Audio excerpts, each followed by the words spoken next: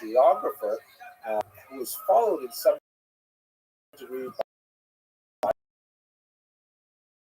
Eusebius and Jerome,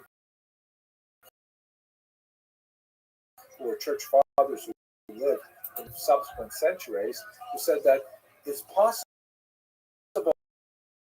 not that the revolt was caused by persecution, i.e., these followed the revolt, meaning that it was the general environment, whether it was the political revolt and then the Hadrianic persecutions, which were especially associated with the group of people called the 10 Martyrs of the State, the Asara Eve Malchus, that have formed an important part of the Jewish liturgy, that those occurred not before the rebellion, but rather after the rebellion as a response. It's not impossible.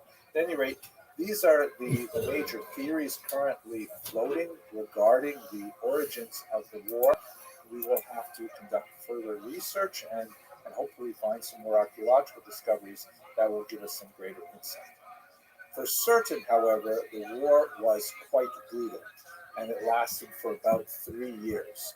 We know of Bar Kokhba's exploits, which appeared to have been initially quite successful. Bar Kokhba and his rebels seized Jerusalem, apparently, and marked that event with the minting of many coins. Actually, not precisely the minting. What they did was they would take Roman coins, heat them up, and then restamp them, which in itself, by the way, is an act of treason. And they would restamp them with Jewish themes, and they would mark them with messages like, the freedom of Jerusalem, year 1, year 2, things like that. Here's one depiction of the Bar Kokhba coins. You can see that the top coins have the temple on them, on top of a Roman tetradrachm, that's a cella, and at the very top is a little star motif, which is emblematic of Bar Kokhba himself. At the bottom, you see traditional lyre, great an urn, and trumpets. Interesting is what you don't see, which are any representations of human beings or animals, which was very much against Jewish sensibilities in the 2nd century. Here's another version that shows at the top, these are palm fronds, or specifically the lulav and esrog, the arba minim, the 4 species that are held together as part of the Sukkot celebration. It's interesting to note that Bar Kokhba, from as far as we can tell, not only the attraction of Rabbi Akiva and the various depictions in the Talmudic sources, but also in the archaeological, seems to have been leading a movement of observant Jews, that they were striving to maintain the observances of the holidays and things like that, even when they were besieged and literally living in caves. We know that the war was quite brutal, that Hadrian suffered tremendously, and as we shall see, had to bring in significant reinforcements to be able to put down this very successful guerrilla rebellion, which took great advantage of the local terrain. Eusebius refers to the Jewish rebels being active in the cave system of the Judean mountain range. We know that Hadrian suffered not only because of the support he had to draw in from elsewhere in the Roman Empire, but also because, as Cassius Dio points out, when he wrote to the Senate the report of what was happening in Judea, he pointed at the phrase "mihi et legionibus bene," which means I and my forces are well, meaning I and the armed forces, the military, are doing fine, thank you. He took out that standard phrase, which for Cassius Dio, writing in the 2nd century, was a very big statement to the Senate. Ultimately, however, the rebels could simply not hold out against the overwhelming might of the Romans, and they were reduced to hiding in a series of caves. Some of them are shown here, largely undiscovered until the tree. There were originally some Druids who made their way into these caves in the early 20th century, and as artifacts began to slowly filter out into the black market, that's when Miguel Yadin and his team decided to investigate.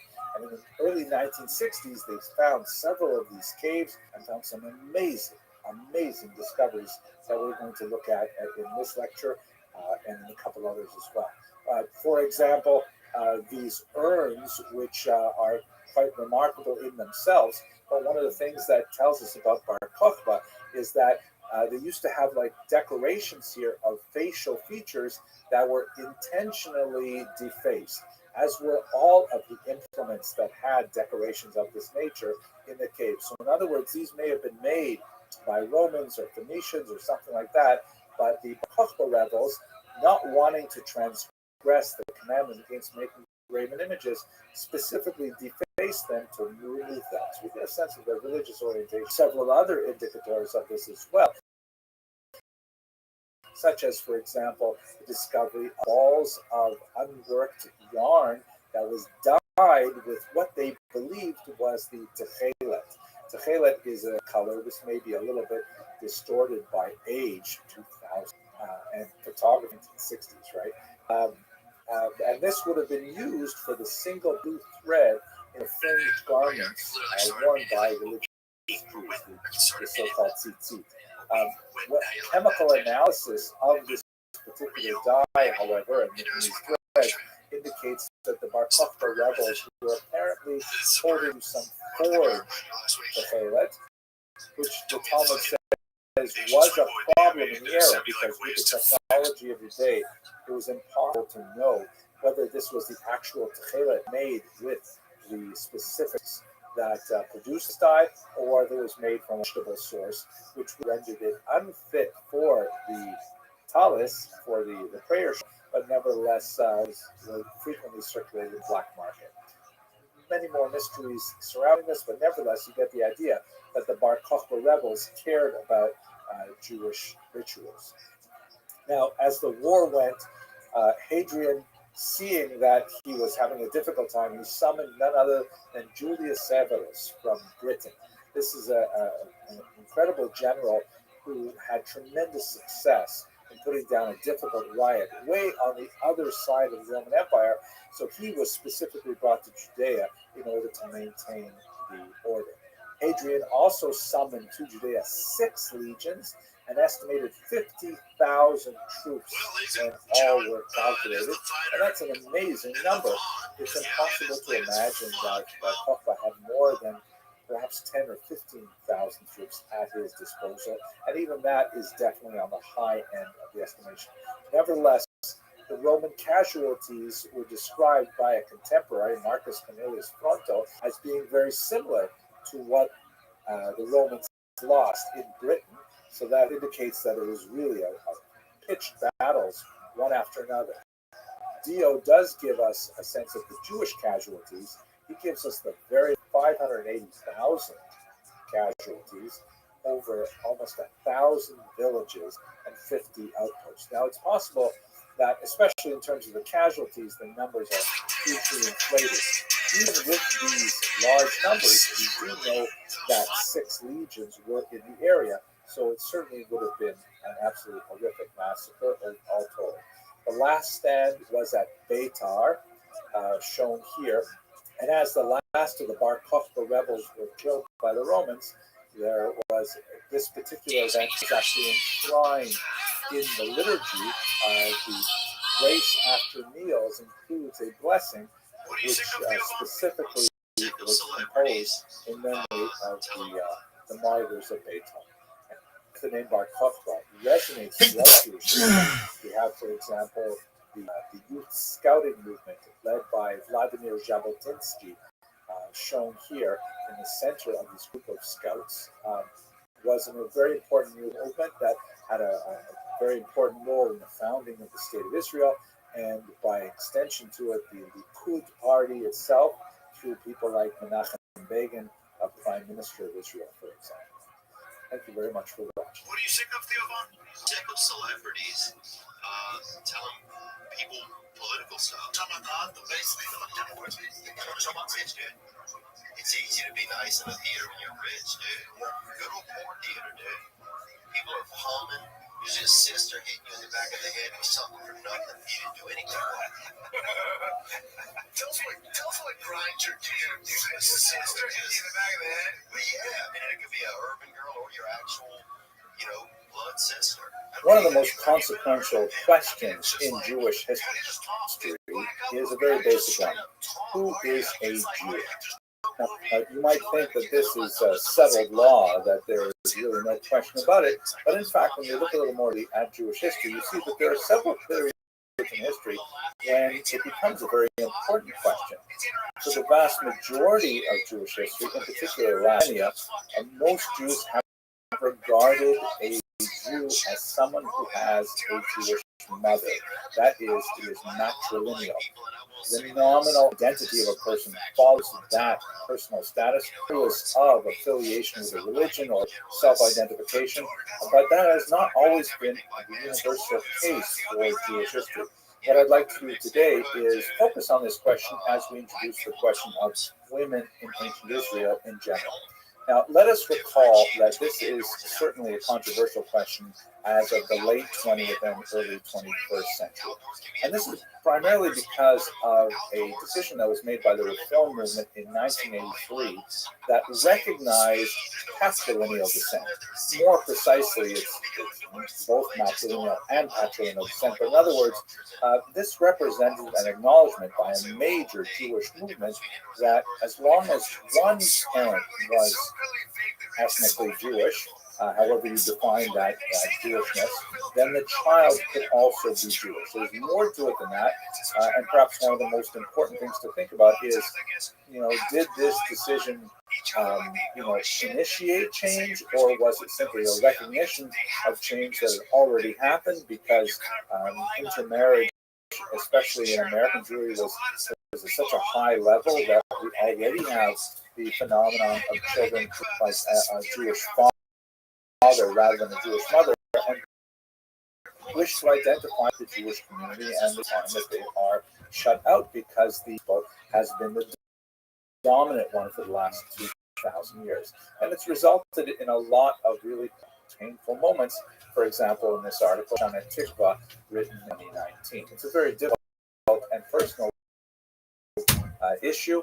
In this particular video, I mainly intend to go over the historical issues and leave the philosophical and religious and indeed sociological and psychological issues to people who are more expert. So the question that we really have is, when did the matrilineal status become effective, or when did it become the norm? We can see when you read the Bible, it's very clear two things. First of all, there is a strong prohibition, very clearly worded, against intermarriage with Canaanites in particular, but one can easily generalize that it refers to intermarriage in general. And at the same time, you see in particular some really important figures like Joseph and Moses and Solomon, who all apparently marry non-Jewish women. So how do you square these things? And by the way, of course, Joseph, Moses, and Solomon, their children are recognized as being Jewish. How is this the case? So we're going to go into some of the major issues here, but I want to point out that perhaps the most significant study of this is by Shia J.D. Cohen, The Beginnings of Jewishness, which he goes through a lot of really important issues in the classical period, especially issues of conversion and issues of matrilineal versus patrilineal descent and so on. Now, I don't necessarily agree with all of his conclusions, but there's no question it's a masterful survey of the sources, and there's a lot of value in this particular work. So trying to square this conundrum of, on the one hand, you have this long-standing practice of matrilineal descent, and on the other hand, we have these biblical examples that seem to contradict it. There are three logical ways to approach the challenge. To say that, well, let's say the law of matrilineal descent, this concept, this principle, is not always described in the text. Meaning that, Moses married a Midianite, but the Midianite woman went through a conversion. And Joseph married, an Egyptian woman, but she went through a conversion. If that is the case, then you have to wonder, well, why doesn't the text tell us this? Why doesn't the Torah reveal that this is in fact what happens? Can we be prone to be misunderstanding the text if it doesn't say something which actually happened? That's one possibility. Another logical possibility is to say that, yes, the law was always in effect. The Jews always adhered to this matrilineal principle, but it was sometimes ignored. You have that sometimes where, as Barrel Wine often likes to say, you should never confuse Judaism with Jews, right? Jews do not necessarily behave in normative, acceptable ways. So perhaps, the examples we have in the Bible are, not in conformity with the way Jews are supposed to behave. Now, that would be obviously an acceptable answer, except the fact that, these figures, Moses, Joseph, Solomon, and others, they're really important people. And are we really going to assert that they were behaving contrary to law? That's definitely problematic. There's also a smaller problem, which we won't go into right now, but the Midrash has a principle that even before the Torah was given, Jews at that level, at any rate, certainly behaved in conformity with the Torah itself. Like, for example, the laws of keeping kosher were not given until the Torah was given, but you still wouldn't have the patriarchs and matriarchs going out for kosher food, that kind of thing. But that's a smaller problem. Let's avoid that for now. The third logical possibility is that the law wasn't always in effect. Maybe the law of matrilineal descent, or the principle of matrilineal descent, was introduced later in Jewish history, which would mean that the earliers would follow the patrilineal principle, not contravening the law. Again, there's that small ship objection, which is but not for us today. But if that is the case, that law was not necessarily in effect, when did it change? So that's the three possibilities. Let's look at them in turn. But let's start from the basic one. Let's say, when's the first unequivocal statement of this principle? So the first one, of course, is the Torah itself. And here's one classic passage. It's in the book of Deuteronomy, chapter 7, verse 4.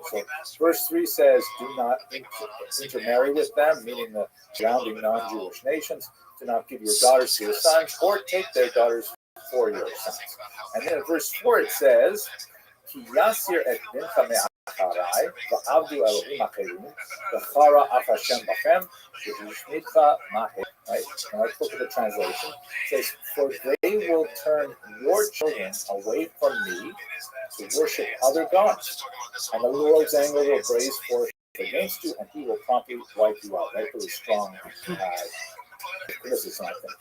The problem with this particular passage, normally Sefaria is amazing, but they're relying on translations that in many cases are already extant, and this translation is a bit of a distortion. It's not for they, which is in the third person plural. It really should be for he, right? The word in he, yasir, which is masculine singular. For it's really he will turn your children. Now, your children is also not in the plural.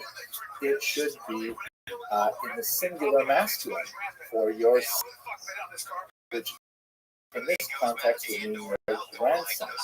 Okay, so let's not this properly.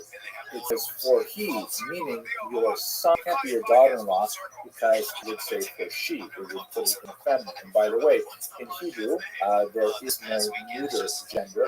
Every single noun or pronoun has to be either male or female. So it's binary here, there's no other choice. And it is masculine. So this means that if you have to imagine grandparent, if your daughter marries a non-Jewish male, if you as a Jewish person have a daughter who is Jewish and she marries a non-Jewish male, the non-Jewish male, according to this verse, will turn your son, which is your grandson, away from God. That's the statement of the verse here. Let's look at it in the commentary of Rashi. I have it abbreviated on the right here, but let's look at it in greater detail. So Rashi here is quoting the Talmud, Tractate Yevamot 23a, and it reads like this, i.e., the son of the heathen, meaning the non-Jew, when he marries thy daughter, will turn away thy grandson, whom thy daughter will bear unto him from following me, and following God.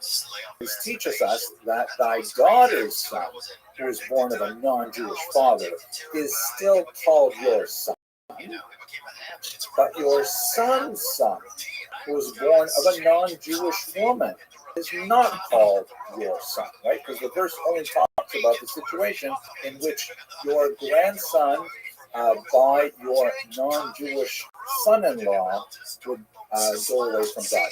It does not even bother talking about your grandson from your non-Jewish daughter-in-law, because according to Rashi, quoting the Talmud, that person, that grandchild, is not even, that's the clearest biblical sense of the matrilineal principle. And as you see, it's not explicit at all drawn out through this drash, which is expressed in the Talmud and expressed later in Rashi's commentary. So that's how the principle is derived. Now, if we take this from a theological perspective, at the very least, the matrilineal principle then is put in place in the period of the giving of the Torah, which is obviously quite ancient. We're now talking about the Exodus period, and would have been, the norm all through ancient Judea. But look at the historical data; it's very confusing. So, by the way, here by Anna Florovna, she has so many of these studies of women lighting candles with their children looking on. Very kind of traditional, romantic kind of view, but really very powerful. She just passed away in 2020. A very beautiful work, still available for sale in many galleries today. Anyway, we see a biblical narrative that describes how this was actually put into place. You'll recall that in the 6th century, the Jews are exiled by Nebuchadnezzar in the year 586. And then they returned within a few decades from Persia, from Babylonia, to Israel under Ezra. And in chapter 9 of the book of Ezra, he laments the long prayer there where he expresses tremendous regret that so many of the Jews that returned have brought with them their non-Jewish spouses, meaning that intermarriage is rampant. Chapter 10, when Shafil of Elam sends away the foreign wives, and he does not, or doesn't mention what he does with the foreign men. That is, the Jewish men married non-Jewish wives, their family broken up, and the wives are sent away along with their children, which seems to be, imagine how difficult this might have been, how harsh it must have been. But beyond the sympathy for the human drama involved, it seems like a very clear statement of the matrilineal principle in effect in the 6th century before the Common Era. Now that would be a clear illustration of it. However, as Dr. Cohen points out, when you go 700 years later and you look at non-rabbinic texts, such as the Jewish philosopher Philo, who we'll speak about in a few weeks, God willing, Josephus, who we spoke about extensively, and even Paul, and you have to understand that in some cases, in some ways, the New Testament, the Christian writings, are kind of like a historical commentary on Jewish society as well. So it's very useful to kind of like flesh out what's going on in the first century in some way. Anyway, all these three important figures and sources, they seem unaware of the natural principle. You have to Cohen's book to see the specific examples, but it seems pretty clear that they're clueless about this. To give an example, Josephus, speaks about King Herod the Great, and he goes on and on about Herod's own pedigree is questioned by the Jewish community. He's called the Idumean, he's called the half-Jew, because his father came from the Idumean people who had been forcibly converted prior to this in the era of the Maccabees, the era of the Hashmonaim, under John Perkins in particular. So now his father descended from a people of questionable conversion, there are doubts about Herod's own Jewish identity. But no one's bothered by the fact that his mother was Jewish. His mother was an Arab woman. So what's going on? It's like totally, not relevant, their mother. So there are ways you can approach this. You can say that Josephus is not necessarily the best, exemplar of rabbinic Judaism at all. And it could be that only the Pharisees were really observing this kind of level of observance that became normative. What Dr. Cohen argues is that in reality, the whole institution of conversion had not really coalesced by this time, and that there was kind of like a different standard for women marrying Jewish men, that their marriage itself constituted the understanding of conversion in that era. Fascinating argument. Whereas men, if they wanted to convert into Judaism, required a much more, complex process, which involved, among other things, circumcision. So that's why when men would marry family, then there was a whole deal about, they went through this and they had the circumcision and so on. But there's no discussion of when non-Jewish women are incorporated into that dynasty.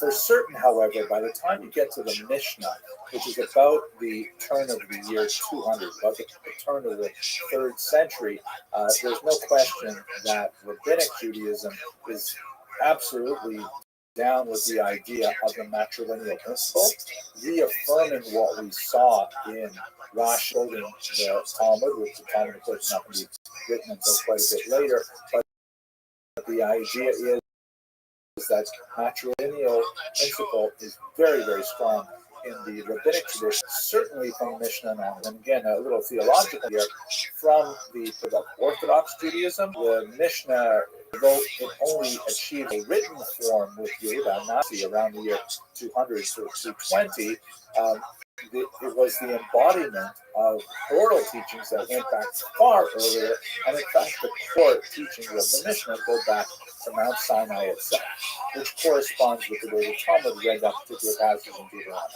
Okay, so to wrap this all up, basically we have a matrilineal principle that can arguably be extended all the way back to Mount Sinai, to the Pharisaic interpretation of the text.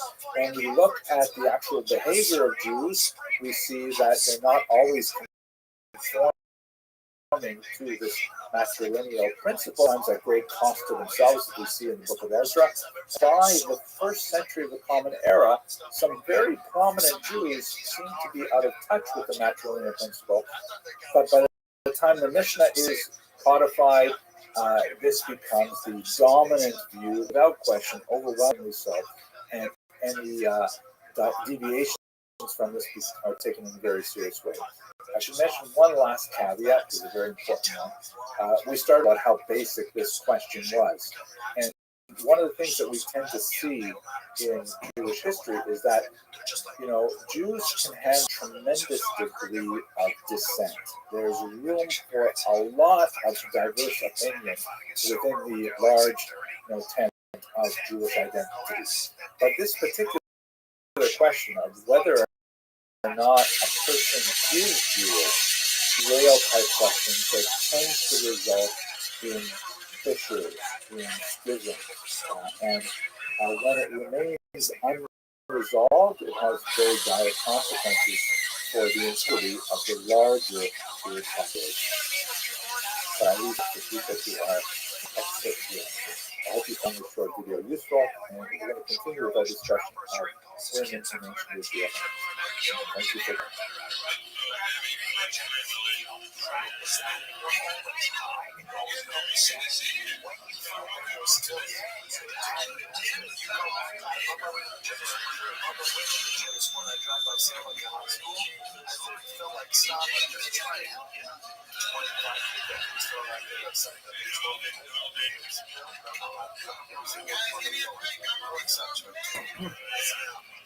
Over the course of the past few videos, we've had opportunity to occasionally talk about specific Jewish women, as we appear in Israel, both the biblical context and a larger theological context.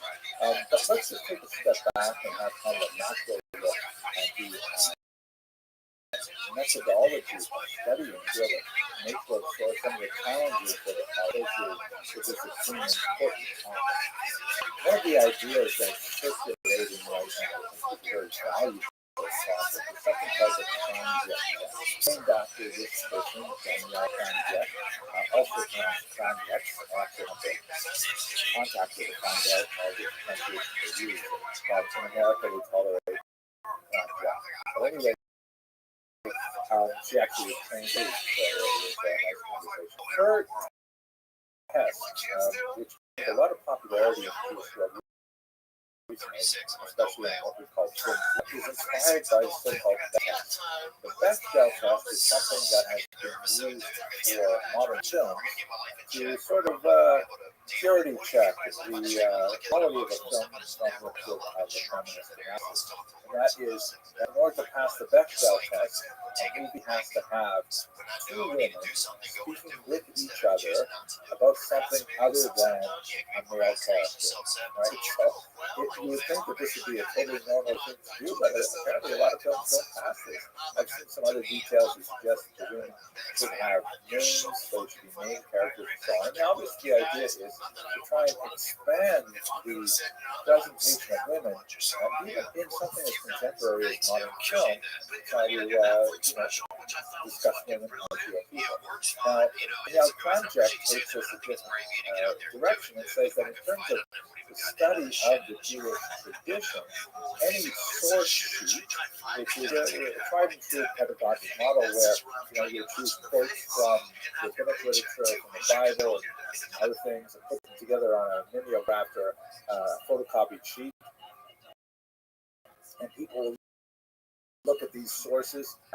She proposes that any source sheet that includes text must also include at least one non-male identified text. It's a very valuable idea to try and expand the simply the universe of our awareness of rabbinic theology and writings. And I would love very much to do this with history as well.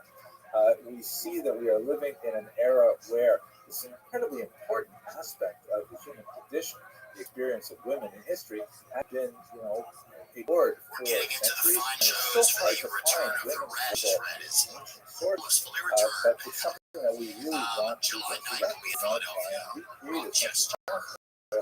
what the experience of living was. We have a moment where this usually suppressed as well. I'm sure some of you will be following the controversy regarding the decision of some Jewish papers and media to not publish faces of women. I'm not going to go there for now. Perhaps we will return to it in a semester or two when we get to the 20th century. But I think it is important to point out that this is not at all a uniform practice. It's really on one particular spot in the spectrum. The Lubavitcher Rebbe, who we've mentioned in other contexts before, was especially noted for insisting that in any children's book portrayals, such as this Tzivos Shem handbook for Jewish children, if there is a male child portrayed, there should always be a female child portrayed as well. So this is something that has pushed back on all sectors of the Jewish population. And it's just another example of the project test kind of expressing itself culturally.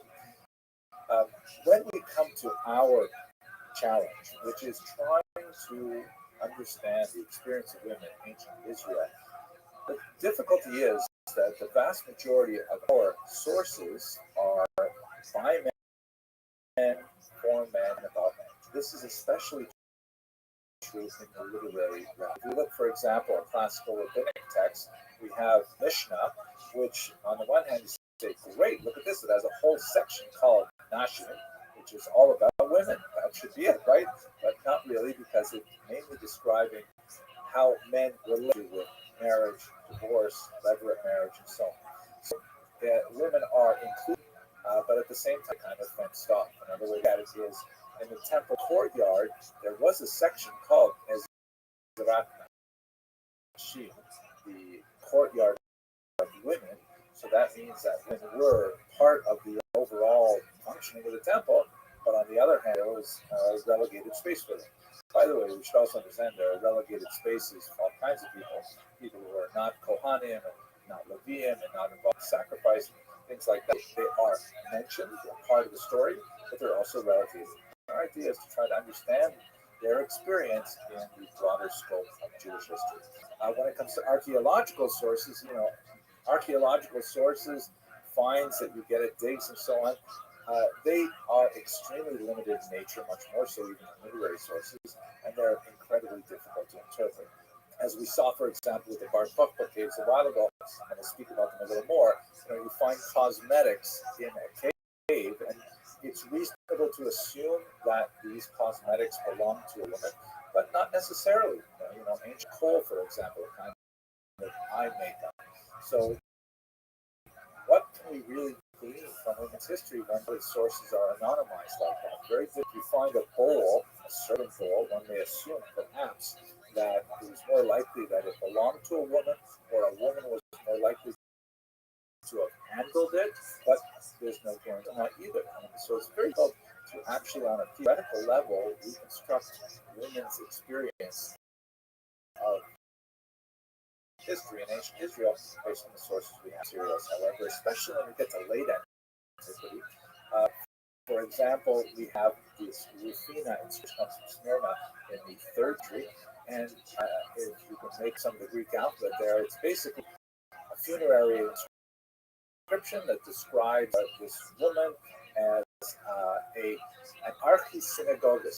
That's right at the right side of the top line. And it says archisynagogus, which means leader of the synagogue. And we actually have quite a few examples of women who are represented with this particular title. Now, it doesn't necessarily mean from the larger context that they were, like, say, or even the people to the synagogue. It may mean something major donor to the synagogue. But nevertheless, these kinds of inscriptions give us just a glimpse. Perhaps exceptional women who were wealthier or more influential, but definitely had these significant roles, as we shall see in this lecture. But as we move forward, I'd like to highlight these in order to try and pass the project test as much as possible. Okay, let's just look at the biblical text for a minute. Now, one of the there are literally thousands of women in the to be sure. In many cases, however, they are nameless or they are named in relationship to men. Like, for example, the wife of Noah, the children of Lot, daughters of Lot, first daughter. We don't know their names from the biblical text, but they are names usually some kind of relationship to men. Sometimes they're identified in terms of their character or skills, like the wise woman of Tekoa, or sometimes based on their place, like the witch of Endor. But there are really hundreds, thousands of women in the Hebrew scriptures, and we don't know much about them in person. But there's some fascinating aspects when you include the oral tradition as well. Have a look at this picture here. Obviously, it's a piece of Persian art, but you wonder, like, that looks like a relative scene, right? It looks like Joseph running away from Eshet Potiphar, the famous scene, of course, in Genesis, where she's glued to his cloak as he's trying to escape him. And here's an aspect that's really interesting, is that although they're nameless in the biblical, the rabbinic tradition preserves oral tradition in which there are lots of names and lots of additional details. And one of the crucial things about studying the Torah, the Jewish sense, is you need to have fingers. You have to have one written text and one finger to understand it, as Jews have. One easy way to do that is one finger in text, one finger in Rashi, as we saw, for example, in the last lecture about matrilineal descent. So anyways, why am I bringing a piece of Persian art? Because in the Persian tradition, there's actually a name for Eshet Potiphar. Zuleika is the name. And now this is not the Jewish oral tradition, although maybe the Muslims are borrowing something from the Jewish oral tradition. Who knows? but the same phenomenon in the sense of there's a lot more detail than you get in the Bible itself. There are many examples in the Bible of strong Jewish women, typically they're named when they are strong, and often they're quite strong, defying male demands. For example, Sarah, who insists on the expulsion of Hagar, and Abraham speaks to him and says, listen to her. The oral tradition, Rashi quotes, saying, because, why should you listen to her? Because she is a greater prophet than you are. Rebecca, of course, when she decides she knows better than her husband Isaac as to which of her two sons, Esau and Jacob, receive the blessing, and in fact, she engineers Jacob's reception of the blessing rather than Esau. Hannah, in Hebrew, Hannah, it's hard for me to think in terms of Hebrew pronunciation, English pronunciation sometimes. Hannah, of course, is challenged by Eli, the Kohen, in the book of Samuel, and stands her ground and says, no, I'm praying to God, and in fact, she becomes the model of our prayer. We even have female warriors, like the woman who killed Sheva ben Bichri, also in the book of Samuel, or Yael, who plants a tent peg through the temple of Sisera and saves the Jewish people. I know it's many examples. So, and we have to add to this that in the Bible there are many negative portrayals of women as well, such as Jezebel and Athaliah. These are complex examples of character that they certainly are smaller in scope than the number of strong male characters, but nevertheless they have depth and sophistication. It's hard to really analyze them from a historical perspective, as we saw in a previous lecture.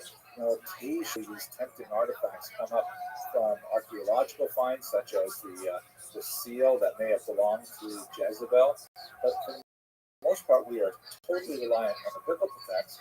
And so, therefore, the kind of tools that we need to try and explore women's history are more literary in nature than historical per se. Nevertheless, we're going to make full use of the trying to understand everything we can about them. Let's conclude this discussion with one sort of overarching thing that's really important to understand the experience of women in ancient Israel. And that is that we have to transport ourselves from an early 20th century environment in which we are increasingly importuned to adopt a more exogenous view of religion to a more ancient view in which there was a very radically different experience of Judaism by men and women. One can certainly see it in the most traditional of Orthodox and ultra-Orthodox. This is something that would have been clear in the ancient world. When we talk about some exceptional women, and we want to look at women in general in Israel, one of the more to really bear in mind is the fact that men and women were not necessarily saying the same religion. Or maybe I can say it a little. They were practicing the same religion, but there are two different tracks. There's a men's track and a women's track. There's a lot to say about this in terms of religious studies, but in terms of kind of an anthropological approach, let's look at this one basic difference between men and women and how they would have approached Judaism. The Judaism is, of course, heavily dependent on the interpretation of the commandments. How exactly are Jews to translate the biblical text as mediated by the oral tradition and the Pharisees into actual demands on daily life?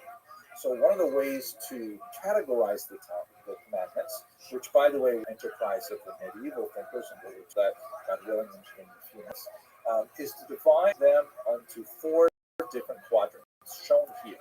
So on the x-axis, we can place negative commandments, that is, thou shalt, things you're not supposed to do, and positive commandments, things that you are supposed to get up and do.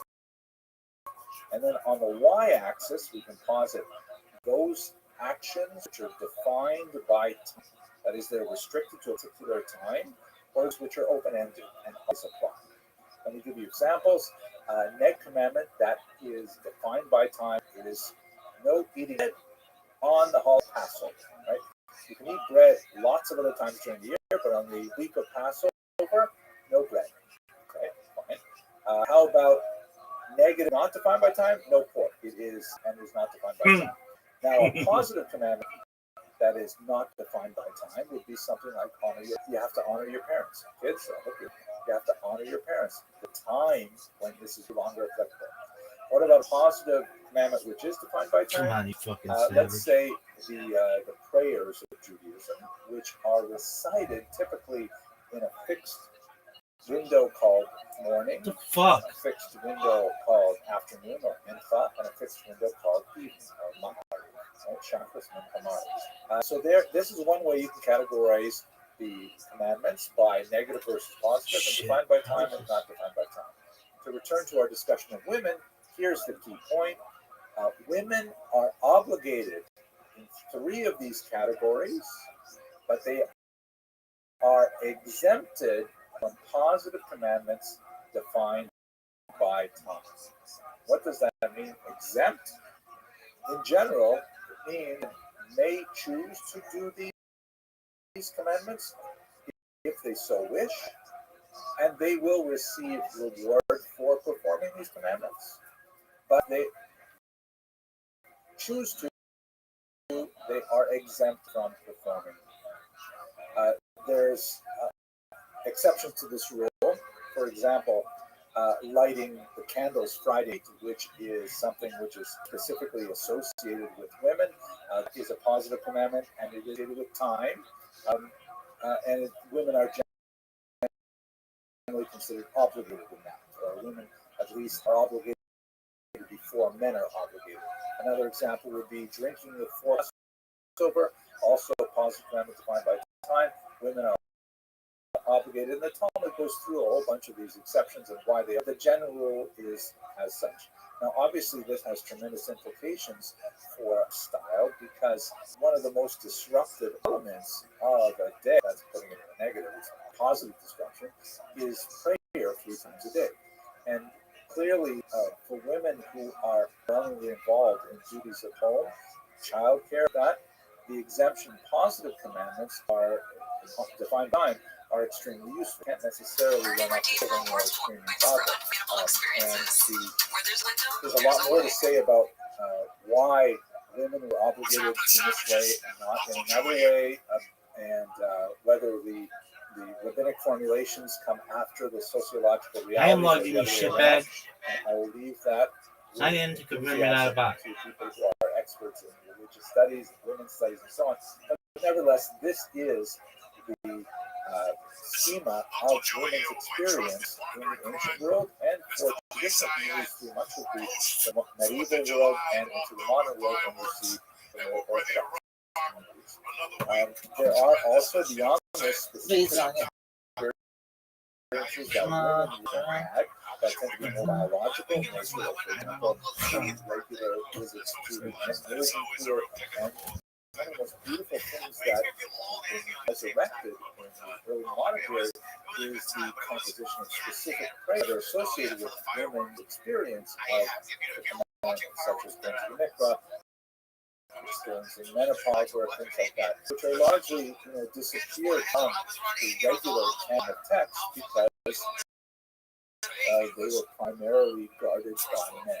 A lot more to say about that once we move forward into the future.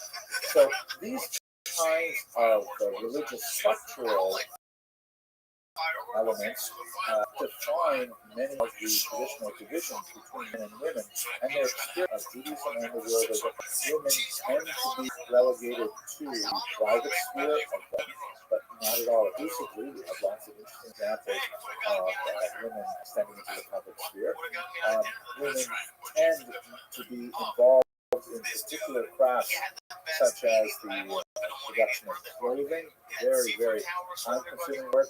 The production of the care of the diet of the family and so on. Again, no way to say, and it would be inappropriate to say this is universal, but it's certainly reliable to say that it's more common than not. In the next lecture, I'd like to look at 3 exceptional women. two of which are exceptional because of their accomplishments, and the third who is exceptional because we simply happen to know a lot about her. And otherwise, she may have been an absolute average woman, and I give us some sense of what it must have been like for life in their cases in the first and second century. I hope you found it. Thank you very much for that.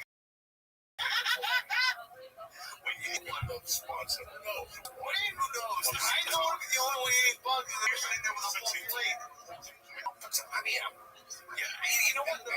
Lightly salted. It's okay. Lightly salt, lightly salt. It's like you're in Panama.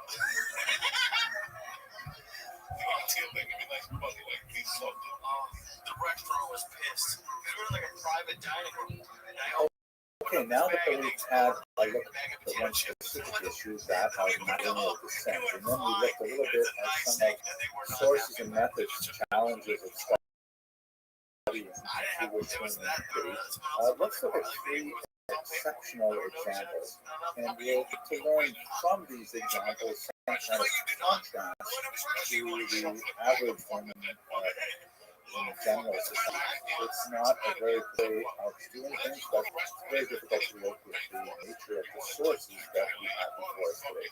Hopefully, moving forward, to some degree in the medieval period, but certainly when we get to the early modern period, we'll be able to explore women's lives with much more dependence on their actual voices. But let's have a look at the three examples that will give us some sense of what it must have been like to be a woman. These three women were actually suggested in a book by Richard Rowan, who was a very important archaeologist who did some amazing work in the Cave of Letters and other places. This is the book, by the way, that is really quite fascinating, called Digging Through the Bible, Modern Archaeology, and the Ancient Bible.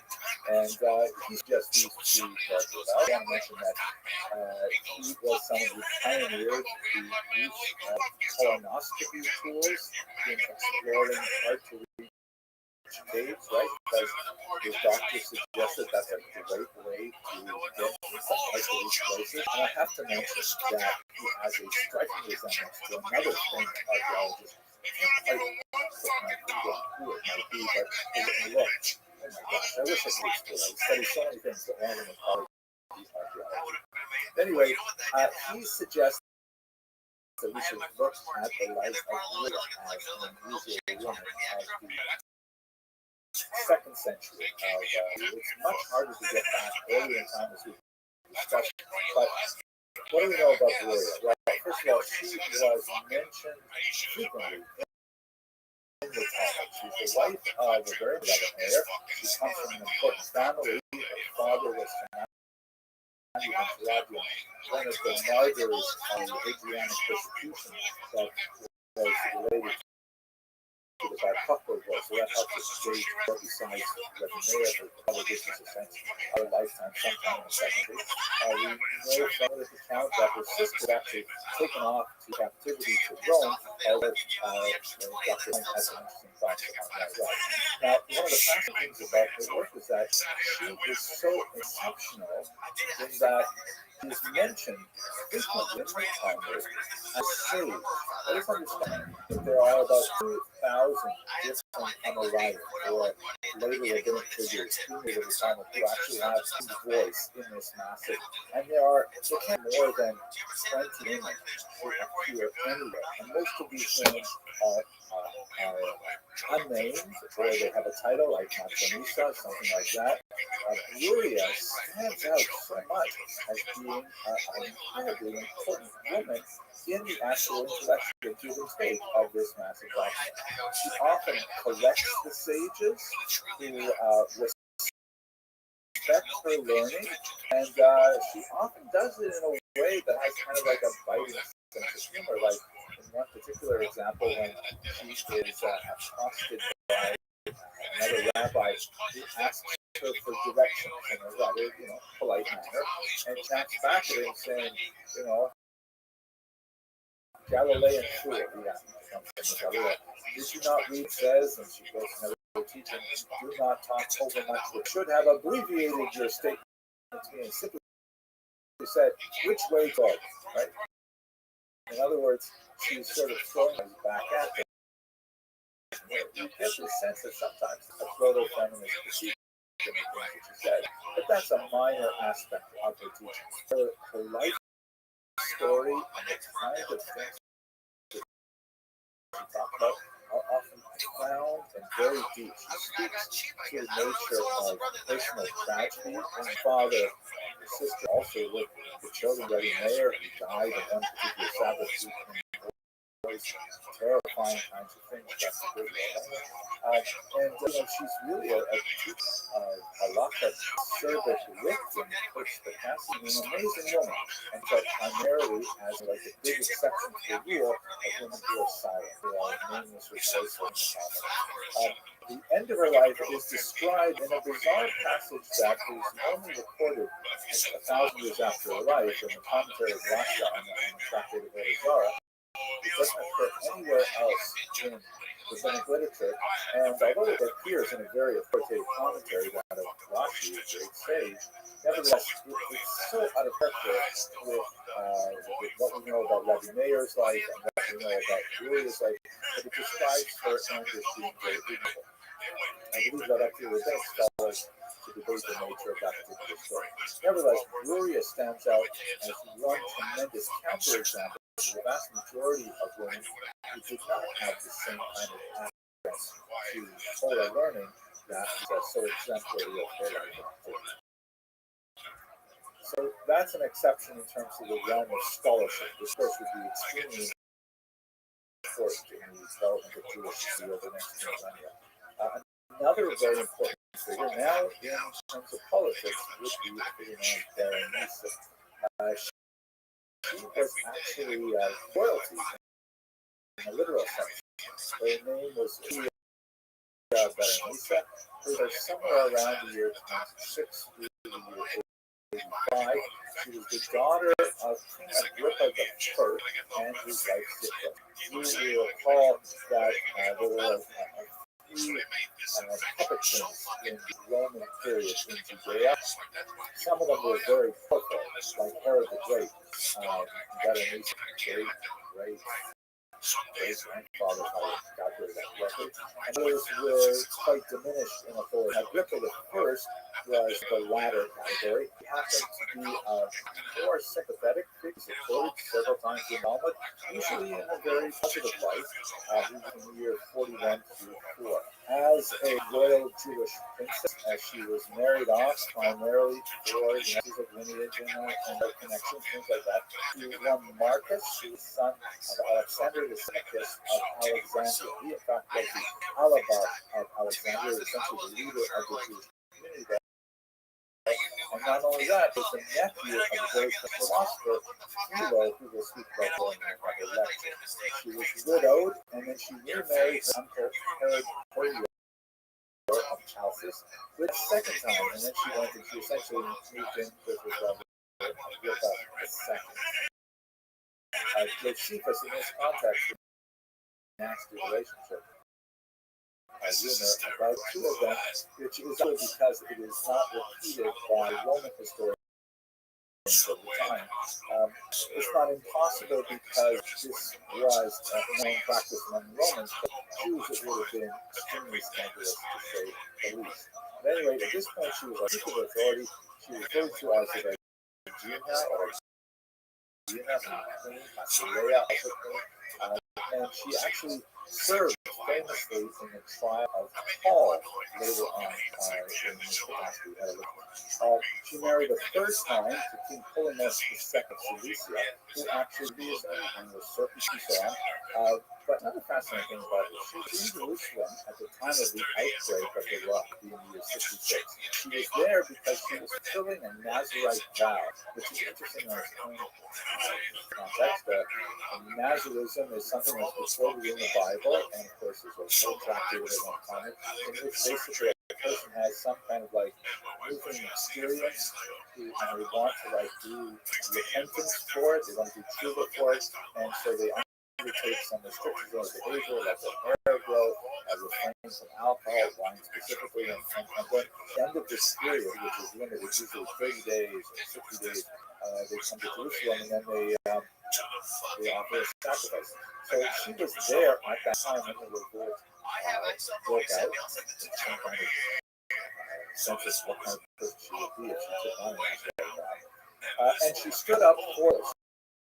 She went to Jesse Flores, the procurator, who was very unsympathetic to the Jews, and she appeared before him perfectly to beg for mercy for him, but she was unable to stop either the Roman onslaught, and she was unable to destroy the rebel emperor himself. She ended up fleeing Jerusalem when the palace of brother was burned down. And somehow in this context, at this time, she was involved in a relationship with none other than Titus, the son of the emperor of Vespasian, later become emperor himself, was responsible for armies that would destroy Jerusalem. There's some interesting thoughts about what this relationship must be. Many of the classical historians who tremendous beauty. Her sister was regarded as one of the most beautiful women of the Eastern Mediterranean. Titus himself was some dozen years her junior. Others point to an unequal relationship between Titus as Anissa as the representative of a so that this relationship might have been more of a hostage situation than an affair. At any rate, according to Dr. Freund, there's very interesting interpretation.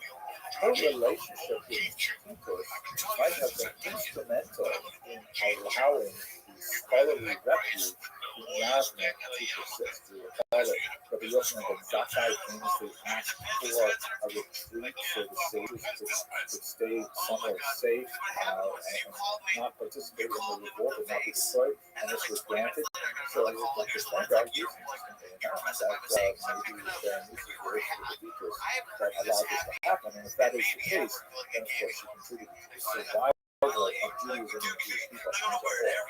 Her relationship with Titus was somewhat stormy. It was viewed by many as scandalous, and ultimately she was forced out of Rome, and Titus died shortly after.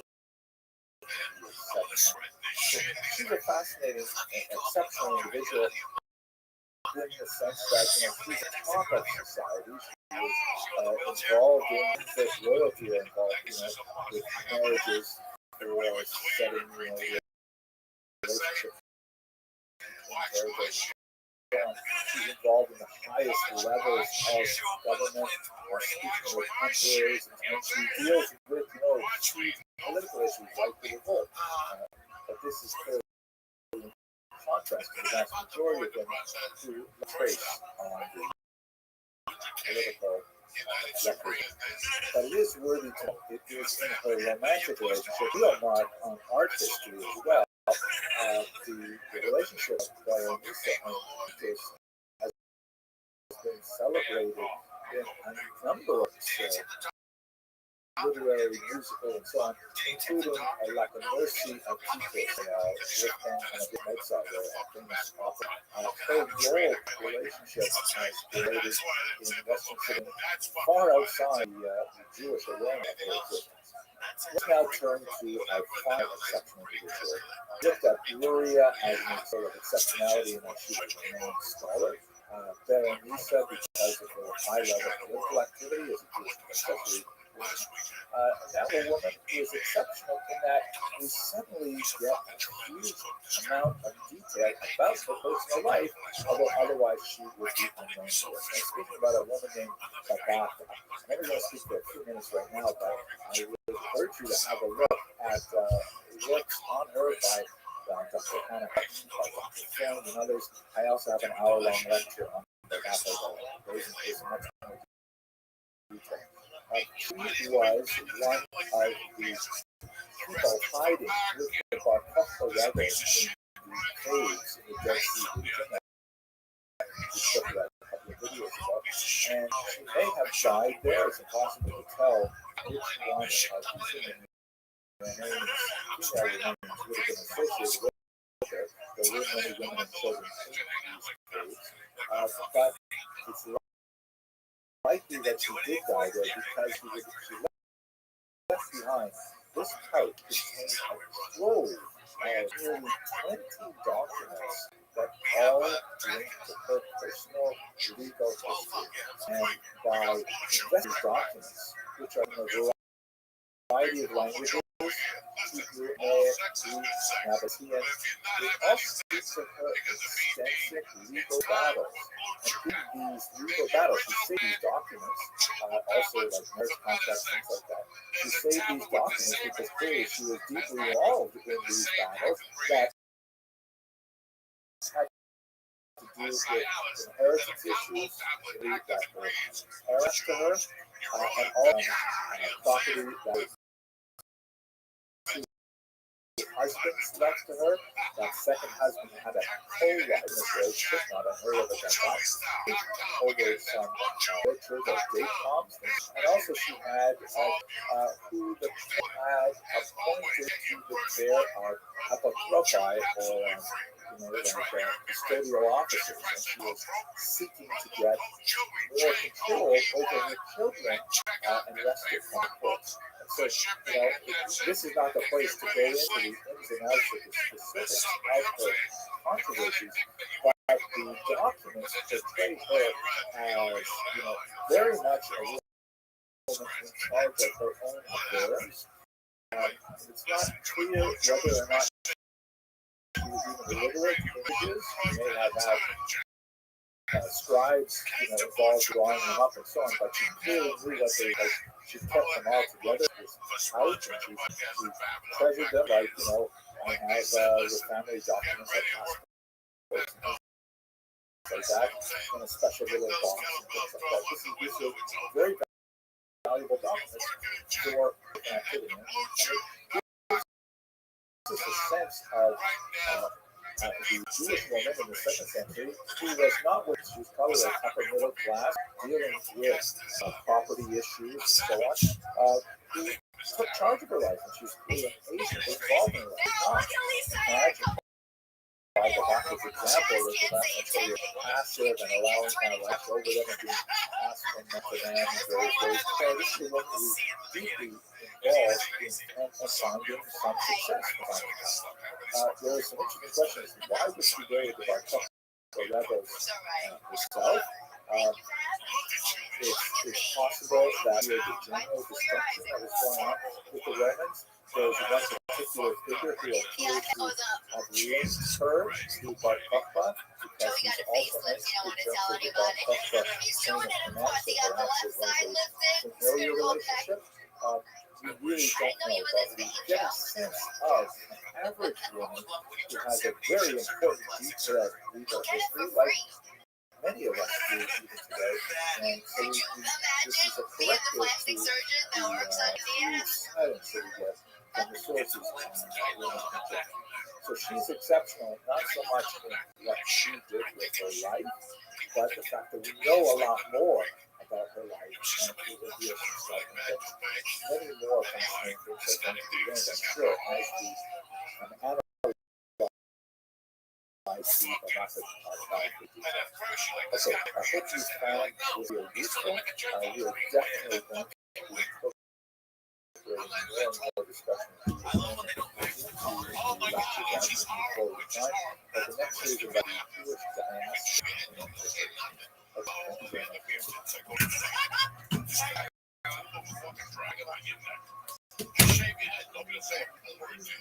Even if you had shaped me, I had shaped my finger. Never gonna say a fucking word to you, but that's what plastic surgery looks like to me. When I'm in LA, like, guys, we know that you can't move your fucking eyes. Like, I remember seeing a girl from France, she could not move her fucking eyes. Which one? It doesn't matter. At this point, it makes sense to pause and sort of think a little bit about a major transition that happens in Jewish history that really colors the experience of Jews and the globe, really. That is, of course, the diaspora. The term diaspora is Greek in origin, and it means something like scattering, and it refers to the spreading out of Jews into the Mediterranean basin and Mesopotamia and eventually throughout the world. This has been the Jewish experience for the last 2,000 years. It's only been dramatically altered with the establishment of the State of Israel in the middle of the 20th century. So really we're speaking about the biggest chunk of history in the post-biblical period has been all in diaspora, and Jews negotiated their reality politically, socially, economically as a minority in majority cultures. And that's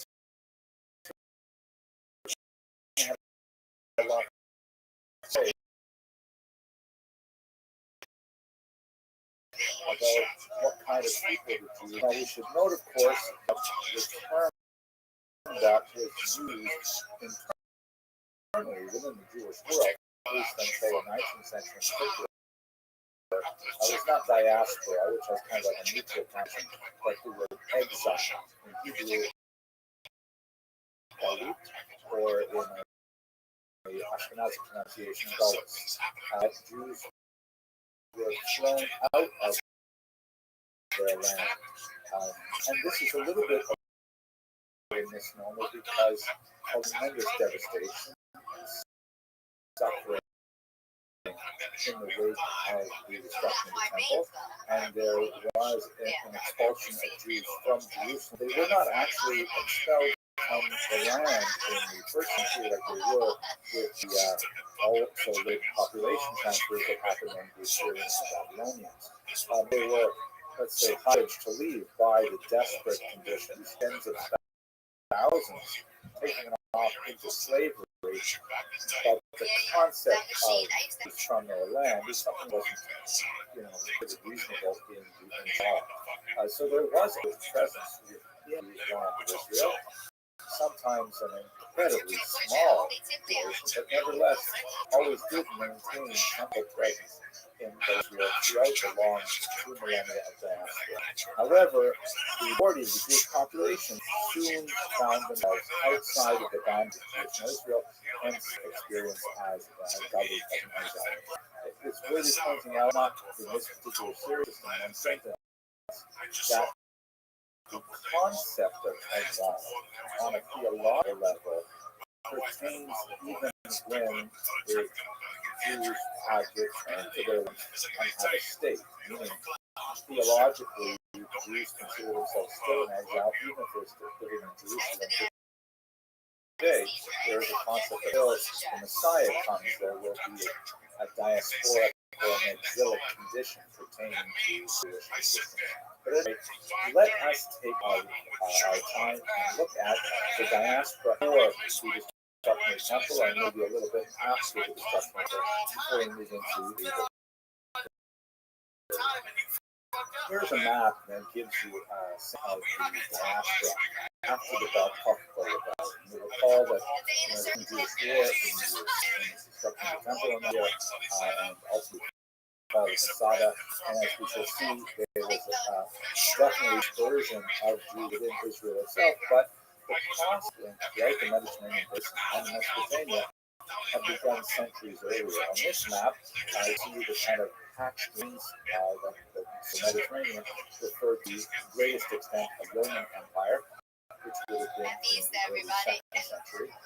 And every dot that runs the city indicates that there was a Jewish population after the Bar Kokhba rebellion in the 2nd century. Have a look at these closely here, and you can see that the hatching shows that there was a Jewish settlement along the coast, a little bit towards the Negev, and heavily based in the Galua to the north, and also in the Jordan Valley, and the river in the Perea as well.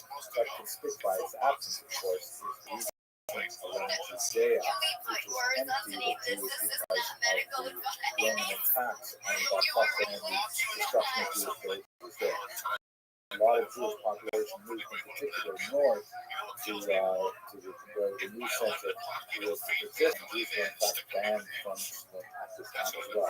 Romans also changed the name of the land. This is when it received the Latin term Palestina, which was intended to refer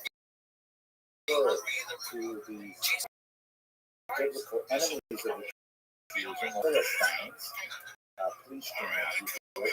And so renaming the region Palestina was meant to try and, in terms of cartography, wipe Israel off the map, so to speak. It is ironic, of course, that the term has been revived as a political term. It has always been a geographic term for that. Mesopotamia, that is this region here, framed by the flow of the Tigris and Euphrates rivers into the Persian Gulf. We look at that in the lecture. And then there's a certain amount of Jews who are living in the Italian clubs and in Asia as well. We also have Jews living in the coast of North Africa.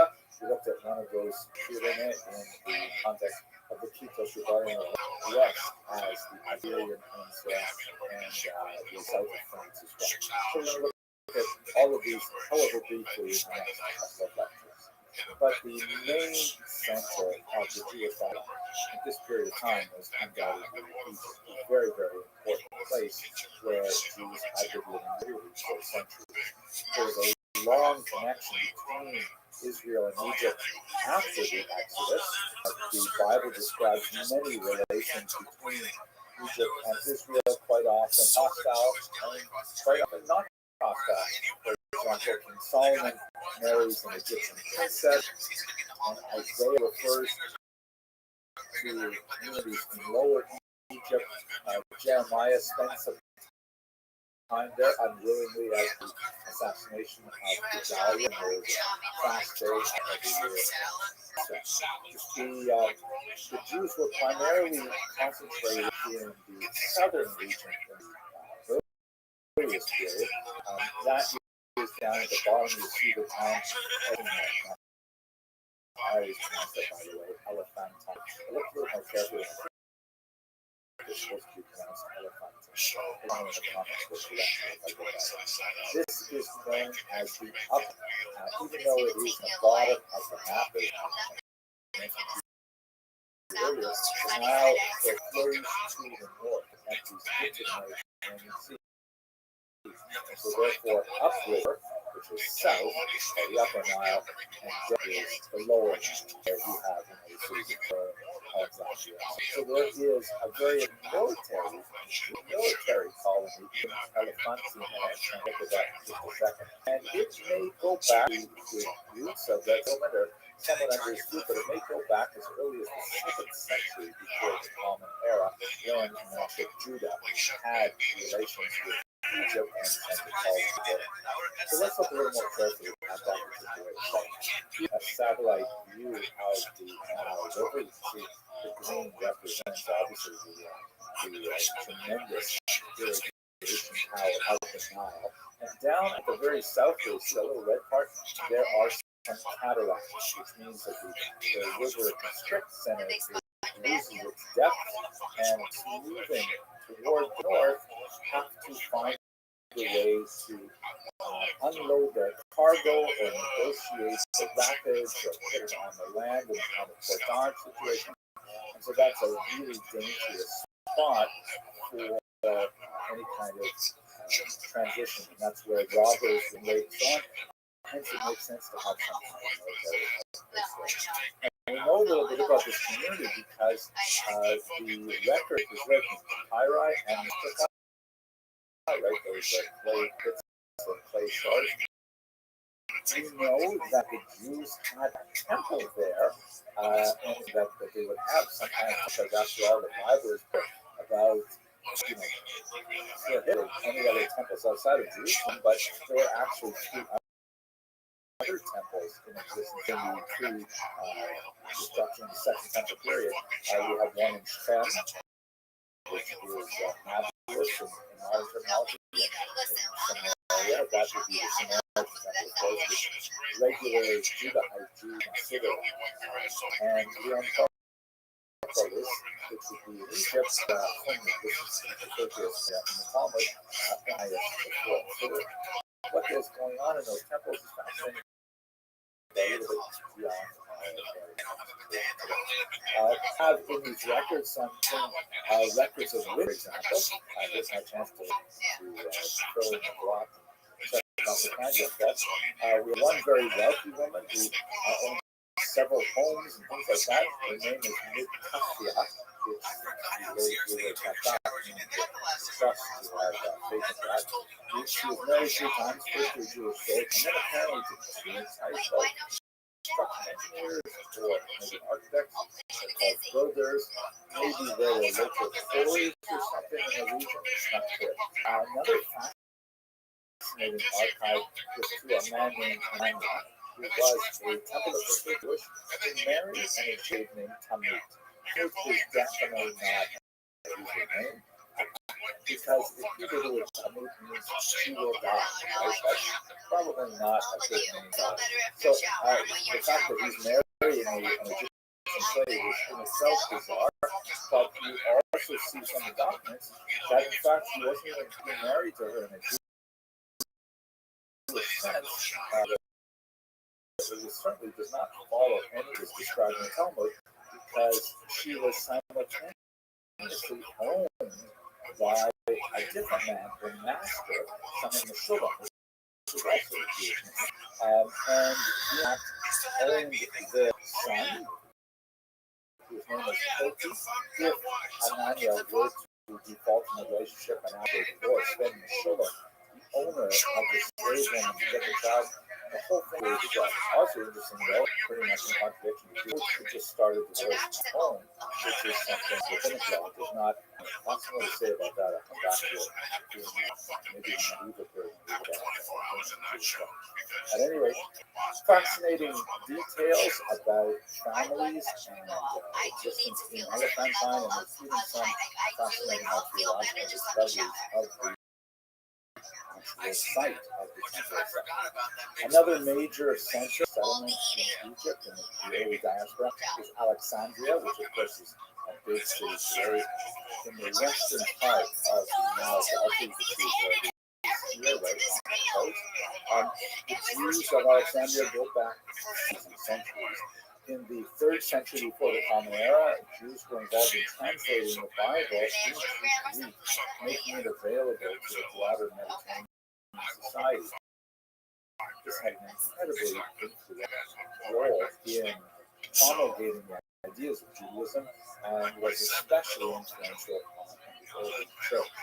There's a funny story about how the Septuagint was written. According to the legend, 70 rabbis were brought in, and they were all put in 70 different rooms and given the Bible and told to translate it, and they all came out and compared what they had done, and they had all written the exact same translation. They all essentially agreed with each other. It was very important. In America, people like to joke that you call that a miracle?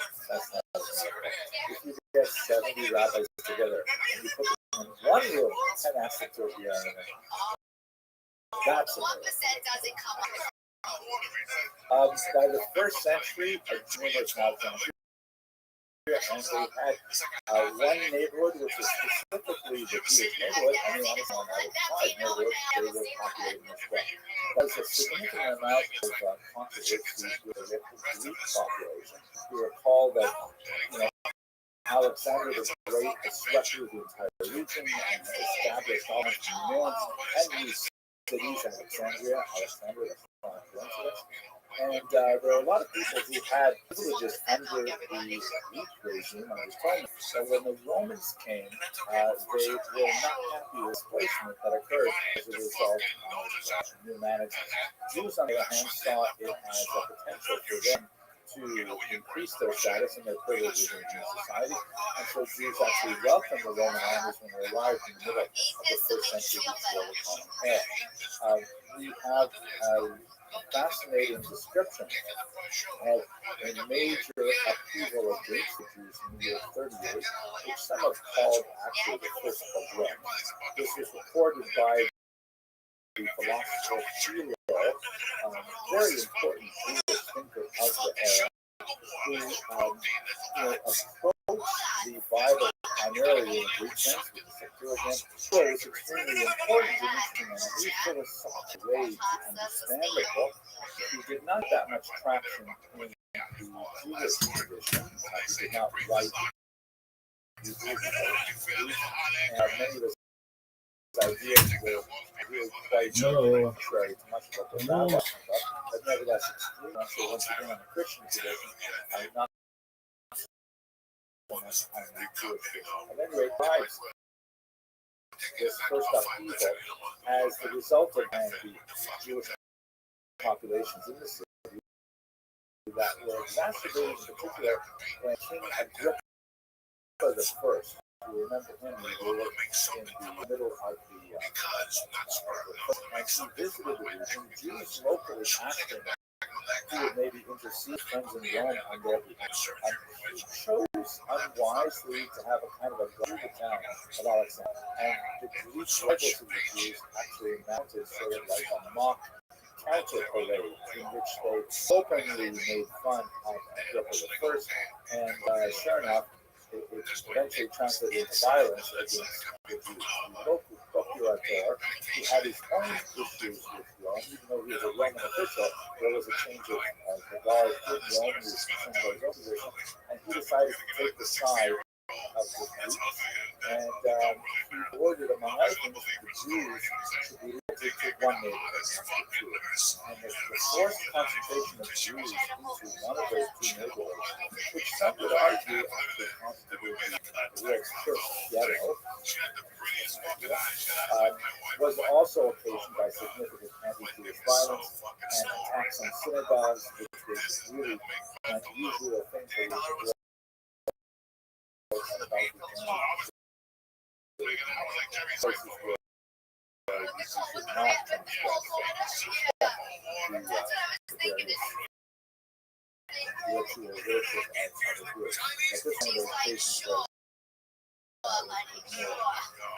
the new emperor, however, laid down the law and established a status quo ante, where Jews were nullified, but there would be yet again violence in the 66, probably in the war, but it's still that's just a look very quickly at Alexandria. And as a whole, Egypt played a very important role in the Thank you very much.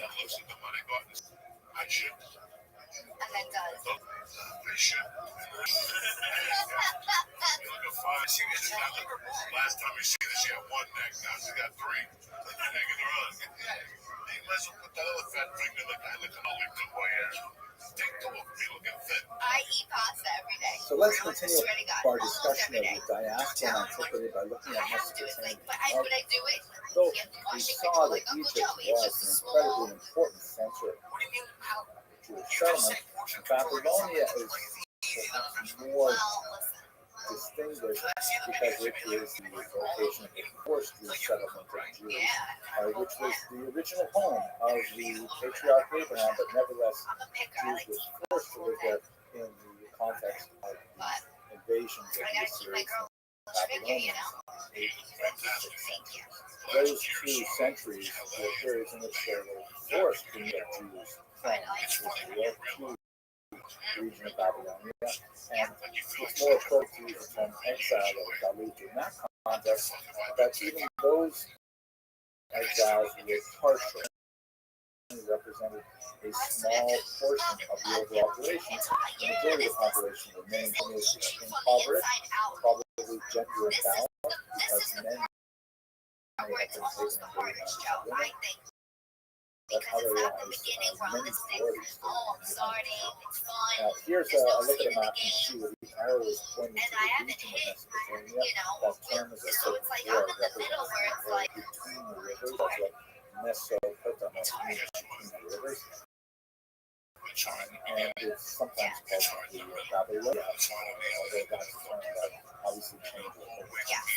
Let's zoom in here to passage of Maya, in which famously says, on the occasion of the century of Babylonia, he says, Lord of hosts, this is Jeremiah 29, verse 4, the God of Israel, unto all the captives whom I have caused to be carried away captive from Jerusalem unto Babylon, build ye houses and dwell in them, plant gardens and eat the fruit of them.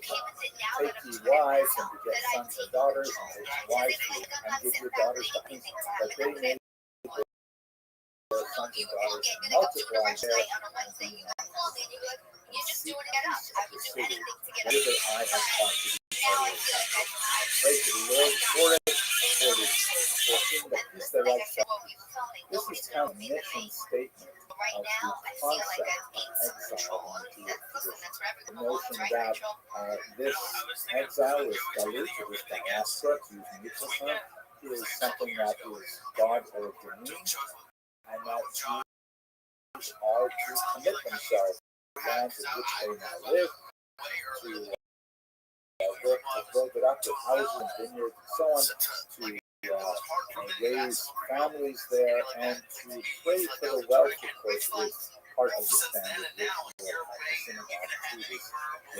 But at the same time, understand that theological spiritual for Babylonian Jews, because up until now, although this is an invisible God, their own conception of God was one in which God was associated with a particular place. Now they were in a foreign place. Were they somehow abandoned by their God? I know that much more modern thinking understands the concept of God as universal and not being connected to a specific place. But in the ancient period, there's lots of evidence to suggest that he would, but now God, is not in control of that. That's why Jeremiah ran so famously throughout the generations as a measure of consolation. Now, what's going on in Babylonia in the period of antiquity? So one of the most fascinating collections that we have from here is the so-called New Rostru archive. Now, this represents 730 clay tablets from the century, from the Canadian New Rostru, which is a banking family. It's not impossible that they are Jewish, but there's no real data to prove it one or the other. However, when archaeologists go through these cuneiform tablets, there are lots and lots of names. So it's a business archive with receipts and agreements and contracts and stuff like that. About 8% of the names mentioned in the archive are Jewish. And the way you tell is because they're so-called theophoric, and they invoke the name of the Jewish God right built into their own ways of referring to each other. My own children have theophoric names. It's very common. You have a name like, let's say, I don't know, Jonathan, right? Means God-given. So they all like the name of God in kind of like active heaven. So it's relatively easy. It's not foolproof. It's a proof. So there are 8% of the names in this archive Jewish, and they're located in 28 out of the 200 place names. There's another collection, by the way, that refers to a place that seems to be like a concentration of Jews called Yahud, of course, would mean Jewish. Lots and lots of Jewish folk names in this separate collection as well, which was discovered quite some time after the Mirasha archive. And one of the things I find really amazing about the Mirasha archive is not only are the names theophoric, but Jews always use a patronymic, meaning one is normally named with a given name, son or daughter of one's parent. In most circumstances in Jewish practice, one is named after one's father, not after one's father, but one is named by one's father. So, for example, my Hebrew name is Hillel, my father's name is Yaakov, so I would be Hillel ben Yaakov. Hillel, the son of Yaakov. In almost all usages, you would rely on your father's name, but under certain circumstances, you would refer to your mother's name. Reasons for these things I'm not going to delay us. But what's really fascinating is if you look at the individual's name and their patronymics, and you see is there a change in the theophoric nature, you can see that there's a real scene that something happened around the year before the Common Era, in which all of a sudden these Jews who have regular Babylonian names start giving their children super theophoric, as if they have suddenly discovered religion and they have a much more intent on making sure that their children identify as Jews. Really interesting. And in fact, that continues for several generations. But what would happen if all of a sudden all these Jews, really secular names, let's say, I don't know, Chad or Thomas or something, is really not Christopher, right? Really not especially Jewish names. And then all of a sudden their kids get named like Eliezer and Hannah Rivka and Sarala. What happened? Around the year 480, the reason we don't know, there's a real Shiva movement, and they start giving their children much more Jewish names, grandchildren get Jewish names, and so on for quite some time. But let's go on. What did the Jews do? So the Midrash Archive, because it's primarily dealing with business and doesn't give us a lot of detail about the nature of their lives, but it does say a lot about the patients they were involved in. It appears that there was a strong contingent of Jews who were active in the military. Fascinating that in the diaspora conditions, you wouldn't necessarily see that in Egypt. You see it also in Babylonia. Jews, of course, were involved in animal husbandry, shepherdry, well, that's not what David and Moses and so on. Jews are involved in buying and selling real estate. They're involved in government service, like they're operating businesses on behalf of the government or so on. And we even have a significant population of Jews who are actually enslaved. There is a Jewish poor. It's not, one can't imagine that the vast majority of Jews are sort of like upper middle class. No, rather they are more middle class and lower. So much stuff. So let us a little bit by thinking about the political organization of Jews, because this would, unlike Egypt, ultimately become the next great center of culture. That's what we're going to go in just a few weeks. And there's a slow and steady for communities after that. They move from Israel and they make their way to Mesopotamia, and increases the population. There will be a significant amount of travel going back and forth between the major centers of Jews in Israel and in the Babylonian region. There are the so-called Nefute, which refer to rabbis who leave Jerusalem to Babylonia and teach the rabbis in Babylonia what they're saying in Jerusalem, and sometimes they go back and forth many times. So there is an increasingly large population. There's a significant cultural impact as well, because this is a process that started hundreds of years earlier, but Aramaic, as the state language of the region, becomes the literary lingua franca for much of the Eastern Mediterranean. And of course, it will be the language of the Talmud as well. Aramaic is, by the way, the Jews write it with Hebrew letters, other peoples write it with different letters, and it's a Semitic language. It's not too far away from Hebrew in its grammar and structure, and even most of its vocabulary. It's probably sort of like French and Italian, or French and Spanish are close to each other, as Hebrew is to. We'll come back to that when we talk more about that. The organization of the Babylonia was Portuguese state had something called the Uta, or in exile, the head of the exile. And again, I want to postpone a major discussion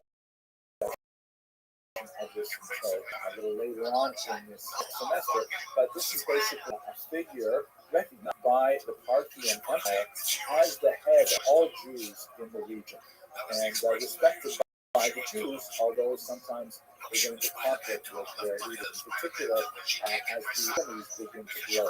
They really only take off in the 3rd century, but the various great academies of study, which ultimately produced the the Talmud often get into conflict with the Reish Galuta. Nevertheless, just like we saw with the prayer for the government, there's also a prayer for the Reish Galuta that is included in every Sabbath in Aramaic, in contemporary synagogues as well. But you shouldn't think that it's all, sort of organized and working together effectively. We have some fascinating stories. Josephus gives a lot of details of two brothers from the famous city of Maharba named Anasineus, who just, on their own and create for about 15 years their own kind of like robber state, which was kind of like a warlord. And these were Jewish guys who maintained kind of like regional independence, Parthian army, Parthian Empire, until finally the Parthians took care of it, destroyed the robber state. Fascinating kind of swashbuckling. More to say, but I think that it's too far away. Mesopotamia, one more short lecture about diaspora. Thank you for that.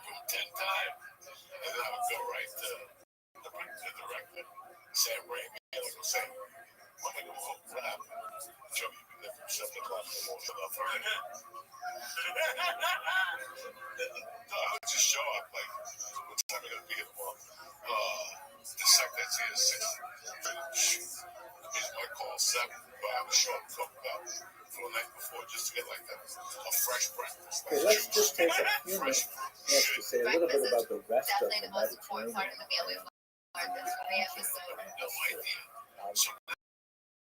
There's so much to say about all of this, but as we will be returning. But here's up that shows us the extent of the Roman Empire and the match lines. And as you can see, every single dot represents a city where there is a significant population. The region we should look at right now is the moving from left to right, the Italian peninsula, which is shaped like a boot, and so that moving there. And then there is the Greek peninsula next to it. We'll also look a little bit at the eastern Mediterranean as well, which would be like Turkey and the first suggestion of presence in Greece dates all the way back from the 4th century, and then of course after Alexander there was much more presence building in the region. In Rome, we had a very significant population development. This was especially so when Julius Caesar in the 1st century before the Common Era proclaimed Judaism a religio lecita, which means a legitimate religion. Means it is protected and it has to be respected, and there are certain things that Jews do that are allowed to do because of them. But that affects the very dangerous transportation of the yearly half-shekel tax for the maintenance of the temple in Jerusalem. This was a which was continued through the period of antiquity, and the Romans actually protected the 3 times when transporting the money was interrupted. Official authorities was heavily criticized and represents definitely an exception to the rule because people respected actually old religions. Like Jews were also granted military exemptions from conscription when they were observant. For example, the whole business was kosher food and Sabbath, and it's very difficult. So in many cases, they were overlooked and conscripts in Jewish communities. Because generally, Jews did not so bad in the Roman Empire before the events of the Great War. That's when it got really bad, and of course it went down from there. At the same time, while Jews are generally getting a lot of traction socially and leading up to the 1st century, there is a growing social movement as well. We can really see in a lot of the work and Roman writers. There is a basic misunderstanding of what Judaism is all about. There is a concern that Jews are somehow missing what they hate other people. Why? Because, for example, you can't belong to the religion unless you convert. This was like a strange idea. Really? I can't just like be a Jew because I sort of like Jewish things? No, you've got to go through conversion. Whatever that means exactly, but certainly the hand is circumcision. Jews wouldn't eat non-Jewish food, so you had to keep kosher. The Jewish practice that was definitely misunderstood, like for example, this total what seems to be fanatic ban on any kind of civil religion, like any kind of worship providers, things like that. The Jews would get really upset about that, and you're saying, what is the problem? I often compare this to the example of not standing when the national anthem is played at a football, something like that, which Americans would consider. By the way, I used this example long before it became the ethnic of the social justice movement and Black Lives Matter and so on. But the fact that it has been used to take a knee at a football game is considered Americans is considered such a strong state that still reinforces the idea of how the Jews would have been perceived if they refused to do some of the basic things that Romans did for their civic religion because they felt that it was against their core principles. Nevertheless, Judaism is a competitive ideology at this time.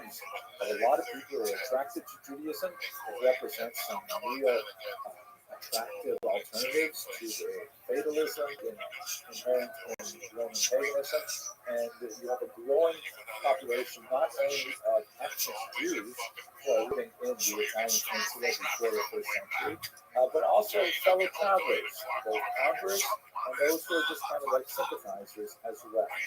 One of the really cool ways that we can see the growth of the Jewish population in Rome, and this is a little bit of a detail, but I just think it's so fascinating. Gotta talk about it. Is the discovery of these ancient catacombs of Jews in Rome. It was very common in late antiquity to be buried underground. You can see this map here shows a number of Christian catacombs for burial, and you also see in the south and also in the northeast some regions where there are Jewish catacombs. They're so fascinating.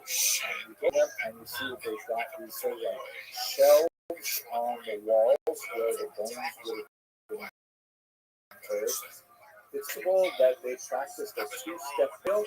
Well, first they would be buried, and then a year later is actually described in the Talmud. A practice that I do not believe Jews practice anywhere in the world today, but in the ancient period it was common.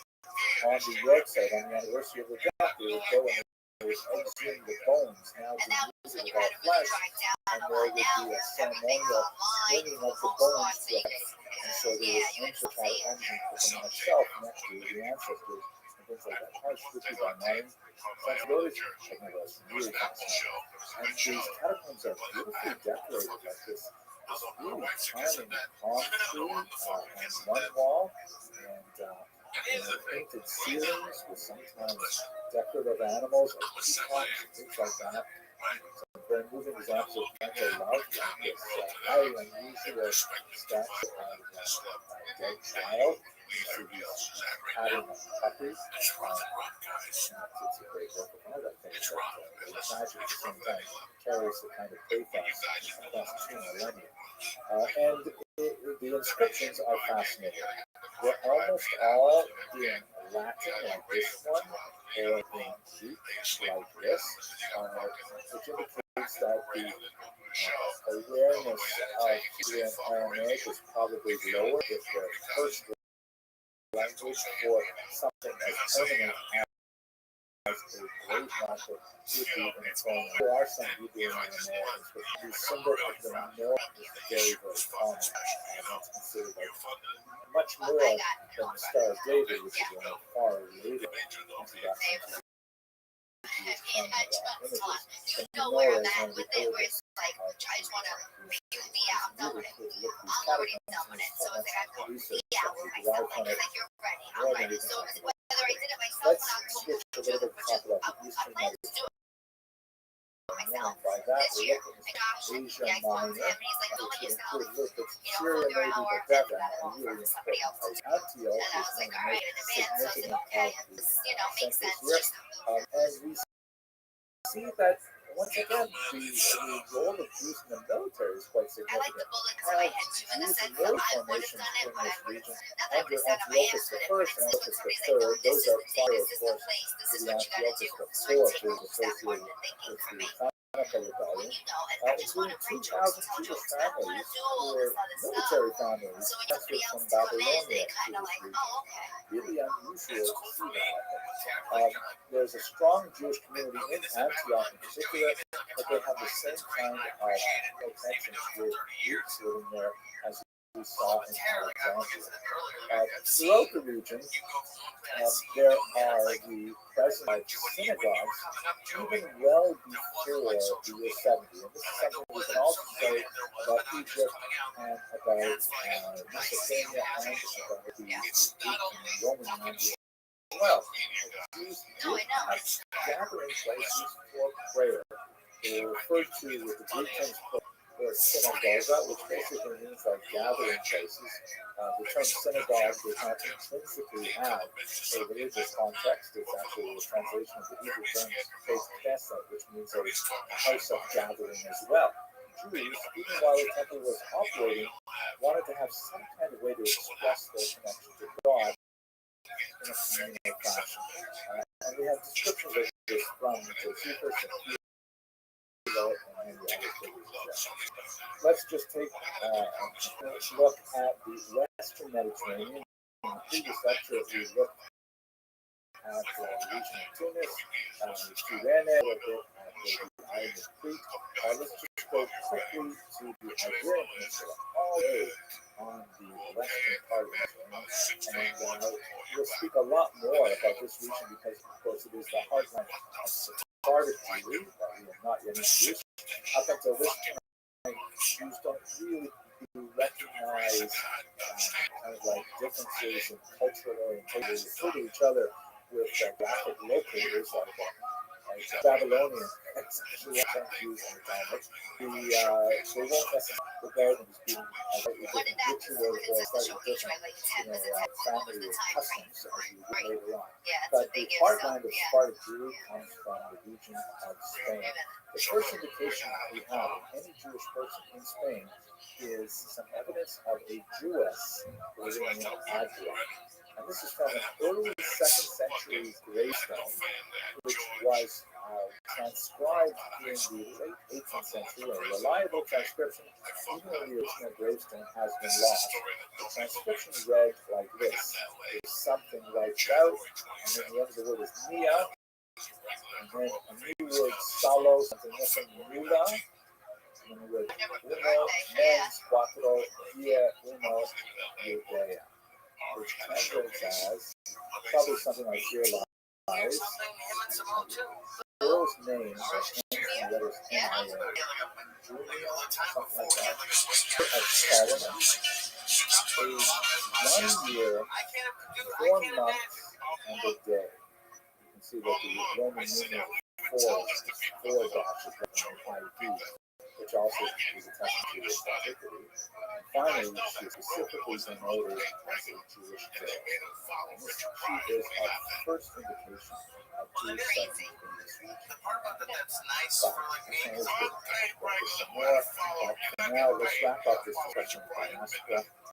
The next lecture is going to be sort of like some thought of about what does antiquity mean Jewish history and how that differs from the medieval period, which we begin with.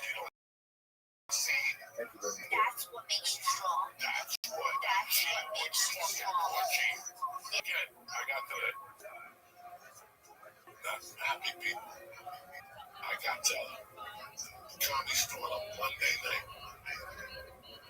I got to LA on Monday night. I washed my pussy. I got to the trailer.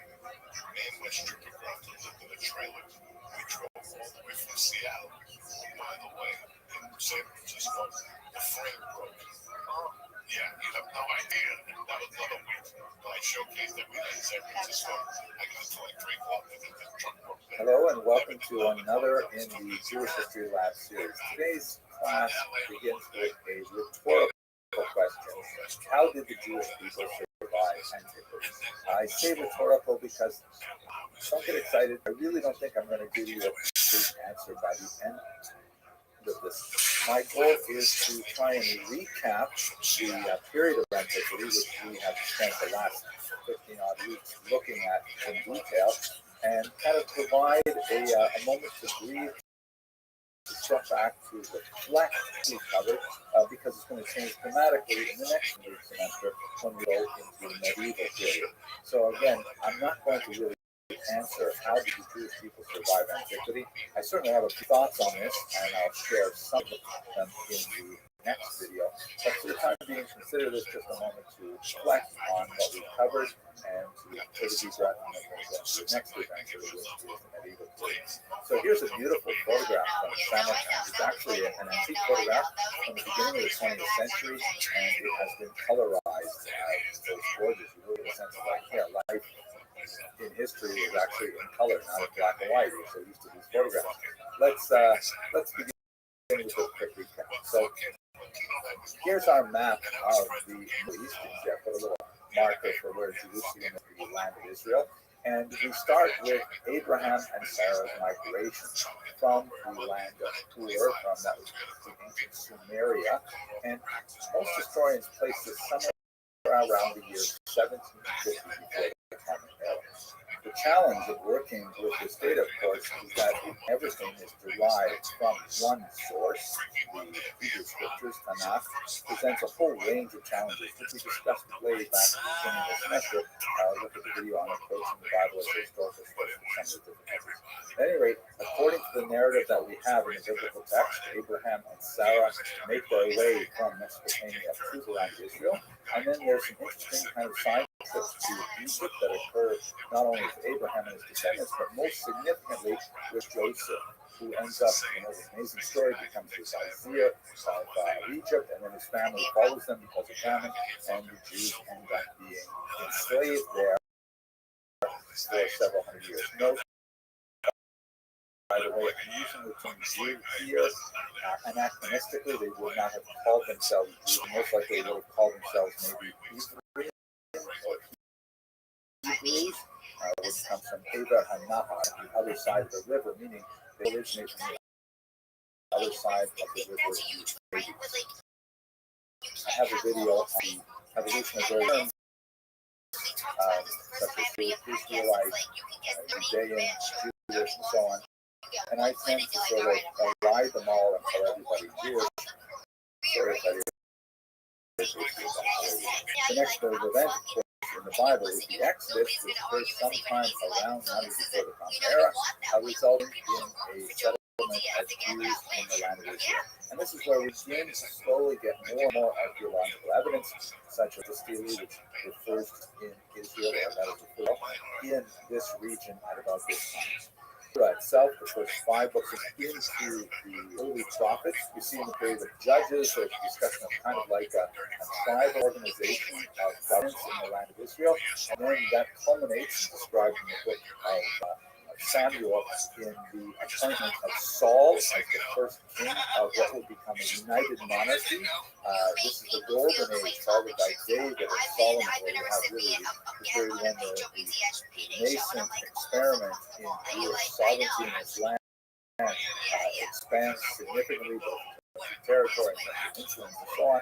Unfortunately, after Solomon, there's a civil war, and the region is divided. The northern region is called Israel, and the southern region is called Judah, as shown in this map.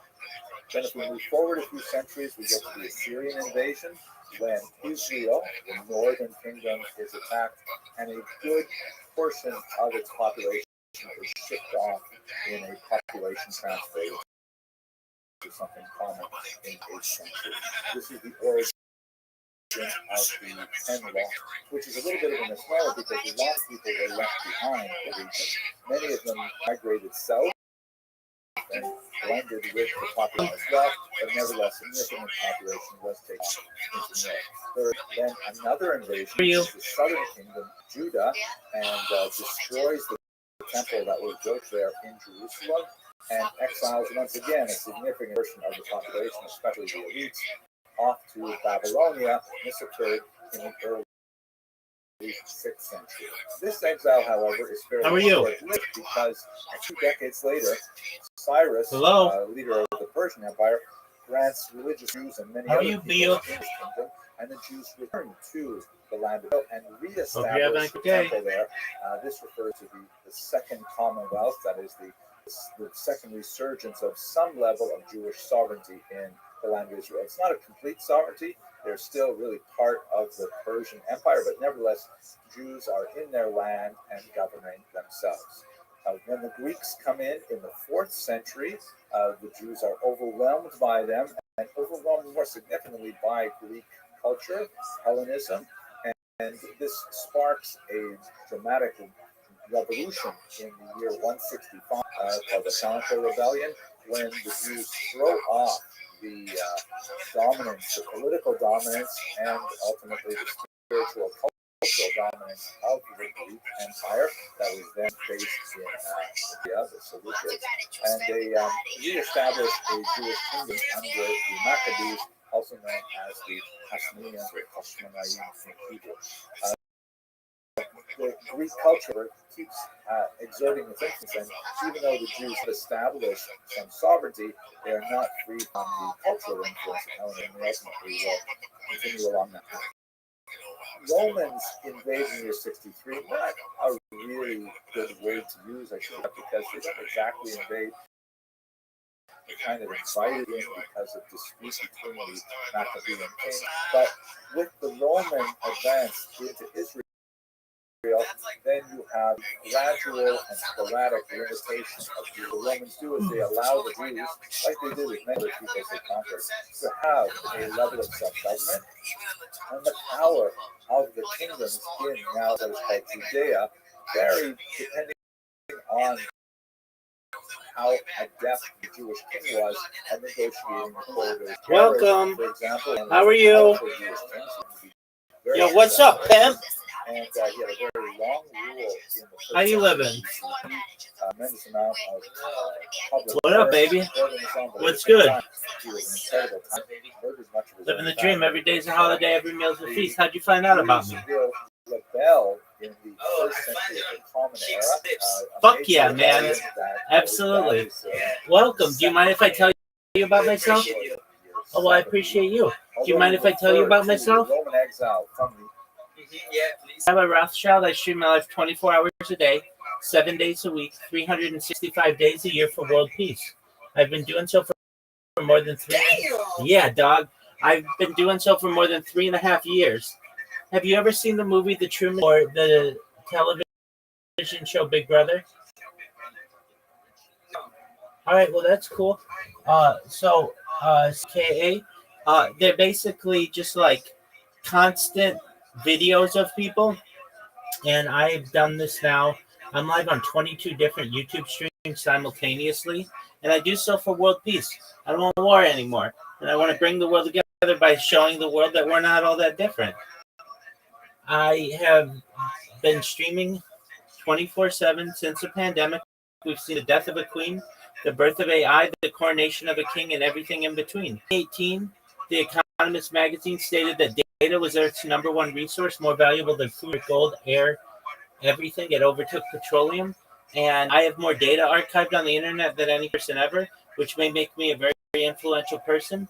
And if that comes to fruition, I'm going to make all your friends and family very, very, very rich. I'm going to help everybody who's helped me along the way. So what does that mean? I'm going to give you all the money that you need to become financially independent if you're not already, already have it, and to create charities to your heart to help out. How does that sound to you? Sounds good. Excellent. If I were to give you all the money that you needed, what kind of charity would you start? Let me think. Take your time. I guess I will buy CS skins. You would do what? CSGO skins. Oh, what kind of charity would you start?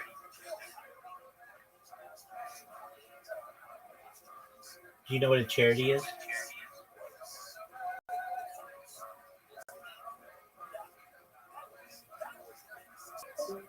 That's okay. No big deal. They found out about me from Kick. That's baller.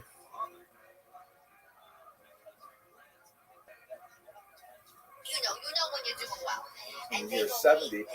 Again, it's a little bit of a misnomer. A significant number of Jews were taken off into slavery and so on, but by no means was the region depopulated. There was, however, a second rebellion under Bar Kokhba about 70 odd years later, and this resulted in a much more devastating Roman reaction, and the central region of Judea itself, as opposed to the coastal regions and the Galilee, was more significantly depopulated. So that's basically the period that we're going to use to describe antiquity. Note, however, that this is not necessarily the same term that secular for Western civilization. They tend to stretch the period of antiquity out until the 400s with the fall of but this is when we start to see really major changes happening in the Jewish population. So, Welcome. How are you? The tremendous talent that these developments. What's good, Emer? First of all, the loss of sovereignty. How you living, man? Living the dream, dog. Every day's a holiday, every meal's a feast. How are things in your neck of the woods, my friend? Multiple times. I love you. I love you. I love you too, my friend. How'd you find out about me, Emer?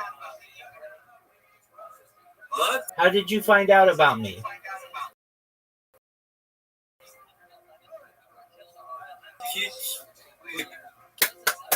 Excellent.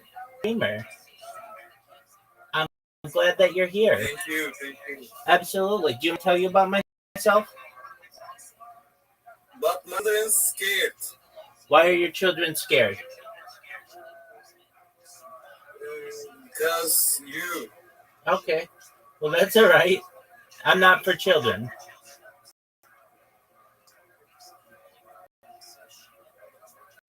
How's your day going? Yes. How's your day going? Who is big? Somebody else who me from Kick, I think. Oh, okay. What's your primary language? Turkish. Just a moment. Here. I don't want your family to be scared. So just one moment, and I'll speak Turkish to you. Oh, okay. Absolutely. Welcome to my Discord. I'm glad that you're here. I hope you and your family have Welcome to my Discord. I'm glad that you're here. I hope families have a wonderful day today. Discord'uma hoş geldin. Duyduğuna sevindim. Umarım bugün senin ve ailen harika bir gün geçirmesini dilerim. Thank you. You're welcome, my friend. So, what kind of streaming do you like to do? You're welcome. I stream my life 24 hours a day, 7 days a week, 365 days a year for world peace. I've been doing so for more than 3.5 years. I have more data online than any person ever. Hayatımı haftada 7 gün, yılda 365 gün, dünya barışı için yayınlıyorum. 3,5 yıldan uzun süredir bunu yapıyorum ve internette herhangi bir insanın sahip olabileceğinden daha fazla veriye sahibim. I stream my life for world peace. I don't want war anymore. And I want to show the world that we're not all that different. So I give people portals into my life. I'm currently live on over 20 different YouTube channels right now. Hayatımı dünya barışı için yayınlıyorum. Artık savaş istemiyorum ve dünyaya birbirimizden o kadar da farklı olmadığımızı göstermek istiyorum. Bu yüzden insanlara hayatıma yapılar sunuyorum. Şu an 20'den fazla farklı kanalında canlı yayın yapıyorum. Do you stream on? Oh, nice. Me too. Oh, excellent. Well, I don't want war. No war. no war. Exactly. No war. Yes. Wonderful. But Trump and Recep Tayyip Erdogan, nice, good. Very well. I also talk about ending world hunger through the use of technology such as agricultural drones, floating greenhouses, saltwater greenhouses, hydroponics, vertical farming, and cloud seeding. I'm very much about technology in the future. Ayrıca tarım, dronlar, yüzen seralar, tuzlu su, seralar, hidroponik ve dikey çiftçilik gibi teknolojinin kullanımıyla dünya açlığını sona erdirmekten bahsettim. Bulut tohumlamada, gelecekteki teknolojiyle çok ilgiliyim. Shout out to Turkey. Turkey, yay.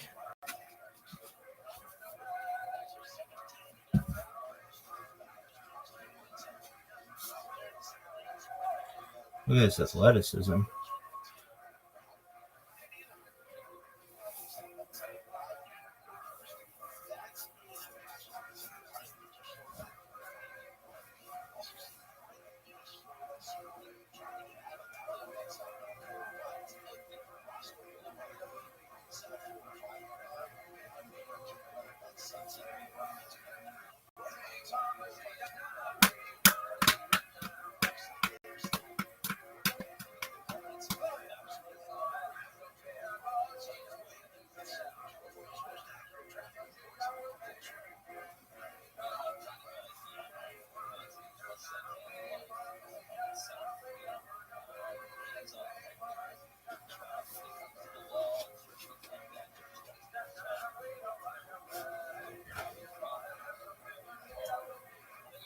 First under the Assyrians, when the 10 northern tribes were taken away.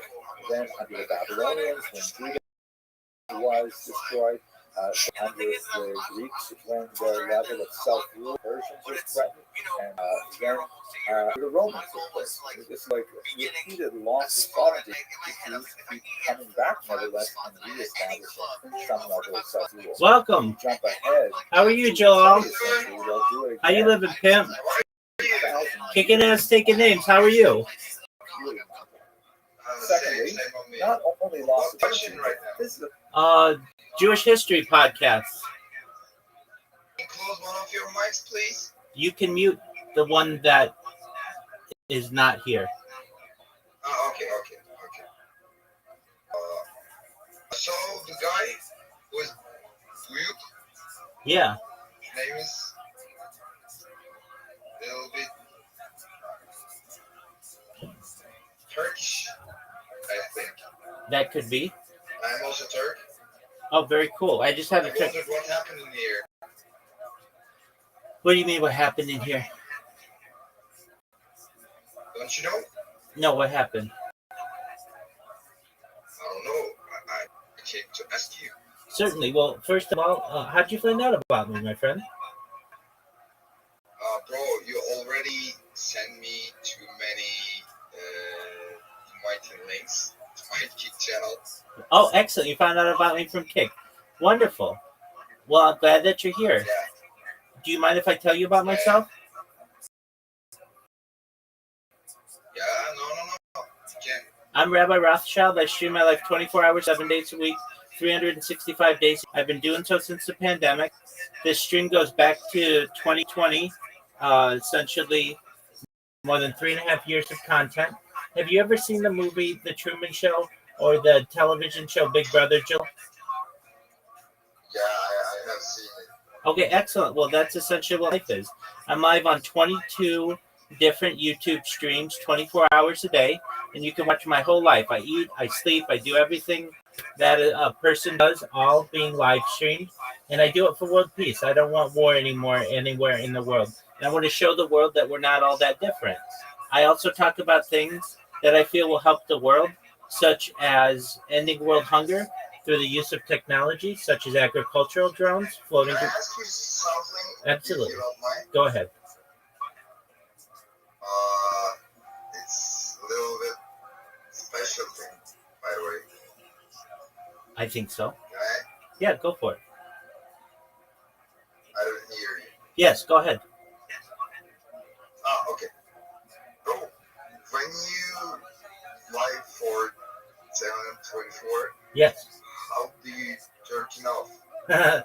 Well, How do you sex it? yeah, sure. You just go under the covers. Oh, really? Yeah. It's insane. Okay. That's Okay. yeah. So When you told me I'm live 24, yeah, I just wondered this for like a man. It's a bit special question. that's totally understandable. Yeah. So you don't know what I'm doing under the covers. I could be itching. I could be stretching. Who knows? But yeah, if I ever need to.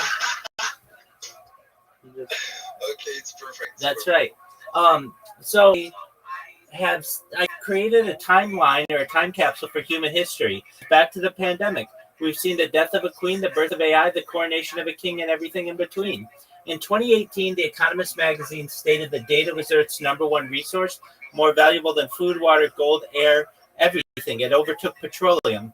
And that means that data is Earth's number one resource, and I have more data archived on the internet than any person ever, which may make me a very influential person. And what does that mean for you? It means that when I go viral, I'm going to help you and I'm going to help every person who's helped me along the way. I'm going to make you very rich. I'm going to give you everything that you need to become financially independent if you're not already, to create generational wealth, and to start charities and philanthropic organizations of your own to help the world. How does that sound, Jalal? Sounds great, but can I ask you, what's your wealth then? I'm financially independent. It's strange. It is strange. How then? How you gonna do that? Well, so data is Earth's number one resource, and I have more data than any person ever. And when I go viral, I've created a bot that basically promotes me on multiple You platforms. think really you are more influential than Elon Musk or Mark Zuckerberg? I will be. I have more data online than any person ever. People will watch my life in the future like it is the Epic of Gilgamesh or like a biblical story. It's the story of human life. It'll be very exciting to people. And now I am a part of it. Now you're a part of it too. Absolutely. It would be like when somebody from the Epic of Gilgamesh or the Bible met somebody along the road, and we meet for, Sir, yeah. and you're like it now a character. Yeah. I'm a side character now. That's correct. Okay, I love that. Absolutely. Thank you. You're welcome. You'll be for tens of thousands, if not millions of years into the future. It'll be great for me. Thank you. Thank What? you so much. 100%. It was a pleasure to meet you, bro. Absolutely. Hey, you go do what you need to do. Just more than anything, know that I'm always here to help you. If you ever need anything, I'm here for you. I'm here to be a positive person in your life. I'm here to have an optimistic view of the world, and I'm here to give people hope. If there's anything I can ever do for you, Jalal, or your family, you let me know, okay? Thank you. Thank you for everything. Absolutely. See you later. Come back soon, my Take friend. care of you. Absolutely. Come back soon. Take You care. too. Bye-bye. Okay, I will be. Thank See you. Bye-bye. Shout out to Jalal. Physical displacement, right? It's hard enough for countries to reassert its national identity when they lose control of their self-government. But imagine if much of the population, especially the elite, especially males of fighting age, are taken off to a far-off location. You know, if they're not living within the contiguous borders, or when they reestablish themselves, especially in the ancient period, when communication and transportation is nothing like what we would see. A third, full-on court press of other powerful dominant cultures. The Syrians, the Babylonians, the Persians, oh my gosh, the Greeks. Incredible differences in the way that these people saw the world around them, and the idea that Jews can somehow name their cultural independence with a highly distinct form of worship ethics, and literature. These are tremendous based on repeated different war, tremendously devastating to encouragement. See, you're like standing out and knocked down again and again. The Bar Kokhba revolt, the first Roman Jewish war, the Titos rebellion, over and over again. The Jews are not succeeding. With the exception of the Maccabean revolt, they are simply not doing well for the last 200-300 years of their existence in the period of antiquity. Finally, we certainly cannot discount the spiritual crisis that must have ensued when so much of what they considered rock solid was not so, such as, for example, the temple rituals that were so central to classical Judaism, that the offering of sacrifices at the temple as a way of communicating with God, of expiating sin, of receiving forgiveness, with the destruction of the temple twice, and the displacement of people to another land. How are they able to maintain a sense of balance and a sense of purpose, a sense of meaning, and a sense of integrity to keep themselves on the straight and narrow, and to reincorporate all this information through all of these phenomenal challenges to their existence? It is really mind-boggling. So as I said earlier, I'm not going to provide answers why. I may give some hints as to what I think in the next class that I'm about to report, but let us simply leave for now with the questions, with the moment to reflect, and realize that we are now moving into a new period of Jewish existence, because the dominant population is no longer demographically centered in Israel. It is going to slowly shift diaspora to places like Mesopotamia, which has a phenomenal renaissance and a period of the creation of the Talmud. Also Egypt, the Italian peninsula, and so on, you see huge surge of Jewish population. And Jews begin to kind of rethink what it means to be Jewish outside of Israel over the course of the next few centuries. So that's what we're going to be looking at next in the medieval period. And we see that somehow the Jews managed phenomenal vitality to maintain their distinct existence over so many centuries despite so many things. Thank you very much for watching.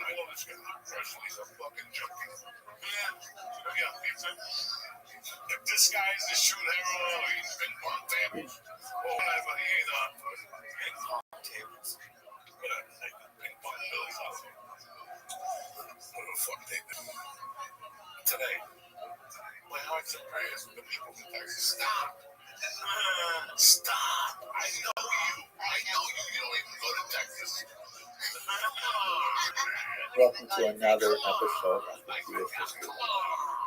Now, just like the last class, when I offered up the question, how do you choose for antiquity? You know in advance that was a rhetorical question with no clear answer forthcoming.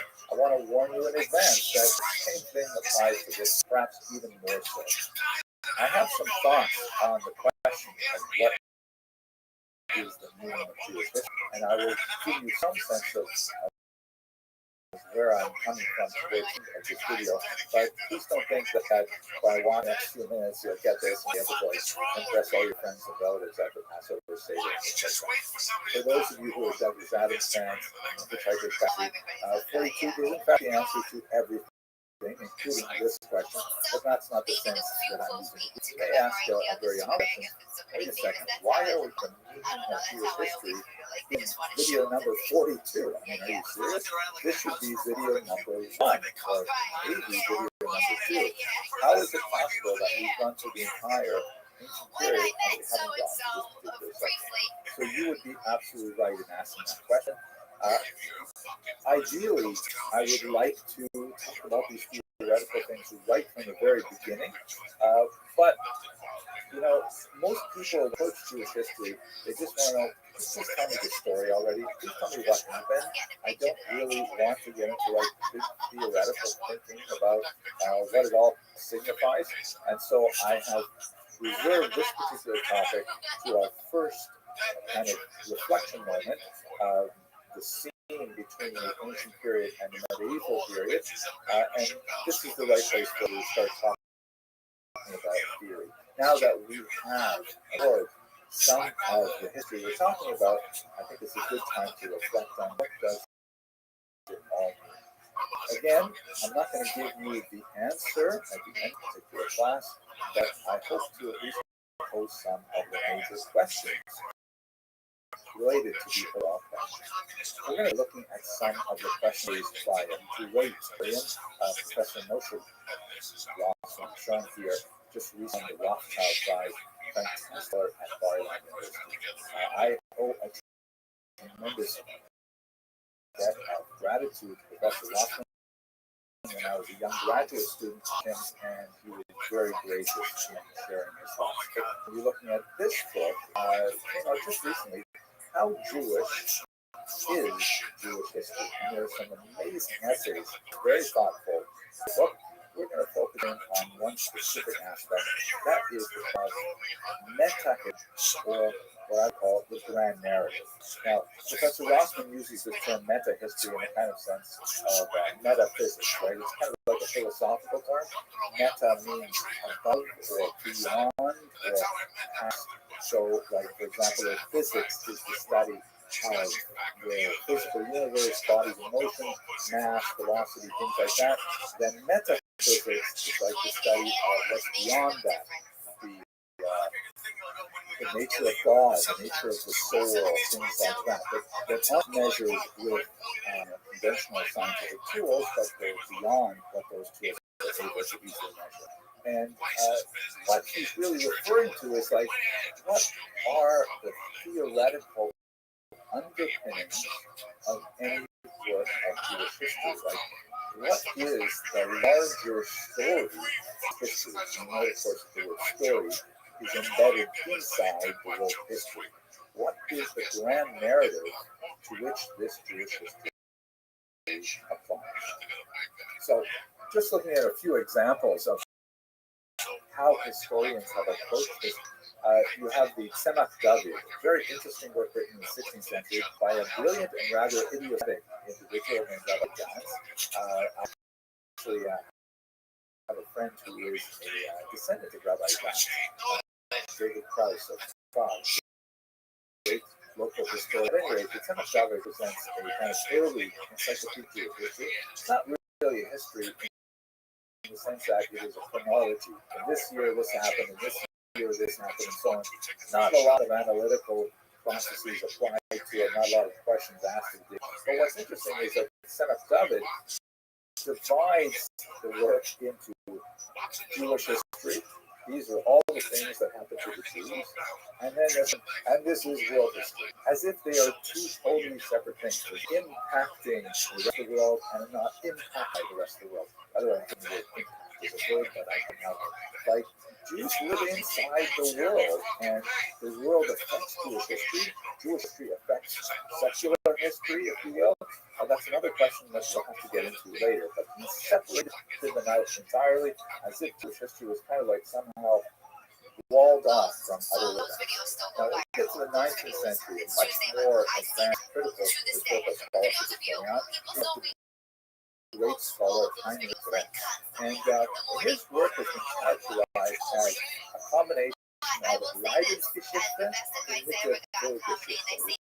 Basically, Leiden is like sadness or missing, Geschichte is and Literaturgeschichte, literature. So in other words, Renz's grand narrative sort of portrays the Jewish people as being constantly oppressed, dispersed, pogromized, exiled, and nevertheless, wherever they go, they get their energy together and they make creations that are phenomenal contributions to their civilization.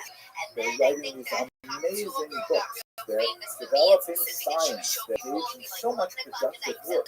And so it's kind of like this oscillation of like society will persecute the Jews, they'll have to run away, but then in a new location they will rise and great things for that civilization. Then they'll be persecuted again, and they'll be sent away, and then they'll have rise in all locations and so on. And this is kind of like the grand narrative that proposes. Another approach is into the work of Shimon Dubno, another great encyclopedic historian, who criticized Gretz for missing out some really important things and not including them because they really didn't fit with his grand narrative. For example, Gretz tended to look down on Eastern European Jewry in general, and specifically Hasidism and the Kabbalah and things like that. Again, Gretz's grand narrative is really part of the entire enterprise of the Haskalah, of the Jewish enlightenment, the attempt to demonstrate to the non-Jewish world, Gretz wrote in German after all, that Jews were worthy of accepting secular society. Look at how unfortunately and how unjustly they have been persecuted, and nevertheless look at all the great things they have produced. So anything that doesn't quite fit that model is either consciously or unconsciously ignored by Gretz, and this is part of the challenges with the narrative.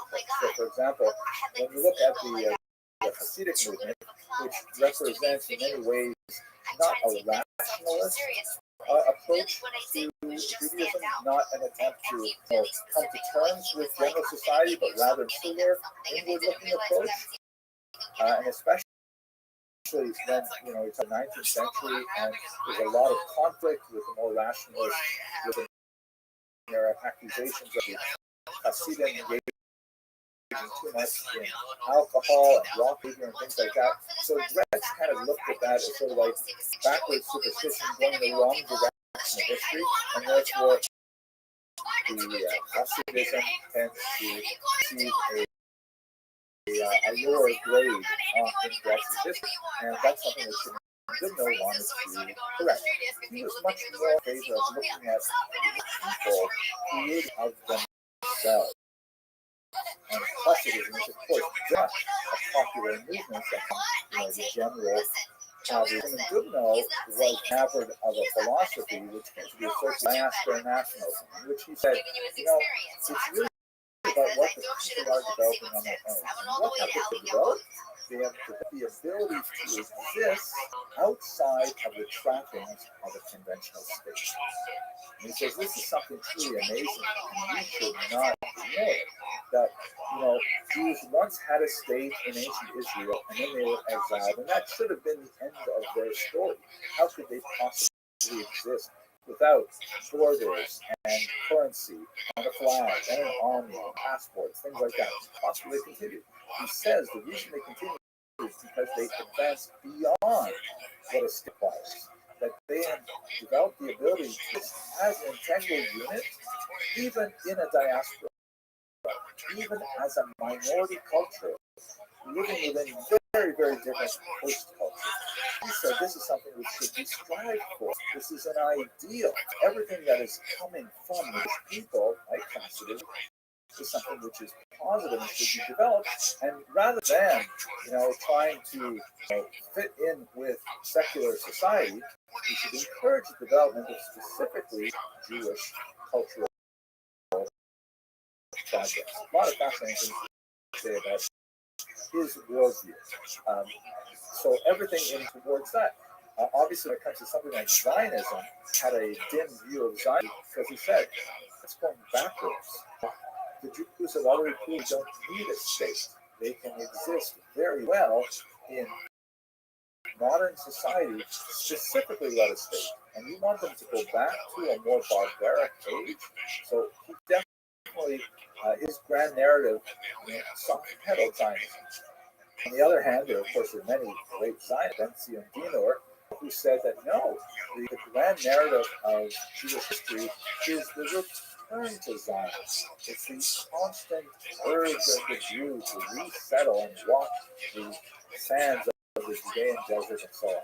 And so coming back to Israel represents the high point of Jewish activity, and the grand narrative of Jewish history is all about that power of gravity that is exerted upon the Jewish soul by the land of Israel itself. And now, of course, that Israel has achieved statehood, I'm not exactly sure what happens next in Ben Ciondino's model, but maybe we'll explore that later. Finally, one more great historian, the fantastic Sala Whitmire Barron, fantastic historian working in New York City at Columbia University. He argues that, we should be focusing on the diaspora. We should be looking a little bit like at how Jews have developed these abilities to exist within them. We should not necessarily, apply other overarching motives to that, but we realize the highly distinct nature of these, and that the monolithic approach of Dubno, which was influenced in many ways by Marxist theories of history, is not necessarily something that we should emphasize. We should look at how the Near Eastern communities developed this way. Look at how African Jewish communities, look at how Asian Jewish communities developed, and not necessarily try to fit them into one overarching model. Wow, lots of different approaches to the grand narrative. But when we get to our period, we have a much more challenging problem, and that is postmodernism. Postmodernism is a remarkably challenging issue. It's associated with several thinkers, including Jacques Derrida, shown here, French Jew, who wrote, among other things, Il n'y a pas de hors terre. There is nothing outside the text. What exactly does this mean? What is its implication for Jewish history? Postmodernism represents an approach to text which is deeply conceptual and is having a major impact. It was first felt perhaps in literary criticism, but it has slowly made its way into the social sciences, even the hard sciences. And history, archaeology have been hit very hard by postmodernism as a critique. What exactly does this mean? What Derrida and others, like Michel Foucault, argued was that we can never move beyond the text itself. We can never make legitimate assumptions about any reality beyond the text that is presented before us right now. So what does that mean? Let's say, for example, I were to present to you my birth certificate. The document has my name on it, has my place of birth, my date of birth, and other documents.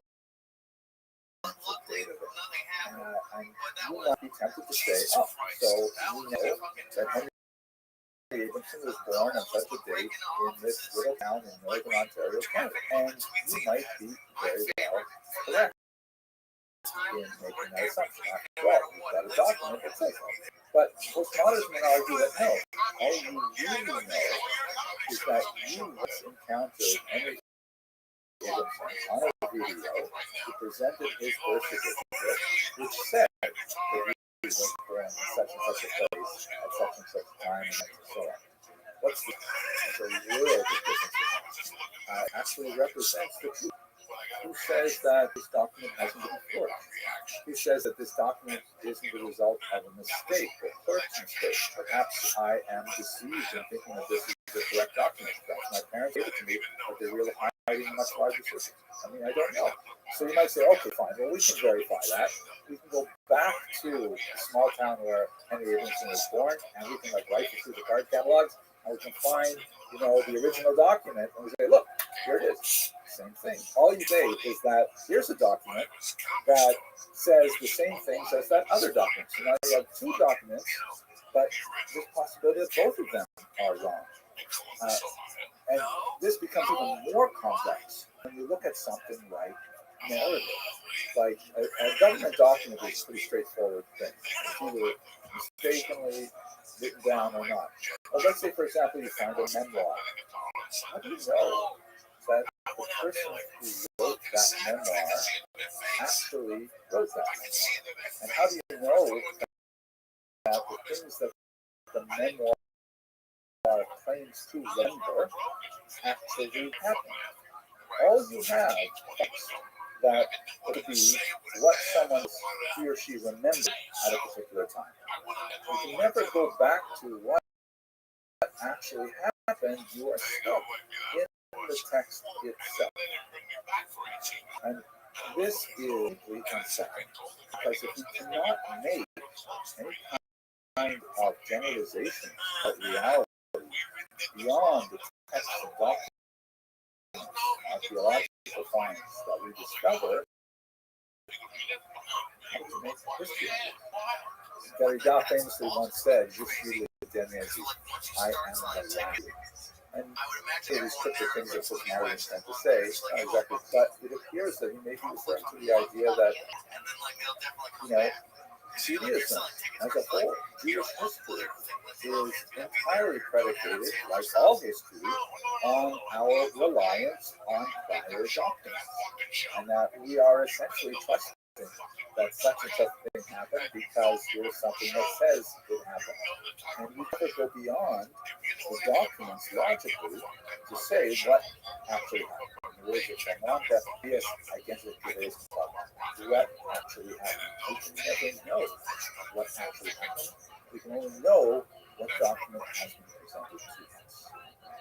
So this upends everything, you know, like when we find the Teldan that has the phrase David on it, House of David. Does that mean there really was a House of David? Does it really mean, even if we can like use carbon dating to say this stone was planted in the ground at this particular time, or was carved at this particular time, is it referring to the David we're talking about? Is it referring to the same David of the Bible? You know, everything is up in the air because of postmodernism. So what historians done to respond to.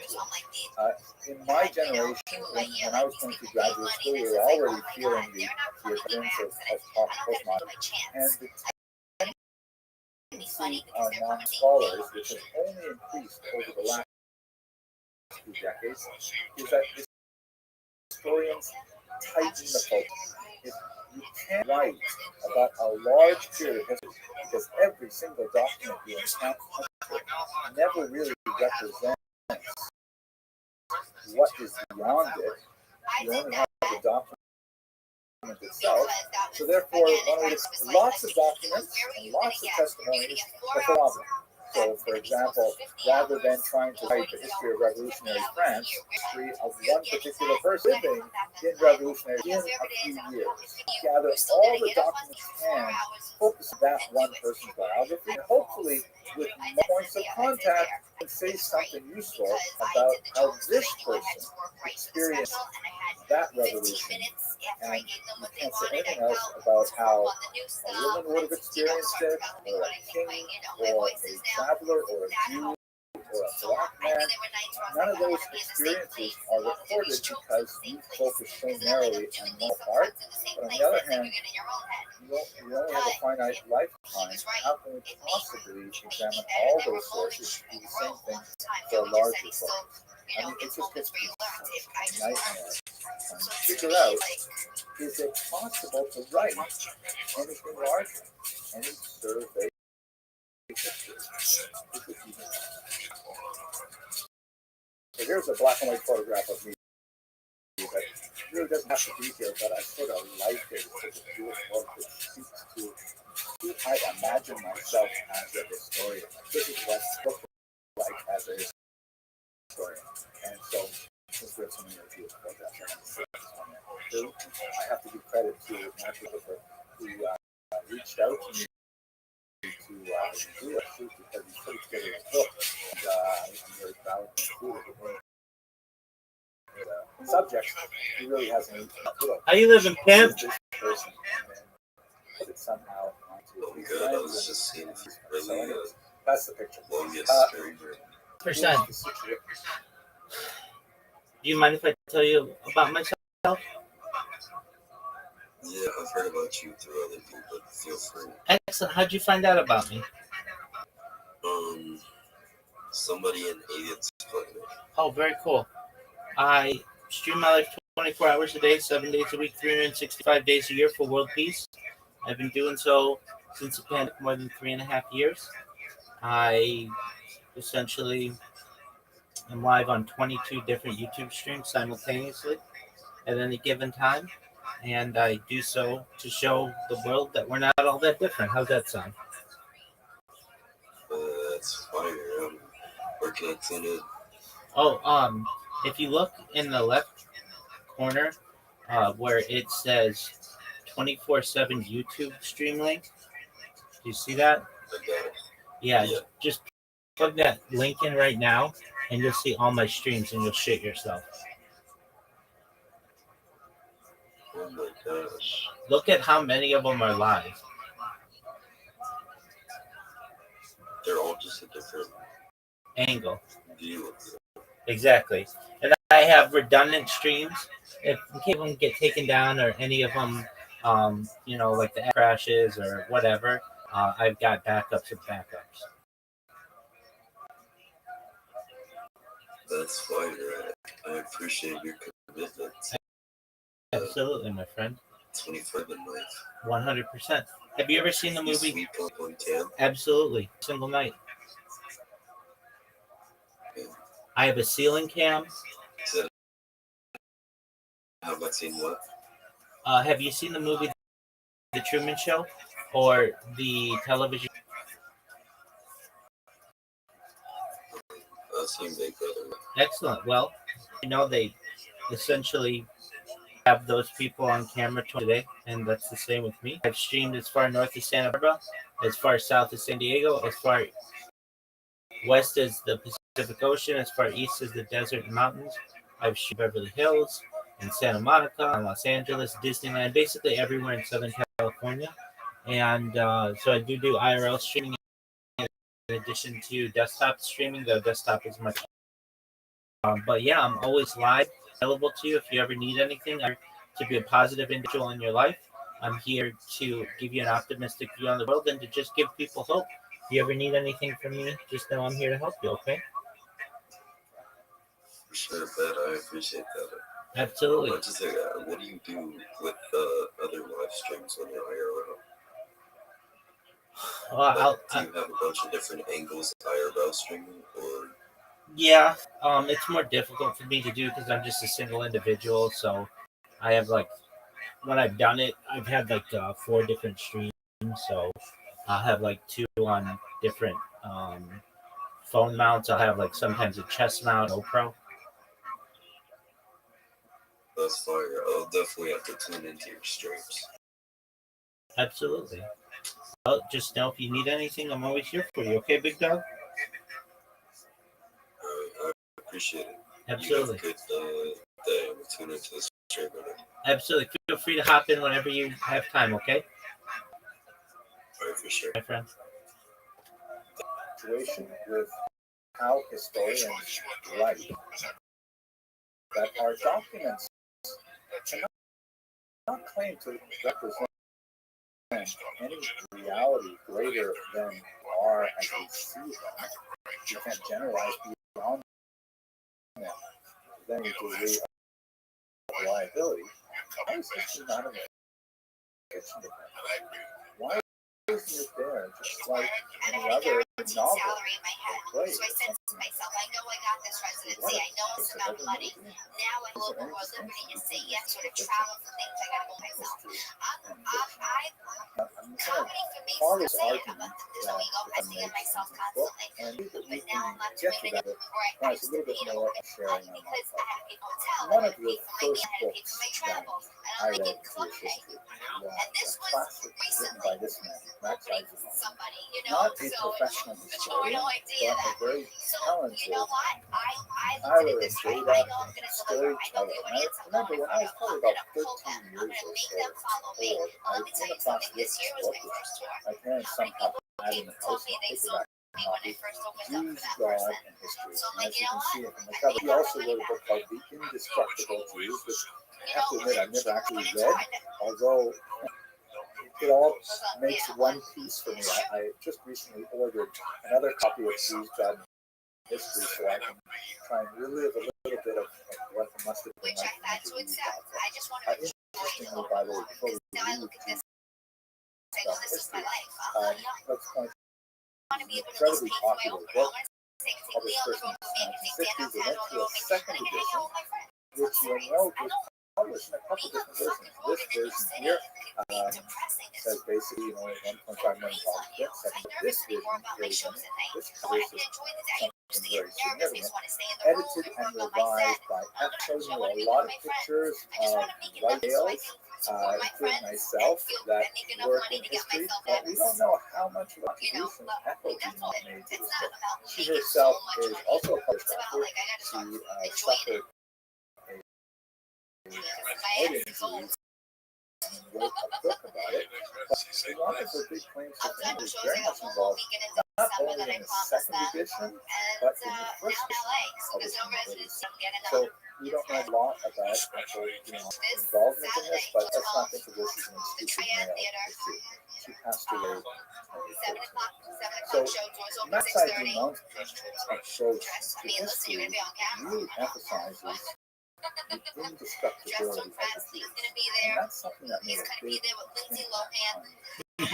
So let's return to our question of postmodernism. Now that I've told you a little bit about my own adolescence post-context, I'll refer to something that Professor Rushman calls the context, which is basically a deal that you and I are in this history. The deal is that I am going to do my best to approach these texts that we use, the data points that we use to write history.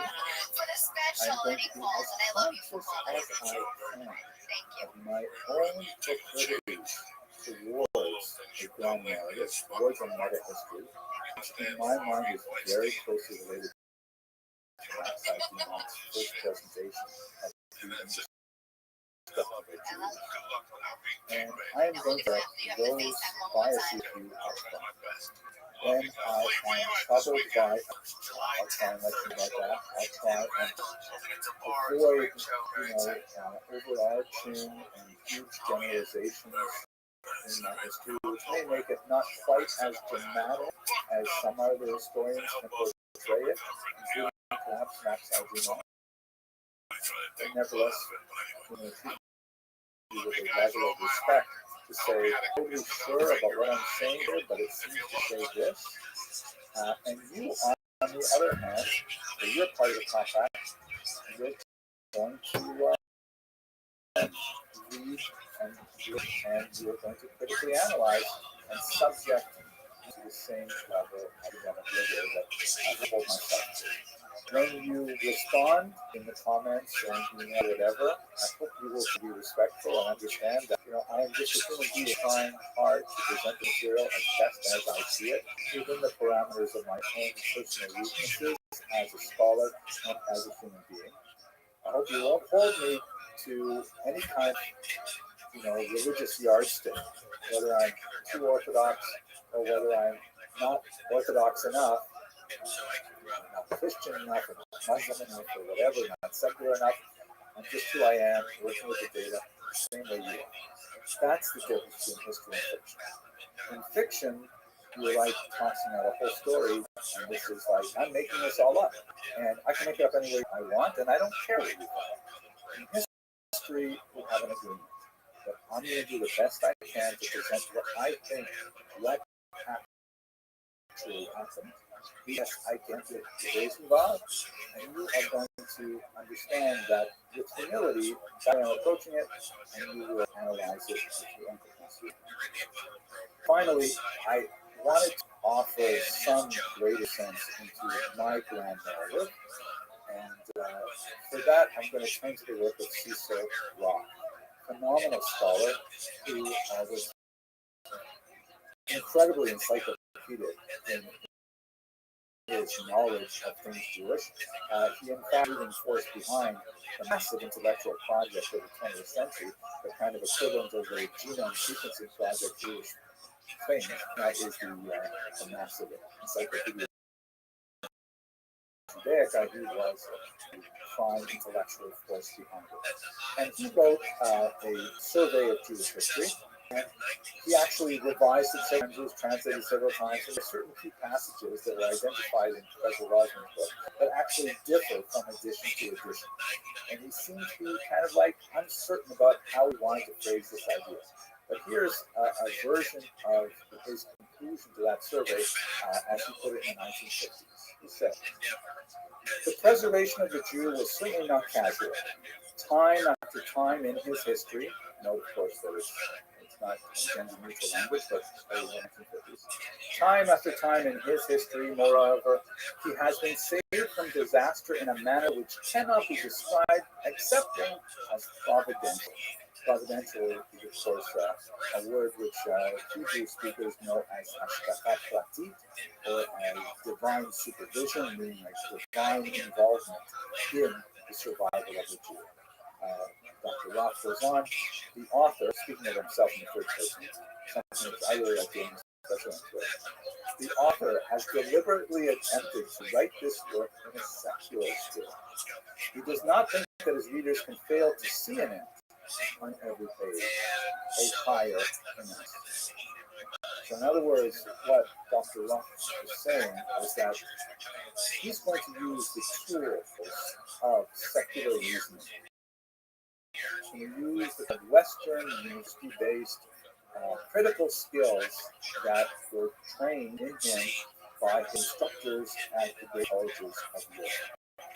And that's how he's going to analyze Jewish history. Not with some other kind of logical monitor, not some kind of purity gauge or something like that. He's going to try and look at it as best he can with the tools he has at his disposal. But even with all of that, it's still very hard not to see a higher imminence on every page of Jewish history. That's my issue. I hope you found this theoretical lecture not too tedious. The fact is, you're listening to it, maybe you've fallen asleep, but I appreciate you being with me. Next lecture will be standard kind of narrative description of the Jews of Mesopotamia. Fascinating period of Jewish history.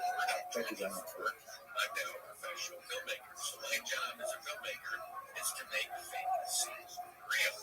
So all the more I start looking at these pictures, and I can not only tell that it was collected or lighting, which would be necessary if sunlight on the moon was 20 times brighter, so no atmosphere, right?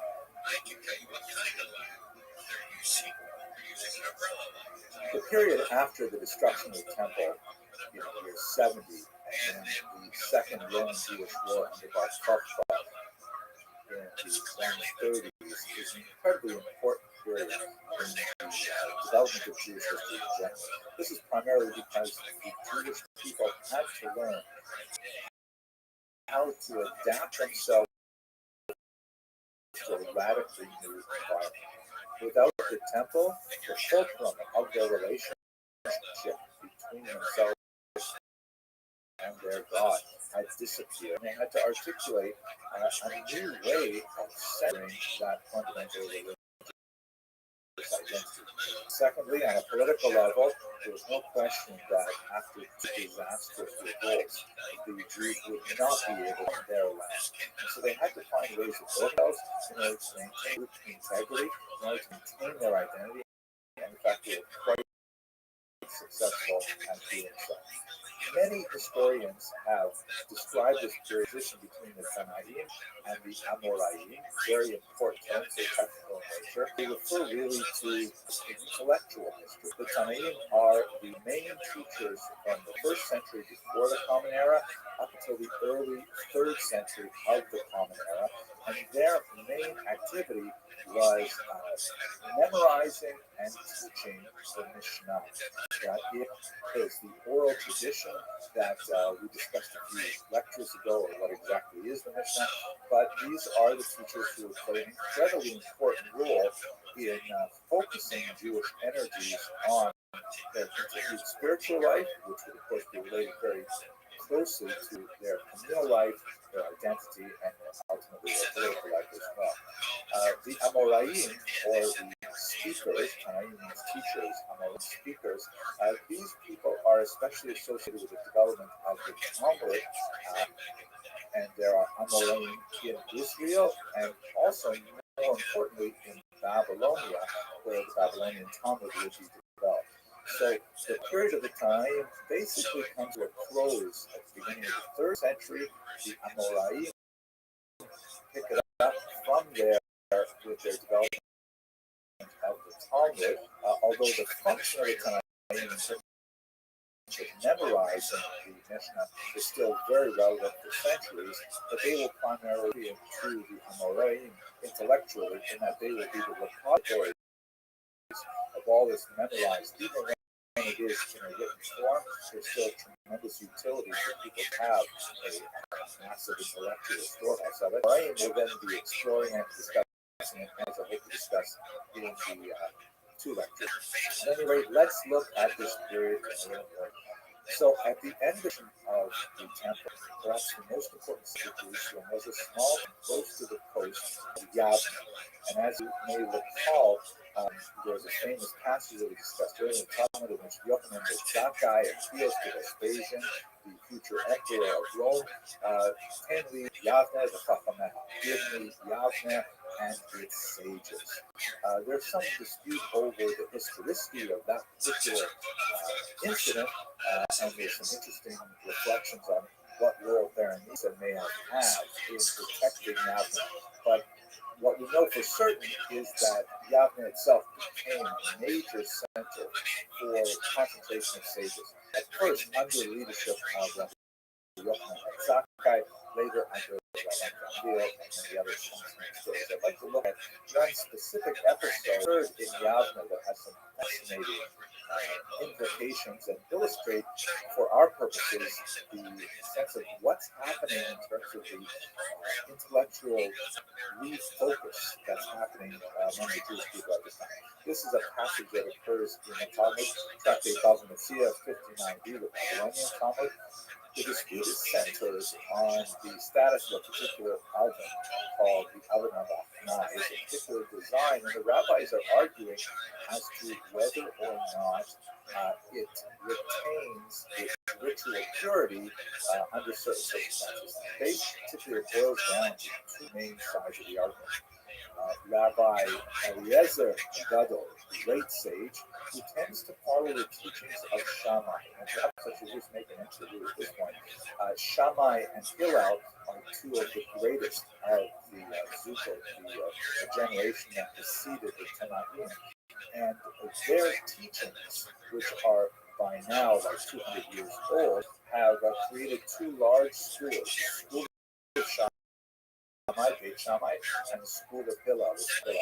And up until the struggle, it seemed that whether one followed Hillel or Shammai was largely a matter of personal choice. You would associate yourself with a particular school, and you would consistently follow the dictates of that school in terms of personal conduct, and they got along fairly well overall. They had tremendous amount of disputes over the law, but those disputes were famously solved quite amicably. Things changed after the destruction of the temple, however, as there was a consolidation of thought, primarily around the opinion of Hillel. At any rate, on the one side we have Rabbi Eliezer Gadol, very important rabbi who tends to follow the teaching of Shammai, and on the other side, the growing consensus, majority vote, following Hillel's opinion regarding how to deal with this. Is the house of Hillel. They were given Hillel is passed away quite fast. And what ends up happening is really remarkable. The text says that Rabbi Eliezer says, if the law follows my opinion, let this river reverse course. And the rabbis say, it doesn't matter, we follow the argument of logic, and you can bring as many supernatural proofs as you like. That's not how we decide things here. So then Rabbi Eliezer says, if the law follows mine, let these carob trees be uprooted, be sent along the road. And the rabbi had actually happened. And then the rabbi doesn't matter. The Torah is to debate amongst ourselves, and the majority rules. And then finally he says, if the law follows my opinion, let the walls of the Beit Midrash crumble. And they crumble. Then the rabbi says, what? To the walls. What are you doing? Why should you be involved in this? And the walls, they don't collapse completely, sort of like stay in a place. And then finally, the same argument goes on. Rabbi Eliezer says then, if the law follows me, the heavens and a booming voice comes out from the sky and says, the law follows the opinion of Rabbi Eliezer. Well, this looks like a slam dunk, right? You've got all these supernatural phenomena supporting Rabbi Eliezer, but the rabbis say you can bring as many proofs as you want, but lo bashamayim, the law is not in heaven. The law is on earth, and on earth he follows majority rule. So Rabbi Eliezer's opinion is not followed the dominant opinion, which is Hillel, is followed in this particular case of this Havana. Two reasons why this is really important. Let me start with perhaps the less important but very interesting reason, and that is associated with tsunami. So I had this opportunity. I got a call from Geographic about a year ago, and they said they want to talk to me. I was really honored about the research of Billy Goodman, who is a geologist with the University of Haifa. Dr. Goodman has looked at a lot of fascinating historical data and has determined that the earthquake, which is described, for example, far away as Antioch, the year 115, probably destroyed ports along the coastline of Israel. And she argued, Rapper one to ask me from my perspective, why it's me specifically, but it was really cool to get the call. Is it possible that the passage describing Metzia is actually reflecting a historical event, a geological event, specifically a tsunami hitting the region of Yavne in the year 115? Wow. And it's so interesting because all of the phenomena that are described there, beginning with the river running backwards, the carob trees flying away, the walls of the Beit Midrash beginning to crumble, and then later there's a discussion of huge storms at sea. They all make sense with this particular event. Now, how to place that within the overall context of the discussion in the Gemara is a fascinating question. You can have a look at the podcast if you want, or the interview, or we can go back and forth on what this means. But what is really significant, that's the kind of cool point, but the most important point is that the rabbis in Yavne, perhaps with the divine assistance of this tsunami, make a clear distinction that this is how we are going to go forward. We're no longer going to be able to rely on sort of like everybody decides what they want, and they're going to be Beis Hillel, and like Shammai. Now it's time, especially with the loss of the temple, that we come together for sure around our rabbinic leader. The rabbinic leaders are deciding we're going to follow Hillel, and so the development of this authoritarian rule after debate becomes an exceptionally important element in the way that Jews will organize themselves for 2,000 years. Just to be clear, the tsunami and all of the possible impact it had on the discussion that's recorded in Bava Metzia does not affect the sort of thrust of the meaning of that passage, which is to say that Lo B'Shamayim, the Torah is not in heaven, that the Torah is here on the planet Earth, and human beings are debated by bringing a supernatural proof. Your particular interpretation of Jewish law is not considered a argument, and therefore the guys will continue to maintain their standards, and this is a very important starting point for the organization of Jewry from there on. But it's still very cool to think that it's not in this company. There were two institutions that were especially important for the survival of the Jews after Yavne. You can see in this map here that the sages from Yavne, which is sort of on the lower left there, they've all spread out primarily to the north, where the majority of the Jewish population is going to be living after Bar Kokhba, but also some development in the south as well. The two institutions that they will ultimately coalesce around are the Sanhedrin and the Patriarch. The Sanhedrin is the Jewish court that continues to function after the destruction of the temple, although it could not function in Jerusalem itself because Jews were forbidden to live there for a period of time. As you can see from these white arrows here, out to Yavne and then up to the north, where it is located in a few different places, so it finally settled in Tiberias, a red city, but a very important center of Jewish activity for the period of the discussion. Related to the Sanhedrin, and sometimes overlapping leadership, is the so-called patriarchate, or Nicaean Hebrew. The patriarchate is essentially the government of Jews, which is led by a single individual, the Nasi. We don't have really good sense of exactly how it functions. We also don't have a really good sense of the extent of its authority. We don't have a good sense of exactly how it related to the Roman government. There are some tangent elements of this chip, in particular in the figure of one of the greatest of the Nicaean, Rabbi Yehuda Hanasi, Rabbi Judah the Prince, as is sometimes related. Rabbi Yehuda Hanasi was the prime figure organizing the codification of the Mishnah, which up until this point, as we mentioned, has been an oral document that has been transmitted by these Tanaim.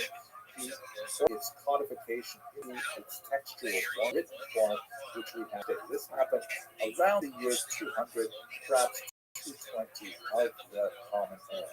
And this is really the line that separates the Tanakh from the Hammurabi.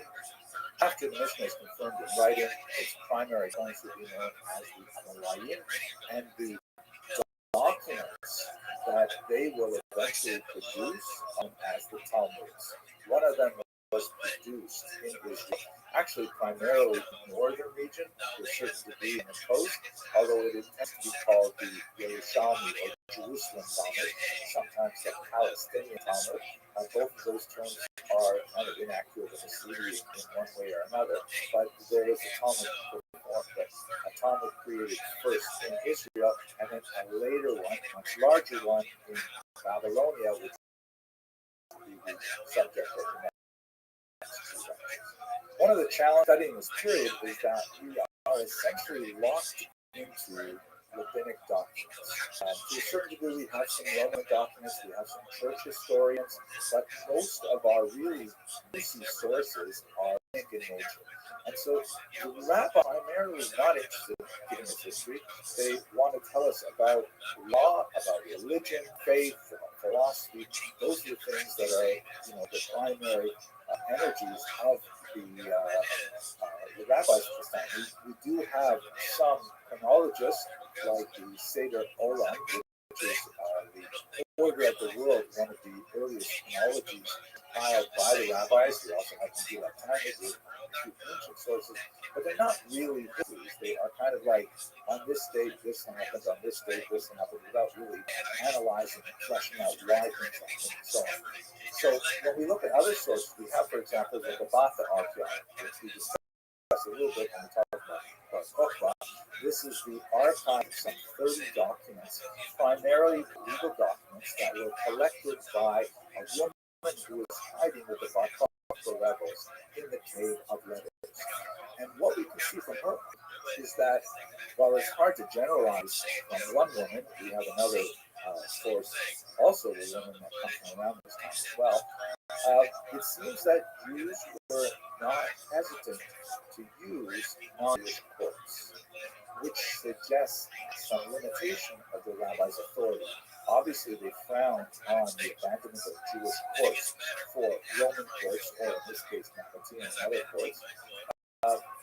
So perhaps there's a whole existence of Jews who are simply doing their own thing, following the dominant authority, which in this case would be the Romans, instead of listening to rabbis. This would not be surprising. We just don't know the extent. We also have to realize that the Jews have a very problematic relationship with the Romans. On the one hand, heavily resenting them for the definition in society, and on the other hand, the Romans, who are by this time, by the way, established 2 legions in Israel, which is a remarkably large number of people, about 10,000 soldiers, and they are cash heavy, meaning that They get paid in coin, and so they're extremely important for the local economy. They are resented by the population. The rabbinical sources give us a lot of descriptions of the abuse of the population by the Romans, but on the other hand, they're really essential to the economic realities of Israel. The Romans, as we will discuss in a later lecture, are also extending certain privileges to certain classes of Jews, which makes a very big difference. And they're building roads, they're doing all kinds of infrastructure things that are useful for them as soldiers, but also useful for the economy as a whole. So there's a complex dynamic going that we don't know a lot about. We also get this, even though we don't know for sure how extensive the authority of the rabbis are, there's no question that they have a phenomenal pull. That Judaism is a very competitive ideology at this time. Just for one example, have a look at Helena of Adiabene, who's a queen of this small kingdom you can see out here on the upper Tigris River. And Josephus tells us a lot about it. She also appears in the Talmud as Hilmi Malka, that is Helena the queen. And she actually converts with her sons to Judaism, and she makes several trips to Jerusalem. She's known for her tremendous generosity. She gives to a lot of charity, and she chooses to be buried in Israel with this magnificent tomb. It was for a long time associated with someone else until they realized it was in fact Helena's tomb. Her sarcophagus was retrieved and was on display in the Israel Museum. So we thought that a very important, powerful political woman like Helena of Adiabene would convert to Judaism is just a sense of how, even during these very difficult times from the first century onwards, Judaism is still quite appealing to the outside population. Okay, here, let's go on to the next lecture to look at the Babylonian civilization. Thank you very much. So one person can tell another person that's against our business, and that's slavery, right? I don't care if we're at a 5 years around. It's still the decision of the owner of the business whether or not to run their business, take that risk. It's still the individual's decision whether they want to go shopping or stay at home under those circumstances. They're not our parents, they're not our babysitter, they're not our jail keepers. What is quarantining? That's jail. They're putting people under house arrest. There was a president in France. So continuing our discussion from the transition of the Tanaim to the Amoraim and the period immediately following the disastrous revolt of Rome and culminating in the solidification of the Sanhedrin and the Patriarchate in Israel and ultimately the composition of the Mishnah, let us now transition to Babylonia, which will become the gravitational center of the Jewish world within a very short order. After the 219, which is when Rav, a great scholar, arrived in the region to study in Israel. He was actually a native to Babylonia, went to Israel to study, came back and was very much involved in establishing education standards. By the way, this overemphasis perhaps on the role of one person, Rav, that particular rabbi, is based on the traditional scholarship, which really dates from the 9th to 10th century, but we rely very heavily on that to understand this otherwise very poorly documented period. But what I can say with absolute confidence is it becomes such an important center in the centuries that follow the arrival of the region. So let's just do a little bit of background on the political reality. The period that represents the golden age of the Jews of Babylonia in the development of the Talmud is when the Parthian Empire falls to the Sasanian Empire. That's in the year 224 of the Common Era and beyond. We don't know very much about the region before 219 in particular. That's when we begin to have documentation from the Talmud itself, but also from the Gaonic authorities like Restream of Gaon, who wrote really the first Talmudic history to describe what was going on in the region at the time. It's a period of Zoroastrianism in resurgence, especially during the rule of Shmur Malka. Shapur the first. Shmur Malka is actually appears every now and then in the Talmudic literature, and it represents a period where the Jews have, for the most part, a tremendous amount of freedom of activity, have a widespread settlement in one concentrated area, particularly on the banks of the Euphrates and the Tigris rivers, and they're able to engage in tremendous internal creativity. And it remained this way until the Muslim conquest in the 7th, and then things are going to shift, just like we saw shifting from the Anaim to the Amorai. Then we begin to have a different kind of intellectual origins. The Talmud is solidified in this. But let me leave that to later on in the series. But anyway, what we're looking at today is the first couple of trees after the same empire began in the early 3rd century. Here's a map that shows where the Jews were settled. If you look on the right-hand side, you can see the larger scale, two major rivers, either the Nahal Duglat to Dekel, which is the Tigris, and the Nahal Prat, or the Euphrates, and they flow from the northwest down into the southeast, into the Persian Gulf, and there's a region at the waist of those rivers where they come together. That's where Jews were primarily settled. There's much older settlements of Jews that we can trace in literature, for example, but this is really where the heavy settlement exists in the Talmudic period. Now, in this particular map, it's called the area of pure lineage. You can see in the detail on the left there. And this is a determination that was made in the Talmud in one particular discussion about marrying Jews who come from faraway lands, where there's a question of rates of intermarriage and following divorce law appropriately, which has great significance in I think kind of like overstates it. It looks like a solid block, and you feel born on the other side, you're in big trouble. It's not necessarily the case, but I leave that to rabbis to argue. You can see here, though, the number of small towns that are actually referred to several times in the Talmud, but they're all based on these two big rivers with canals that run between them.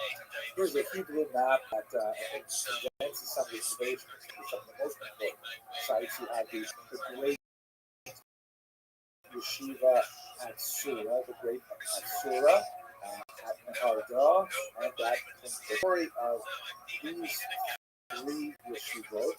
And after the year 259, when Nahardah is overrun in a regional conflict of two yeshivot, Tura and Talmudita, will last for hundreds of years, extending well into the Muslim period. These are the great academies, the centers of Jewish study, where the Talmud would be in Babylonia. And what I think is especially fascinating about this map is if you look at the scale, you can see that it's 50 kilometers basically between each of these yeshivot. 50 kilometers in miles is something like 30 miles. Like conceivably, you could walk along the riverbank all the way from Sura to Pumbedita in one long day. Certainly, you could stop in the hard walk for lunch, maybe stay the night and then walk into Pumbedita and have lunch there the next day. It's amazing how we're talking about places that have such phenomenal global significance for Jews studying the Talmud, but they're really so close to each other, even by foot. And the historical element of this is that when Rav came back from studying with Rabbi Yehuda Nasi and others in Israel, when he returned to Babel, he ended up establishing the yeshiva of Sura. His colleague Shmuel went to Hadadah, and the yeshiva moved to Pumbedita, and that's how we got these major. There are many, many others as well, but these are, let's say, the three really big early yeshivot established in the region. A lot more to say about what exactly was a yeshiva. We tend to think of contemporary yeshivot and fold them backwards in time to what they must have looked like then. Possibly it didn't look like that much at all. It may have been more like disciple circles and things like that. But we do know that there were three kind of institutional settings were especially important. In the next short video, I'm going to tell you a little bit about what the Talmud is and what these rabbis in these yeshivot are doing. But we should understand that we are to a certain degree hindered by the fact that almost all the information we have about Jewish life in Babylonia at this time is from the rabbis. And the rabbis, by and large, are not really interested in giving us extraneous information that we might like as historians. They give us a lot of description about law, religion, philosophy, things like that, but not necessarily as when scholars begin to discover a little bit of evidence recorded in non-Jewish sources, or perhaps archaeological evidence, it's absolutely fantastic. And for example, this is a curse bowl. There are literally hundreds of curse bowls that were recently discovered in Egypt. It has a demon at the center, and it appears that these bowls were used in kind of folk magic, that somehow Jews would produce these devices. It seems that they may have been broken apart as a form of a curse or something on enemies, things like that. But what's fascinating is that a lot of the personal names that are listed here are clearly not Jews, but Babylonian names. So that Jews were, they cornered the market in curse them, and they were selling them to everybody there. We don't know for sure. It's fascinating to see little bits of what culture must have been like outside of the yeshiva, for which we have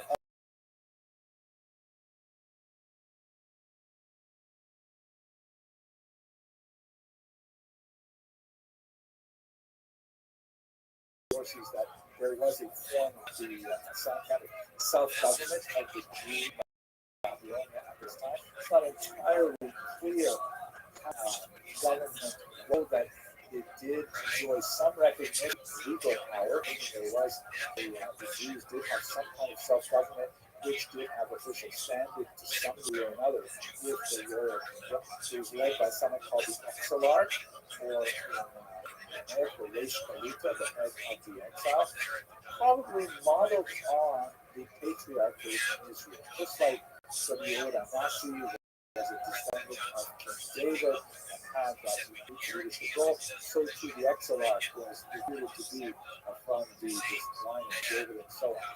There is a significant amount of doubt among scholars as to when the Exilarch actually began. We sort of lose track of reliable data in the Parthian period, but certainly in the Sasanian period, you have the Restream, the Armenians, the Taras, the rabbis, and so on and so on. There's also a lot of people who are active in the area, and we only catch glimpses of them because our main lens is through the view of the world. So we've already talked about Gloria as one of the exceptional women in the Talmud, because she was so learned. We also have, however, a few other women that are like Yalta, who was a very learned and opinionated woman. She was associated with medicine as well, so she was representative of women who had some healing professions of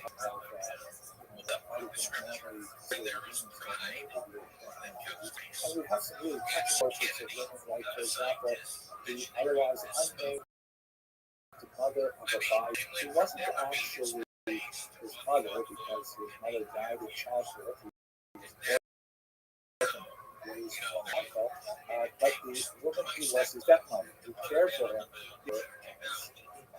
and on many occasions, Abaye, the great rabbi, important rabbi in the top one of the most important, will refer to teachings of his own mother and say, my mother said to me, indicating that he had a high regard for her as a person and as a person of knowledge. Fascinating, but just tantalizing. We also have lots of fascinating non-Jews in the Talmud as well. The Magi, which is the passage of Magi today. These are, of course, an important Christian tradition. They are the Magi come to visit, and they come far away from the east, drawn by the star, things like that. The gift of the Magi, the, of course, the whole Henry story. But the Magi are Zoroastrian priests who often mess around with the Jews. There's a lot of conflict with the Jews in the time of the period over things like the use of fire. Casual use of fire was something that was frowned upon by the Zoroastrians, particularly on specific days of the calendar. The Mishnah in Shabbos, for example, which is read every Friday night in the Ashkenazi ritual, refers to Jews who put out their candles on Friday night because they are afraid of the Magi. That's not the term used there, but if you see the commentary, you'll see that's exactly what they're talking about. There's also some, because the Magi regard the fire as having tremendous sanctity and as a purifying force. The Magi were also very concerned about issues of defiling the earth, and so they frowned upon burial, Jewish burial. Some conflict erupted over those kinds of things. So the Talmud gives us one look at the outside world, and it is an extremely rich and detailed look, but only from that one perspective. A lot of data that we would have liked to have just doesn't come through because it's not considered relevant data. But what exactly is the Talmud? Let's talk about that in the next video.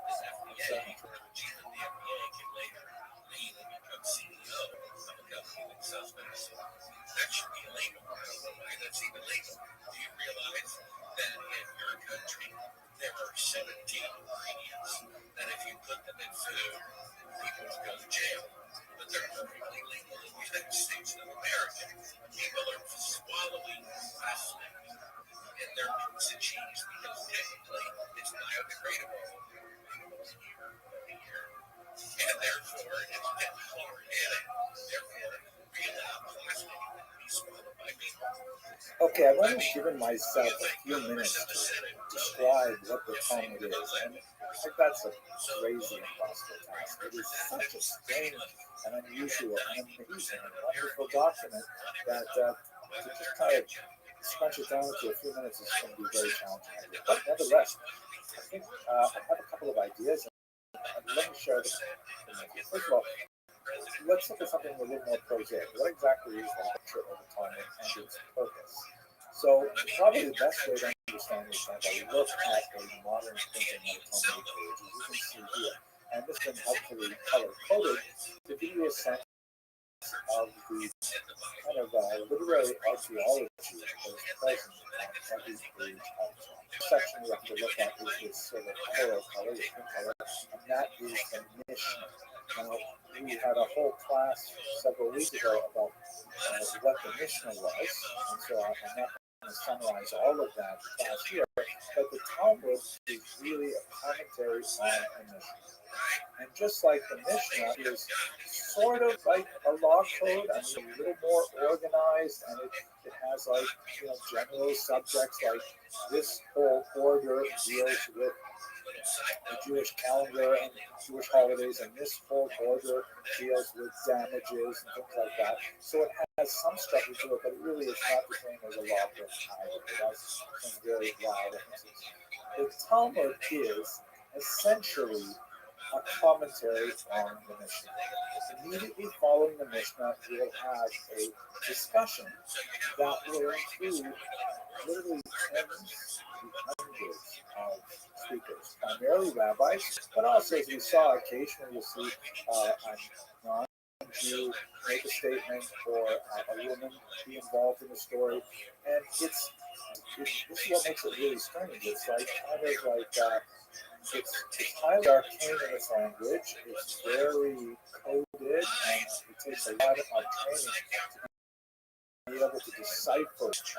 There's no punctuation, standard things, and you have to pick up the sentences appropriately. You have to understand whether something is a question or a statement or a rebuttal or a sarcastic comment or a hyperbolic comment. It's very hard to find out the language, but nevertheless, something that would have been committed to memory, that scholars would have actually memorized page after page Talmud, and it's essentially like a long transcript of a discussion that took its starting point in the Mishnah. The Mishnah is talking about, in this particular case, we're talking about when one recites the Shema prayer, then we'll start discussing, when one recites the Shema prayer. But as conversations go, they tend to go from point to point, from tangent to tangent to tangent, to something that is delightful. We enjoy the unpredictability of communicating with our peers in this matter, and the talk essentially follows that and enshrines a kind of literary stream of consciousness in this document. And it is amazing. It requires tremendous concentration and focus to make the leaps of logic and imagination as required to follow the discussion, but it provides incredibly satisfying results. And that's what happens in the Mishnah. The Talmud, which by the way is also known as the Gemara, the Gemara is Aramaic, and it is literally like finishing, completing Gemara in Hebrew. The term Talmud and Gemara are sometimes interchanged, possibly because of the fear of church interference in the fact that it happened in 13th century and onward, even referring to Talmud as opposed to referring to Gemara to try and keep the ire of the enemies of this particular text. But it can go on for pages and pages. It's much, much longer Mishnah. One Mishnah, like a paragraph, may result in 15 to 20 pages discussion. So that's really what's going on. Conversation discussing the mission by the Amoraim, occasionally bringing in other Mishnahs, other passages in Talmud, other statements from people, other logical arguments that be brought into this particular discussion. It should be a note, by the way, the Talmud, even though I'm showing the first page, it has no real beginning. It's often compared to an ocean, or say the sea of Talmud, and just like, you can't say the sea as a source. They're not coming on place. It's just there, and then you have to enter the sea at some shoreline. Some places might be nice places to get into the water, like let's say the second chapter of Bhagavad Gita, which deals with lost and found. It's like a nice sandy beach, South Florida kind of, so like these rocky fjords with water crashing and like trying to jump into the middle of I don't know, Monathos or something like that, with sacrificial law and things like that. It's very, very hard. But nevertheless, everyone kind of approaches it and has to learn to swim right away. It's brilliant and amazing, and I already talked about it. Embracing the text, to use the metaphor of the Shefman, he is on the right here, Rashi, which is a commentator from the 11th century, which probably we can know about him as we go on in this course, and his descendants and other students, the Tosafot from the 12th to 15th century. And they're essentially all concentrating on the central area of the text. I'm not going to label it here, but there are many other commentators surrounding them on the page, which is the prime real estate. Many, many more in other books beyond this particular page. But this gives you a sense of what the document is all about. The structure is here. The function of it is basically to explicate the Mishnah, because the Mishnah itself demands further elaboration. I mentioned earlier that I dealt with Shefkin. I have to give a shout out because he runs an website called 1840 Garden, and they have really amazing discussions there on all kinds of big Jewish ideas. And I love listening to it. We had a podcast with Professor Hamir, who is good in Jewish thought. He wrote a book called Halakha. And I heard on this episode something that just made so much sense. I'm going to share it with you now as sort of why the Talmud is important. So Chaim Simon introduced the audience to the podcast to the work of Robert M. Covell, a lawyer who published an extremely influential article in 1982 called Notice and Narrative. And in this article, he basically used the Talmud as a starting point. Now, what exactly is nomos. Nomos is the Greek word meaning law, and narrative is kind of like the story behind the law. And in fact, that's what happens in the Talmud.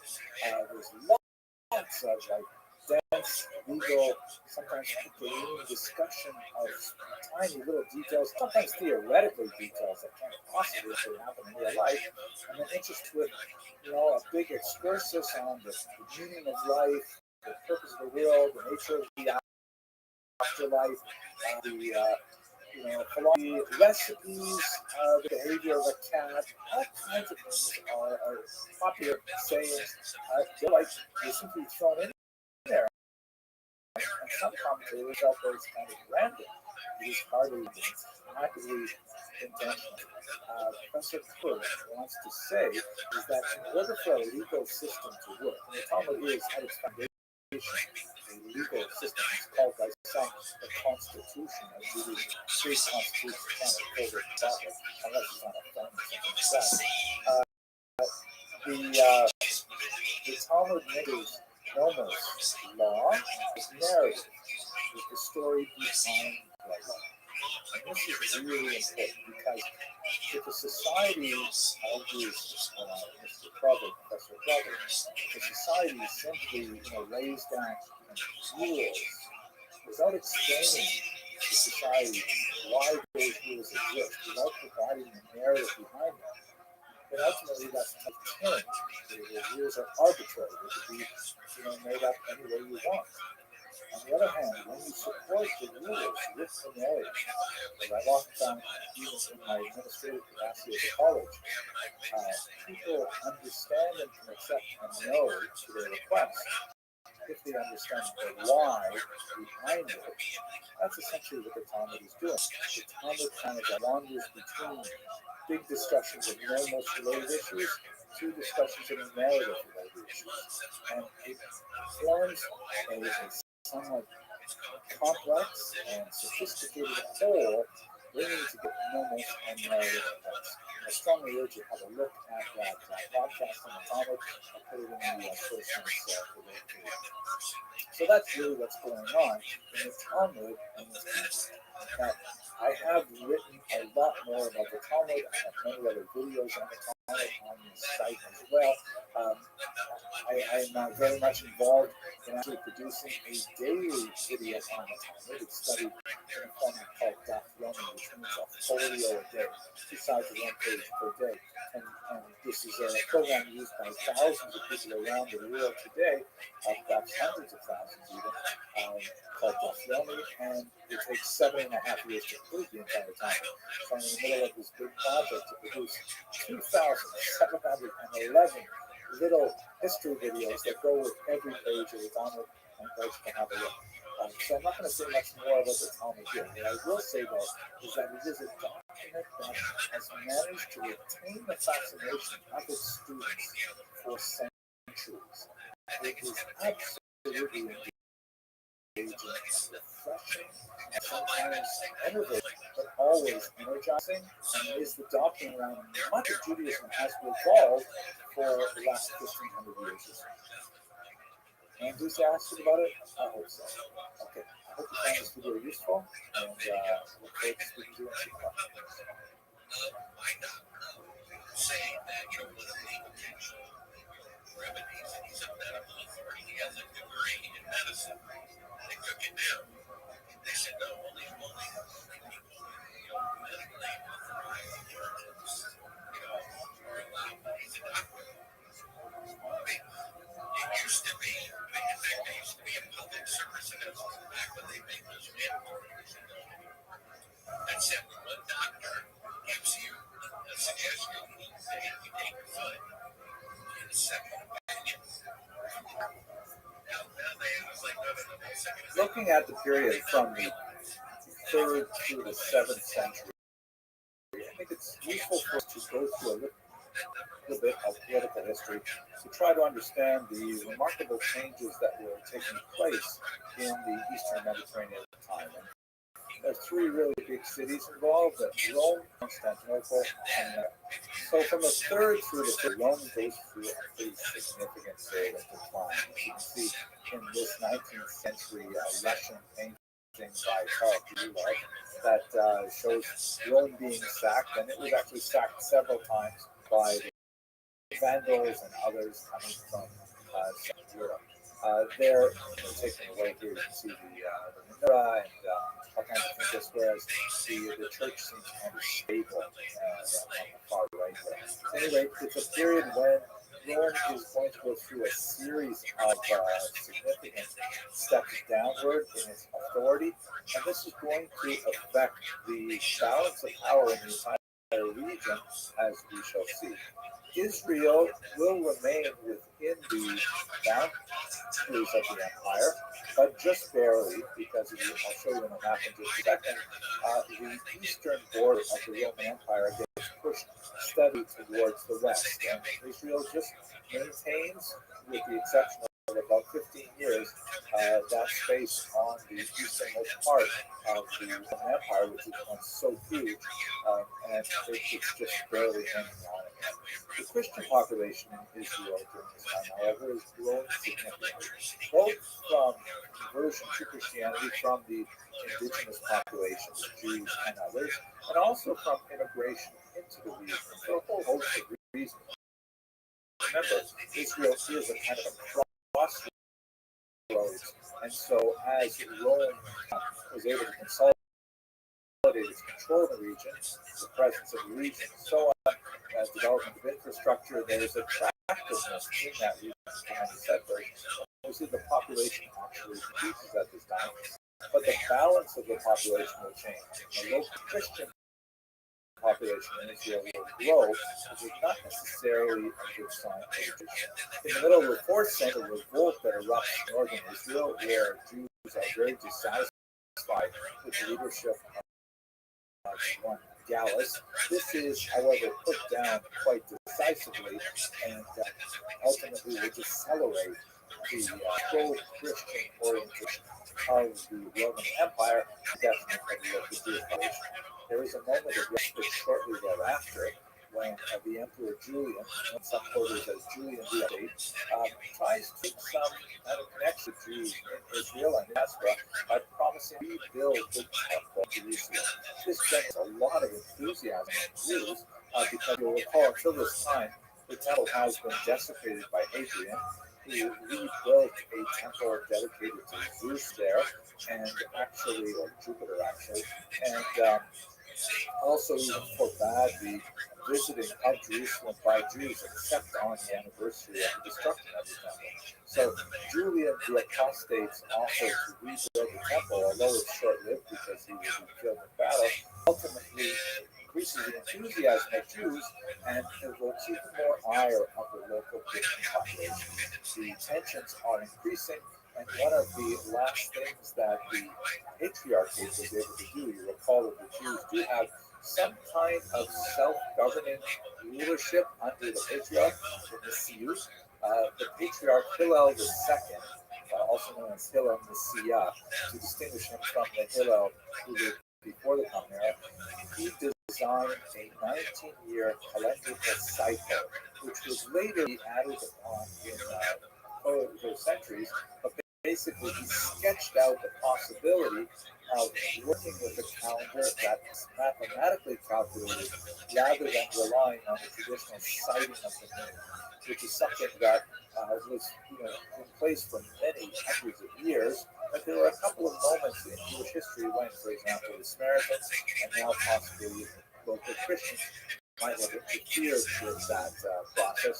So Hillel Messiah, by putting in place a fixed calendar, was able to really establish something very concrete and important for the survival of Jews in the time. He was very concerned that the Christian Empire, the Roman Empire, now officially Christian under Constantine, would actually disavow the power of the Sanhedrin.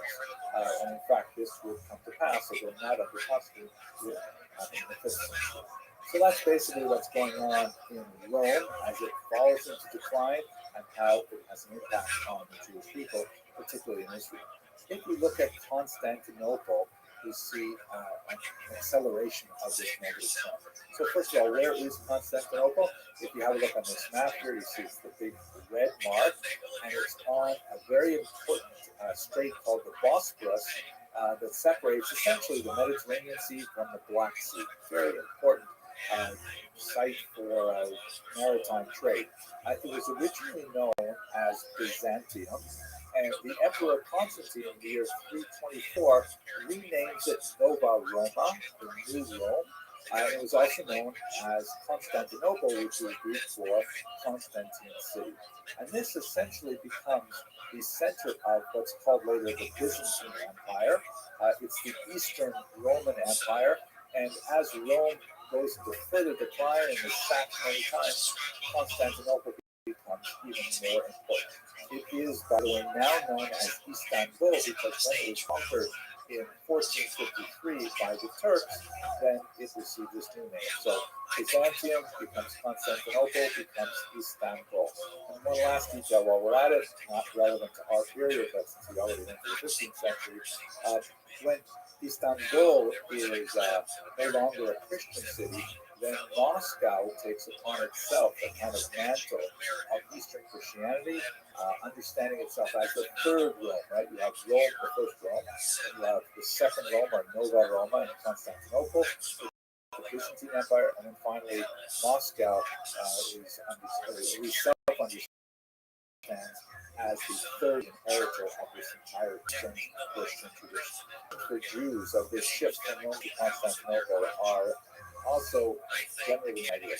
It's increasingly worse conditions for Jews as we move through the 5th century, as the Roman Empire, now ruled from Constantinople, is more and more pro-Christian. The Patriarchate is formally abolished at the beginning of the 5th century. The kinds of things that they were charged with is illustrative of the kind of austerity.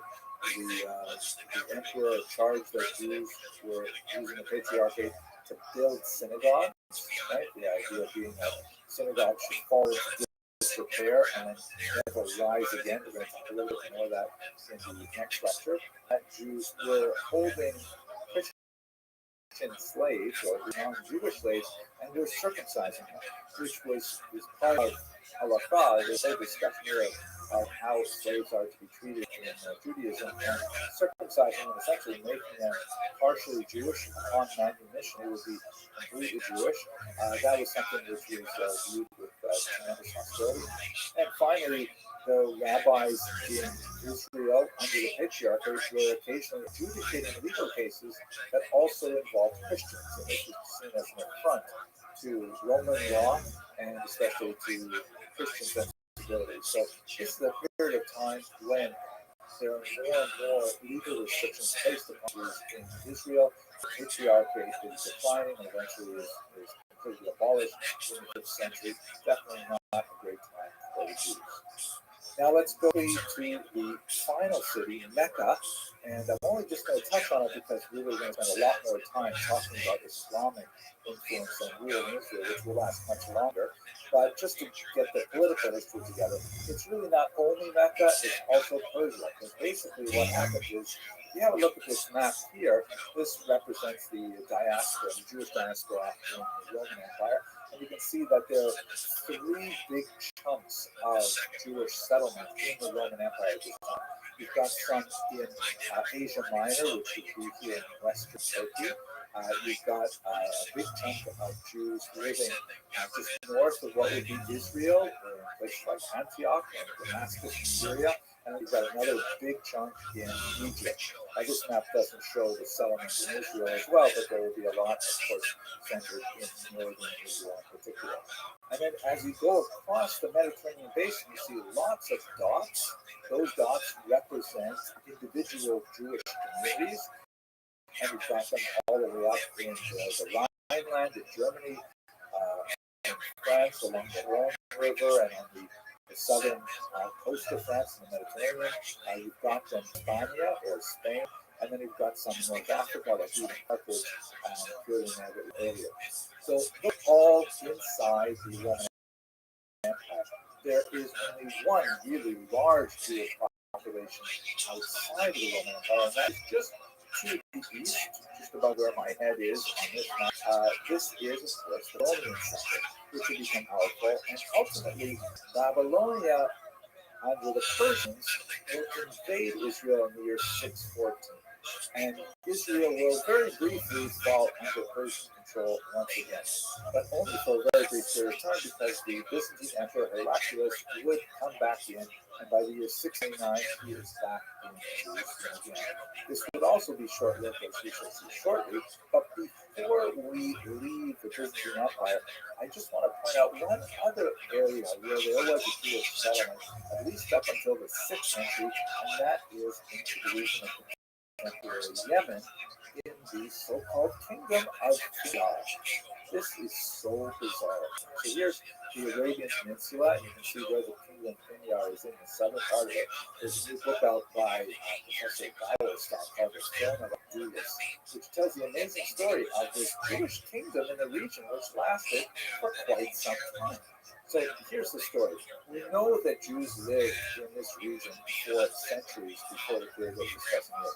We know, for example, that Herod sent a brigade of Jews there in the year 25 before the Common Era, and it's highly likely that there were settlements of Jews that met them when they arrived. We know from other sources that there was a King Abtarid Asad during the return of the 5th century was having conflict with local Christians and local Christian kingdoms, and this prompted him to convert to Judaism. This, by the way, is not an unusual kind of story. We see a very similar thing in the Khazar Empire, which I hope to discuss not too long now. When the Khazarians, seeing that they were on the one hand pressed by the Christians and on the other hand pressed by the Muslims, they saw Judaism as a way of maintaining their independence. And it appears that King Abtarid Assad also saw that as an option for the people. So we don't have really great sources about that conversion. It happened sometime around the century. We have sources, Christian sources that describe a King Yusuf Asar Yakar Nuwas that lived about 100 years later, and presumably Sinjar is basically a Jewish kingdom this entire time. And this King Yusuf is at war with neighboring Christian territories and persecuting local Christians. Again, this is a Christian source that is not sympathetic to King Yusuf, but there's no reason to specifically doubt that there was conflict going on. And what's fascinating is that, so far we only have kind of sketchy little bits and pieces of data to suggest that this kingdom is Jewish, but a lot of new material has been discovered in funeral inscriptions, for example, in Beit Shan in northern Israel and elsewhere, that specifically refers to these Sinjarites as being Jewish, and that they want to be buried in Israel and all kinds of things like this. So it's actually quite likely that in fact there was this Jewish kingdom in Yemen at this time. We know they went to war with neighboring Ethiopia, and that King Yusuf was dethroned at this point from the kingdom of Aksum, which was in England, and that signaled the end of the Shimirite kingdom. But we're talking about something that lasted for well over a century. Really fascinating. I wish I had more time. Anyways, let's go back to the bigger picture. The big picture is, remember that the Sasanian Empire makes a quick penetration into Israel during the Byzantine Empire 614, that only lasts a very brief time because in 629, Heraclius reconquers the region, and then he lasts for about 15 odd years, and the Muslims conquer it in the year 646. The Muslims, of course, will be in control of the Middle East and Africa for quite some time, and will have a large Jewish population living under Muslim rule, and so they're going to look at a lot of these communities in the following lectures. But before we get to Muslim rule, let's talk a little bit about the diversus Judaeus traditions in the Byzantine Empire, which will take us a little deeper into, unfortunately, the negative circumstances that Jews experienced at this time. Thank you very much for that.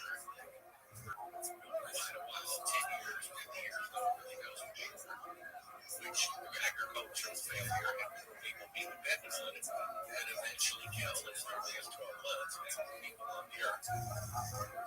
So, it's my opinion, they're getting ready for that event.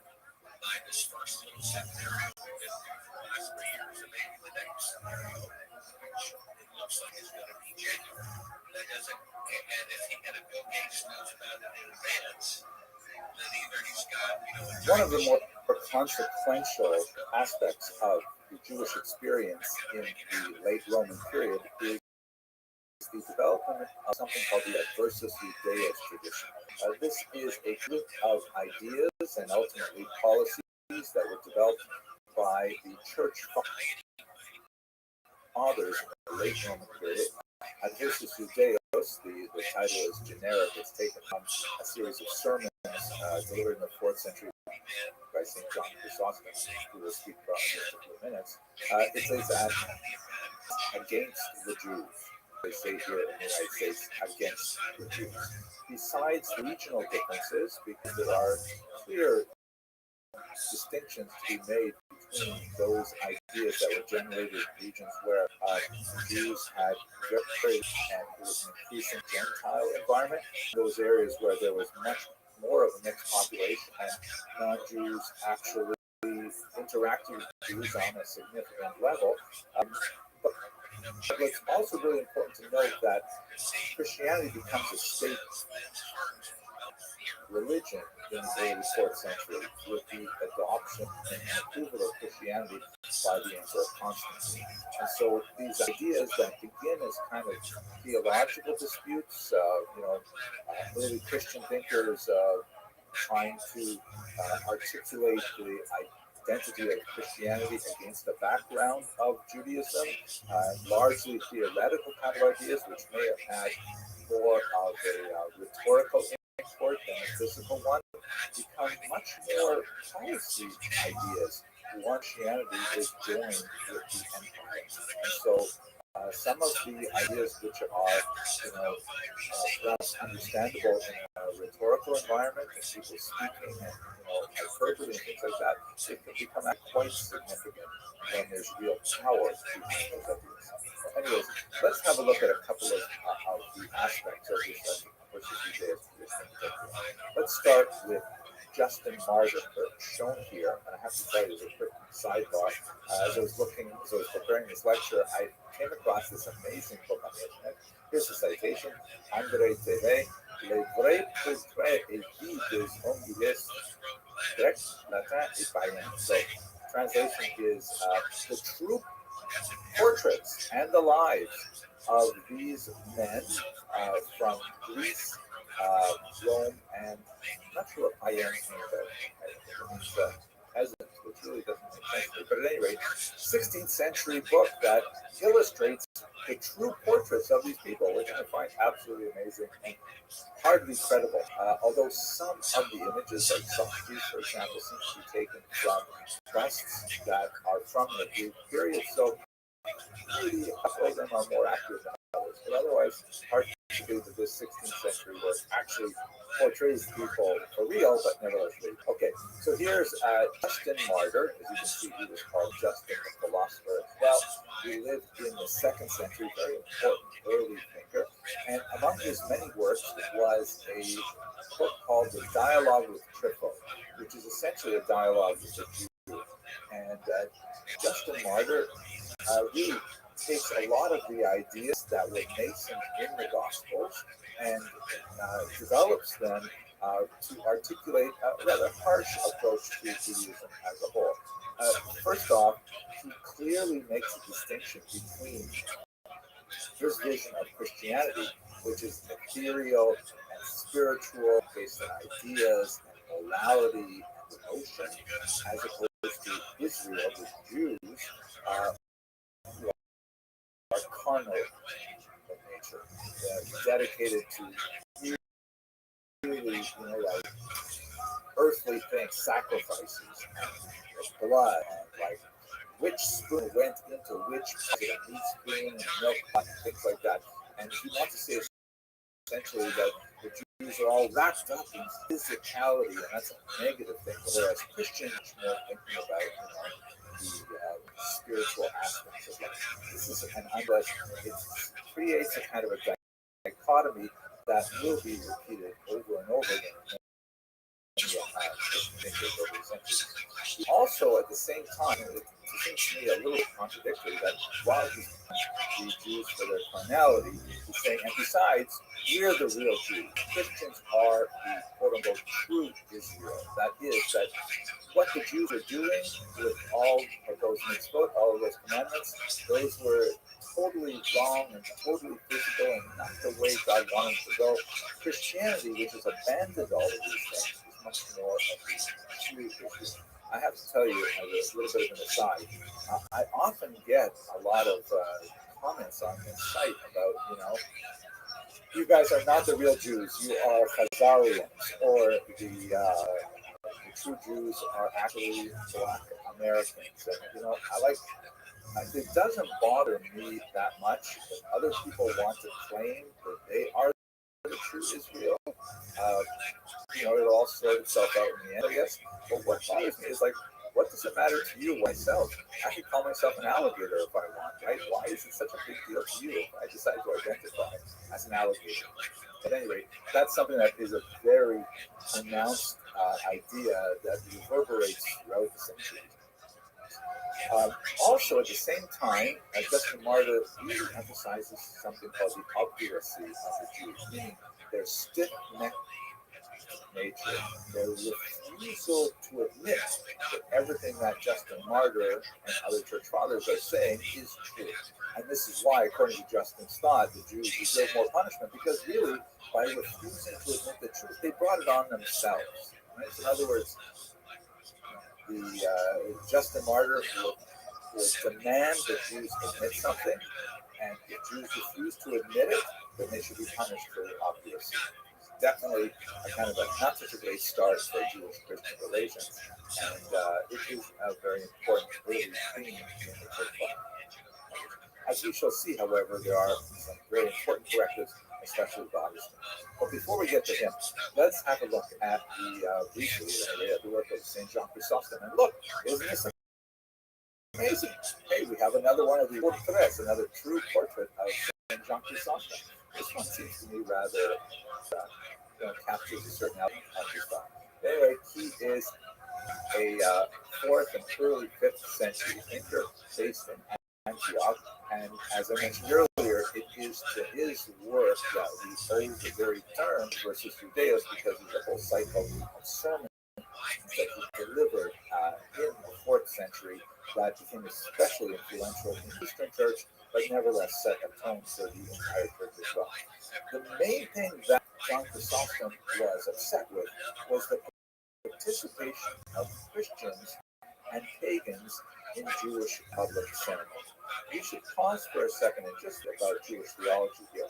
One of the basic ideas that was articulated long before in Jewish thought was the idea that the children of Noah, this non-Jewish society, is not bound by the huge number of commandments that Jews are in receipt of. That is where the stuff that Justin Martyr was saying is all carnal, like the refusal to use electric devices on the Sabbath and things like that. That's all like carnality, and that's all physicality. Why don't you guys just let it go already?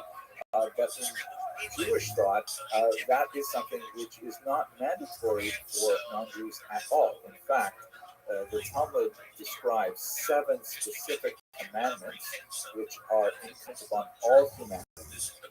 And by and large, those 7 commandments make most people find reasonable. Like, for example, no murdering and no adultery, and you've got to set up courts of law to work out your differences, and no cruelty to animals, by the way. There's 7 basic, just be a mensch. That's the Noahide laws.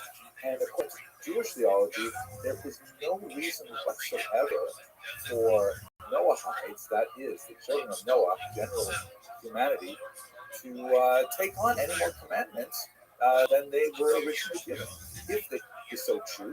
they may, and of course the conversion is always open to non-Jews, but there's no impetus, there's no demand for it.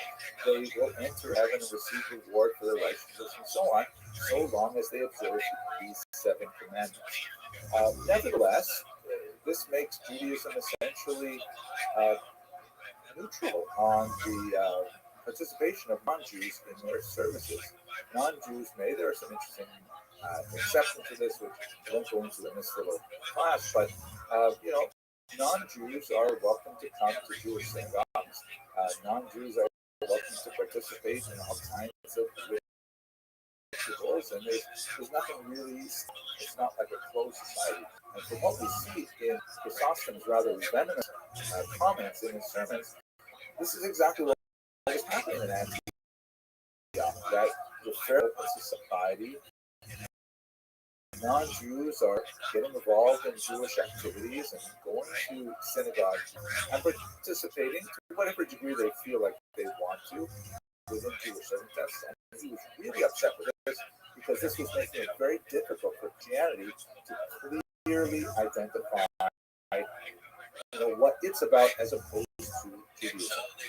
The things he's very upset about is non-Christians participating in Sabbath rest, specifically on Saturday. Right? A little bit earlier in the 4th century, the very important Council of Nicaea that did the calendar and specifically observed the day of rest on Sunday, not on Saturday, the day of rest, and that Easter would always be unlinked from Passover, and this was apparently not happening. He was very upset that a lot of Christians are resting on Saturdays and working on Sundays. He's upset that it appears that non-Jews and Jews are occasionally exchanging gifts on their holidays, which is very puzzling to him. This also has some echoes in the Talmud, incidentally, but I'm sure he wasn't aware of those things. That non-Jews were enjoying matzah, that Jews would give them their freshly baked Passover matzah, and that's a pretty nice gift. It's like $25 a pound. So they're giving them it's essentially bread and it's just flour and water crackers, but nevertheless, it's seasonal food and so on.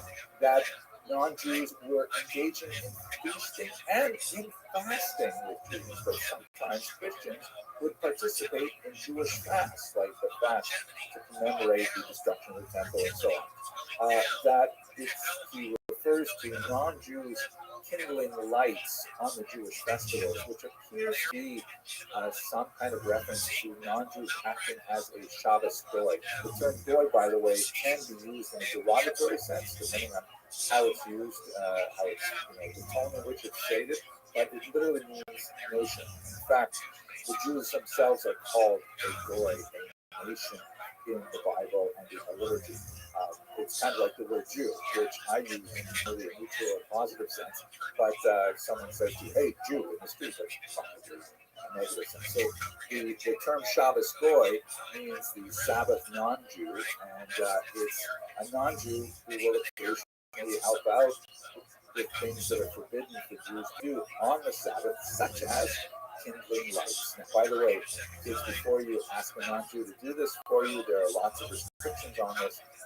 Check with your rabbi before you get excited about having a non-Jew take care of those. That non-Jews were actually involved in communal prayer with Jews. That non-Jews would come to the synagogue and get engaged in, Rosh Chodesh or Shabbat or whatever prayer was going on, and of course the day of Passover Easter. So St. John Chrysostom really, in a series of sermons, really lambasted his audience, saying that we have to distinguish ourselves, we have to separate ourselves. These are all terrible things for non-Jews to be doing, Christians specifically, and that the Jews have to be essentially shunned to the side. There's a lot of evidence in Chrysostom's sermons that suggests that Jews and Christians actually got along fairly well in Antioch, and he was not happy with that specifically. Now, let us conclude with something a little more positive about the adversity of tradition, or more generally about the church fathers as a whole. I have to pick my favorite church father, which no one has ever asked me to do, but I would definitely say it's Augustine of Hippo. He's a fascinating biography. So many cool things about him that it's enjoyable to read about it. This is one particular story, a beautiful Italian edition of it, in which St. Augustine was apparently, he had a lot of like personal doubts about theology and religion and so on in his work, in his writings. He was like really confused by the Trinity, could not understand how the Trinity worked. So he came upon this young child who in the original version was standing by the ocean in this particular late Renaissance church. It's in the forest or something, and the little child was like with a small spoon scooping out water from the ocean and putting it in a little hole. Here you can see the little hole right in front of him. There's a halo in between. It's kind of like a supernatural vision. And St. Augustine says to him, "What are you doing? And you'll never be able to fill up that hole." And the child says, "Exactly. There are some things which, you can think about, but you'll never get. So therefore, you have to kind of like, let go sort of approach to it." Anyways, let's talk about what St. Augustine has to say about the Jews, which is very useful and positive. One of the things that he says, and around the same time as Chrysostom, he writes that, wait a second, let's just think this whole carnal deal. Because after all, Christianity is built on the foundation of the Torah. And the Torah clearly has God commanding the Jews to do these things, to not to observe the seventh day of rest, to not mix linen in their clothing, all kinds of really carnal things. Who are we to say that God is not allowed to make these commandments to the Jews? And should we not, praise the Jews for remaining steadfast in their commandments, right? They are not in any way binding on non-Jews. There's so much, but the fact that the Jews would remain fast to the Torah, that's a positive thing. Why are you criticizing that? In other words, he's taking issue with a lot of the other church fathers, Justin Martyr, as I mentioned earlier. In fact, Augustine writes that Judaism functions as the desk of Christianity that supports all of Christian teachings. It is the foundation, to use another metaphor, and therefore the Jews should be valued as they are. This will actually have some explicit reference. He developed something extremely consequential in Jewish history called the doctrine of witness.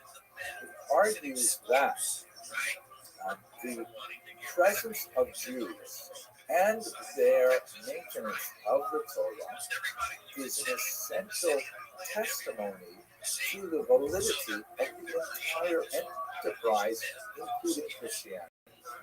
That since Judaism is the desk of Christianity, that it is the foundations of Christianity, you can't destroy the foundation and hope the superstructure will continue to stand. That the Jews must be allowed to remain as testimonials to the communication with God that is recorded in the Torah. And in fact, when the Messiah returns in Christian thought, they will once again testify to his identity. So, contra Justin Martyr, contra Chrysostom, and many other church fathers, Augustine is saying that the Jews should be preserved. Now, this is not uniformly positive. They are like, using the metaphor of Cain. In the book of Genesis, Cain kills his brother Abel, and then God punishes him by placing a mark upon his forehead and causing him to wander forever. And the most important element of that mark, that although there was opprobrium associated with it, he was not to be killed. That anyone who would have slain Cain, the mark was there to indicate that he should not be killed. That's exactly the way, says St. Augustine, that we should relate to Jews. Now, but in reality, this principle she articulated using a citation from Psalm, "Slay them not," was hugely consequential because it essentially defined a church policy that Jews should not be killed, God forbid. They should not be subject to forced conversions because they must, according to the doctrine of witness, remain as Jews. And this is essentially a way of testifying or witnessing to the validity of Christianity in St. Augustine's thought. Now, it is important to note that this particular set of ideas was interpreted in various ways over the next few centuries. There were certain thinkers, like Pope Gregory the Great, for example, who definitely viewed to St. Augustine's positive approach with huge benefits for Jews. And there were others who emphasized that the idea of the doctrine of witness only worked if the Jews were in a degraded state. That is, let's keep them around, but they shouldn't be allowed to get ahead, because if they get ahead, then that witness actually stands against Christianity, because it says, hey, look, we should have stayed Jewish. Why should we have converted to Christianity? Look how good the Jews have it. Nevertheless, St. Augustine's ideas created sort of like a pathway to allow the Jews to progress through the Middle Ages, and ironically, church law therefore protected Jews because they were within the boundaries of St. Augustine's doctrine. There were notable exceptions to this rule. There were periods when the church adopted forced conversions, or at least recognized them ex post facto, and we will unfortunately discuss those in future lectures. But by and large, St. Augustine's contribution is actually very salutary for the survival of the Jews. Okay, that's it for a very quick look at some of the thought of the church fathers and discussion of their impact on Jewish history. Let's look a little bit more now at the interior life of the Jewish world, specifically at the world of the synagogue and the development of something called peace. Thank you very much for that.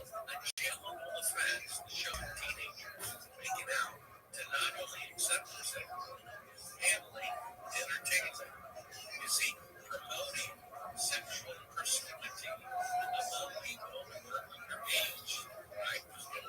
Teen pregnancy, right? It's amazing, right? So everything, the standard of what sin is keeps getting lower and lower. That's the reason for wickedness. People just can't even discern for evil. In the last couple of videos, we spent a lot of time talking about how Jews were acted upon by larger forces, the state, the church, and so on. But I don't want to give you the impression that they're just, passively accepting whatever is coming to them. The Jews are also very good at this period in time as well. And so let's just take a few minutes to see one area where their creativity is especially common, and that is in the institution of the synagogue. Here's an interesting looking map of the synagogues in the ancient world, specifically looking at the first and the second century. If you have a look at the legend there left, you can see that the blue dots refer to literary references to old synagogues, and the green circles are papyri, and you've got inscriptions, like stone inscriptions, and the stars are archaeological evidence, including here the synagogues in Israel. Of course, there are quite a few in the land of Israel. So the main concentration are in the Nile Delta in Egypt. You've also got quite a few in Asia near the Italian peninsula. A few of them up on the Black Sea coast, really interesting. And then one that we'll look at in a little bit more detail in a second, Dura Europos, which is way over here on the right. Synagogue. And so synagogues are an extremely important institution for Jews, especially after the temple is destroyed in the first century, especially when they're a minority living away from large Jewish population centers. The synagogue is their locus for formal communal ritual activity, specific worship, and they had to kind of articulate that. What exactly does religious worship look like when you don't have ritual sacrifice associated with the temple? Synagogues did predate the destruction of temples. In other words, Jews seem to want to create these institutions where they could get together for communal prayer.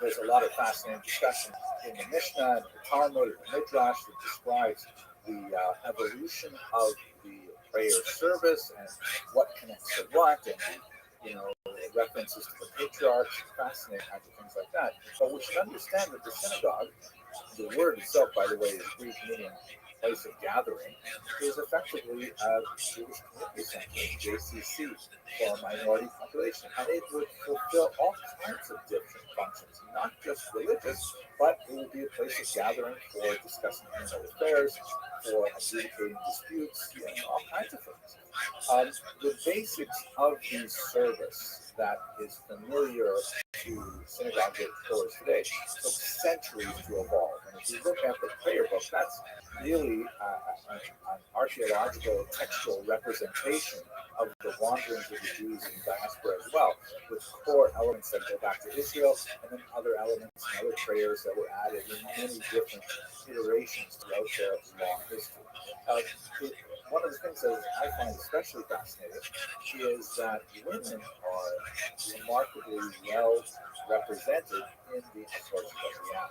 Professor Tal Ilan wrote a really interesting article in the Cambridge History of Judaism, Volume 4, that have a look at the notes on the website, in that the synagogues where we know there are lists of donors, like this is something that contemporary synagogues as well, you have like a plaque here and a plaque there, and you have a plaque on top of a plaque. Everyone who gets entered into synagogue is recognized in some kind of public way. So looking at these ancient inscriptions of time, 1/3 of the names of donors to the synagogue were women. In some cases, they're mentioned in leadership positions as well. So that's a really fascinating statistic. I wish we knew more about that, but maybe we'll get back to it later on in the series. At any rate, the synagogue is forming as a major locus of activity and innovations are replicated across Europe, and let's look at two of them in particular. And here is a beautiful wall painting from Pura Europos, a remarkable synagogue that is so well preserved. This is actually a representation of elements in the story of the history. You can see there's a guy on the left on the horse. He's being walked along by Haman, I think. At any rate, the kind of things that are going on in the synagogue at this time that they're still trying to work out, for example, public Torah reading is obviously something very important. Even the prophet Ezra dated to reading on a regular basis. But how exactly is that done? How exactly is it done? One of the major distinctions that we have at this time is that Israel tended to prefer a triennial Torah reading, meaning that the first five books of Moses were completed only once every 3 years, which meant there was a much shorter amount of time actually dedicated to reading the Torah. Whereas in the diaspora, an annual reading, which is pretty much the norm nowadays, was preferred. And this made for a lot of interesting gaps in the prayer service. How long was the prayer? What other things would people say or do in the prayer service, and so on. And one of the most fascinating elements related to this is the institution of the, I guess the modern term would be drasha, or sermon. It's not the term that was used in the ancient period, but it finds its textual expression in the creation of Haggadah Midrash. So we spoke about Midrash a while back in this series. Midrash are basically kind of like poetic teachings on biblical passages, some of which have halachic ramifications, meaning that they are used to determine behavior in a concrete and legal sense. And there's much more that is meaning that is heretical, that does not need to be taken absolutely literally, but should certainly be taken very seriously. It's not uncommon to have interpretations as self we see it have 70 different interpretations, meaning an infinite number of interpretations. Maybe not infinite, but a lot of the Midrash, or legendary, can go in many different directions, even contradictory directions.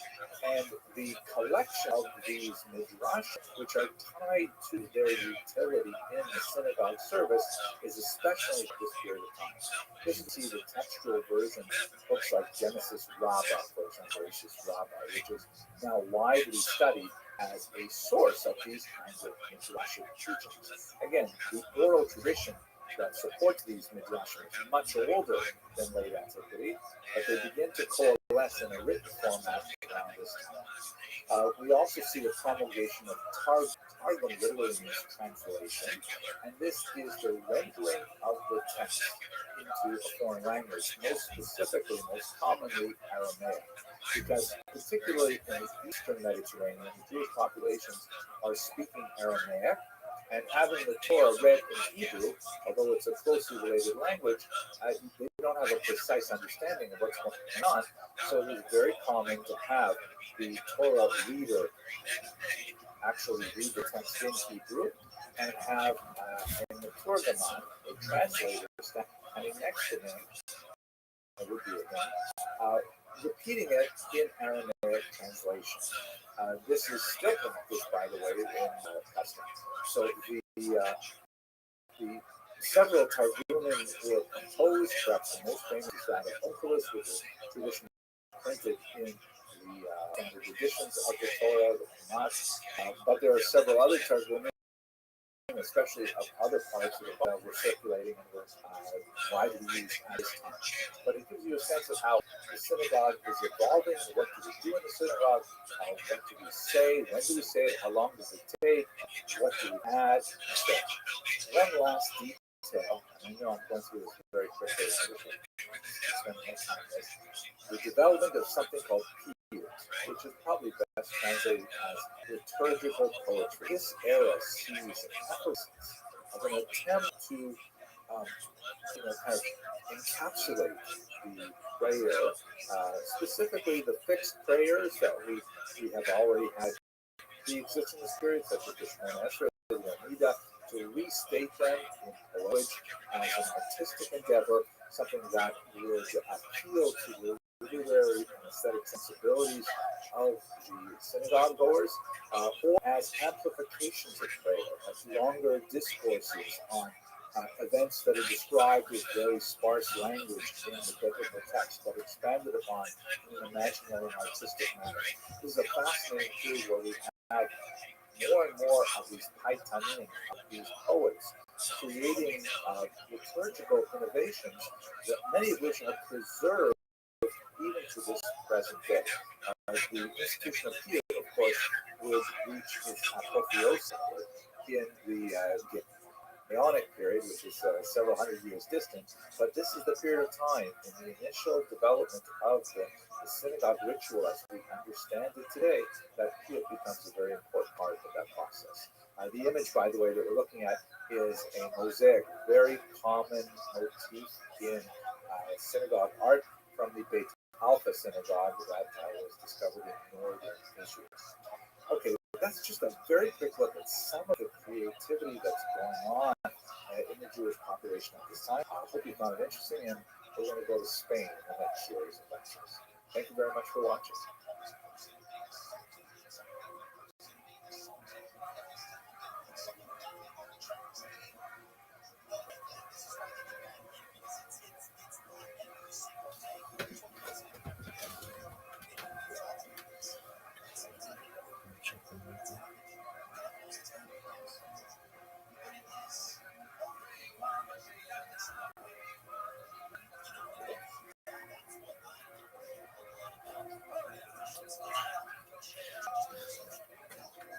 Let's continue our discussion by looking at the experience of Jews during the period of early settlement in the Iberian Peninsula.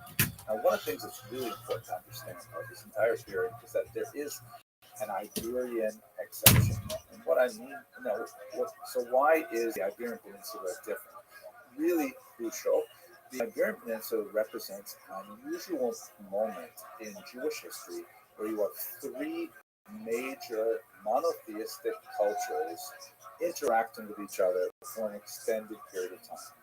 Put in other words, for most of the last 2,000 years of Jewish history, the majority of Jews have either lived under Muslim rule or under Christian rule.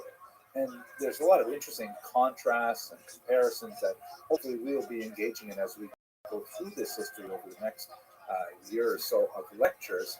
But in Spain, and to a certain degree in Portugal, you have this unusual environment where Jews, Muslims, and Christians interact in a triangular culture rather than in a binary culture. So, for example, if we pick, let's say, medieval England, you would have this tiny Jewish population as a minority within a large Christian population. Or if we look at, I don't know, Egypt, you'll have a tiny Jewish population within a large Muslim population. And the way in which Jews interact with their host culture is quite different than we have in Spain, where because of the changing power dynamics of three cultures, two of which who are really vying for rulership of the entire peninsula, the Jews have an unusual opportunity to flourish. And in fact, they do, especially in the Muslim period, which we're going to discuss in a little more detail. So let's just put that on hold. And I'd like to quickly introduce this subject by looking at the various periods of Jewish history, as most historians have defined. The first, which we'll talk about in this lecture, is the early settlement and the early Visigothic period. That is the first time we have any sense of Jews inhabiting the peninsula and what we might be able to know about their experience from the 5th century onward, when the region was dominated by the Visigoths. Secondly, you have a kind of sub-period of the Visigoths, let's call it the Catholic period, when the Visigoths switched from one form of Christianity, Arian Christianity, to Catholic Christianity. And that represents a really significant shift in terms of how they relate to the Jews. Then that ends with the year 711 rather abruptly, with the invasion of Muslim forces. And so this initiates the Islamic period as the Muslims make their way up from the south of the peninsula all the way up to the Pyrenees.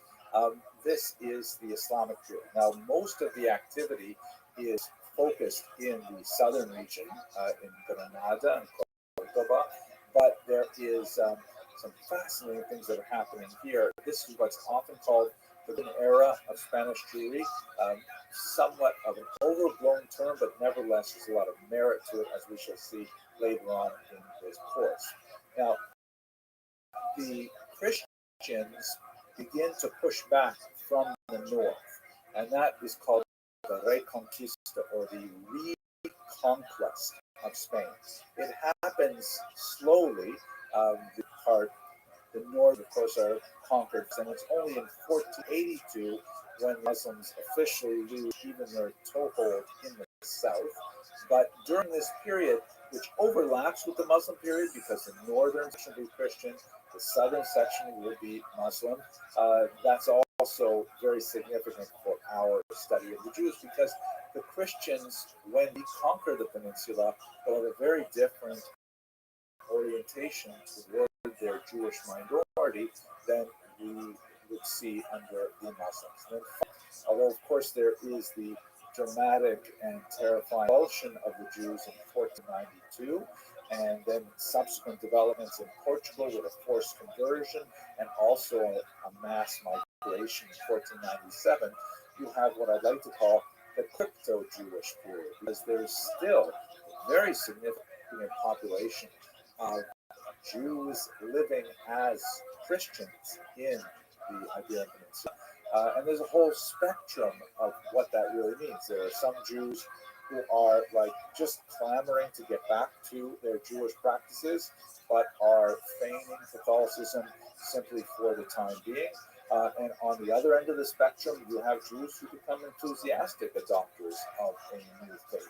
And along that spectrum is quite a range of people. There's also a significant expatriate community, particularly those Spanish Jews who fled to Portugal and then sometimes a generation or three later left Portugal only to readopt their Jewish identity in the diaspora. So the crypto-Jewish period is not only what happens in Spain itself, Spain and Portugal, but really what happens in their diasporas as well. So that will take us right up to the contemporary period. So these are like 5 basic ways to divide up the period that we have before us. We're going to concentrate right now on the early 7th. It's a great map from an atlas that I wrote, Barnaby Atlas, maps that I recently had a chance to examine, and it gives you a sense of the scattering of Jewish population around the Mediterranean basin in the first through the third century. So it's a little bit rough because each black square is the same size as every other black square, and that's clearly not reflective of the size of the Jewish population there. You also have that kind of starburst that shows that it's an important Christian community, and I think there's a lot more important Christian communities than Alexandria and Rome, but nevertheless, Antioch, still gives you a sense of the early diaspora, the early scattering of Jews that extends all the way up to London and into what would be later France and Germany. But of course, Spain is an extremely important region. And as you can see from the shading, the kind of darker orange is where it's really strong in the first century, which is concentrated in the eastern Mediterranean, what would be Turkey, Asia Minor. But by the time you get to the third century, yeah, we've got some significant Jewish populations all the way out on the Atlantic coast in what would be the Iberian Peninsula. So who are these Jews? They are known as Scythian, which comes from a passage in the book of Obadiah, biblical book of Obadiah, which refers to the people who are in exile from Jerusalem, and that community is known as Sepharad. The modern Hebrew term for Spain is Sepharad, taken from this verse in Obadiah. And the people who come from are called Sepharadim, which is the growth for someone of the region. Sepharad adjective, which would be used to first person or to things pertain to Sepharad. Now, there's really no good reason to assume that when the book of Obadiah specifically calls a place Sfarad, that it is referring to what we call Sfarad today. This is a common thing that happens in Jewish geography, that when Jews visit far off places or settle there, sometimes they will take on biblical names when we don't really have any specific connections to say that this is that place. Case in point, Ashkenaz is one of the names of a person mentioned in Genesis. And when the Jews reached northern Germany, they said, okay, here we go. Let's call this place Ashkenaz, right? Maybe the people who descended from Ashkenaz live here, and hence we call it Ashkenaz, but there's really no reason to say so. So it's a very tenuous connection, but nevertheless, the term has stuck, and it is useful because it does refer to a distinct group of people and a distinct geography, but nevertheless, no real reason to assume that in the book of Obadiah, they're actually referring to what we call Spain. There are Talmudic references several hundred years later, which refer to Aspamia. This is a little bit more realistic, given that, say, first to third century, we've already got Jews living there, and it sounds a lot like Hispania, and very common kind of shifting of the vowels and consonants you have between Latin and Aramaic. So by the time we get to the Talmud, there's no question that there is a reference to Spain and some familiarity with it. But how early did the Jews originally settle? So we have a couple of the early points which are probably not true. For example, in the 16th century, one particular writer came across a gravestone that apparently read, "Here lies Adoniram, who was the tax collector for King Solomon." Now, that's like incredible. And I mean that literally, incredible. It's just way too much to assume that King Solomon, we're talking like, 1,000 years before the Common Era, had actually some, tax collectors going as far out as Spain. So, and the fact that we've lost this particular reference and it is dubious is probably not a reliable source to suggest that there were Jews living there 1,000 years before the Common Era. Another one that does not necessarily negate the idea of Jews living in Spain, but is also regarded as quite spurious, is apparently a letter from the Jews living in Toledo sent to Judea asking that the Jews in Israel refrain from crucifying Jesus, and this would have been dated year 30 of the comet. Also, kind of a French document. It doesn't date anywhere near to this period, but falls within a kind of a trope where in the medieval period, Jews had it in their interests to demonstrate that they had early settlement in order to document and bolster their arguments for things like charter rights, for privileges to live in a particular area, to pursue certain tasks. If they could demonstrate the antiquity of their settlement, then that could help them in whatever local negotiations they might have. This would be especially important in Europe when are put into place, but that's beyond our scope right now. It also indicates a level of kind of an obsequious appeal to Christians, specifically saying we're not like those Jews who crucified Jesus. We're completely separate. We want to have nothing to do with it, which stretches our ability to believe that Jews in Spain knew something about what was going on in Judea at that time. Particularly, we have no other records of Jews really talking about this, other than, of course, Christian sources like the New Testament. So these sources are hard to pick up, and we can't really place Jewish settlement in Spain this early as a result of it. We do have, however, a lot of really cool pieces of evidence which suggest something around this period. This is, by the way, a beautiful image from the famous Sarajevo Haggadah. This is a Haggadah that was composed in medieval Spain, smuggled out, found its way to Sarajevo. There's a fascinating character, by the way. The bottom left, you see there is a mysterious dark-skinned woman. In this particular representation, she looks kind of blue-skinned. In other JPEGs, she looks a little bit more brown. A lot of people use that woman. She's clearly partaking in the meal with a matzah, but she has a different complexion than the other women there. She is seated somehow separately from them, or is that just coincidence? The artist chose to put it that way. She's also dressed a little bit differently, but she's clearly, part of the ceremony. Fascinating. We have a much more reasonable 18th century tradition that of a discovery of a gravestone. And the gravestone was partial, and again, like the gravestone of reported Adoniram, it is missing. However, it's a much more reasonable historical source, so there's an inclination to be more tolerant. This is from Adra, and the inscription apparently originally read in Latin, something like Unia, a girl's name, Salomonula, the of Solomon, like let's say Unia but Shlomo, An uno, 1 year, mens cuatro, 4 months, dia uno, 1 day, and then finally, Laya, a Jewess. So this, if it is authentic, and there's good argument to suggest it is the first real mention of a Jew living in Spain, and it dates from the 3rd century.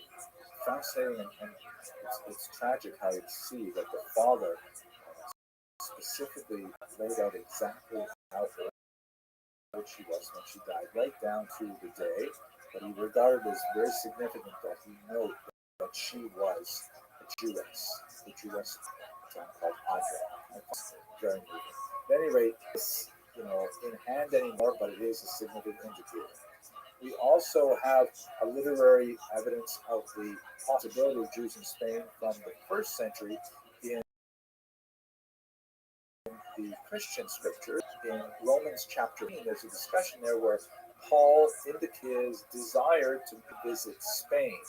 And the reason why this is specifically a good possibility of seeing a Jewish population is because Paul used to specifically go to Jewish communities to attract potential Christian converts. That Paul enjoyed visiting those communities that had a lot of and then kind of like fellow travelers or interested populations that were a market for the ideas that Paul was disseminating at these times. So quite possible that Paul wanted to go to Spain. He wanted to go there for a good reason, meaning there were Jews already living there who would have attracted some proto-monotheists who would consider Christianity as a religious option.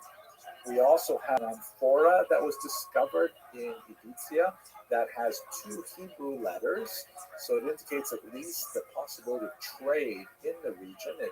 It's quite a bit earlier, it's also 1st century, but doesn't necessarily indicate that it originated there. But by the time we get to the 4th century, then it's pretty clear that it's important to the church, at least, to talk about Jews living in the region. Again, I'm going to qualify this in a second, but basically we have a very important church synod or council in a town called Elvira, and there's a whole bunch of Jewish legislation in the deliberations and decisions of this particular council. There are very clear bans in these documents on intermarriage, bans on social dining. That is, Christians are forbidden to engage in recreational dining with Jews. And one of my favorite passages, a very strong adjuration that Christians must not allow Jews to bless their crops, meaning that Pedro can't say to his friend Baruch, "Hey, you're Jewish. I know you have a close connection with the big guy. Come by to my field, please, and give it a blessing so we can get a good crop." Now, the reason why this is somewhat problematic is because although it suggests that these things were happening, it doesn't necessarily mean that they were. They could be kind of like, testimonials to faith that are inserted in these kinds of documents to sort of explain that, don't worry, we're following all of these issues. This doesn't mean that there are Jews who are doing these things with Christians. On the other hand, sometimes the specificity of these things does suggest that it's more realistic. Like, for example, a ban on intermarriage, sure, that's pretty standard. A ban on owning Christian slaves, Jews should not own Christian slaves. Okay, we hear that too.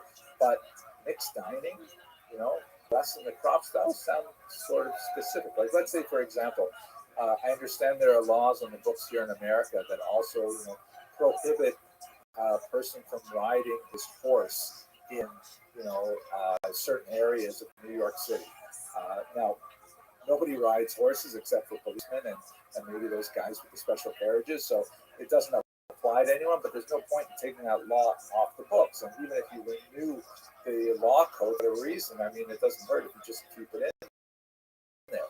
That doesn't mean there are actually horses riding in the streets. But if there's something really detailed that says something like from riding their horses in Manhattan, especially when we are building new cell phone towers.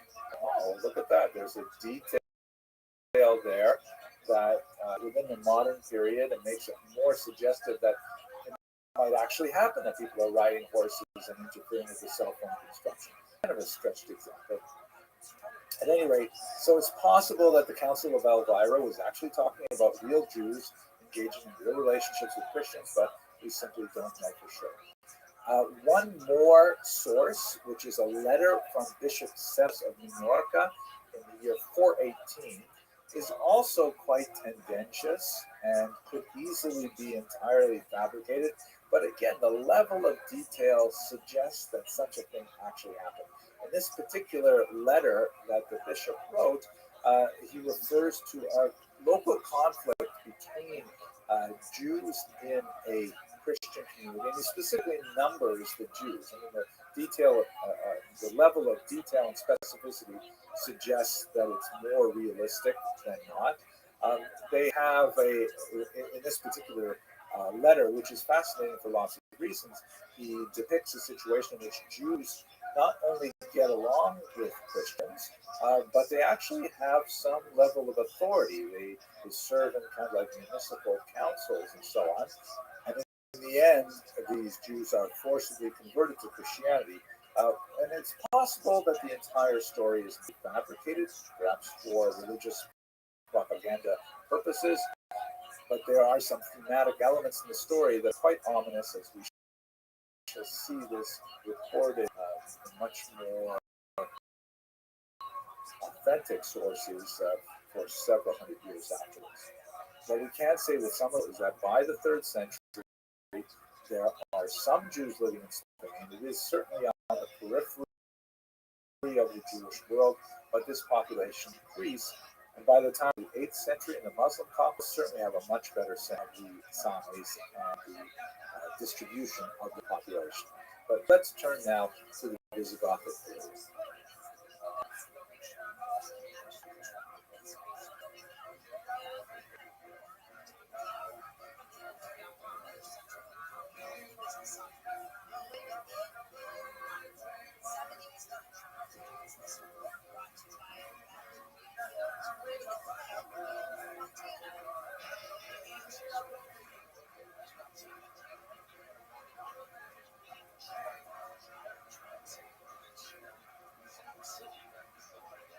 The Visigothic period, in particular the period after Recollets' conversion to Catholicism in the year 587, is like one of the most bizarre periods of Jewish history that I have to say I've ever studied. It's extremely difficult to tease out some of the methodological issues, and just the content of history is bizarre beyond belief.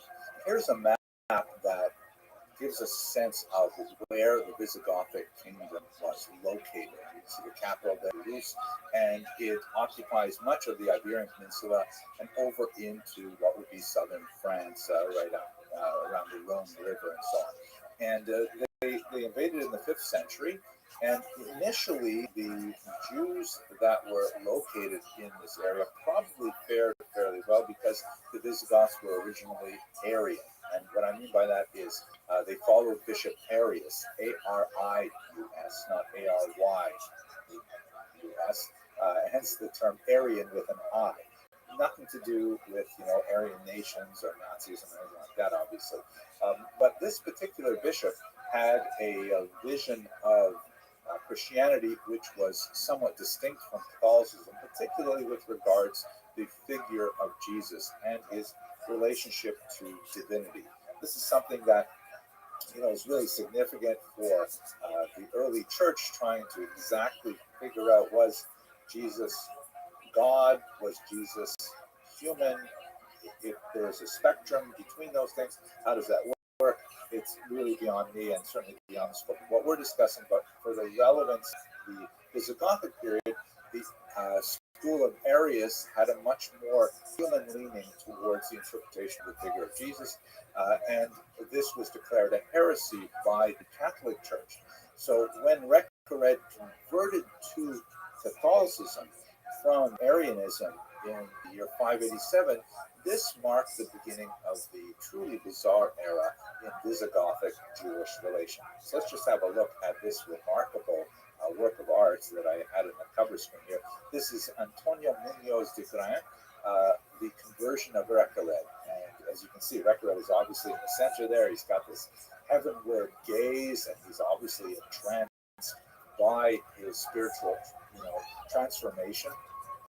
And he's got his hand on the Bible there. It's being held up dutifully by some kind of church official.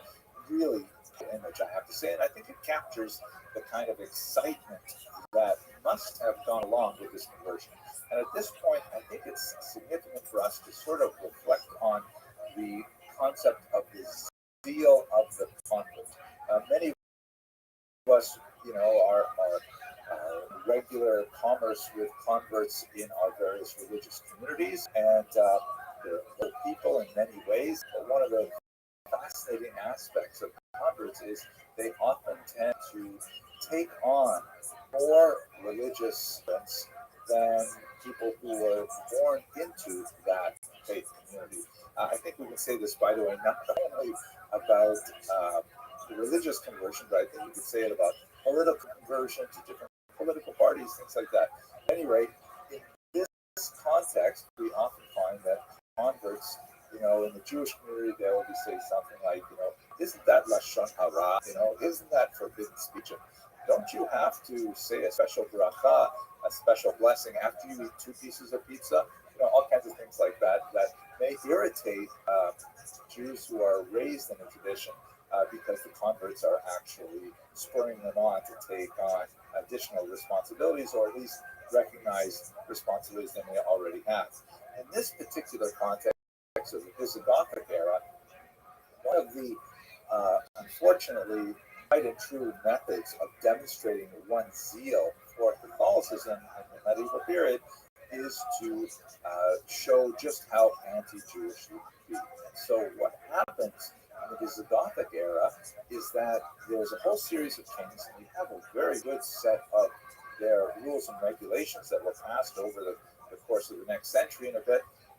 There's like an incredible degree of anti-Jewish regulations that are stunning in their capacity, their scope, and in many ways they anticipate the kind of anti-Jew we'll only see 700 odd years later in the Inquisition, and to a certain degree even in the 20th century. I'm going to walk you through some of these things, but there are also some methodological problems that we have to consider. And one of the big ones is that we have an absence of Jewish words that correspond to this period. In other words, the Jewish community in Spain was still too small, too weak, too undeveloped, perhaps, or for whatever reasons we are talking about. This is 1400 odd years ago. The records never survived. We just don't know how the Jewish community would have reacted to these legislations. And it's even possible that in the absence of any kind of secondary perspective on the period, it could have been a legal fiction. It doesn't very much to simply put a law on the books. And if you want to demonstrate your bona fides, literally your good faith, you could easily put in an anti-Jewish piece of legislation that doesn't have any correspondence to reality, because there may not be any Jews who are affected by it. It's hard to imagine that these laws were completely fictional, but on the other hand, it's also difficult to imagine all of them were actually imposed, and in some cases, the imposition was a logical impossibility. That is, for example, once you have forcibly baptized all the Jews, how do you go and forcibly baptize the Jews again 20 years later, which is the kind of thing that we see in this case. Either you have to redefine, either you have a new influx of Jews into the region, impossible, or you have like open Judaizing with Jews abandoning the forcible conversion, also not impossible, or you have a new definition of what a baptized individual is. It's also not impossible. Let's go through some of those scenarios. But first, I think it's important that we actually look at the kind of persecutory legislation that was imposed in this Visigothic period. So you recall, once again, that the period we're talking about is basically from 587, when we have this conversion to Catholicism on the part of Visigothic kings, until 711 with the Muslim invasion. Here's a remarkable image that captures, I think, very brilliantly the sort of atmosphere that I get in my mind when I think of these Visigothic kings. This is Alonso Cano's 17th century Kings of the Visigoths. I wonder if there is a certain bit of art history here that I don't know much about. I'd like to do a little more research on it, because they don't look like 6th, 7th, 8th century kings to me. They look a little bit too modern, maybe Renaissance era, maybe even later, maybe the fashion and things like that, sure. But the expressions are perfect. Like the impression I get of these Visigothic kings from Alonso Cano's work is spot on. Let's try and understand some of those regulations. So, as I mentioned, one of the most common things that we see in the Visigothic law books is a series of forced conversions of Jews, which caused a certain amount of stir beyond the Visigothic era.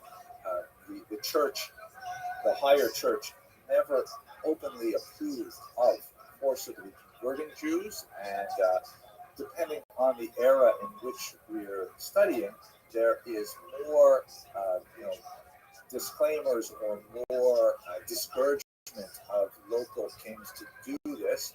But on the other hand, the church really had difficulty dealing with the ex post facto do with Jews who are forcibly converted and in so doing partook of the sacraments, including, for example, baptism.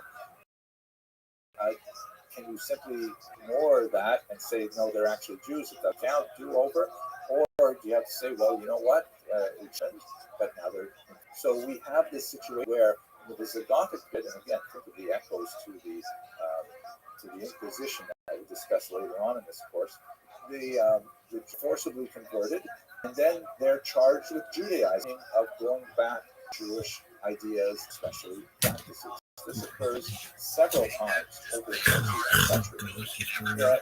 One possibility to understand this cycle is it seems that the Visigoths may have created a new Christian status, which is something that we will see explicitly with the Inquisition period almost a millennium later, that the Jews are made Christians through baptism, but then they're not really trusted, that they have a new Christian status, which distinguishes them from the old Christians, and they're not quite reliable in their Christian bona fides. Hence, they could be once again forcibly converted. They could be once again persecuted, identified, and ostracized for as well. Now, here's some of the bizarre elements of it. The Visigoths, in their zeal to really root out Judaism, put in place legislation that specifically banned, for example, Jews from traveling to different locations for their festivals. And if travel was permitted, they literally had to check in with local church officials on their route and to ensure that they would not be engaging in any secret Jewish practice. This is a level of reach and interference into daily life that is wholly modern in concept. Like the idea of actually tracking people's movements with kind of like a 7th, 8th century GPS, so bizarre. But nevertheless, it's the kind of thing that they were demanding. The Jews had to like regularly check in with Christian officials to make sure that these Jews who now are Christians are not actually going back to Jewish practice. And it really seems like way out of context for much of the anti-Jewish legislation that we went through for a long time. And the punishments were, oh my gosh, way over the top in comparison to the kinds of things we see elsewhere. Oh, one punishment, which is apparently meted out even to children, is something called dekalvat, which is, it could mean one of two things. It could either mean an embarrassing kind of very short haircut. I know what that, especially for teenagers, right? That someone who was accused of a fairly minor crime, like maybe refraining from work on Saturday, which is kind of like a massive crime in this context, and they might receive this del cavatio as like a being shorn of their hair, especially embarrassing for a woman, and then to have to walk around and people would identify them that way, at least temporarily. But it could also mean scalping and really carving the top layer of skin off a person's head, like in the American Wild West. And that would be a devastating kind of punishment, especially for children, if you can imagine it. It's possible to imagine that is in fact what meant by dekalvatio, especially with some of the other punishments. So one of the more serious charges was a marital relationship between a Jew and a non-Jew. Once again, remember that term Jew might actually refer to a new Christian, in which case the male partner would have his sexual organ amputated, wow, and the female partner would have her nose amputated. Horrific kind of punishments. These do sound like kind of Visigothic in nature, like the Dark Ages, which had a lot of these bizarre punishments like this. Nevertheless, you see this reach of these punishments is There are repeated confiscations of wealth and repeated expulsions.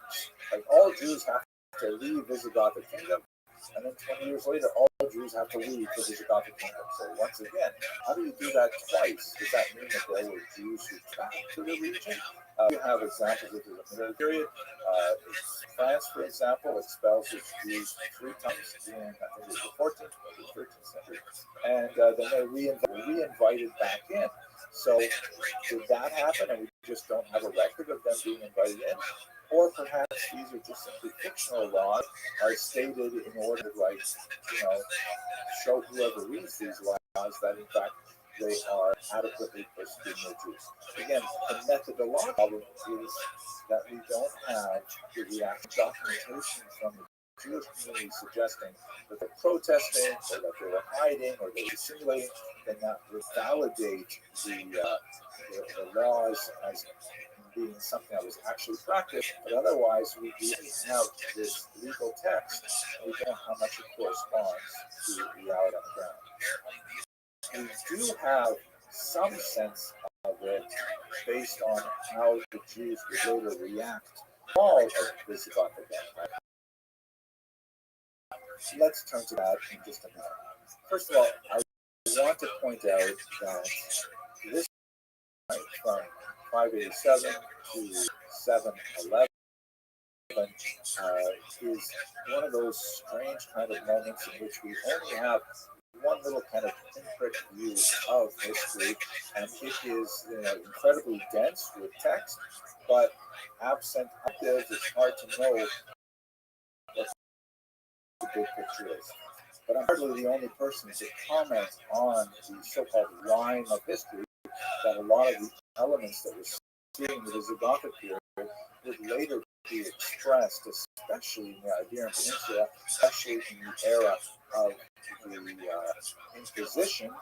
Famous people who thought about this was in Baron de Montes wrote this. You see here, tous les principes et tous les deux inquisitions. He's referring to the Visigothic era, so this is all like pure kind of ideas and activities of the Inquisition. Phenomenal. But if we go beyond this, we see elements of it like this idea of limpieza de sangre, the so-called purity of the blood, which was exactly mirrored in the Inquisition era, where Jews were forcibly converted, and then they were given this label of new Christians, and there was kind of this coalescing of thought around the idea that the Jews were somehow racially distinct from the Christian population. And this is out of step with a lot of the medieval world. In the sense, version was basically, that was it. Once you had converted to this new community, once you had adopted this new community identity, then you were essentially absorbed into it. Let's remember that the concept of racism really doesn't develop until the 19th century.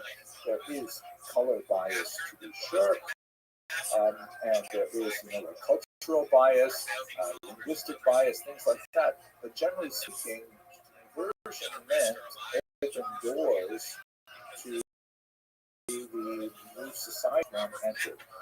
So here the idea of blood meant that you had one group of societal members based on their descent, on their ancestry, and another group who belonged to the same faith but were of a different ancestry and therefore were somehow legally to the same. So that's something you see in the Visigothic era, possibly, but we certainly see it in the Inquisition era. And one last thing, one of the brilliant early scholars of the Holocaust was someone named Dr. Raoul Berger, who wrote this massive 3-volume work, and early work really delving into the Nazi bureaucratic text called The Destruction of the European Jews. And he specifically looked to the Inquisition era as a straight line from the 15th century right up to the 20th century.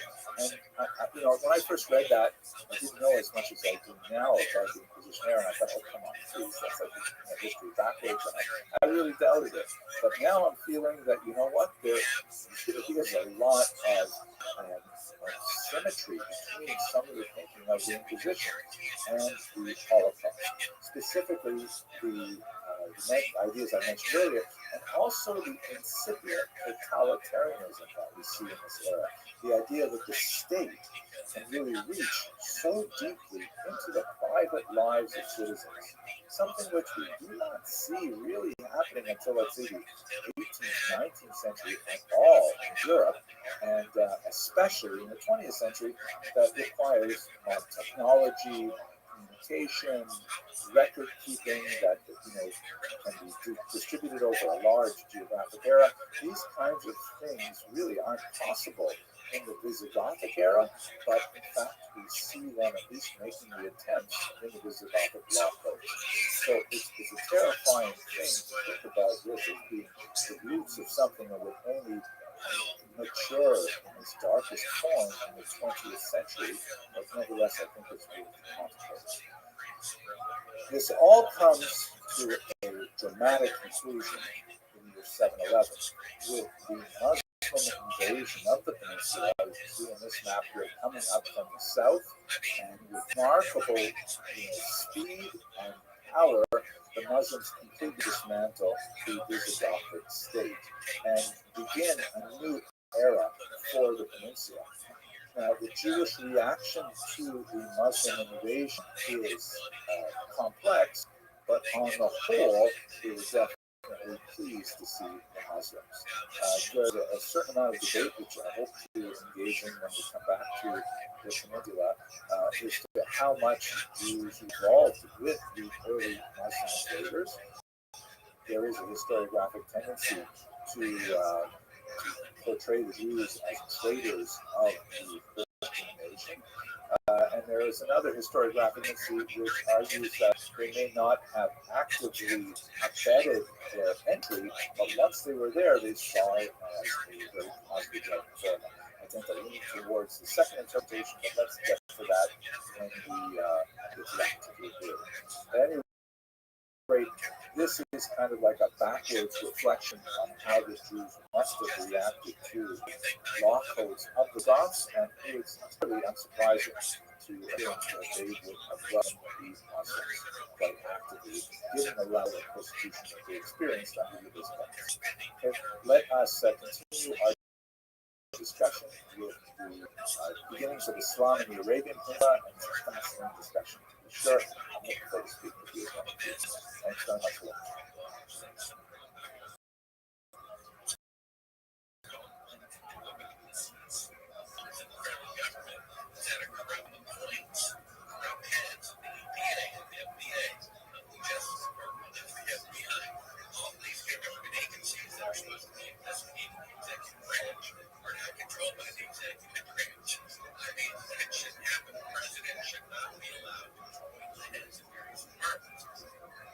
Let us now turn to the Arabian Peninsula to understand some extremely consequential events in Jewish history as we look at the birth of Islam and the beginning of a major civilization within which much of Jewish history would unfold.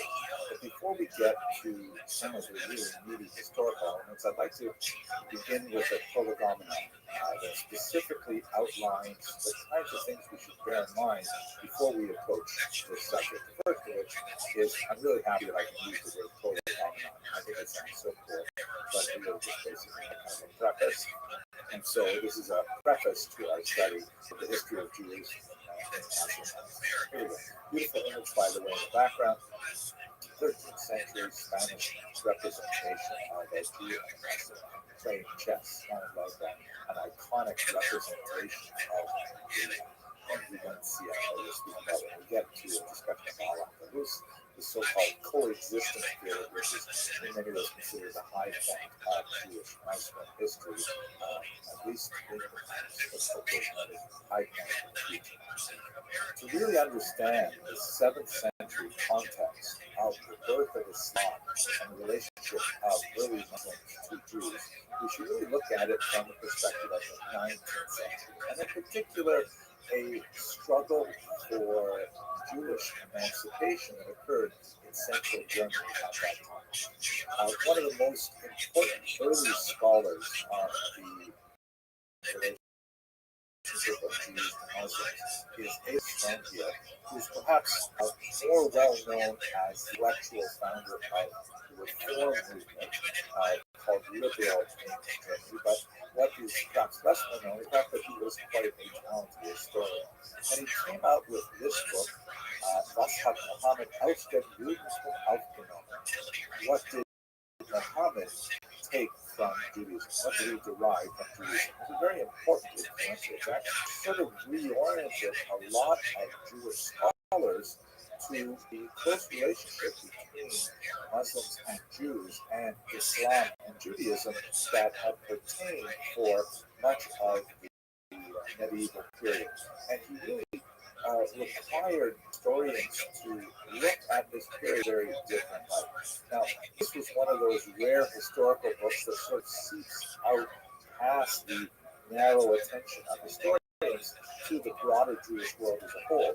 And for much of the 19th century, it was kind of this unusual love affair with Islam, in particular that Spanish Golden Age that I briefly mentioned earlier, that you see in all kinds of areas of Jewish activity, such as, for example, in architecture. There's this pronounced interest in producing these kind of neoclassical synagogues, distinctly Moorish or Islamic feel to them, such as this remarkable Johani synagogue in Budapest, which has these kind of Islamic-looking dual minarets that have a bit of a Slavic onion bulb look to them as well, but nevertheless very distinct. We see this kind of architecture in America as well, even in Yeshiva University has the same kind of feeling to it.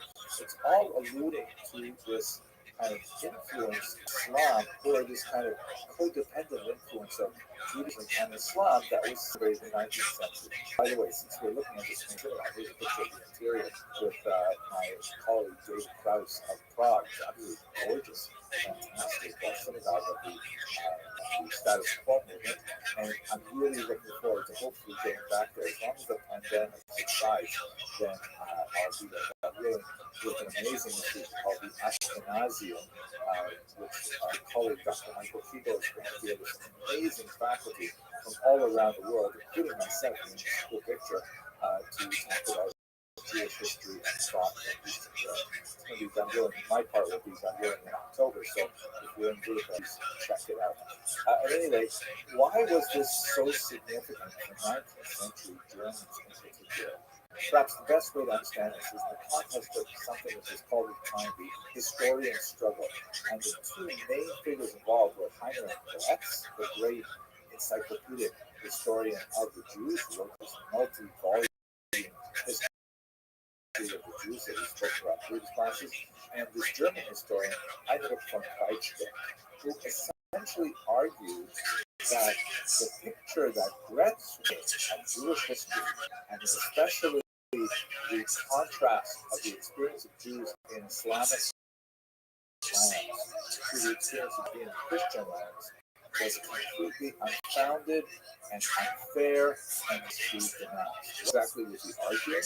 So Goetz, among the kind of like many thinkers of the era, was to look back and say, wow, look at what happened to Jews under Islamic rule, especially in Spain during those few centuries when they had tremendous freedom. Look how much they produced.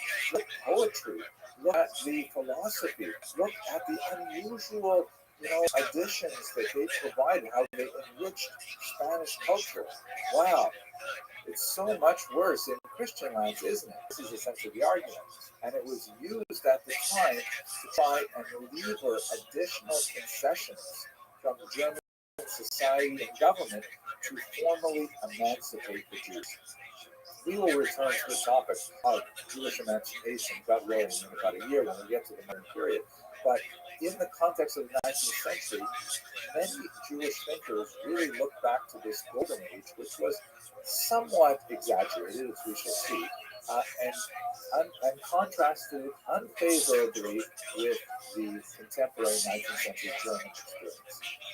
The great thinkers of the Spanish Golden Age were praised for their ability to, Renaissance men, so to speak, absorbing the influences of Islam and of Judaism Judaism and the philosophy and the mysticism and creating literary works, and the implication was Germany, you should be allowing the Jews to do this well. Now, Heinrich von Treitschke said totally unfair. He said that the Jews had only brought negative things to Germany, keeping the notorious slur against Jews, which would later be used by Adolf Hitler, the Juden sind unser Unglück. The Jews are our misfortune. So it is in this context that we look backwards at the Muslim period. The idea of looking at the Muslim period as an ideal one is something that was leaned upon in the 19th century, but it went through a reversal when we get to the late 19th and especially early 20th century. This idea of a coexistence between Muslim and Jews, which definitely has its basis in reality, or exaggerated in 19th, was questioned by Jewish historians to get to the 20th century. And here we see, the influence of contemporary politics often distorts the historical record, the way we approach the historical record. And this is undoubtedly due to the conflict that was exacerbated by the British Zionism and the growing immigration to Israel, which to a certain degree inflamed conflict with local populations in the land of Israel and in the region as a whole. Many of these Muslim populations were just beginning to go through their national reawakening, something that had occurred in Eastern Europe 100, 200 years earlier and was now catching up to the Middle East. And they began to see these Jewish immigrants as somehow interlopers and as somehow upsetting the status quo in a very negative way. And of course, we will explore this during the modern period, but there was severe conflict between the indigenous population, Arab immigrants to the region because of increased economic activity, and the flow of Jewish immigration to the land of Israel. So many Jewish historians began to question that 19th century model, saying, was it really so wonderful in the ancient world? Did Jews really do so better under Islam? The kind of areas that we see focused on central historiography emphasizes the really pretty brutal period of conflict in early Islam, which we're going to look at in the very next video, and tries to reevaluate how do we understand their experience under Muslim rule. Bernard Lewis, very important 20th century historian, who looked at this period, he says, in a very modern, he says, look, Jews in Muslim lands so never from discrimination, but were only their subject to persecution. This is, I think, a fairly temperate way to characterize several centuries of Jewish experience in Muslim lands.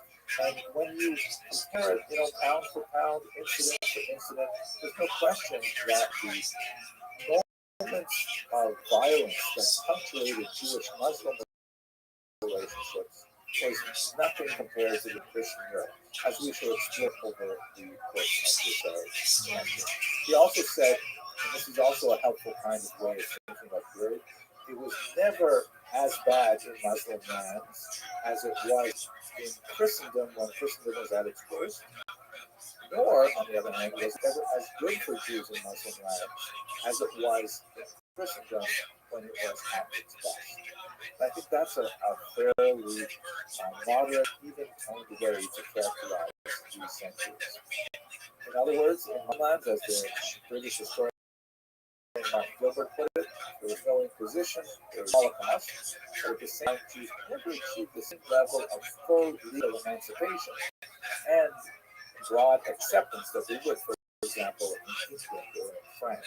So this is kind of like a broad way to compare the experience of the Jews under the crescent, that is in Muslim lands, and under the cross, that is in Christian lands. One of the greatest living historians of this period on this topic is Professor Mark Cohen, who has done a lot of really valuable work looking at the comparative experience of Jews in Muslim and Christian lands. He proposes there are 5 main categories that really explain much of the difference between the experience in these 2 areas. And let's look at them very quickly before we go through the actual history in the next video. The first is we should understand that the nature of anti-Jewish antipathy in Christian lands is of a highly distinct character when compared to that in Muslim lands. Recall that Christianity is born from Judaism directly, that there is that special mother-daughter relationship which can have an unusual level of acrimony, particularly when the daughter religion tries to articulate how it is different than the mother religion. And we saw a lot of that, for example, when we looked at the work of the Church Fathers. Islam is kind of like a granddaughter religion. It occurs 6 centuries later, and it doesn't necessarily have the same kind of need to distance itself from Judaism that Christianity did. It's a very significant theological point that colored much of the period we're discussing. Secondly, we're talking about very different kind of socioeconomic structures. In Europe, you have a form of feudalism that has competing centers of power. The church is a very powerful center, particularly at certain periods like the 13th century, and the king is very powerful at other periods. And sometimes the king's interests, vis-a-vis the Jews, do not coincide with the church's interests, and depending on which power is stronger and in which region, that can hold the Jews in one direction or another. Nobility is also very significant. Sometimes the kings do not have, absolute power vis-a-vis their nobility, and so Jews can often find themselves pulled in different directions. This is not the same kind of social structure that pertains in Muslim lands, and as a result, much of that uncertainty and, for example, propensity for expelling the Jews does not exist in the same way. Third, Christian lands, economic restrictions apply to Jews, such as exclusion from certain guilds, the maintenance of particular charters that regulate what kind of economic activities Jews can engage in a particular location. These things do not necessarily pertain to Muslim lands. Fourth, there is a higher level of social exclusion in Christian lands. Again, we're speaking in generalities here, but the barrier between Jews and Christians in the social realm seems to be much higher and more durable in Christian lands than it is in Muslim lands. And finally, in Europe, you begin to see the gradual expansion of what I'd like to call an ethnic proto-nationalism. It's too early in the medieval period to really speak about nationalism, which is essentially a modern phenomenon, but the growing sense of strength of larger regional identities, which will ultimately find its fuller expression in nationalism, begins earlier in Christian lands, and this affects the Jews because are they considered part of this proto-national identity? In Muslim lands, you don't necessarily have the same growth of that specific regional identity. You're much more of a pan-Islamic, sometimes pan-Arabic identity, and Jews are much more included within that model than they would be in the European model. These are 5 factors that serve to distinguish the experience of Jews in Muslim lands from the experience of Jews in Christian lands.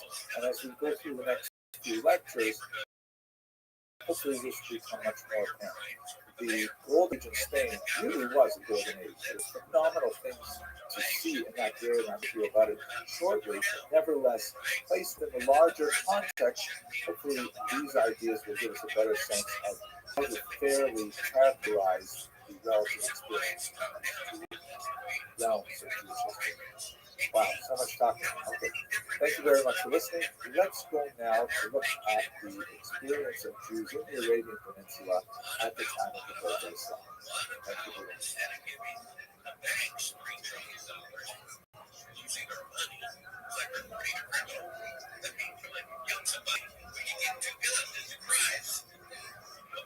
And so, why not give every person $20,000? And what happens? They would go out and they would buy cars, and they would buy Porsches with drivers, which would trickle up. Jews were certainly present in the Arabian Peninsula centuries before the birth of Islam in the early 7th century. There are legends of settlement that come to us from Muslim sources that place the arrival of Jews way back in the biblical period. And there are various degrees to which we can ascribe any kind of historicity to it. The idea that they may have been descended from, for example, Jews who went in search of the Amalekites in the Arabian Peninsula, or perhaps whether they were somehow related to the figure of Jethro, the father-in-law of Moses. But less, we certainly solid ground where we get to Josephus, who speaks about 500 soldiers sent to the region in the first century. And this is entirely possible because when you look at the physical proximity of the land of Israel, the Arabian Peninsula, there's no question that there would be permeable travel between those. We also, as we discussed in the previous trip, noted that there was actually a Jewish kingdom in the southern part of the peninsula, in the region what we would call today Yemen, the kingdom of Sinjar, which fascinating footnote is during this time. But to be sure, by the 6th century, when Islam was born, Muhammad himself was born in the year 570, we have a strong presence of Jews in a region called the Hejaz, which is, as you can look at, see on this map here, it's the basically the coastal region of the Red Sea, a region that is known for its agricultural output, and there are numerous noted Jewish communities that are shown here on this map with the solid dots. We should point out in particular the presence of Jews in Mecca, which will of course be the prime holy city of Islam, and also in Yathrib, which later was named Medina. Note even the Hebrew-sounding term Medina, which in Hebrew basically means city or province, depending on the context. Also note here the location of Khaybar, which will be especially important in understanding the conflict between the Jews and the Muslims in this early period. So we've got this environment where Jews are well populated in a very important region of the Arabian Peninsula. Islam, the founder of Islam, Muhammad, has interactions with Jews to be sure, and with Christians. And as we discussed in the previous video, there's no question that certain elements of Islam are modeled upon Jewish practice, such as the prayer multiple times a day, the dietary restrictions, and so on.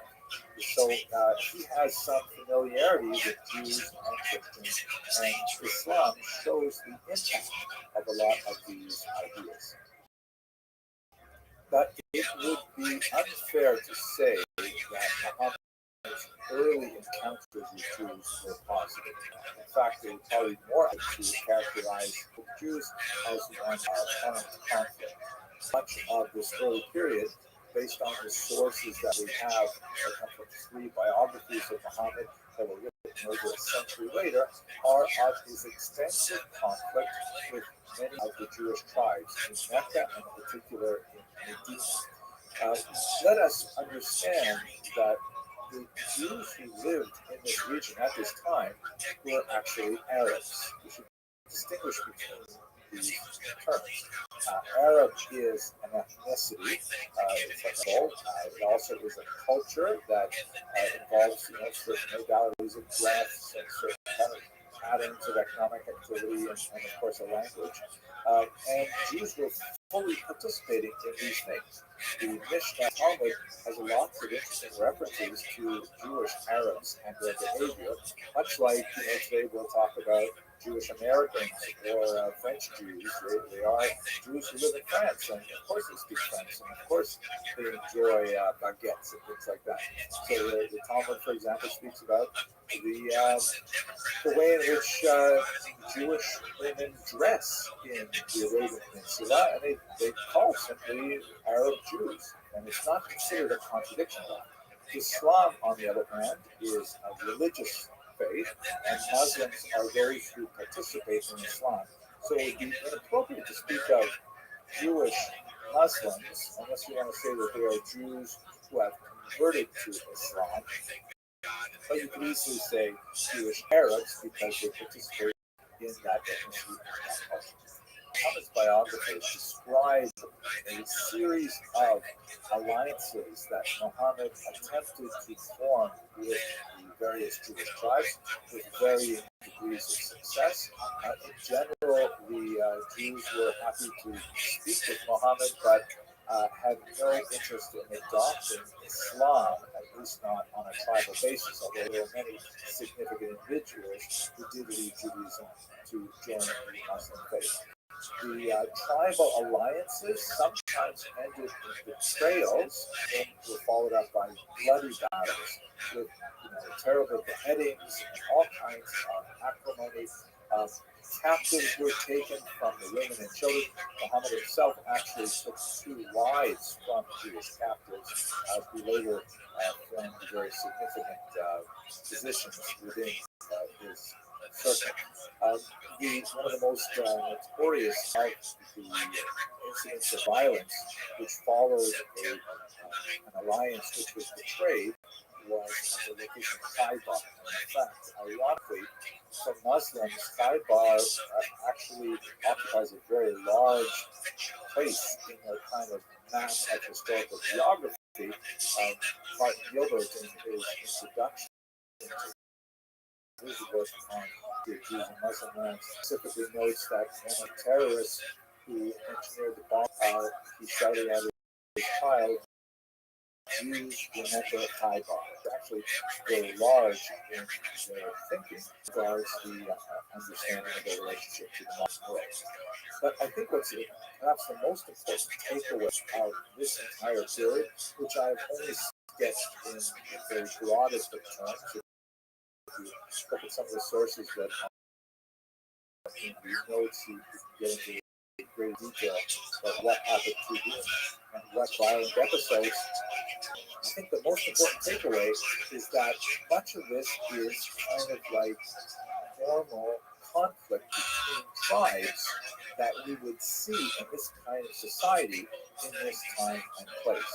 In other words, contrasting Muhammad's conflict with the Jewish tribes with, let's say, the anti-Jewish attitudes of the church fathers, you see that it's really, a typical power struggle, an argument over territory, influence, and social position that translates to many societies and many times. It's certainly not pleasant. It's certainly not peaceful, but it is definitely something which we could say is unfortunately normal in terms of the history of human conflict. The Jews were tribes in the region, just like Muslims occupied tribal identities in the region, and they came to conflict in the period of Muhammad. Now, what I think is more significant for our purposes is to understand how these conflicts were resolved historically, and those are things that we're going to see in 2 very important documents, one of which we'll discuss right now, and the next will be in the following lecture, the Constitution of Medina and the Act of Imam. The Constitution of Medina is not precisely named. It's not real institution, although that term has been used widely to explain it, particularly to modern readers. But what it does refer to is the establishment of a formal relationship between Jews and Muslims in the era of Muhammad. It is generally thought to be quite an early document and quite authentic. There are internal reference documents that are analyzed to suggest that it actually does come from the period of Muhammad's early activity. Now, what exactly does it do? According to Dr. Moshe Gill, who is one of the well-known historians of this period, it basically demotes the Jews to a relationship of subservience to the Muslims as a people, specifically with the goal of removing their ability to negotiate independent alliances with other tribes. In other words, just like Muhammad had to go through a period of conflict with the Jewish tribes in Medina, the constitution of Medina basically says, okay, after all this is done, as Jews, you will have a level of protection. You will have a fixed place within society that you can rely upon. We'll discuss in the next video why that is so important. But you will not be equal to tribes, and you will not be able to side with one tribe against another and things like that. This is extremely important because they were a significant, powerful entity in particular, and by removing their ability to negotiate their own political future, it meant that they would have to remain docile. But at the same time, the Constitution also extends the protection of the Muslim people as a whole. In other words, they exchange their independence and their status for a diminished status. They also have to retain shared responsibility for defense.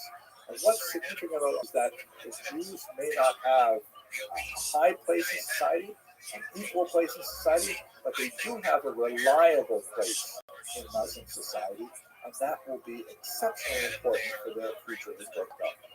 Okay, let's come back to this idea in the next video as we talk about the Pact of Umar and what it means for Jewish history moving forward. Thank you very much for watching.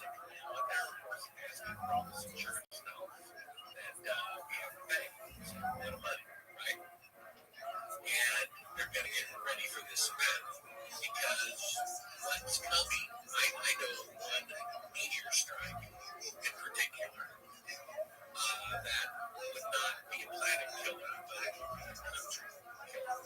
And as best as we can tell, it's going to The Pact of Umar is a hugely consequential document that had a huge impact on the way in which Jewish life was regulated in Muslim lands. It was not necessarily adhered to according to the letter of the text in every place and every time. A lot of variations from the pact, both in terms of leniencies and in terms of stringencies, seems to have been related to the specific inclinations of a particular ruler or a particular time and place, but nevertheless, it does give us a sense of the location that Jews had within the socioeconomic hierarchy of Muslim lands, and really contributed quite a bit to their survival under these conditions. The pact is attributed to the second caliph, who reigned between the years of 634 and 644. Caliph essentially means successor, and this is a reference to the rulers of Muslim lands after Muhammad. It might also refer to the caliph known as Umar ibn Abd al-Aziz, who ruled in the 8th century. However, there is a problem with the text because most scholars note that the document is not cited before the early 9th century. So in other words, we're not entirely confident that it was really pertaining to periods prior to the 9th century. But what's especially important for our purposes is, at least from the early 9th century onward, this document both defines and regulates Dhimma status for Jews. Dhimma essentially means protected class, and it refers to the Jews and other so-called peoples of the book that have a place in Muslim society which is not as high as believers, as Muslims, but nevertheless they have certain protections within that realm as well. People of the book includes the Christians and later the Zoroastrians as well, and in certain contexts it refers even to the Hindus, although it doesn't seem to entirely correspond to the same reasons as the monotheistic faiths of Judaism and Christianity in particular. The idea is that their earlier interaction with the divine is recognized by the Pact of Umar, and as a result, the people who pertain to that faith are therefore guaranteed certain privileges and certain rights, as well as being burdened by responsibilities. The specific items in the Pact of Umar show the influence of Byzantine regulations and also of Sassanid, that is Persian regulations. What's exactly in the pact? So there are three basic areas that are described in this pact that define what Jews and Christians and Zoroastrians are allowed to do and not allowed to do in Muslim society. And let's look at those two areas. The first is basically they are restricted from engaging in public religious activity, especially activities that might lead to proselytism or disturb the public sensibility that this particular land is Muslim nature. So examples of this are synagogues and churches could not be built anew. They could only be repaired. Of course, quite often this was observed during the breach, and Jews did frequently engage in building new synagogues in Muslim lands, often for an exchange of funds. But nevertheless, the idea was that Judaism was to be maintained in its status quo and not expand. Very important, I should mention that the protections that were granted to Jews were offset by a special tax called the jizya, which was frequently quite onerous, but not universally so in Muslim lands.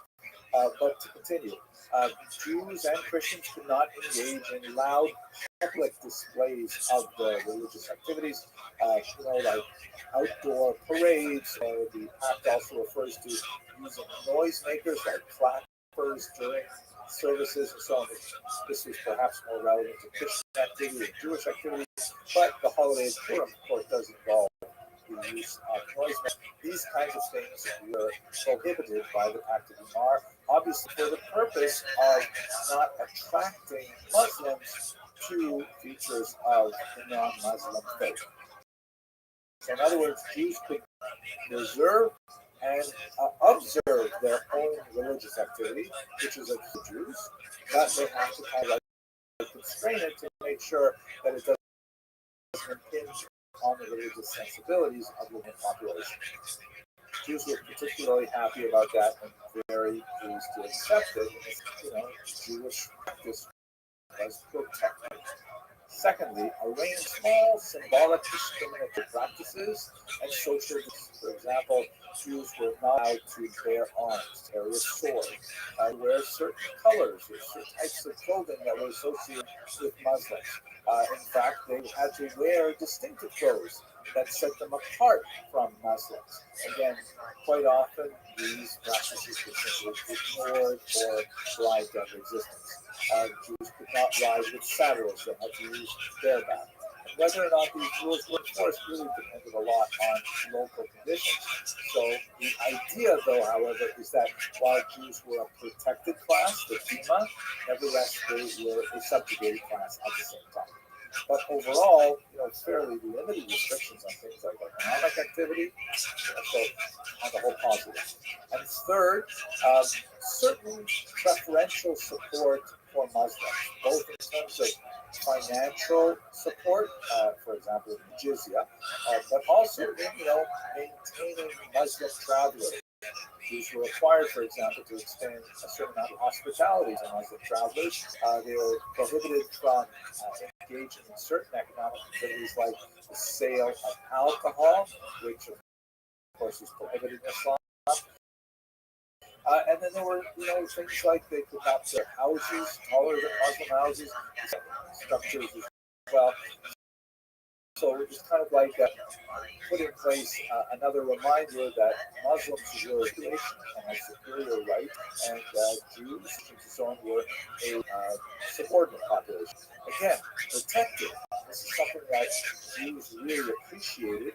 It allowed for Islamic lands to achieve the status of a Rechtsstaat, society governed by law, because the Pact of Umar at least defined areas where Jewish activity was protected. The implications are huge.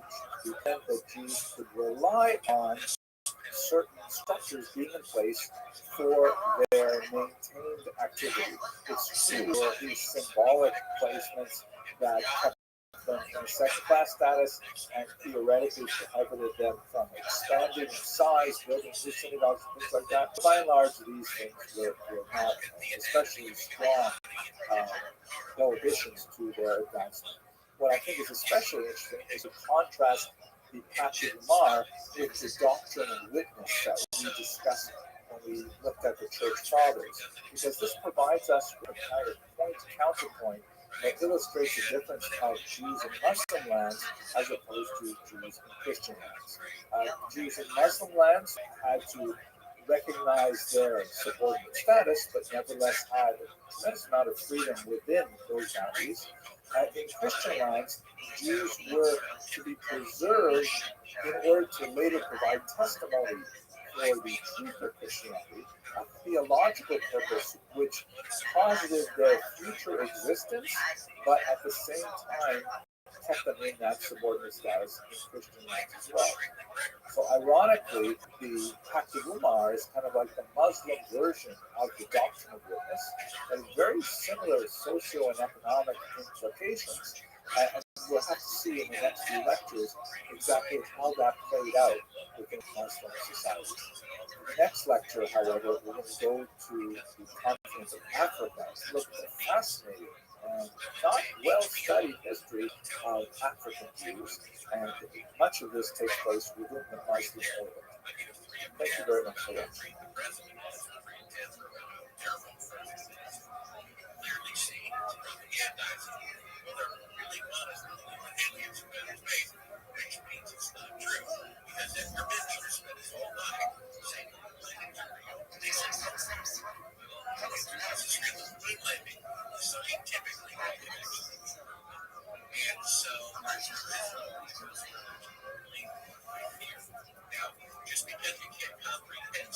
I'd like to now turn to the fascinating history of the Jews of Africa. And this is an extremely complex and not very well researched topic, but let's break it down into three main areas. If you have a look at this map of the continent of Africa, I think you can sort of bulk the history of the Jews of this continent into three main geographic regions. The first would be, of course, North Africa, which is the most well-known aspect of Jewish history on the continent. It includes towards the east Egypt. You can see the Nile Delta in this satellite photograph.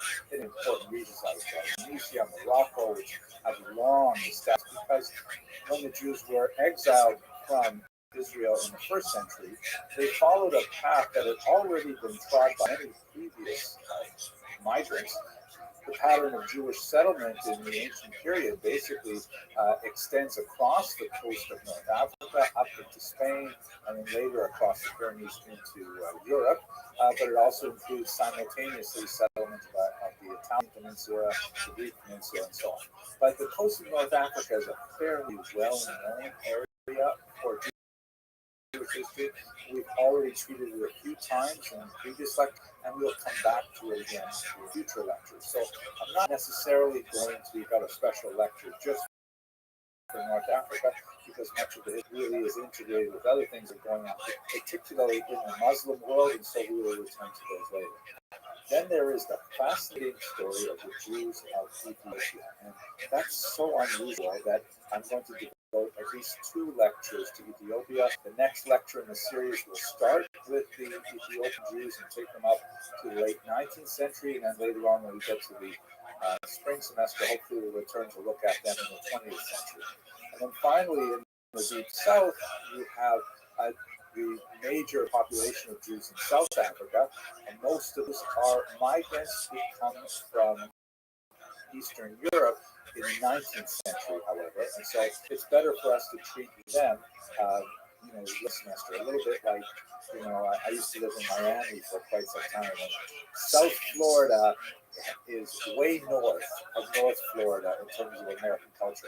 So South Africa is way more European, even though it is at the southern tip of the African continent. There are also many other populations, some fascinating ones like the Lemba, who are also primarily concentrated in the south, that have more features in common with the history of the Jews of Ethiopia, but I'm going to break it up to these 3 sections for now. Again, North Africa is going to be integrated with a lot of the topics that we're already discussing. Ethiopia is going to have 2 kind of standalone lectures, and South Africa will also get to when we get to the spring semester. This is not to say that Jews are only found in these 3 regions of the continent. On the contrary, many of the regions have experienced Jewish settlement, and there are a significant number of indigenous African peoples who have claimed Jewish descent. The so-called Falasha or Beta Israel, which we'll speak about in the next lecture, are hardly the only African tribe that have been associated either by themselves or by others with the Jews. But in the interest of the scope of this particular series of lectures, I'm just going to concentrate on the areas that I identified here. One of the most profound writers of the history of the Jews of Africa is undoubtedly Dr. Tilo Parfit, who has written some amazingly important works that focus on the Jews in this region. Is especially well associated with the Beta Israel, and some of it is wonderful to read, and they're quite heroic in scope.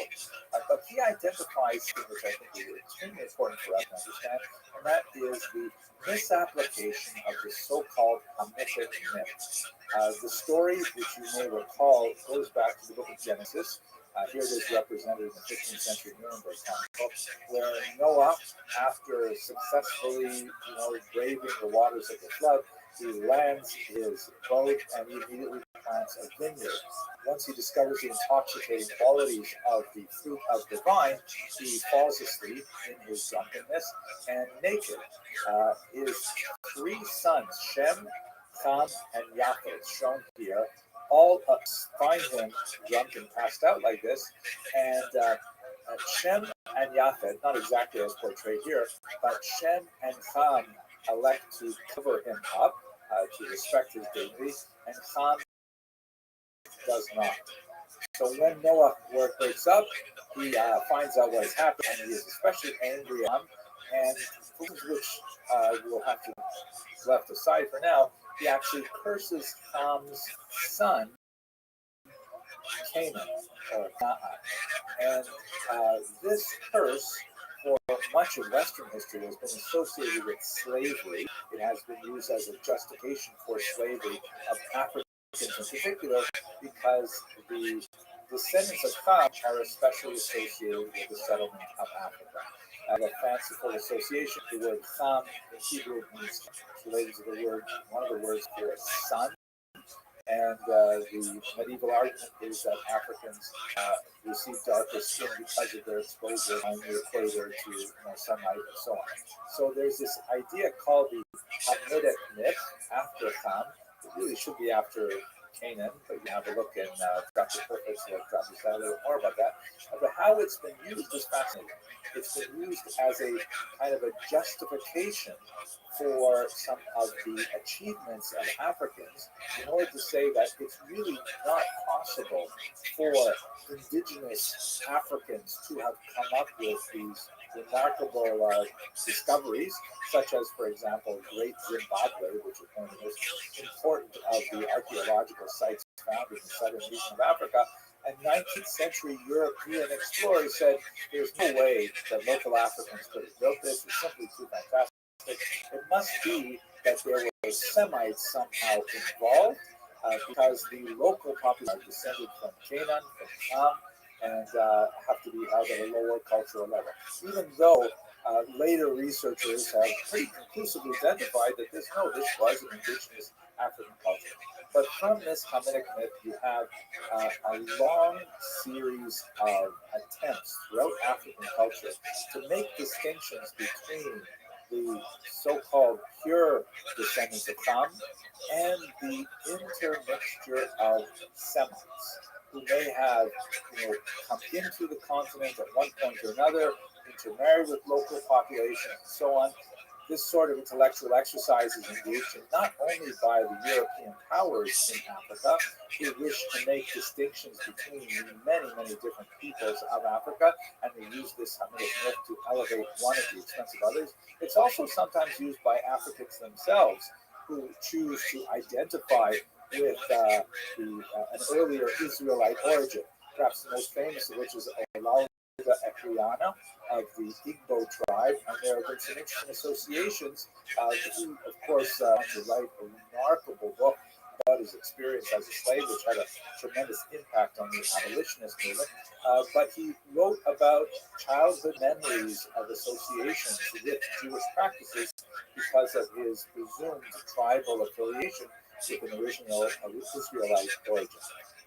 The accuracy of these claims to Semitic or Israelite origins, of course, is really all over the board.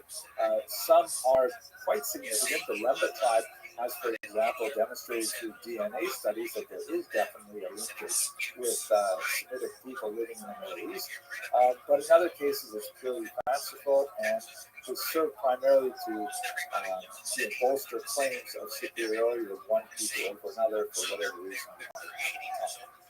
Now, one last comment before we look at the Jews of Ethiopia, which will give us a first look at real Jewish history in Africa.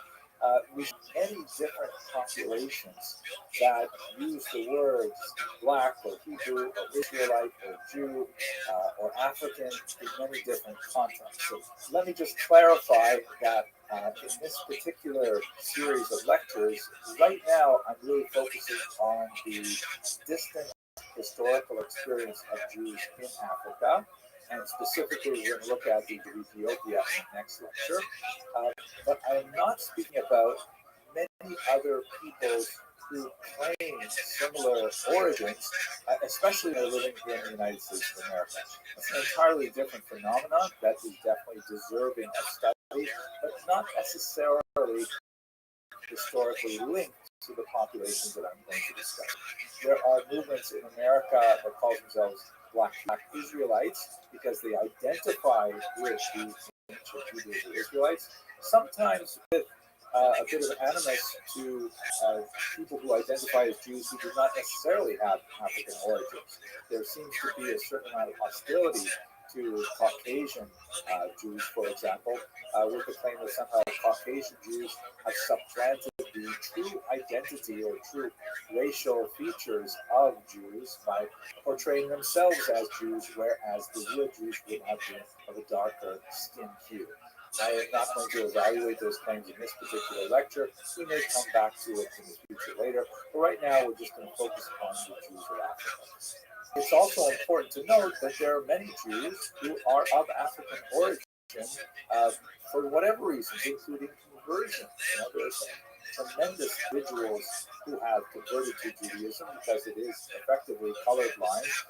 The state of one's skin color does not have a reflection or bearing on their candidacy for conversion to Judaism, although it is less common. They and their children remain Jewish, and we have significant populations of Jews of color throughout the world. Okay, enough background information. Let's have a closer look at the Jews of Ethiopia, which I find absolutely fascinating in the next video. Thank you for watching this brief introduction. Says in Revelation 2, unless you repent, I will take away your life, your salvation. Jesus says about the tower falling on the foolish, wicked people, and unless you two repent, you perish. So you have to get saved and stay saved. You see, and that is a narrow road. Reason why Jesus gives us after 24. The Jews of Ethiopia are absolutely fascinating, and I really enjoy doing the research for this particular video because so many of the norms that I'm used to as I study the history of Jews in the Middle East or in Europe are out the window because things are so different in Ethiopia. So a lot of this was new to me. I was also surprised by how much that was actually very similar, and said, well, of course this is Jewish history, even though it's happening in a very different cultural environment. A lot of the parameters and constraints put on the Jews of Ethiopia were identical, or at least commensurate with those that Jews in Sephardic and Ashkenazic lands experienced. I'm going to speak in this video only about the experience of the Jews of Ethiopia until the late 19th century. There's quite a bit of material here, certainly enough for this lecture. But I have to set aside the remarkable events of the 20th century for a much later lecture when we look at the experience of the Jews of Ethiopia as they finally returned to the land of Israel. It's really an amazing story, but I'm going to have to leave that chapter of it until quite a bit later. Let us now turn, however, to the Jews of Ethiopia and specifically their discovery. The term discovery in itself is something of a colonial term because, after all, the Jews of Ethiopia didn't need to be discovered, they simply existed. But they were discovered by the Europeans. So the most important figure in bringing the attention of a Jewish population in Ethiopia to the minds of Europeans, Jews and non-Jews, was James Bruce, this 18th century explorer, who wrote this remarkable book, Travels to Discover the Source of the Nile. And on several trips, he actually went and he encountered the Ethiopians. He wrote about them in quite a fascinating way and really drew the attention of much of Europe to this unusual Jewish population. But by the time James Bruce came on the scene, Jews had known about the Ethiopian population for hundreds of years. Just to give you a few examples of the earlier references to them, there is the remarkable story of Eldad Boganite, a mysterious king who appears in the 9th century and claims to be associated with a Jewish kingdom that some authors have identified with Ethiopia. It's, however, difficult to ascertain because it seems evident that he was a bit of a charlatan, and much of the story that he recorded is questioned by historians. More likely, he actually came from the region of Arabia, and much of the events that he describes and the conditions he described really do not pertain to what we surmise must have been Ethiopian Jewish history at that time. So there is a reference here that some historians rely on, but others regard as suspect. Then we have Benjamin of Tudela, more reliable source, a famous Jewish traveler who made his way through much of the Jewish world he saw. However, he never got to Ethiopia himself. He merely recorded what he had heard from others, and so there's some question as to the validity of his account of Ethiopia in particular. Nevertheless, there's reference to it. Rav Ovadia of Bartanoro, also known as Bartanura, or simply the Rav, very important commentator on the Mishnah. It's about the appearance of African Jews, meaning dark-skinned Nubian Jews, showing up in slave markets and needing to be redeemed by the Jewish community. A much more interesting kind of reliable source, which is certainly confirmed by the extensive writings of the David ben Abi Zim, known as the Ladai, an abbreviation of his name. He was the preeminent rabbi of North Africa. He was very active in Cairo in particular, and he dealt with specific cases regarding these people from Ethiopia, and he absolutely confirmed that they were Jews from the tribe of Dan. In particular, he dealt with the question of whether a slave woman coming from this region and claiming to be Jewish could be redeemed and then married. Could they buy her out of slavery, and then was it possible for a Jew to marry her? And in fact, he ruled in the positive, and he was very supportive of the Jewish identity story of the Ethiopian Jews. Fascinating. So Jews have known about the Ethiopian population for hundreds of years, long before James Bruce, but we don't have really extensive historical that describe the action of this population with other Jewish communities.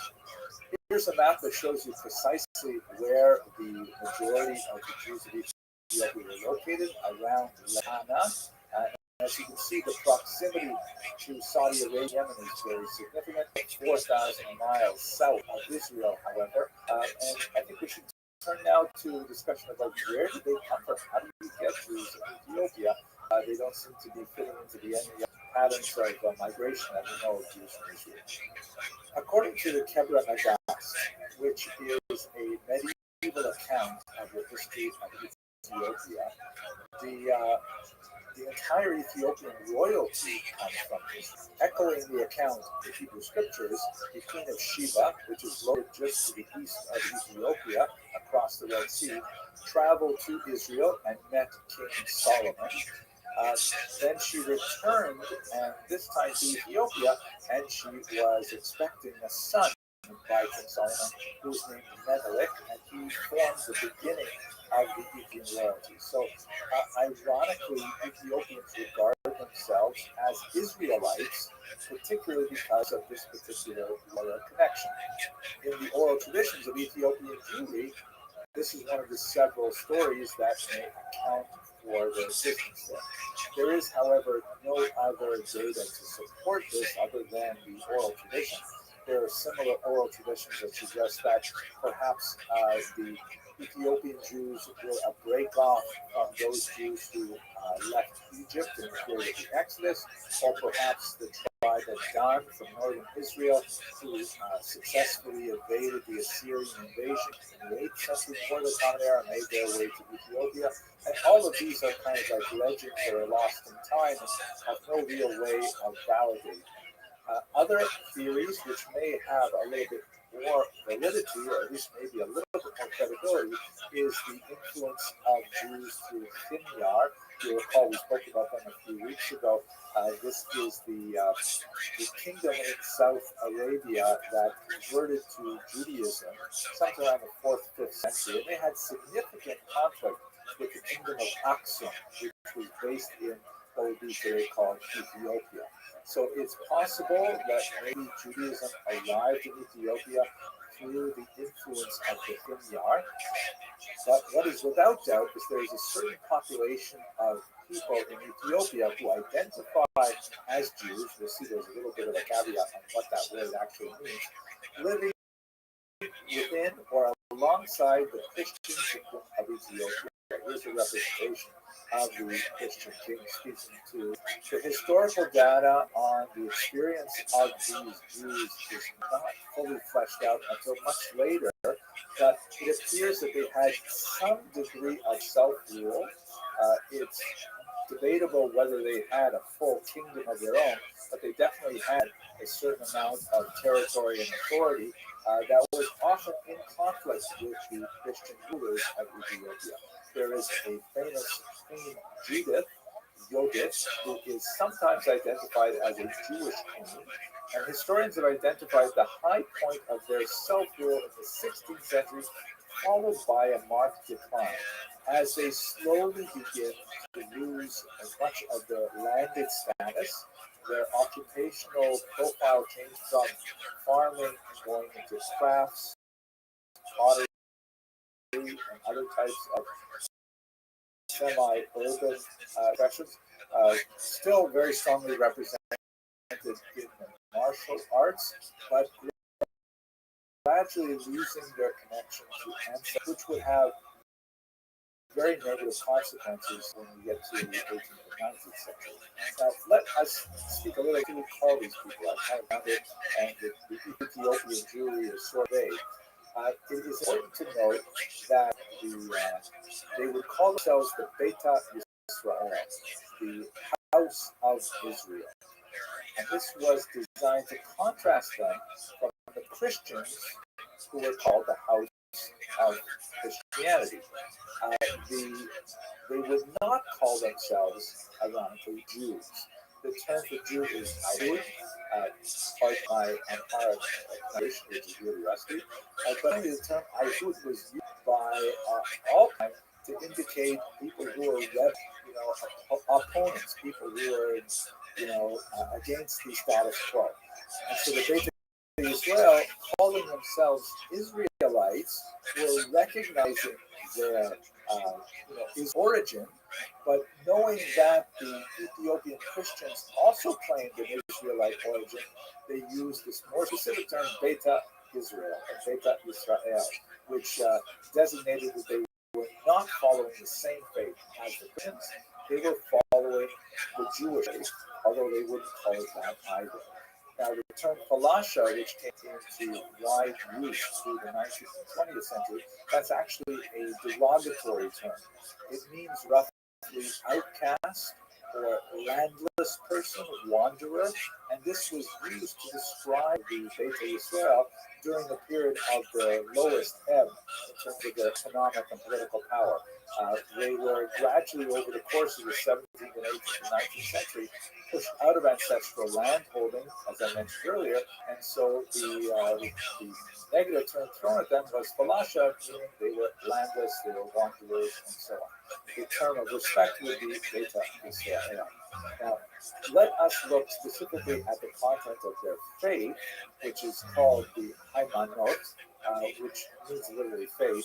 It would have been used to describe different types of faith in Ethiopia, but in Israel it's used specifically to refer to classical Ethiopian Judaism.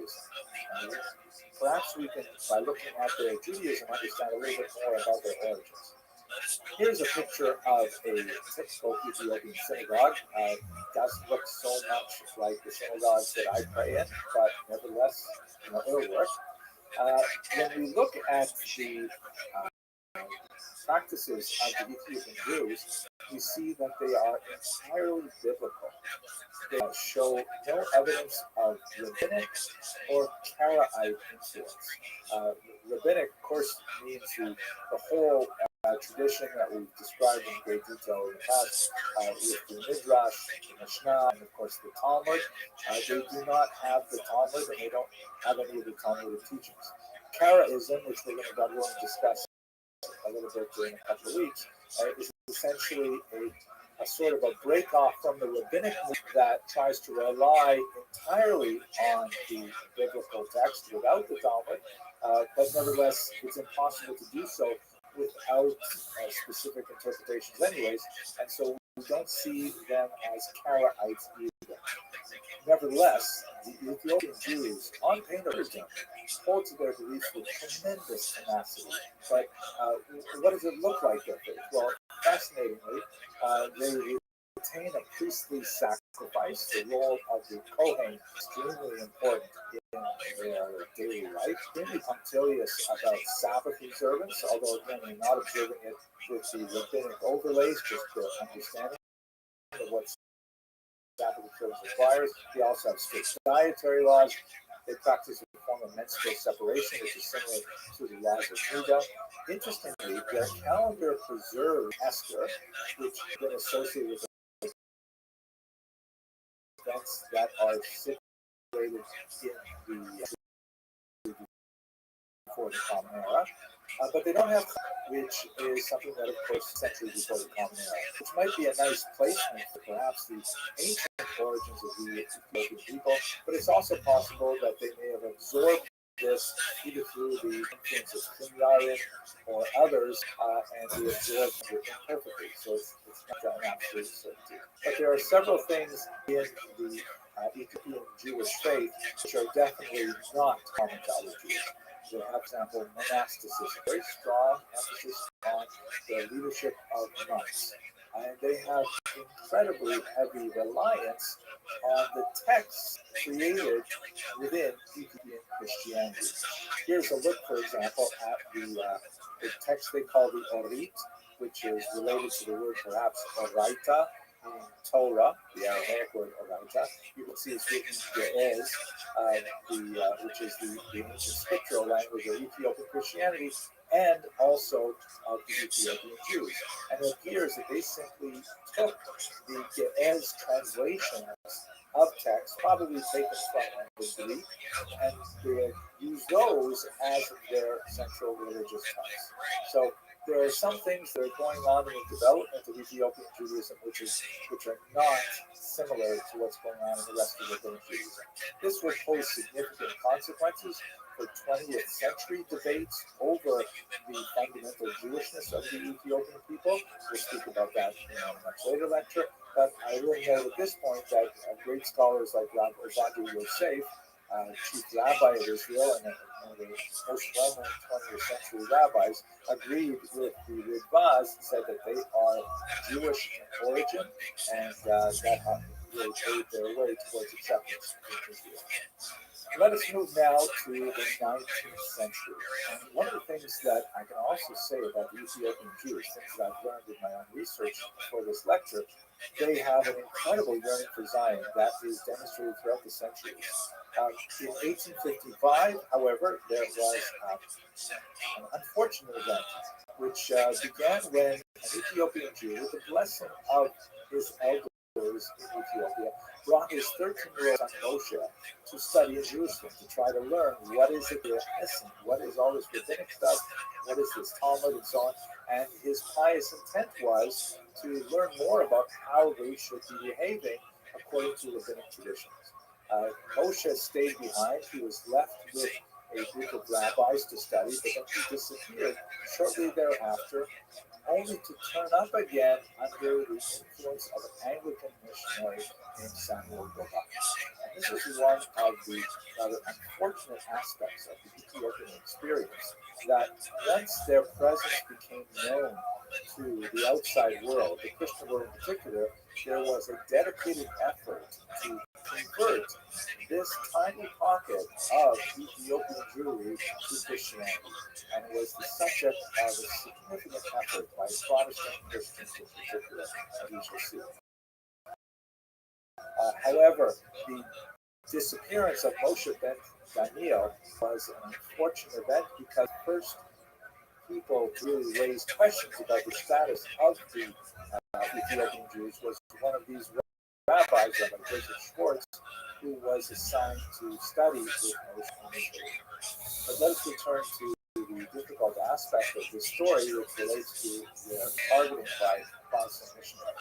Perhaps the most significant of which is Henry Allen Stern, who was converted to Protestant Christianity and made it his career essentially to preach to the so-called Falaka, as you see here, an illustration from one of his many books at the time. Much of the actual teaching was not done by Stern directly.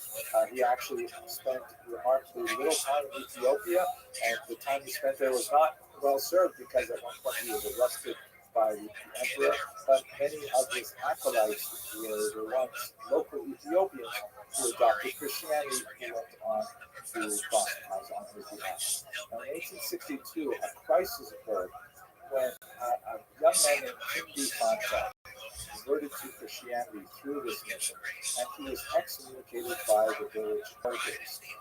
Fanta then turned around and cursed them in the name of the emperor. And this curse apparently had tremendous impact on the population as a whole. The curse had phraseology to the effect of, "May the emperor die if you do not stop offering rich sacrifice."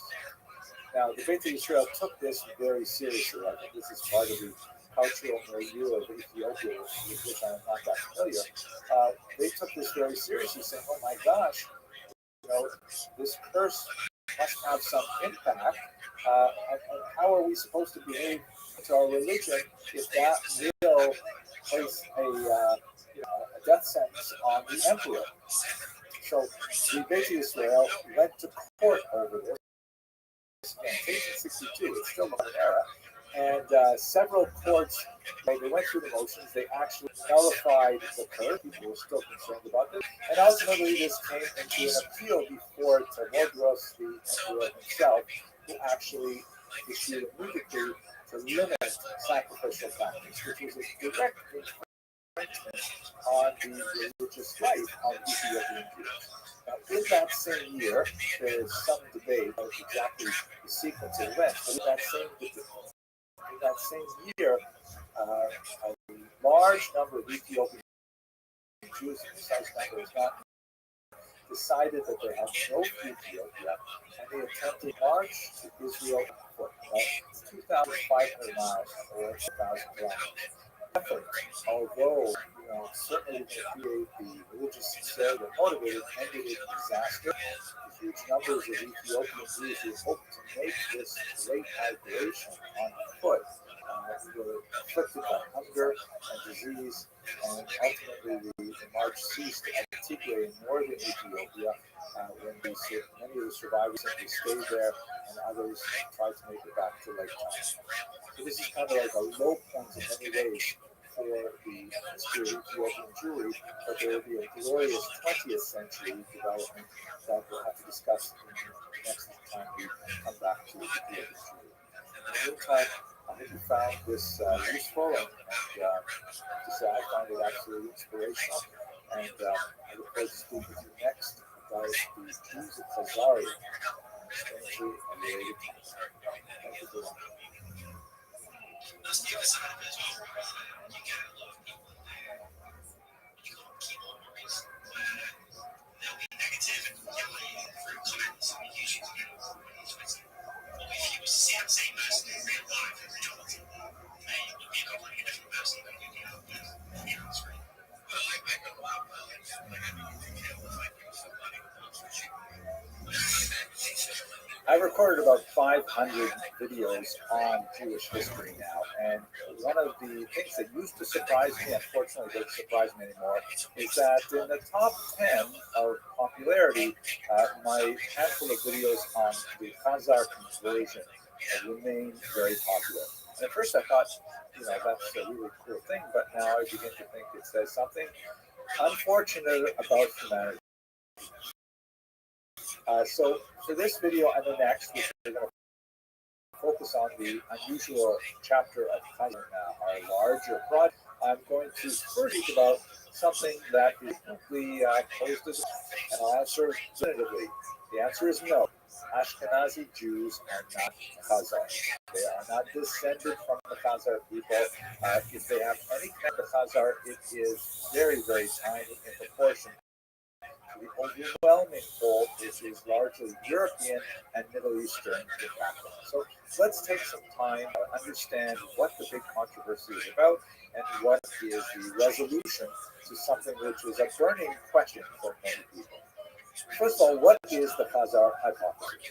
Although it is shrouded in mystery, most historians coalesce around the idea that a population in the region of the Caspian Sea, not too far from the northern Black Sea, encompassing part of southeastern Europe, converted to Judaism sometime in the 8th century. They had come into existence in the 6th century as a proto-empire and then began expanding until they were finally defeated by Kievan Rus, that would be based in today's Kyiv, Ukraine. In the 10th century, it basically disappeared. Here's a map that shows you really where the Khazar Empire would have stretched. Again, we can't use like really firm boundaries, but this is a general area. Now, at the same time, more or less, you have the establishment of Jewish Ashkenaz, which is associated primarily with Germany, with the Rhineland, and we begin to see settlement there from somewhere around the 10th century onward. The name Ashkenaz is of biblical origin, but it is applied in the medieval period to this region of Germany.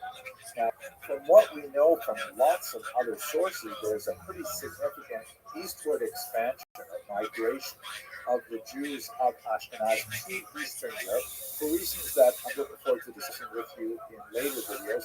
But there's a lot of spread of Ashkenazi Jews to the east, and from there they constitute the largest single demographic chunk of European Ashkenazi Jews as a whole. Looking at this outline here in yellow is basically where most Ashkenazi Jews trace their origins to. Of course, there's a big migration to the Americas, particularly in Eastern Europe, in the late 19th and early 20th centuries, and that's basically the migration that my own ancestors came from, and that's basically the story. The term Ashkenazi, again, derives from medieval Germany, although most of those Jews who used that term later migrated to Eastern Europe, and then from there many of them to America, Israel, and so on. That's to distinguish them from other ethnic groups within the Jewish people, such as the Spartans, who trace their origins primarily to the Iberian Peninsula. But we'll talk a lot more about that shortly. Now, here's the Khazarian hypothesis. Since there is something of an overlap between the limits of the Khazar Empire, which had a connection, possibly a conversion to Judaism, perhaps in the 8th century, and the population of Jews that by the time of the 20th century was vast bulk of Ashkenazi. The Khazar hypothesis says that the Jews that call themselves Ashkenazim coming from Eastern Europe are not descendants of German Ashkenazim. They are actually descendants from the Khazars, and that's the image. Now, why should we care about this? Is something that we'll talk about in the next video. But that's the essence of the Khazar hypothesis: that the Jews who originate from Eastern Europe are primarily descended from this Turkic tribe living in Central Asia. Perhaps one of the most significant thinkers and writers on this period is Professor Shaul Stamfer of Hebrew University. Great scholar. He's written quite a bit on Eastern European Jewish history, and he's published quite a bit on Khazaria in particular. He has a very jaundiced view of the entire conversion process as a whole, the entire conversion story, which I'll speak about in the next video. But he says there are a few really clear reasons why we can say that Ashkenazi Jews are not descended from the Khazars. First of all, there is no DNA evidence to support this. Now, if you go back to my earlier videos, as I've been doing these over the last 10 years, there's been growing amounts of data, and you'll see slight changes even in my presentation because of the appearance of new data. The DNA evidence is one of the most exciting tools that historians have in their toolbox. And when it comes to the question of biological descent as opposed to halachic identity, Jewish identity by Jewish law, which is a different thing, although they tend to overlap like a Venn diagram, it's no DNA evidence or a very tiny element of DNA evidence to support the idea of a origin to Eastern Ashkenazi Jewry. Now, one example is the Professor Eran El-Hayek, who's written some interesting things on this, but he's controversial, and most scholars are not accepting the research that he's presented specifically on Khazaria. Now, scientists will be able to get into the results of this. What I've read about is that he prepared in 2013, I think first published, an analysis of about 1,300 Y chromosomes, 1,300 people looking at their Y chromosomes to try to see what the similarities were between Jews and about 75 odd other nationalities. Unfortunately, the sample was really, really small. Of the Jews, only 8 fit the specific parameters that we're looking at right now. That's a tiny number to really make huge statements about the vast majority of Ashkenazi Jews. Secondly, more significantly, the number of Khazar individuals studied was precisely 0, because there are no Khazars today, and in fact, we haven't had any Khazars for about 1,000 years. There has been no one walking around who claims Khazar descent to whom we can go to for genetic data. In other words, you can't compare Jews to Khazars if you don't have any Khazars to actually say, oh, you're a Khazar. Great, let's take your DNA. So what he did was he essentially guessed, an educated guess, using Georgians and Armenians, which live roughly in the same area.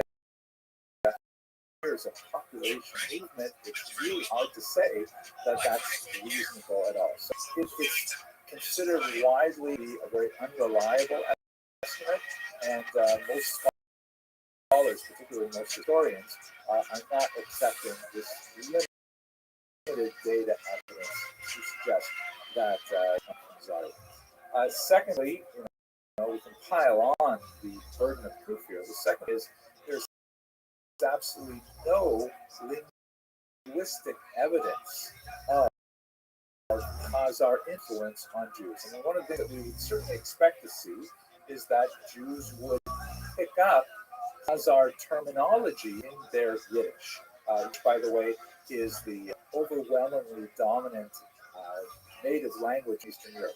At the turn of the century, there was a census in the Russian Empire, and it was 98% of Ukrainian Jews, 97% of Jews throughout the empire, if I remember correctly, claimed Yiddish as their mother tongue.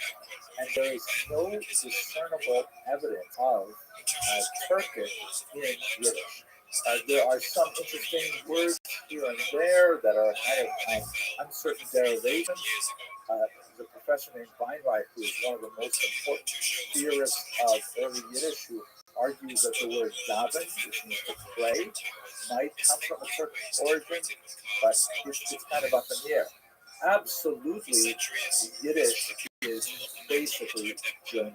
It's overwhelmingly German.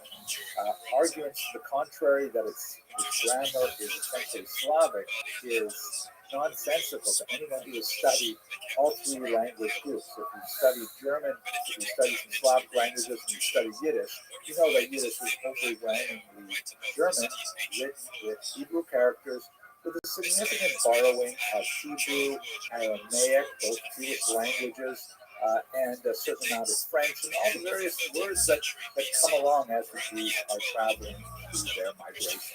The small elements of Slavic grammar that are visible, particularly in the Eastern dialects of Yiddish, which is not at all surprising given that we're talking about living in a Slavic area. They're not Turkish, they're Slavic, very different languages, and they're basically like uses of aspect and other finer grammatical forms. So bottom line is Yiddish is way more German than it is Turkish. The Turkic elements, the Khazar elements are vanishing small if they exist at all. Third, where are the recipes? Where are the folk customs? Where are the superstitions, the stories, the legends, the songs that one would expect to come from Turkic origins? We simply don't have them in Ashkenazi culture. We have lots of Russian things, lots of Ukrainian, especially lots of Ukrainian, Polish, and so on, after 1,000 years of living in the region. We have evidence of German, of Latin, of French, type of cultural accretions that follow the Jewish travel, but we don't have any Khazarian. So the burden of proof is clearly on those who want to push this theory. The overwhelming amount of evidence suggests that the model of Jewish migration from Ashkenaz is exactly what happened. So then that brings us to the next question: where did Ashkenazi Jews come from? And I get this question a lot, actually. So this is Doron Behar, who is a remarkable geneticist who's really advanced the field quite a bit. And he's done some great studies of DNA, and they must have been mostly good in the last few years. One of the most fascinating things that he discovered is that 40% of all Ashkenazi Jews are descended from precisely 4 women, apparently of European origin. And there's some, though, or perhaps a little bit earlier, no indication they lived like knew each other, but there are 4 specific women that seem to have had a tremendous impact on Ashkenazi Jews.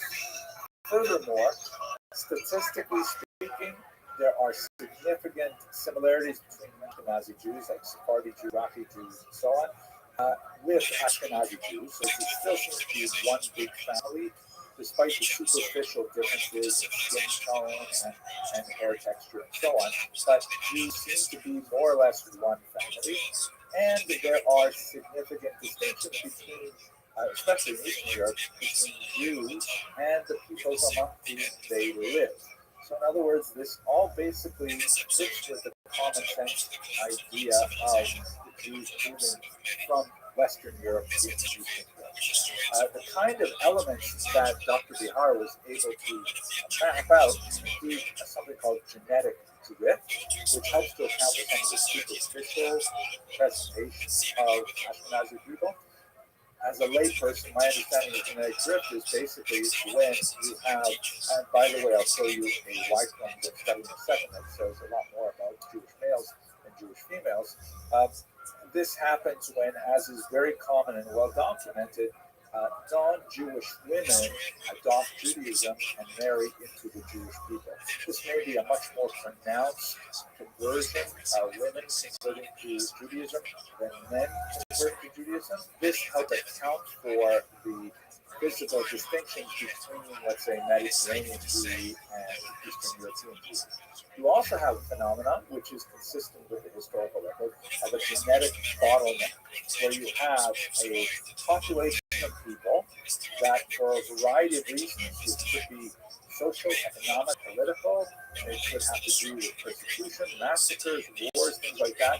But a larger group of people are suddenly shrunk over a period of time to be a much smaller population. The bottleneck forms, and that means that there are much fewer people from whom the later ancestors derived their origins. This helps explain the fairly large number of genetic disorders that unfortunately afflict Ashkenazi Jews, like breast cancer and AIDS, which may owe a lot to the fact that there was this bottleneck, perhaps around the turn of the millennium, that meant that the population of Jews living in northern Europe that would later move to the east represents the basis of a much larger population. So the bottom line of it is that it's pretty much what we always were thinking, although Italy may be more important than most historians have thought. Have a look at this map here, which is also part of Dr. Bihar's research, and this is looking specifically at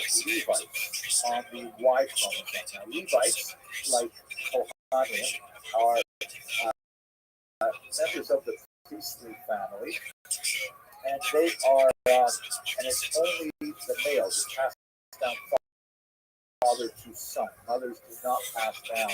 So looking at the Y chromosomes of Ashkenazi Jews, he was able to determine that it appears that they do have origin consistent with Middle Eastern origins, and strong migration to the Italian peninsula to the Ashkenazi heartland in Germany. That would be numbers 1 to 2 in this particular map. And then number 3 is, as we expected, a large migration towards the east, where most Ashkenazi Levites find their origins going back through that original sector. And then, as you can see, the kind of the faded line there of the extension towards the west, along with arrow labeled number 4, there is a reference back as those Ashkenazi Levites begin to move to the west and, in fact, begin to form families with Sephardic women and non-Ashkenazi Jews generally in the Iberian Peninsula. It is probably at the point number 2 on this map when those 4 mothers appeared, probably somewhere around the year 1000, and then are responsible for this huge expansion of Ashkenazi Jewry, and as a result, a tremendous popularity of Asian food now in America. So, now, if you look at these the green lines here, this is the traditional view of the migration of Jews historically, which there's a lot to say for this, and this does not contradict the historical model that we have well documented Jews moving their way across the coast of North Africa. But that particular route would not necessarily explain the origins of most Ashkenazi Levites. In other words, while Jews may have been moving along that route number 5, they do not account for the large number of Levites in the Ashkenazi community, and so it's not demonstrated by the research that we have worked on. Nevertheless, we do have Jews moving along the coast of North Africa. It's not necessarily Levites that would end up producing lines. It's so complicated to see with so many ways, but you get the basic idea, right? Okay, so that's our short answer. Ashkenazi Jews are not descended from the Khazars. They are descended from the Middle East and possibly through an Italian vector. And there are 4 women, ironically, the Sarah, Rebecca, Rachel, and Leah of Ashkenazi Jews account for almost half of all Ashkenazi Jews. In the next video, let us actually go to Khazaria and try to figure out what can we say in college. Thank you very much for watching. As a novelist and a student of literature, I tend to have a bias towards giving literary sources more weight than a formal historian might. For my part, I don't think it's unreasonable to argue that these poems may have incubated, at least in a hazy form, an authentic memory of those days. The feeling of apocalypse that must have washed over the region, and a war that seemed to dwarf all others since. Now that we have discussed the persistent question of the origin of Ashkenazi Jewry in the previous video, let's go straight to Khazaria and try to understand what exactly do we know about the story of the conversion of the Khazars in that region, possibly in the 8th century. The story of Khazaria is especially fascinating when you think about the way it has been received by Jewish history. This is what the German historians call the Rezeptionsgeschichte, or the history of the reception, how an idea is formed and developed and spread around. Perhaps the most important element of the Rezeptionsgeschichte, of the Khazar conversion is this book, Kuzari, written by Levi's very, very important Spanish Jewish there in the 12th century. The story describing the Kuzari is the story of the Khazar conversion as this great poet and philosopher developed into a massive book.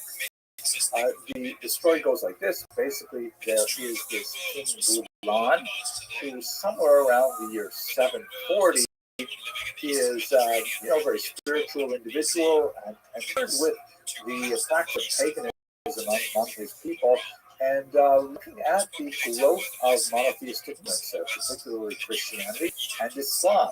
And both Christianity and Islam are making geographic headway in Central Asia and approaching his borders. And he thinks to himself, oh, so what should I be doing? Should I be remaining a pagan? Should I join one of the other faiths and so on? And so he has a debate where he brings together a Jew, a Muslim, and a Christian. I know it sounds an offensive joke, but it's not. And he has them have a trilateral debate over which religion is superior. In the end, as you might expect, given the fact that this is Rabbi Yehuda Halevi writing it, King Bulan decides to accept Judaism, and all of his court and the Kuzari, the Khazarian people, ultimately follow him to Judaism. That's essentially the story. Now, I hope you notice that there is 500 years difference between the setting of this story and the authorship of the Kuzari. That's half a millennia. That's a lot of time. And we have to understand that the Kuzari was chosen as a subject for Rabbi Yehuda Levi because of circumstances in the Iberian Peninsula in his day, specifically the trilateral relationship between Jews, Muslims, and Christians, which was very unique to Spain and Portugal. Rabbi Yehuda Levi essentially used the story of the conversion of the Khazars as a kind of a literary foil to have a larger philosophical discussion about the relative merits of Judaism, Christianity, and Islam. And then, of course, by doing so, to demonstrate the superiority of Judaism. That's the essential idea of the Kuzari, and the actual historical elements of the conversion of the Khazars is not necessarily important for what Rabbi Yehuda Halevi wanted to achieve in his literary work. So let us set aside the Kuzari as a historical source. It's definitely not intended to serve as a historical source. It's intended to serve as a literary philosophical source. Let's try to go back and understand what we do know about the group. So let's move back a couple hundred years to the correspondence of Kastai ibn Shaprut. Again, we're still about 300 years from the actual events described, but this is a fascinating and very important source, which was exceptionally important for Yehuda Levi's work as well. Kastai ibn Shaprut, who I hope we will discuss in a few lectures when we look at Spain in the 10th century, very important diplomat who communicated with Jewish communities throughout the Mediterranean basin. And he was fascinated with the story of the Khazar conversion, which was known to him. And so he sent out some emissaries to try and reach Khazaria and find out, what's come there? Are you guys actually Jewish? Is this actually a Jewish kingdom? Now, for reason to take us beyond the scope of our discussion, his emissaries did not succeed in reaching Khazaria, any actual Khazarians, but they did receive correspondence from someone who purported to have brought letters from a King Joseph of Khazaria. These letters are absolutely fascinating. They story of the conversion of King Bulan. They talk about the nature of Khazarians, their Judaism, and all kinds of fascinating things, but it's widely believed that these letters were forgeries. In other words, the people who provided these to the messenger Ibn Shaprut were essentially engaged in some kind of con, and they have no bearing on the actuality of Khazaria, and they don't have historical value for that purpose. So they're fascinating and they're really engaging, but are they real? Are they authentic? Are they actually letters from King Joseph? Probably not. We do know, however, as we get closer and closer to the original dates, that there were medieval Jewish travelers who either had direct contact with Khazaria or direct contact with Khazarians in different places and report, however briefly, on their Jewish status, sometimes with a degree of surprise, sometimes with a degree of skepticism, but nevertheless, there's like more and more little tiny bits of evidence piling up in a lot of places. As we shall see, many skeptics would say that the plural of anecdotes is not data, but it's hard to toss away these little bits of information. For example, here's a fascinating document which was found in the Cairo Geniza. We will have opportunity to speak about what that Geniza is in a few lectures from now, but basically it's a medieval trove of documents which were literally thrown away but were amazingly preserved till they were unearthed in the late 19th century. And in this trove of documents is a so-called Kievan letter, which is basically a letter that is familiar to anyone who lives in the Jewish community today. When tzedakah collectors, when charity collectors come by Jewish homes, they typically present a document which is called a petek, and it's essentially a statement of the bona fides of the bearer of the document, saying that this person represents a legitimate cause, he's fallen on hard times, he's supporting orphans and widows or a charitable cause, one or the other. And it's expected that when someone presents you with this petek, which may be issued by the local community in which the donor lives, or it may come from the originating community, like from Jerusalem or wherever, then you give them charity and they build up their cause. So this is exactly one of those documents. The only real difference between this document and the ones we use today is that the ones we use today are laminated. Typically, this was not laminated, but it comes from Kiev, which indicates that that was part of the range of Khazaria. In fact, the great Harvard historian Emelian Pritsak argued that Kiev may have been founded by Khazarian Jews, believe it or not. At any rate, the letter, which comes from Kiev, specifically describes how the person is fallen on hard times, the person is worthy, and you should specifically support his cause. And then, amazingly, at the bottom, you can see it here in this particular image, there is a signature in what appear to be Turkish runes that say, "I have read it," or "we have read it." Fast, that indicates that there was because normally this would be the signature of someone who is important in the Jewish community, like a rabbi or the parnas of the community, essentially the president of the community, and he obviously is completely illiterate in Hebrew and needs to write in runes, which would be very unusual unless there was a community in Kiev at the time. We have multiple references from Arab historians to a Jewish presence in Khazaria as well, and perhaps one of my favorite examples is in one of the most important early historical documents describe the origins of the Kievan Rus population, which later would grow into modern-day Ukraine. It's also with the Russian Empire and Polish Empire and so on. It's the so-called Povets Vremenia Kiev, or Chronicle of Bygone Years, which is essentially a church record of the history of the region. There's a fascinating description of a key element in the Christianization of the region, specifically the conversion of King Vladimir to Eastern Orthodox Christianity. And amazingly, it's exactly like the story in the Kuzari. There is a representative of Islam, there are two representatives of Christianity, both Western and Eastern Christianity, and there is a representative of the Jews, and that representative is specifically a Khazarian Jew. And this is absolutely fascinating that not only do they replicate the story that is essentially told in the letters of Chastai ibn Shatrut with King Joseph, they actually report the same kind of scenario. Of course, it ends up that King Volodymyr decides to become Christian rather than Jewish. Could you imagine how history would have changed had he chosen to be Jewish? He very nearly did, by the way. But this is, one of those data points that's really hard to ignore, speaking to the idea of a Jewish community in Khazaria at the time. And then finally, we've got some really tempting archaeological finds, like this coin found in the United Kingdom as part of the so-called Spillings hoard. There's a whole number of them that come from Khazaria around this time of 8th, 9th century.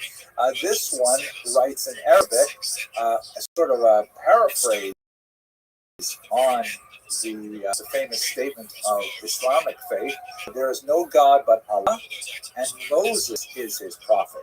That's an unusual kind of statement there. And then there are some tempting examples of Jewish symbols on Khazar architecture, which is limited. There are not a lot of finds, but this menorah symbol from a Khazar archaeological dig is especially tempting. So all things come together to suggest that something really important happened in this region in the 8th century that involved Judaism. But what exactly happened? Let's have a look at that. So, if you ask Professor Shaul Stamfer, who we met in the last lecture when we were talking about DNA evidence, Dr. Stamfer is definitely one of the biggest skeptics of the whole story. He says it is, quote, a splendid story. Right? You could finish the rest of that sentence. In other words, there's not much to it. So, but we still have all these little bits of data, the Kievan letter, the Spillings hoard coin, and things like that. What does all that mean? So, trying to put it together, one of the biggest questions we have is, if they did convert to Judaism, and I tend to believe something happened there with regard to conversion, why did they convert? There does not seem to be a really good, source to provide an answer for us. Besides, of course, the letter of King Joseph to Chastai ibn Shatrut, widely regarded as a forgery, but in that letter, the primary motivation was essentially spiritual in nature, and that's very nice. But maybe I've been a historian too long. I tend to be skeptical of such things. It's also possible that maybe it had to do with the geopolitics of the era. The Khazars did fight two brutal wars with the Muslims. They did see the rapid expanse of Christianity overtake Ukraine, then Kiev and Rus, in short order. So, maybe they chose to adopt Judaism as some kind of potentially neutral position. Perhaps they hoped to say that, hey, Jews are tolerated in Muslim lands under the Pact of Umar, which we discussed earlier, and in Christian lands through the doctrine of witness. Maybe they thought they could carve out some independence there. But we also have to remember that there is remarkable silence regarding their association with the massive Jewish population in Mesopotamia, which is really not so far away. This was really the world center of Jewish intellect and rabbinics and writing and so on. Why is there silence from Mesopotamia on the Khazar conversion? Who converted them? Not the rabbis active in Babylonia and Mesopotamia. Was it the Karaites, who we haven't had the opportunity to discuss yet? Why do we have no Karaite sources either? So there are a lot of questions about why they would. Secondly, how Jewish was this conversion, both in terms of quality and in terms of quantity. that we don't have a clear sense as to whether these converts were rabbinic in orientation, Karaite in orientation. The documents like the Kievan letter just indicate that that particular individual who had gone to Egypt with the purpose of raising funds had fallen on hard times. But it doesn't really say much about his personal religious orientation. We don't really sense as to what kind of Judaism they performed. We also, very importantly, don't know how many of them became Jewish. Is it possible that this was kind of like a royal conversion? Like we see, for example, with Queen Helena of Adiabene, who converted to Judaism with her sons, but her husband remained non-Jewish? Is it possibly similar to the conversion in Chinyar in the Arabian Peninsula? Simply don't know how many of Khazarian Jews converted to Judaism. And it could be that this was simply a token conversion that took place in the upper strata. It did not extend to the lower population as a whole, who remained essentially pagan.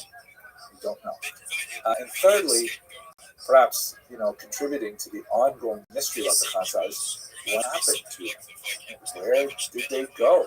We know that the empire lost its political independence in the 10th century when Sviatoslav of Kievan Rus destroyed it for the last time. But they seem to pop up every now and then in the Chronicle of Bygone Years. That was a couple of hundred years later. We still have reference to Khazars as Jews, but they don't seem to have that impact on the demographics of the region. We already discussed in the previous video the lack of DNA evidence of their continuing relationship with Ashkenazi Jews. Did they perhaps, make an impact on smaller Jewish populations, like in the Caucasus, like the mountain Jews, perhaps? We simply don't know.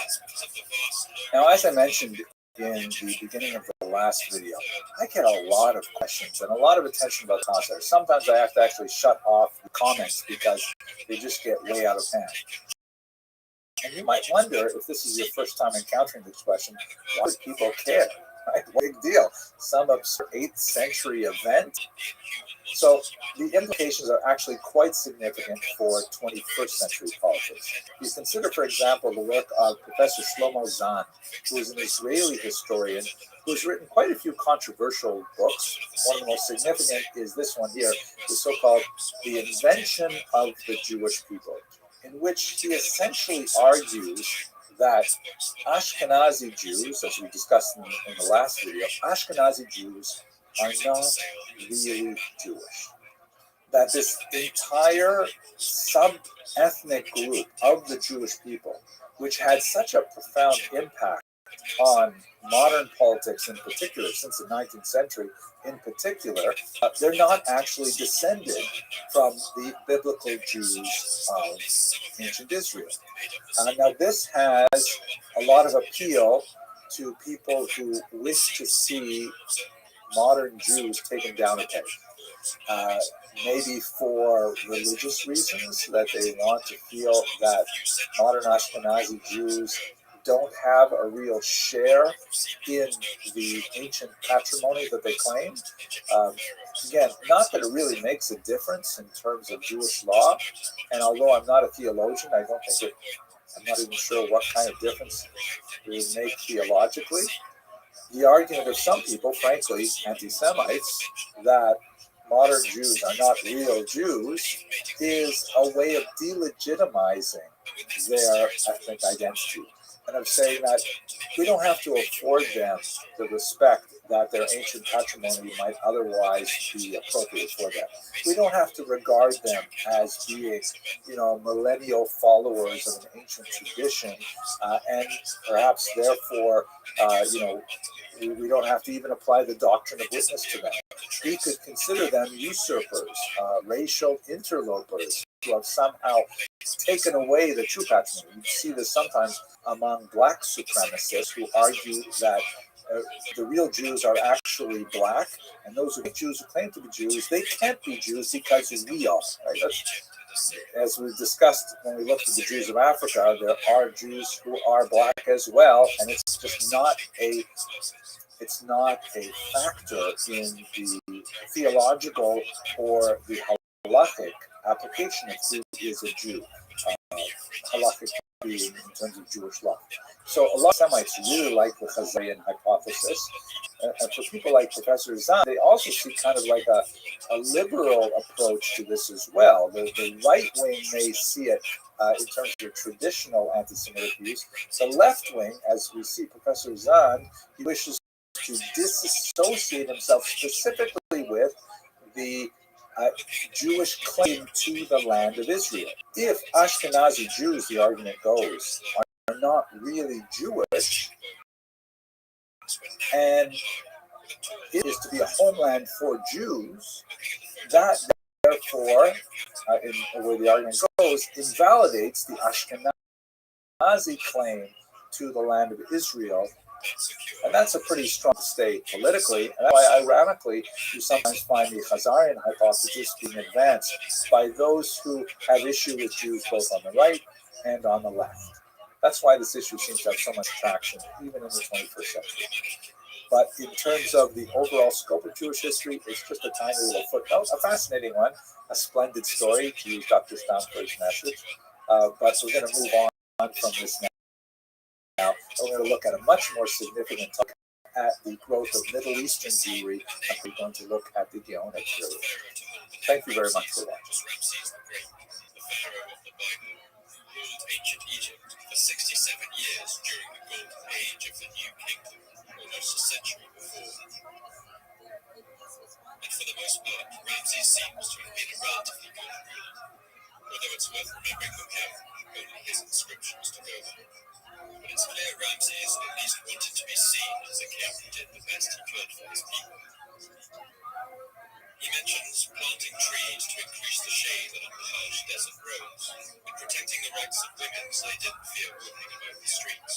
He mentions allowing soldiers to go home to their families during peacetime, and other records show that he donated huge amounts of land and wealth to Egypt's temples, and also undertook vast reconstruction projects. He sent expeditions across the Red Sea to Yemen, where he discovered long-lost copper mines that boosted Egypt's wealth, and he brought back rare plants and hops to cultivate in his gardens. By all of this, it seems in another time he might have been one of Egypt's great rulers. But his destiny was to preside over one of the longest and deepest declines in Egypt's history, the twilight of its empire. This decline, as far as we can tell, wasn't his fault. In fact, his actions would ensure that Egypt's cities didn't follow the fates of those like Mycenae and Megara, where only ash and desolation remained. When news of the Sea People's attacks came to Ramses, he had been pharaoh for 8 years. Upon hearing of the destruction of other cities in the region, he must have felt a chill run down his spine. Great nations were being wiped off the map, and Ramses resolved that Egypt would not follow the fate of its neighbors. Egypt couldn't react to this threat the way the Assyrians had, by retreating and consolidating their defenses. Egypt had a long Mediterranean coast, making it vulnerable to invasion from the sea, and maritime trade was the backbone of its economy. Ramses knew he had to come up with a plan. It wasn't going to be easy. The ancient Egyptians had a poor reputation as seagoers. They were essentially a land-going power that usually left the messy business of watery warfare to smaller nations. The Egyptians were used to dominating ancient battlefields, using vast assemblages of archers and swift units of horse-drawn chariots. Their tactics were to advance with a wall of infantry, all the while pelting the enemy with arrows from light chariots, before using charges of heavy chariots to sow panic and break the enemy lines. This had allowed them to conquer lands all the way up the Palestinian coast and defeat the Hittites in battle. But these tactics required a large open battlefield. Since members of the Sea People tribes had served in Egyptian armies in the past, perhaps they knew this weakness.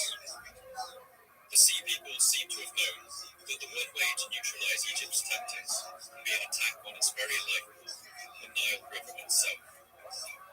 All of Egypt's great cities lay on the Nile, And if Egyptian resistance broke on the river, its cities would fall one by one, and the riches of their land would be taken. It was a huge gamble, but the sea peoples believed it would pay off.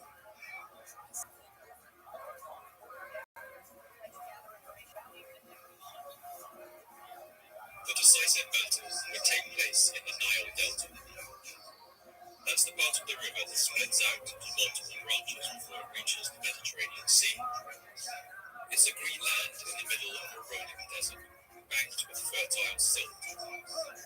Red lotuses bloom here in the autumn, and papyrus sedges grow along the banks. At this time, Nile crocodiles and hippopotamus still ranged wild in the delta. And it was in this challenging terrain that Ramses knew he had to mount his final stand against the sea peoples. Ramses decided to play to what strength the Egyptian army still had. He decided to lay an ambush and give the sea peoples a surprise attack of their own. As the enemy's ships amassed in the waters outside the delta, Ramses gathered a vast army of his own. He gathered archers on the banks, supported by spearmen and thousands, all crouching for reeds.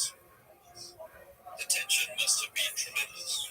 All the soldiers of the Egyptian army holding their breath and waiting for the first sign of an enemy ship to come in from the sea. Then, at last, a ship came around the bend in the river. After that came another and another, until the whole seaborne might of the sea peoples was in sight. The Egyptians must have been able to hear the creak of 10,000 oars, the beating of the drums below the deck, the shouts of the helmsmen and soldiers within.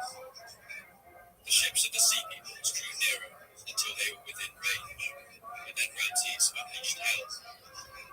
The Medina Tabu inscription recounts what happened next. Those who reached my frontier, those who came forward to get on the sea, the full flame was in front of them at the river mouth. Our stockade lances surrounded from the shore. And the chaos of this battle is encapsulated in a sprawling low-leaf carving in Medina Tabu. As the sea people advanced in their full force, Ramses' archers kept up a continuous volley of arrows into the enemy ships. Panicked, the sea peoples attempted to land on the banks, but as they did, the Egyptian lancemen advanced out of the reeds and met them. While the enemy was held at bay, trapped and frantic on the river, the small Egyptian navy sailed in and attacked them too. They used grappling hooks to haul in the enemy ships. It's clear that this was a frantic struggle of ship-to-ship fighting. Men are impaled on spears, clambering onto the sides of ships, ducking arrows that whiz overhead. Boats overturn, spilling men into the river, and bodies float upside down in the frothing water. They were dragged in, unclothed, prostrated on the beach, killed, and made into heaps from tail to head. That made them turn back from even mentioning Egypt, for when we pronounced my name in that land, we are burnt up with fear. In the brutal hand-to-hand struggle which ensued, the sea people were overwhelmed. Ramses' plan had worked. The Egyptians were the first people to ever turn back on these sea-going invaders and stop their campaign of destruction.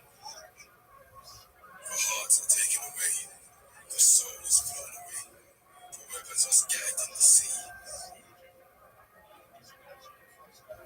Another key source for these tumultuous events is a document called the Harris Papyrus, found near Ramses' tomb in Medina Tabu. It's the longest known papyrus ever uncovered from Egypt, coming in at 41 meters long. That's longer than the wingspan of a Boeing 737, just for reference. In it, Ramses boasts about his triumph over the various groups of the sea peoples. I overthrew those who invaded. I slew the Dinar from the islands, the Djaka and the Pelasgians, who were made ashes, the Shardana and the Meshesh of the sea, who were made as foes for excess north. I brought captives to Egypt, numerous as the sand of the shore. The Egyptians were victorious. They had repelled the invasion, but this alone would not save them. To see why, you just have to look at the situation surrounding them. Egypt now stood alone in a devastated region, like the hero at the end of a disaster. Every land around them had been gutted and reduced to ash, vast and ancient civilizations. The Mycenaeans, the Hittites, Garics, the Kassite dynasty of Babylon. All of these venerable societies had collapsed utterly, and civil order had given way to chaos. Those precarious trade routes we talked about at the start of the episode were now broken, and Egypt's economy went into a steep and unstoppable decline. By the end of the late Bronze Age, Egypt was utterly diminished, a shadow of its former self. As other enemies encroached on its borders, Egypt was able to fight them off, but its treasury became so depleted that it would never fully recover its imperial power. The first known workers' strike in recorded history happened during the 29th year of Ramses' reign, and when Egypt could no longer provide food rations for its elite raw tomb builders and artisans in the village of Deir and Medina.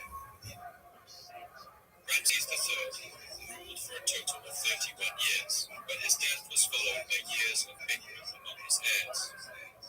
3 of his sons would become king at different times, reigning as Ramses IV, Ramses VI, and Ramses VIII. And meanwhile, Egypt was increasingly beset by droughts, lack of seasonal floodwaters, famines, civil unrest, and official corruption. While the power of the pharaoh fell, that of the priests and thieves grew. The last pharaoh of the dynasty, Ramses XI, grew so weak that these priests became essentially the true rulers of Egypt. The Egyptian empire finally fractured. It was lost forever, less than 80 years after Ramses III's reign.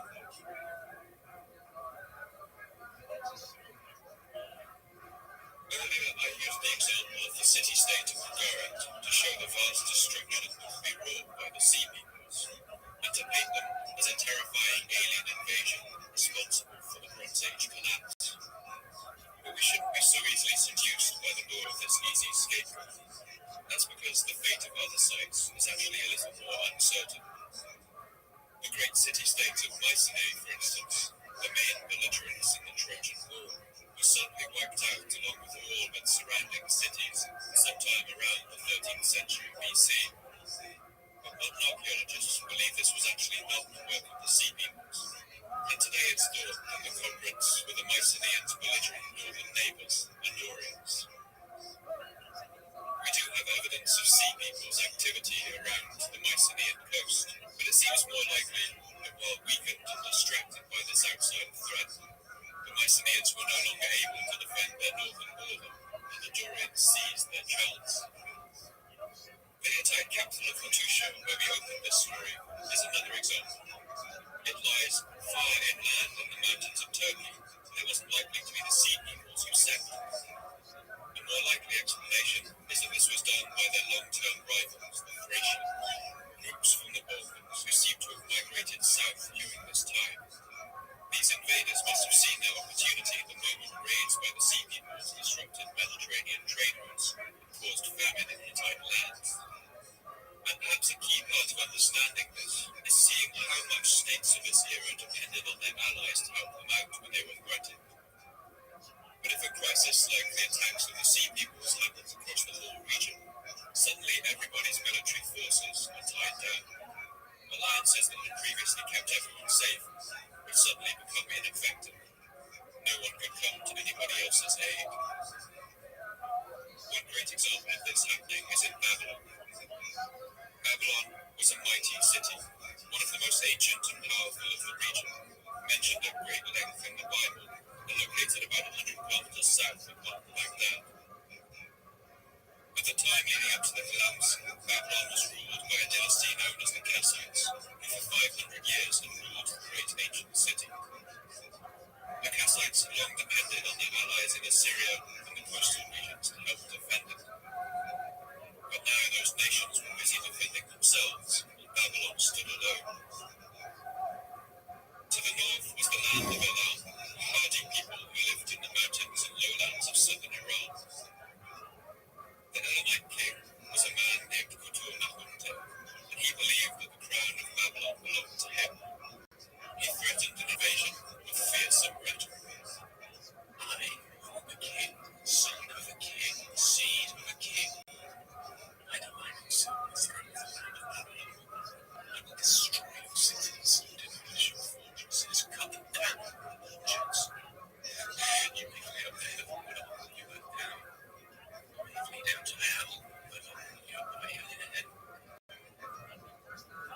Utirnamunte led an invasion into Babylonia in year 1158 BC. With all its allies tied down, Babylon stood alone, and the Elamite invasion succeeded. Utirnamunte went on to do most of what he promised, and he laid waste to the land. While Babylon burned, its last Kassite king was led to Elam in chains, along with a statue of the Babylonian god Marduk. And the theft of this statue seems to have traumatized the Babylonian people more than the loss of their king. Babylon was sacked and left in ruins. One sacred Babylonian text, the Nabur-Kuduri-Usur, recalls the terrible vengeance of the Elamite king. His crimes were greater and his previous sins worse than all his fathers had committed. Like a deluge, he laid low the peoples of Akkad and cast in ruins Babylon and all the noblest cities. And these examples show that the situation in this region isn't quite as simple as that classic alien invasion style scenario I had you imagine. In Hollywood, the writers always imagine the world coming together to fight the outside threat. It makes a better story that way, and we get to hear some inspiring speeches. But the example of the Bronze Age collapse teaches us that it's just as likely that if aliens ever arrive and begin blowing things up, some might see that as an opportunity. The story of the Bronze Age is of large, complex states successfully defending themselves against the smaller states in their borders with less complex societal structures. And part of the collapse that ensued is perhaps also down to the increasing power of these smaller, less complex nations. During the Bronze Age, empires like Egypt, Mycenae, and the Hittites had monopolies over the production of weapons, the importation of horses, and the building of chariots. Smaller, less complex states simply couldn't compete in those areas. But the power of these smaller states was beginning to grow at this time due to one very important thing. One thing that would bring the Bronze Age to an end forever. And that thing was iron. Iron had been in limited use since as early as 3000 BC, and early people even worked the iron they found in meteorites that fell to the earth. It was considered a sacred metal, perhaps due to its magnetic qualities. But as an everyday practical object, iron presents a number of problems. It's much harder to work than the copper and tin that go into bronze. Tin, for instance, has a very low melting point of 232 degrees centigrade. If you wanted, you could melt it on your kitchen stove. But iron requires a huge amount of heat to melt, over 1500 degrees. This requires advanced furnaces and special technology that took millennia to develop, but at this time was beginning to permeate across the region. But iron on its own isn't that useful. It's brittle and it easily breaks. The knowledge of how to turn iron into steel, mixing it with the right proportion of carbon, will transform it into a metal just as sharp and hard as bronze, but much cheaper and more readily available. Soon, even tribal societies and tiny kingdoms could afford cutting-edge weaponry. It acted a little like the introduction of cheap assault rifles like the AK-47 in our time, a great leveler that destabilized whole regions. We know that after the Bronze Age collapse, bronze was no longer in use across the region. Steel weapons took its place, and the Iron Age began. Armies of chariots, such as Egypt employed, gave way to armies of massed infantry. And some historians point to this factor alone as the great shift that caused the collapse of so many societies. So this is another theory, that the Sea Peoples and other tribes on the land, newly armed with iron weaponry, were a significant element in the collapse, and certainly sank some cities themselves. But a large part of the destruction was also due to opportunistic wars and infighting between rival nations. And these combined served to pick apart the complex web of interdependency that had sustained these great empires for so long. But some historians go even further, and their work reconfigures the roles of this story completely. They ask, what if the Sea Peoples aren't the villains in this story? What if they weren't the perpetrators in the collapse of civilization, but another set of victims? And this final theory allows us to shift our perspectives completely. One thing we do know for sure about this time is that the climate of the eastern Mediterranean at the end of the 13th century BC underwent a sudden and rapid change. Lands that previously boiled over with greenery suddenly became dry and arid. Analysis of ancient pollen in the region shows that plants suited to a more desert landscape flourished during this time. Analysis of sediment cores and oxygen isotopes in mineral deposits in caves in Israel have all shown that the 13th and 12th centuries BC saw much less rain than the previous era. And this all points to a period of climate change in the region, during which the crops that people knew how to grow must have died in the earth. Alongside this scientific evidence, we can see marks of severe droughts and famines in the region's written records too. The Hittites in their dry, stony mountains were hit particularly hard. Letters from Ugarit write about sending large quantities of rain up to the hill roads to feed the mighty cities like Hattusha, and the crisis seems to have lasted a long time. In the mid-13th century, one Hittite queen sent a short but dramatic message to the Egyptian pharaoh. I have no grain in my lands. Another tablet sent from the Hittites is equally telling. Did you not know there was a famine in your lands? Elsewhere, letters sent from a servant to his master, who was a merchant in Ugarit, show that there was a famine in the city of Emar in Syria at the time of its destruction. There is a famine in your house. We will all die of hunger. If you do not quickly arrive here, you will not see a living soul from your land. And I want to make it clear that there had been famines and droughts in the region before. It was simply a fact of life for people living in the precarious reality of the Bronze Age. But the climate change that occurred around this time seems to have happened so quickly and been so dramatic that scientists have been looking far afield for an explanation. And to get to the bottom of why this happened, one answer might lie nearly 4,000 kilometers to the north. Let's zoom out and soar around the globe, across Europe and the stormy waters of the North Atlantic, until we come to rest on the slopes of the snowy mountains of southern Iceland. This is a harsh landscape, a snowy tundra over which the shadow of an enormous volcano looms. Its name is Hekla, and it's one of the world's most active volcanoes. In the ancient and medieval imagination, Hekla was thought to be the gate to hell and the prison where the traitor Judas was tormented.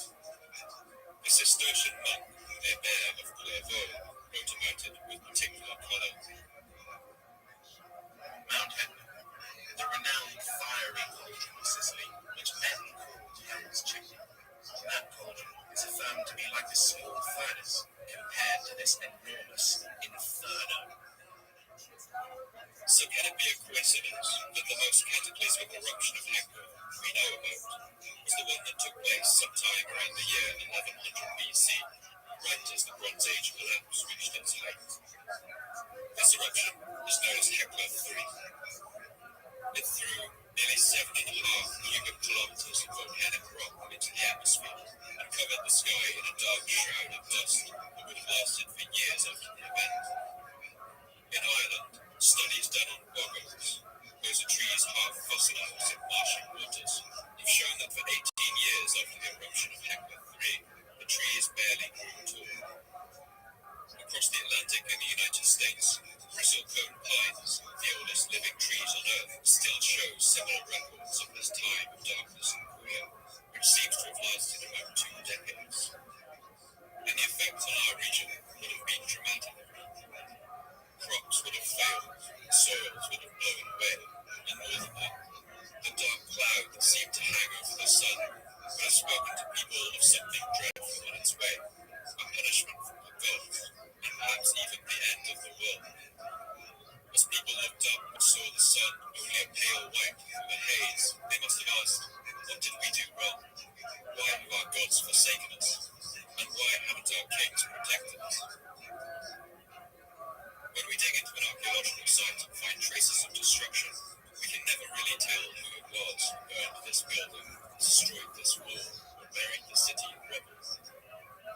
Historians now think that some of the destruction of the Bronze Age may have occurred due to uprisings and rebellions within the kingdoms. If the gods were angry at the king, so were the people. The spread of iron weapons would have also empowered these mobs and allowed them to arm themselves with weaponry previously unseen outside of a professional army. And I don't want to do too much speculation, but with famine, drought, and disease spreading, I think there's a good chance that the citizens of some of these ancient empires simply rose up and burned their own cities to the ground. And the thing is, if we buy the theory of the Hitler-free eruption, it forces us to reevaluate our portrait of the sea peoples as a marauding armada of destruction. Were the sea peoples, in fact, refugees? Imagine the situation. You were a citizen of an island in the Mediterranean, say Sardinia or Sicily, and one year the sky turns dim, the sun peeks through the grey haze of pale light, drought soon follows, and the crops no longer grow. Starvation begins to set in on your island, chaos begins to spread. There are riots for food, and everywhere people are saying the gods are angry, that the world is dying. And then the next year at harvest time, the same thing happens. The sun is still weak, and the crops still don't grow. And now waves of people begin arriving in your lands. Hungry people from the far north, where the sun is even dimmer, where the worst winters in living memory are ravaging the lands, when nothing grows. What do? Do you stay and hope the sun comes back? Hope the crops grow next year? Do you hope that your new, hungry neighbors are friendly? Or do you band together? My guess is that you do one of the things you do best. You build ships. And then you set sail for somewhere else, somewhere where the sun might still shine. It's easy to imagine this band of seagoing nomads starting small. They go from place to place, trying to find somewhere the gods haven't abandoned. But it's the same everywhere. Society is disentangling the wake of famines and droughts that last for years, and wherever they go, more desperate people join them. They get stronger, and in desperation they resort to theft. They steal from merchant vessels and in small villages. They capture prisoners and gain new recruits. Their strength grows and grows until it becomes truly overwhelming, an army of the sea. It seems no one can stand in their way. A roving band of refugee warriors roaming the oceans in search of somewhere to call home. I find this portrait of the sea people is the most convincing. I think it makes sense of their mystery, how such a vast force of diverse peoples suddenly looms out of the sea with seemingly no direction, no leaders, and no command structure. If this portrait of them is true, then the sea peoples must have been anarchic, probably changing leaders frequently. There would have been opposing goals within the group. Some would have wanted to find land to settle, others just to loot and burn. And when they met their deaths in the shady shallows of the Nile Delta, in the hands of Pharaoh Ramses III, they must have felt the utter hopelessness of their situation bear down on them. They were people without a land who had brought so much destruction to the homes of others, and their final desperate gamble to seize the lands of Egypt had failed. If this sounds like too much of an unhappy ending, then I should at least mention that some of the sea peoples, at least, escaped total destruction in the marshes of the Nile. In fact, one of the groups that made up their wandering army seems to have settled down in the region of what is today Gaza in southern Palestine. There, they put down their roots as a people. They were known as the Palestinians, who the Hebrews later called Pelishah, and we today they would come to be remembered as one of the great rival nations to the Kingdom of Israel, and the word's given as the modern name of the region, Palestine. As soon as we weigh up the evidence, a picture begins to emerge of a complex, entangled web of societies so dependent on each other that they could not allow each other to fall. These societies sent food to each other in times of famine. They sent artists and artisans to work on each other's palaces, and merchants took luxury goods between the markets in their great cities. And while this interdependency was a strength, it was also their greatest weakness.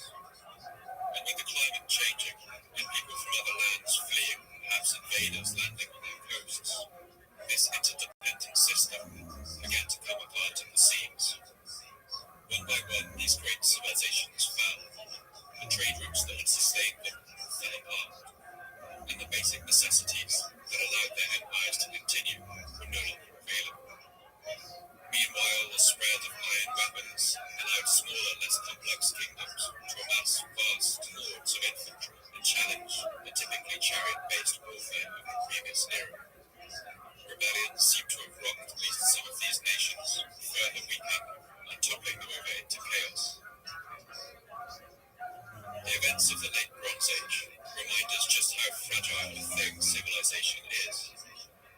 It reminds us that in our world today, we are not isolated nations either, that we too live in a complex and interdependent world.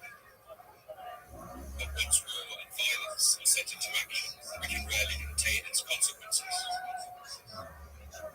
Think about how it must have felt to be a person alive in this time, to see the collapse of so many great civilizations all at once, and how it must have felt to pass from a golden age of civilization to one of rubble and ruin.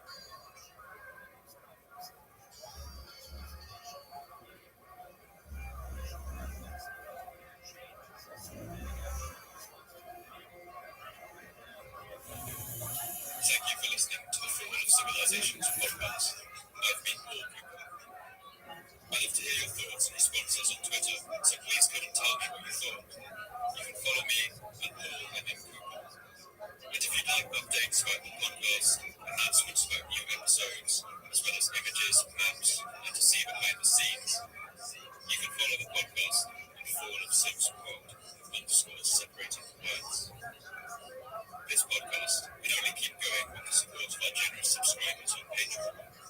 You keep me running, you help me cover my costs, and you also let me dedicate more time to researching, writing, recording, and editing to get the episodes out to you faster and bring as much life and detail to them as possible. I want to thank all my subscribers for making this possible. If you think you can spare anything, please do head over to Patreon and support the podcast today. For now, all the best, and thanks for listening.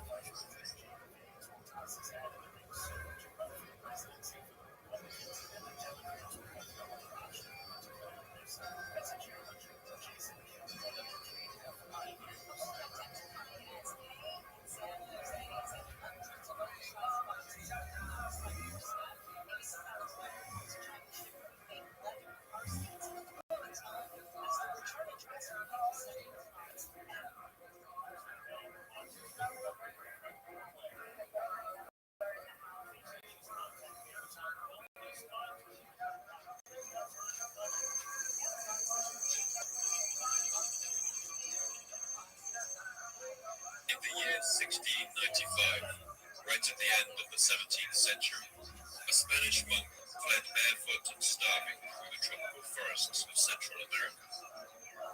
His name was Andres de Avendaño y Loyola, and along with his men, he was dying of thirst and hunger. Their faces had been torn by thorns, and his feet cut open by pieces of flint scattering the swampy ground. Avendaño and his men had been part of a mission to the city of Tayasa, an island stronghold that was the last independent holdout of a once mighty civilization, the Maya.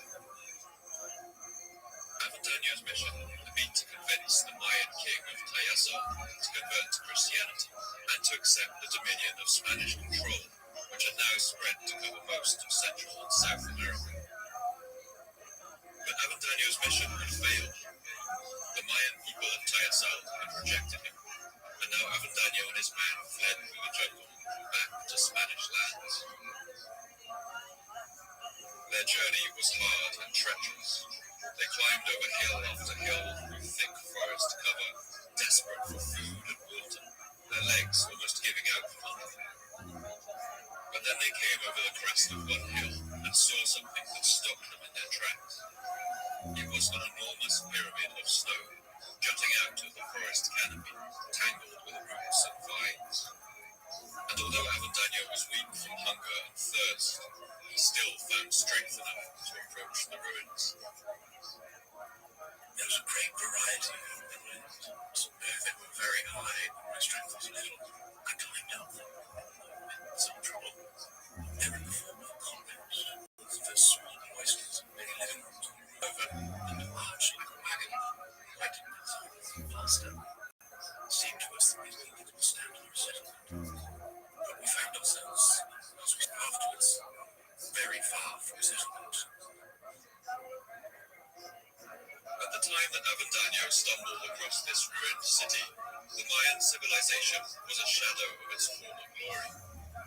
The invasion of the Spanish in the 16th century had spread diseases like smallpox and harrowed the Mayan population, long before the Spanish conquistadors arrived with guns, steel blades, and war dogs to subjugate the remaining population.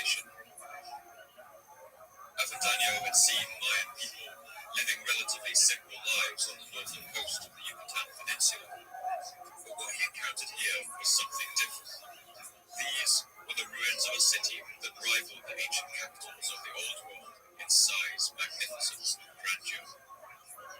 Avendaño couldn't have known it then, but he had stumbled across the ruins of the great Mayan capital of Tikal.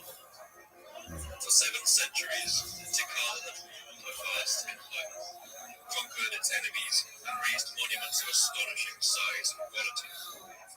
And Tikal wasn't alone. It was just one of at least 40 Mayan cities that had flourished in this region, giving birth to a thriving and colourful culture of arts and literature. And then, over 500 years before any European first set foot on the American continent, this complex society had collapsed. The great city of Tikal was abandoned, along with every single other city in the area. After this catastrophe, the forest swept in to reclaim the stones of Tikal. Its imposing pyramids were left to crumble one by one into the earth. And the story of exactly what happened is still one of humanity's greatest mysteries.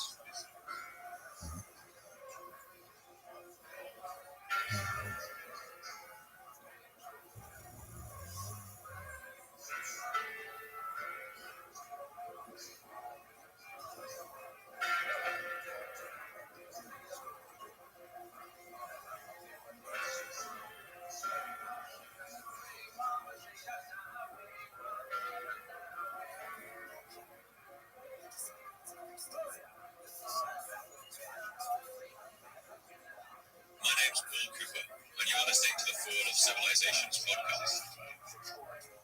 Every episode, I look at a civilization of the past that rose to glory, and then collapsed into the ashes of history. I want to ask, what do they have in common? What led to their fall? And what did it feel like to be a person alive at the time who witnessed the end of their world? In this episode, I want to look at that great romantic mystery, the fall of the classic Maya civilization. I want to show how this great civilization grew up among environmental conditions that no other society has ever contended with. I want to explore the fatal flaws that lay beneath the surface of this civilization and describe what happened after its final and cataclysmic collapse.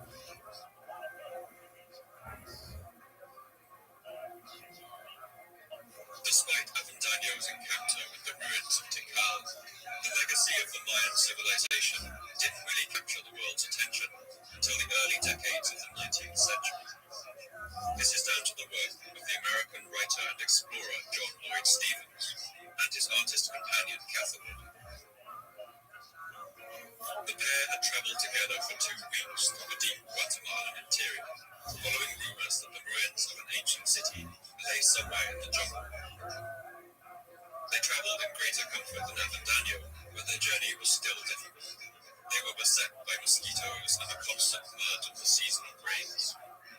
But as they rounded a bend in the river, they came across a sight that Avendaño would have recognised. It was the top of a towering pyramid, just visible above the trees. We ascended by large stone steps, in some places perfect, and in others thrown down by trees which had grown up between the crevices. We followed our guide through the thick forest, among half-buried fragments, to 14 monuments. One displaced from its pedestal by enormous roots, another locked in the close embrace of branches of trees and almost lifted out of the earth, another hurled to the ground, bound down by huge vines and creepers. The only sounds that disturbed the quiet of this buried city were the noise of the monkeys.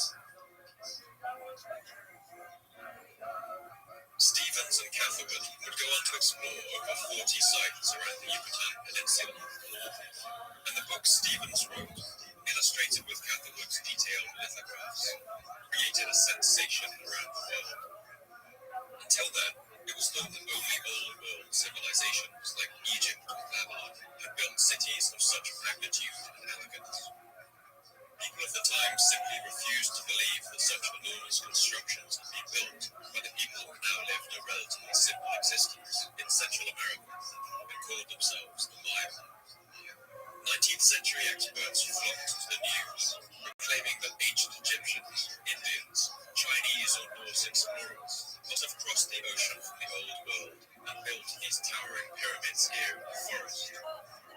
Some even suggested that they had been built by the mythical lost tribes of Israel, or even the inhabitants of Atlantis. But at the time, Stevens caused something of a stir. He was the person who most extensively explored these ruined places, and he claimed that these cities were indeed a product of the Mayan people. Working our way through the thick woods, we came upon a square stone column, about 14 feet high and 3 feet wide on each side, sculptured in bold relief. These were works of art, proving that the people who once occupied the continent of America were not savages. Stevens insisted that these vast ancient cities had been built up over centuries by an advanced society indigenous to the New World. To him, these ruins told that story clearly enough. But of course, they also told another story. It was the story of a catastrophe that had few precedents in human history.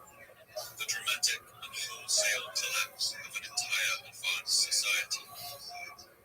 In the romance of the world's history, nothing ever impressed me more forcibly than the spectacle of this once great and lovely city, overturned, desolate and lost, discovered by accident, overgrown with trees.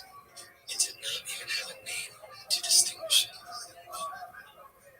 Today, we do know the original Mayan names of some of these cities, and that's due to the tireless work of archaeologists who painstakingly decoded the Maya's written language. Before we dive into describing the collapse of the classic Maya civilization, I think it's worth pausing for a moment over how much of a miracle it is that any of this writing still survives. The Maya were a literate culture. They wrote on books made of bark paper or deer skin, using reed pens and conch shells as inkwells. They used a rich and complex system of hieroglyphics, similar to those used in Egypt, that thought to have ever developed in the Americas. The Maya used their writing in a sophisticated and often playful way. But after the arrival of the Europeans, the written language of the Maya was nearly eradicated. And we can place the blame for that tragedy at the feet of one particular villain, a sadistic and fanatical Spanish bishop called Diego de Landa. The span of de Landa's life neatly matches up to the Spanish conquest of Central America.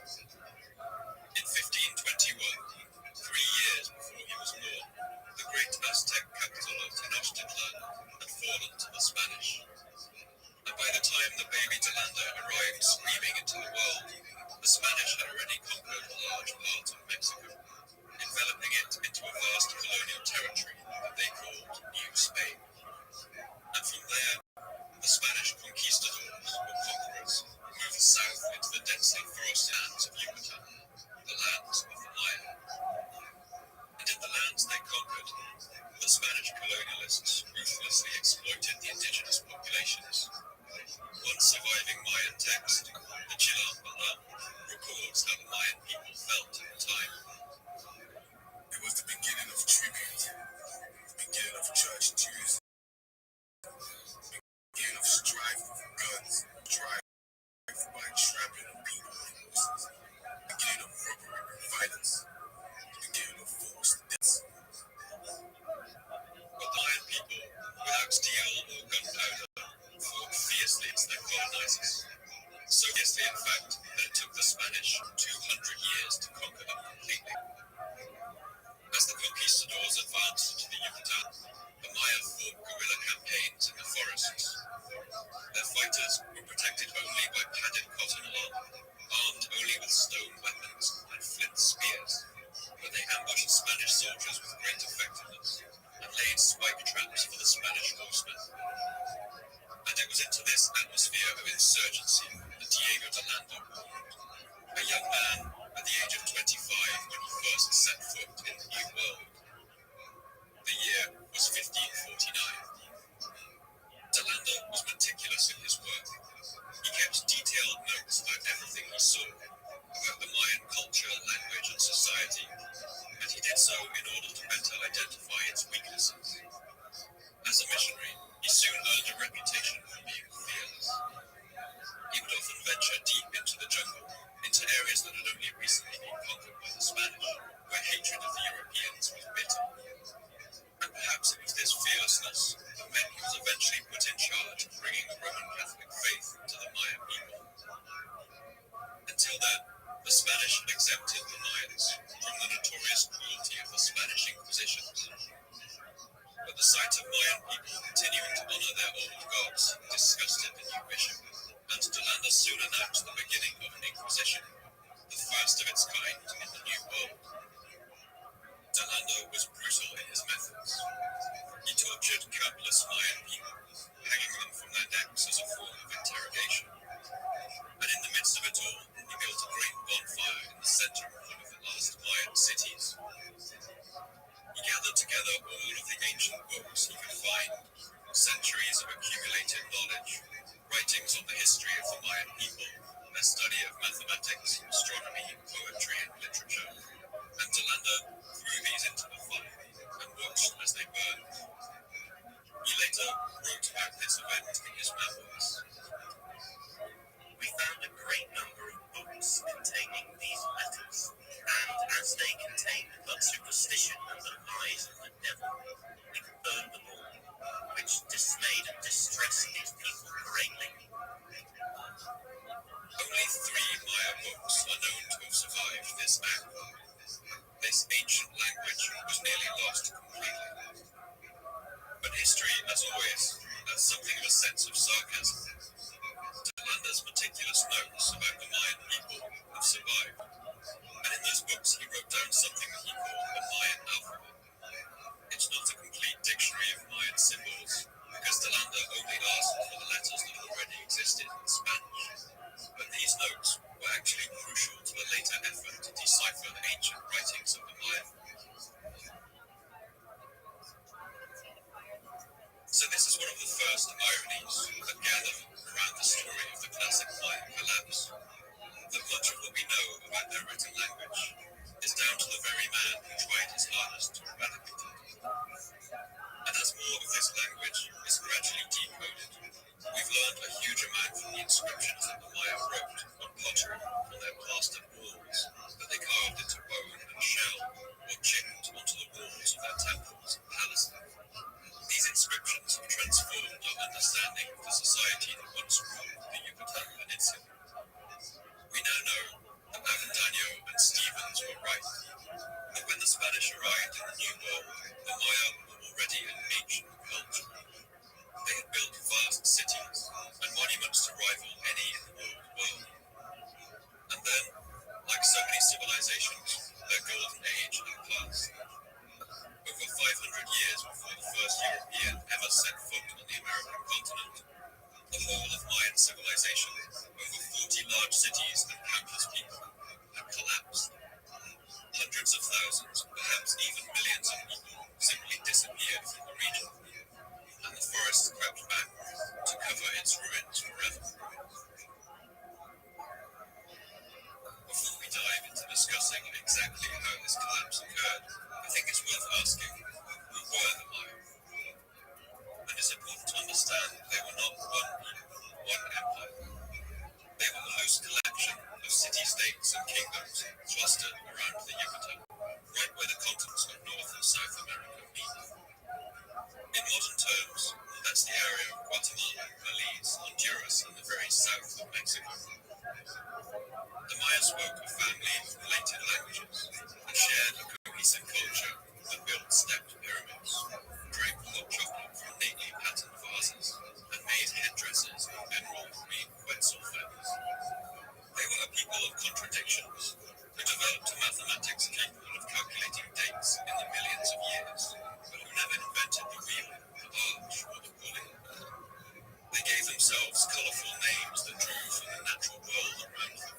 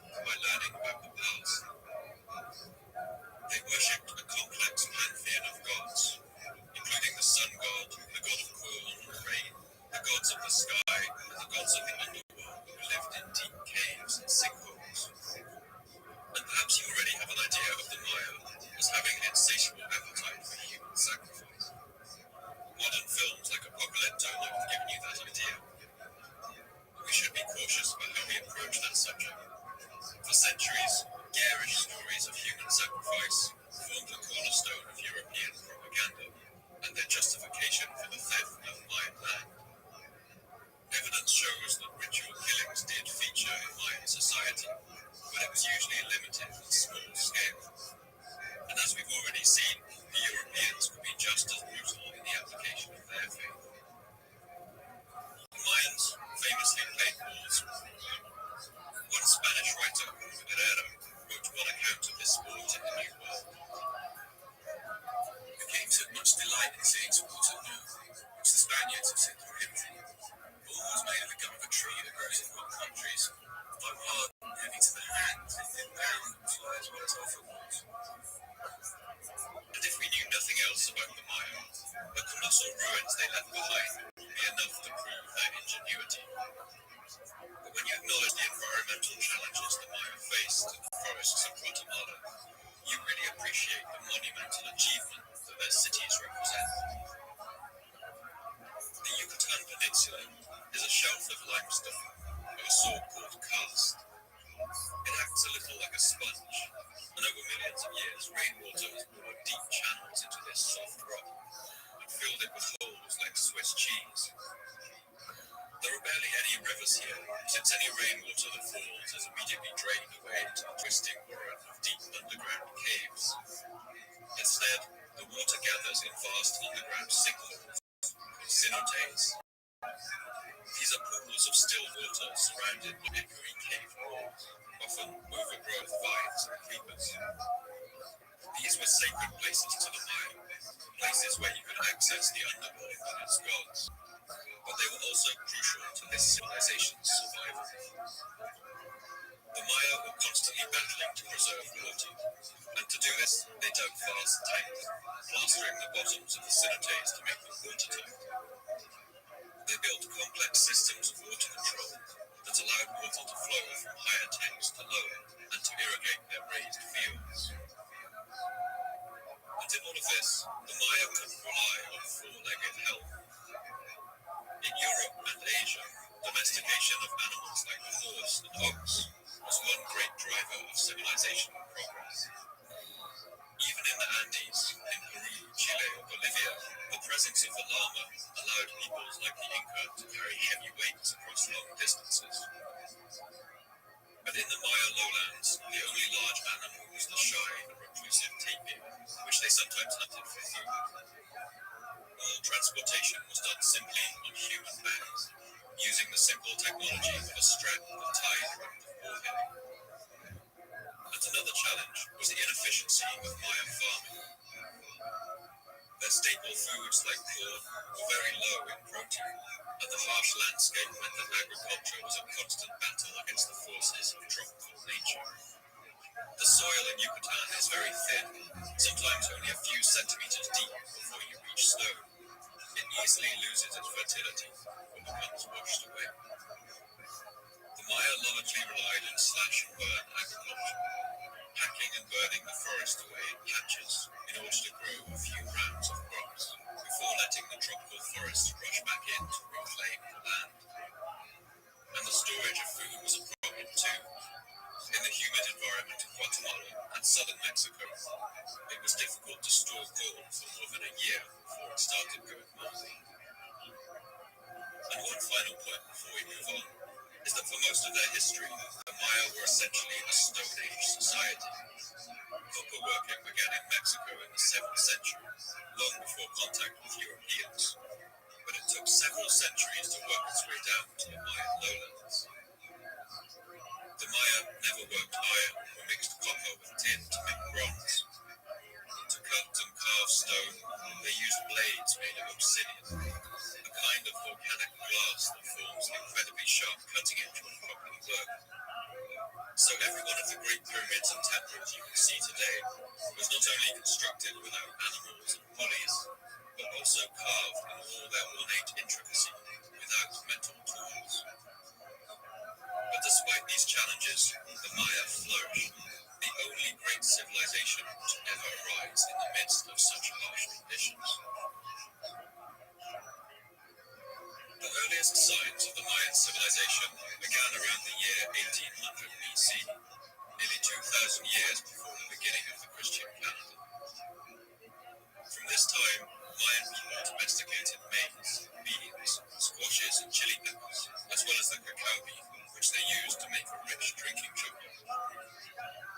The inscription on one ornately patterned vase from the city of Mashal, called the Vase of the Seven Gods, shows that chocolate was often drunk in celebration, and new groves of trees were planted on special occasions like the birth of a young prince. This drinking vessel for the fruit of a new grove of cacao trees. It belongs to the smooth-skinned sprout, the young boy you listen, son-eyed Lord Jaguar, the owner of the trees. The Mayan world was essentially divided into two zones, the highlands and the lowlands.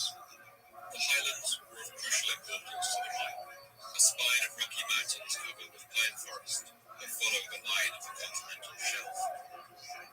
In those cool hills, the Maya found obsidian and the greenish precious stone jade, which they carved into marvelous trinkets.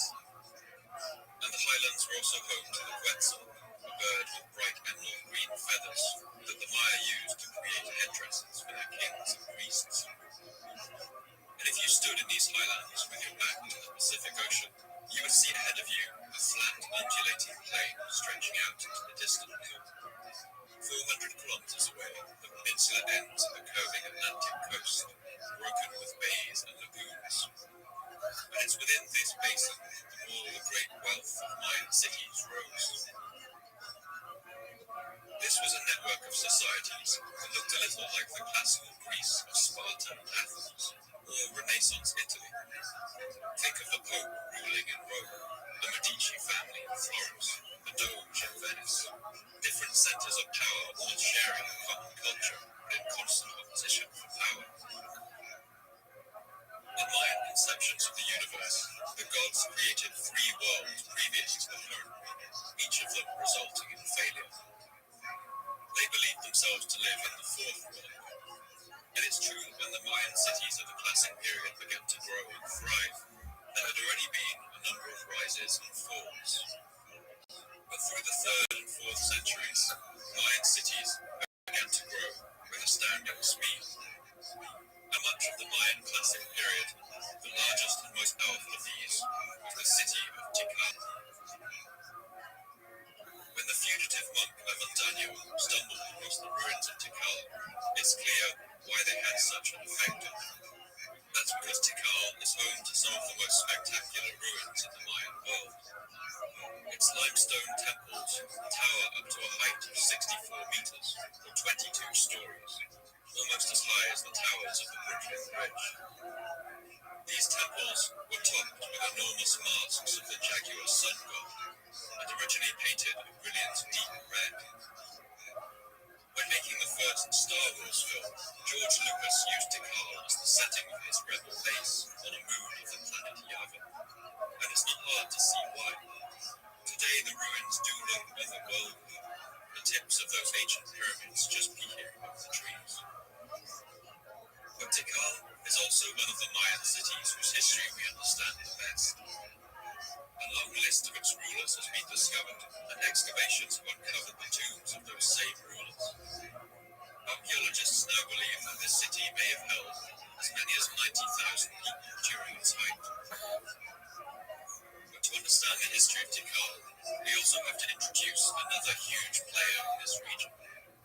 And this player stands as a shadowy force behind much of what occurred in the Mayan world. This was the city of Teotihuacan. Teotihuacan lay over 1,500 kilometers away in the Valley of Mexico. It was a vast city of stone pyramids, today much of it buried beneath the urban sprawl of Mexico City. But at its time, it was the largest city in the pre-Columbian Americas.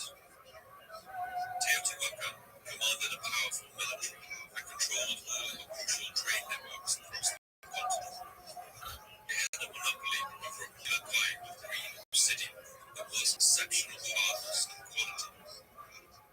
In this era, it wouldn't be too far off to think of Teotihuacan as something like an early version of the United States. It was cosmopolitan and multi-ethnic, with a population estimated at 125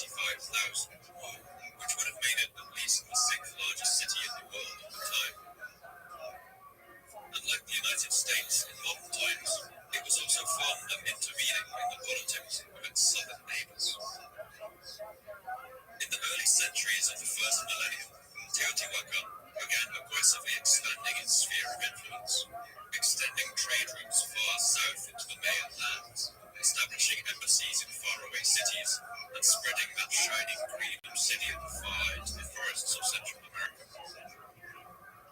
The Mayan city of Tikal came under the influence of Teotihuacan in the 4th century AD. It's not clear if this was a military conquest, a palace coup, or a diplomatic intervention, but we do know that a young ruler, Yashnunahir, which means curl nose, rose to power in Tikal with the apparent help of this distant superpower. One stone carving in Tikal shows King Curl-Nose being crowned, while Mexican soldiers look on, carrying distinctive dark braids.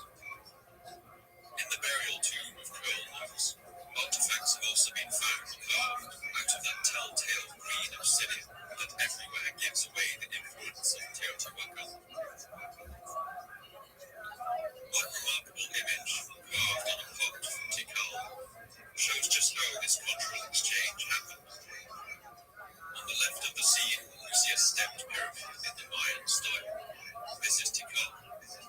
And on the right is a temple of Mexican design, with a great fanned crown at its top.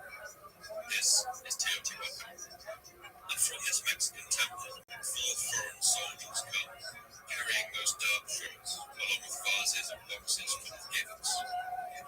In the center, they build a temple together that has stepped sides like the Mayan temples, but a fanned crown on top like the Mexican. It's a clear image of collaboration and partnership, and might even show the construction of an embassy in Tikal. Is this harmonious image an accurate portrayal of the situation? We don't know, but under the influence of Teotihuacan, Tikal grew in wealth and power until it was the most powerful city in the Mayan world. Its empire at its greatest height contained a population of 500,000 people.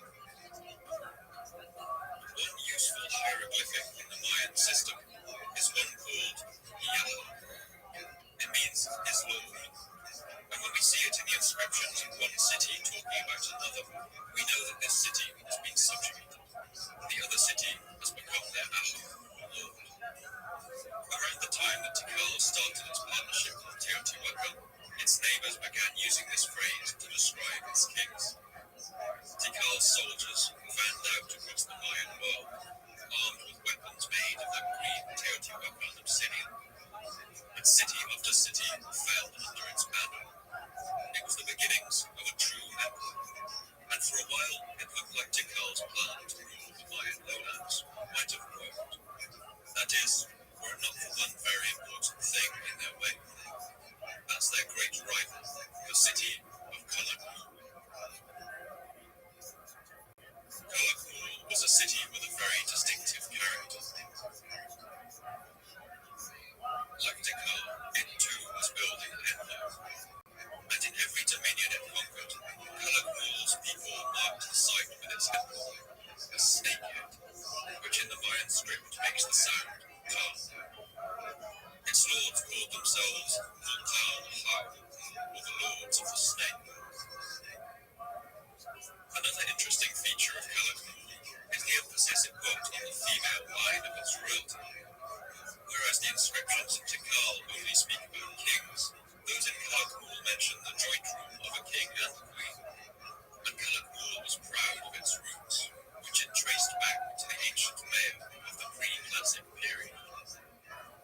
So while Tikal had a kind of international outlook, allied with the distant superpower Teotihuacan, it seems the people of Calakmul saw themselves as the true inheritors of the Maya legacy.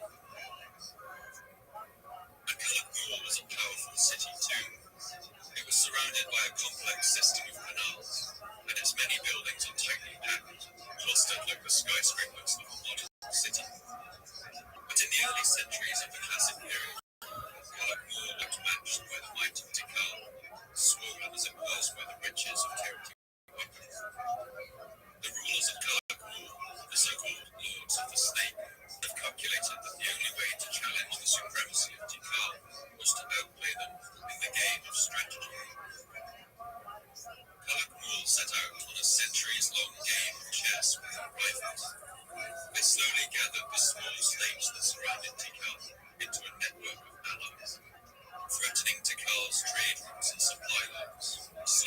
suffocating it.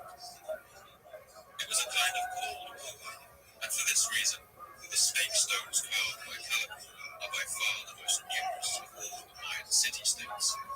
They appear right across the Mayan world, and often in places that for Tikal would have proven pretty inconvenient, threatening their trade routes and menacing the farmland. And the strategy, although slow, was a success. From the second half of the 6th century AD, Calakmul gained the upper hand. The distant war of Teotihuacan fell under mysterious circumstances, and now Tikal was left all alone, surrounded by its enemies. But it wasn't until the rule of one particular king, a man known as Double Bird, that Tikal's fortunes would really take a turn for the worse. Double Bird seems to have been particularly bad at the game of politics, and we know this because his actions would lose the city of Tikal, one of its key allies in the region, a city known today as Caracol. Caracol was once one of Tikal's underlings. As part of its service, it would have paid tribute in the form of food and valuables. It would have sent soldiers to fight for Tikal in its wars, and workers to build its temples. And at least in the year 553, that's what Caracol still was. But it's possible that the forked tongue of Calakmul was already beginning to erode this alliance. In any case, the king of Tikal, Double Bird, wouldn't help matters. I have to stop here for a moment and point out that we understand very little about warfare in the Mayan world. The Maya often undertook low-level skirmishes, and their wars seem to have served a largely ceremonial and symbolic function. These wars, known as axe wars, would have involved perhaps only a few hundred fighters, and their main purpose seems to have been to capture prisoners for sacrifice to the gods, to decapitate an important noble, hence axe war, and presumably to bring back plunder and glory to the capital. The Mayans in general were not interested in wars and conquest, but just occasionally a different kind of war was undertaken, which had a more brutal and all-encompassing nature. And these wars are referred to in the Mayan inscriptions as Star Wars. As far as I can tell, the previous connection to George Lucas is a coincidence. The name Star comes from a specific type of glyph used in the Mayan script, which depicts a star showering the earth with fire. And this war seems to have been something quite rare in the Mayan world, a war of total conquest and destruction.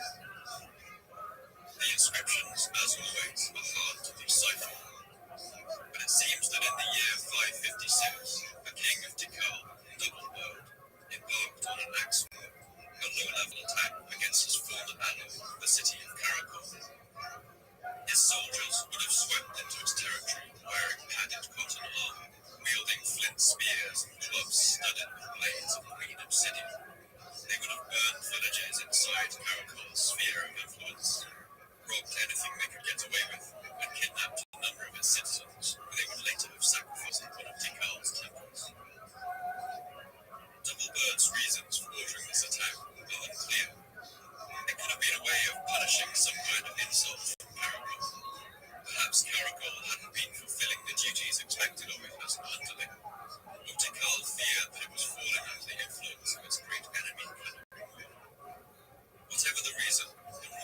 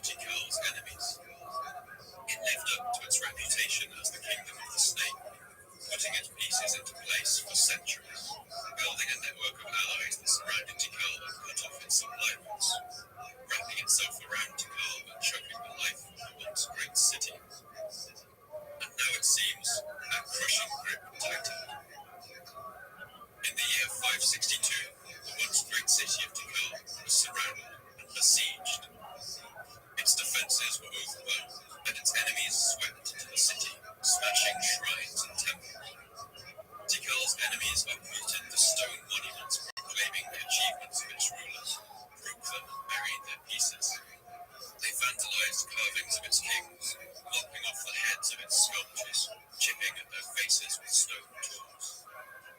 And the destruction was devastating. For the next century, Tikal's population stopped growing. For 100 years, no stone carvings or great public monuments were erected. Its people were buried with only meager possessions, and production of painted pottery ground to a halt. The fate of Tikal's king, Doubleberg, is unknown. He was probably taken back to Karakol or Kalakmul and executed on the top of the pyramid. A new king was put in place in Tikal, a man named Animal Skull. And although we know almost nothing about him, inscriptions in his tomb show that he was not the son of Doubleberg. For the next century, Kalakmul and not Tikal would rule the Yucatan. But this great Mayan rivalry would go on. Tikal would regain the upper hand and then lose it. Wars between the two cities' allies would blaze on for generations.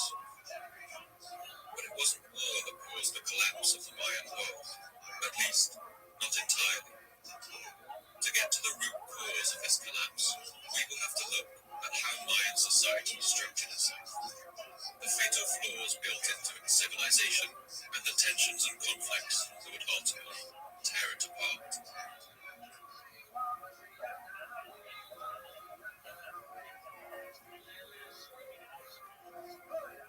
One way that we can track the progress of the Mayan collapse is by looking at the number of inscriptions they left. When times were good, the Maya erected new temples, palaces, and carved monuments. So we can see that around the year 500, as the classic Mayan period just got started, the number of dated monuments was quite low. In the city of Copan, for instance, there were only 10 built in the year 514. But as the years went by and Mayan society grew, the number of monuments at Copan skyrocketed. It increased to 20 per year just a century later. And by the year 750, over 40 monuments were being constructed each year. But then the collapse set in. After this, the number of dated monuments begins to falter. Only 50 years later, in the year 800, only 10 monuments were built. And in the year 900, the construction of new monuments had ended. From the year 800 onwards, all across the Mayan lowland, these inscriptions start to die out, faltering like a failing radio signal, and then rattling out into silence. Each of these cities goes out one by one, like lights blinking out in the dark. The process began in the southwest, along the Usumacinta River. At the city of Guanampak, the last date of an inscription is the year 792. The city of Yaxchilan fell silent in the year 808. And from there, this wave of doom washed over the whole of the Mayan lowlands. The great snake city of Calakmul went silent after the year 810, and Copan followed in 822. Tikal held out another 70 years after the fall of its great rival, but it too finally fell into the darkness in the year 889. The last Maya inscription of all, in the remote city of Planina, comes in the year 909. And the strange thing is, none of these inscriptions give any sense that anything is wrong. There are no prophecies of doom or accounts of terrible events. Maya art doesn't decline either, remains elaborate and highly skilled to the end. So what happened? How could this vibrant and powerful culture collapse so suddenly and so completely, leaving not a single warning behind? As with the fall of any civilization, the collapse of the Maya wasn't a simple event. It's hard to point to any one cause and form a simple, one thing leads to another narrative. All of the environmental stresses we discussed earlier meant that to succeed in such a harsh landscape, Mayan society, like any society, had to accumulate a number of stresses and imbalances. Under extreme stress, these would form into fractures, and with sufficient pressure they would splinter along the whole length of their world. Of these stresses, surely the most pressing is the capacity of the Maya to feed their booming population. In order for any society to work, farmers need to produce enough food to feed themselves, and also enough to feed all the people in the society who aren't farmers. The soldiers and carpenters and masons, and of course the king and all his nobles. In a hyper-efficient modern economy like the United States, less than 2% of the population work on farms. Each farmer in America feeds over 150 people as well as themselves, freeing up a huge proportion of the population to do other things. But for the Maya, who used slash and burn agriculture and grew low-protein crops, each farmer could feed perhaps 5 other people. And as the end of the 8th century neared, the Mayan population was booming. In Tikal, for instance, the population in the city centre was 65,000, with a further 30,000 in the outskirts. There were perhaps as many as 800 people living per square kilometre, and they began living in hastily constructed wooden buildings piled on top of one another. Today, when we walk through the spacious plazas and temples of the Mayan cities, it's hard to imagine that those empty, overgrown terraces were once teeming with dense residential population. And as the population of the Mayan lowlands exploded, the demands on its agriculture rapidly increased. Another huge problem was deforestation. Because of what we've seen of the overgrown ruins of Mayan temples, we have a romantic idea of the Maya as a people who lived out their lives beneath the jungle canopy. But by the end of the classic period, the Maya lowlands had been more or less completely deforested. Studies of pollen samples found in lake beds and swamps in the region show that by the end of the 8th century, hardly any forest remained in the Yucatan Peninsula. The Maya cut down the trees, not only in their cities, but between them as well. So if you stood on top of one of the great temples in Tikal or Calakmul around the year 800, you wouldn't see the thick forest canopy you see today. You would have seen houses and streets stretching out in every direction, and beyond that, people toiling in the fields. The Maya used some trees for construction, especially the extremely hardwood sapodilla, which is naturally resistant to termites. But most of the trees would have been used for burning. In order to create lime and water for the construction of their great temples, and the plaster that lavishly coated them, the Maya burned limestone with great pits. This intensive industrial process would have used up a great deal of the forests, and the forest land would then be given over to agriculture. But you can't grow crops on a patch of soil endlessly. The nutrients and minerals that plants depend on soon get depleted unless the soil is given time to rest. The Maya, just like slash and burn farmers today, must have understood that the soil needs to be given long fallow periods between growing. The ground needs to return to nature to regain its nutrition. But as the demand for food from the population increased, it's easy to imagine that the farmers were placed under increasing pressure. With the population growing, the rulers of these cities may have ordered their farmers to grow crops on the same soil again and again, with no fallow periods allowed. It would have been a short-sighted strategy, courted disaster in exchange for short-term gains.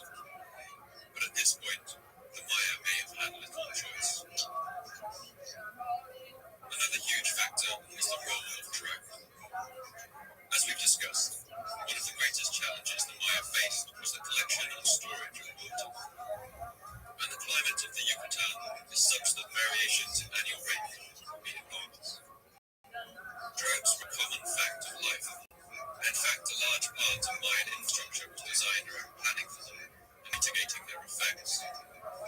But every system has its limits. Archaeologists who've looked at sediment in the region estimate that in the year 760, the Yucatan Peninsula suffered its worst drought in 7,000 years. This was caused, it seems, by something the Maya would have appreciated all too well: the awesome power of the sun. As the Maya knew, the sun is a fickle god. The radiation it gives out is not constant. It's subject to variation going through peaks and troughs. Ice cores taken in Greenland confirm that levels of solar radiation around this time reached lows that hadn't been seen for millennia. This caused harsh, dry cold to descend over the northern hemisphere, and global weather systems shifted northwards. All the rain that arrives on the Mayan lowlands comes from the Atlantic on the trade winds, bands of air that move in predictable patterns across the Atlantic Ocean. With a northward shift of these winds, a brutal drought will descend on the Mayo, and this event coincides neatly with the Great Collapse. Archaeologist Betty Meggers has combined physics and anthropology to propose a fascinating theory. She asks us to think of societies as simple thermodynamic systems. For Meggers, our societies are like machines or organisms. They require a strong, stable form of energy to flow through them. And use that this energy is what allows the system to organize itself into increasingly complex forms. Increased complexity allows greater collection of energy, and so the society grows. But if the strong flow of energy is cut off to a system, that system then collapses to a level of organization that can be supported with the energy that remains. She puts this theory in simple terms. If an increase in energy resources or their control results in increased cultural complexity, a decline in energy resources should result in a decline in cultural complexity. And if the solar radiation theory is correct, it might be worth us putting Meggers' theories to work. Mayan society was suddenly unable to maintain its complexity as a result of the sun's sudden drop in radiation, and it imploded. In some places, the collapse was so drastic that the entire area was abandoned. In the Chilambalam, a surviving Mayan text from the post-contact era, you can almost hear the echoes of some recognition, some authentic memory of what might have happened during this time. When our rulers increased in numbers, when they introduced the drought, the hues of the animals burned, the seashore burned, the sea of misery. So it was said on high, that the face of the sun was eaten, then the face of the sun was darkened, when his face was extinguished. One site where we have a detailed understanding of exactly what happened during the collapse is the city of Copan, now in western Honduras. Copan was a small but densely populated city, built in a narrow and steep-sided river valley lined with pine forests. Its people loved sports. It had the largest ball court of any classical Maya city, as its emblem and inscriptions. For much of its history, it was a close ally to fought wars on its behalf. Copan was a trading outpost, perfectly positioned to profit from the trade in obsidian, jade, and quetzal feathers coming down from the hills. In the fertile alluvial silt of the valley floor, the Mayans could feed themselves on a thriving agriculture, growing their staples of corns and chili peppers. But the soil on the hills around Copan is less fertile. It's more acidic and prone to erosion if cultivated for long periods. Even today, modern farmers can grow barely a third of the amount of corn in the hills when compared to the valley floor. From the 5th century onwards, fueled by this fertile soil and trade, the population of Copan grew. By the year 800, may have reached as much as 30,000 people, living in this small area of only about 10 square miles. Between the years 650 and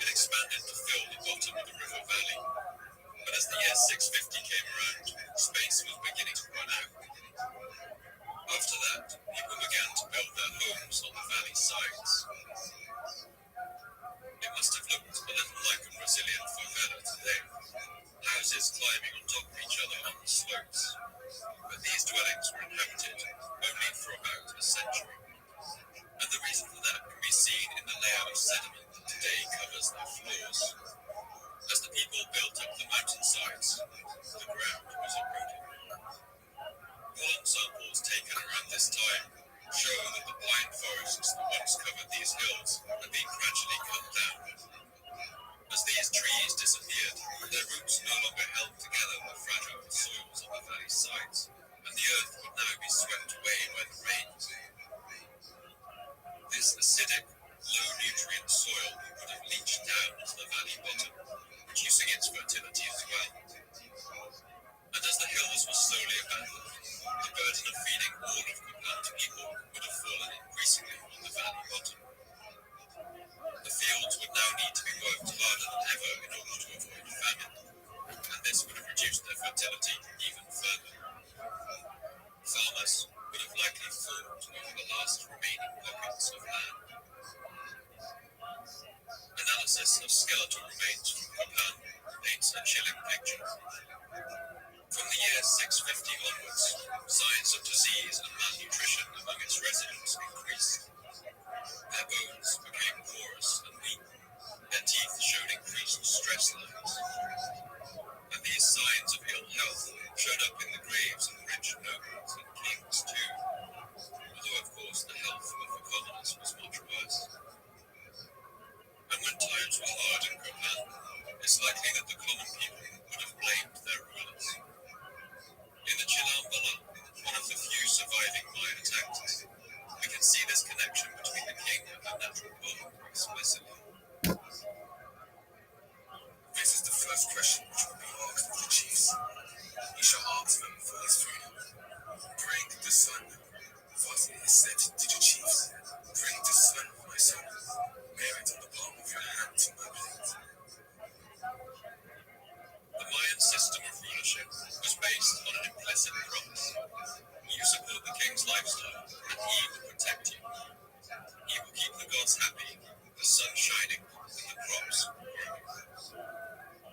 If the king was seen to break that promise, the people may have decided that he had to go. The last we hear is in the year 822, with a single inscription. It was carved when Copan's last known king, a man called Bukit Nuk, came to the throne, apparently during a period of violence and chaos. He began the carving of a four-sided monument, just like his predecessors, but it was never finished. One side shows him being crowned, the next is half carved, but the remaining two sides are blank. It's as if the carver just got up one day in the middle of his job and left. Whoever Bukit Nuk was, he couldn't muster enough support to keep the idea of royalty alive. 3 decades later, in the year 850, the royal palace of Copan was birthed, and history in that city came to an end. With the collapse of royal authority, a time of chaos followed in Copan, but the population didn't leave all at once. In the year 950, a full century after the burning of the royal palace, there were still roughly 15,000 people living in the valley bottom, about half the number at its height. But the population continued to dwindle, and by the 12th century, there is no sign of any inhabitation in the valley. All samples show that past this point, the forests crept back to recover the ruins of Copan. At Tikal, we don't have the same level of detail, but we can trace the collapse of this great city by looking at its monuments and inscriptions. During the mid-8th century, Tikal once again gained the upper hand over its enemy Kalabul, and with its return to glory, Tikal boomed to an impressive height. As it consolidated its power over the region and gathered all its wayward allies back under its protective umbrella, Tikal also embarked on a burst of construction the likes of which it had never seen.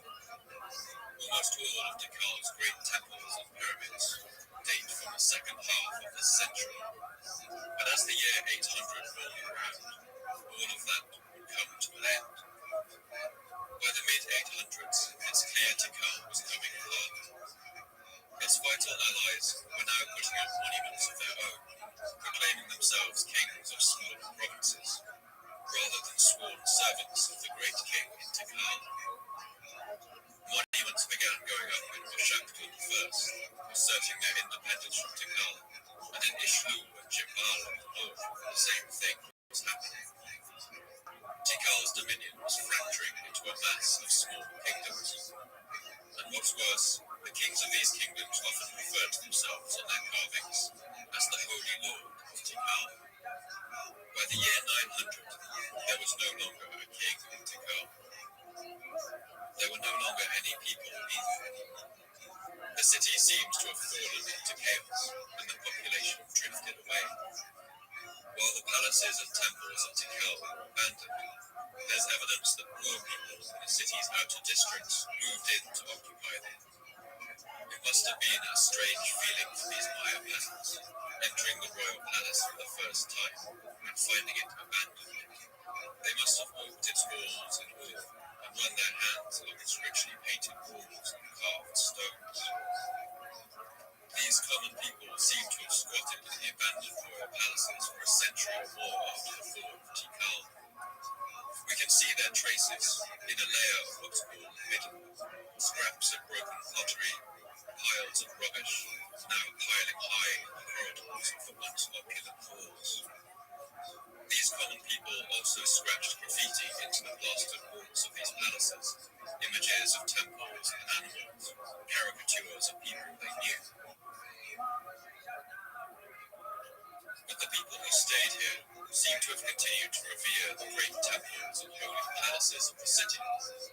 They continued to worship the stone monuments of bygone kings, and even moved them at times to more convenient places. But it seems they weren't able to read what the inscriptions said. Some of the monuments they moved contained writing, and the people who moved them put them back into place upside down.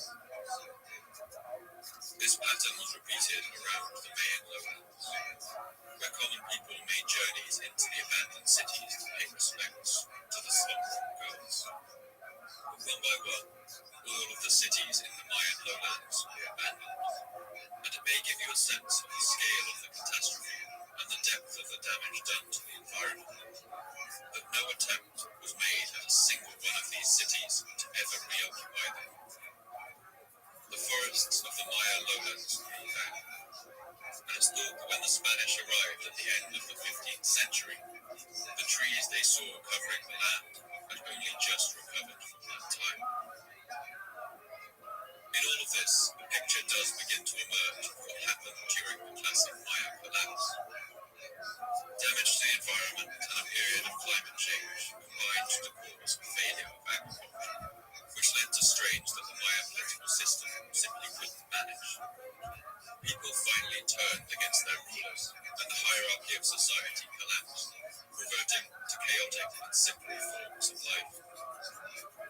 Collapsing cities would have sent refugees fleeing to other cities nearby, exacerbating their own problems, causing a chain reaction of collapse that spread like a fire across the whole region. Perhaps if the Maya had ever formed a unified government, some of these crises could have been averted. But as the large empires of Tikal and Kalakmul atomized and came apart, each city became its own small kingdom. And with agriculture failing everywhere, the only way for some of these kingdoms to survive was to take what they needed from their neighbors. Against the backdrop of drought and famine, 100 bitter wars over scarce resources began.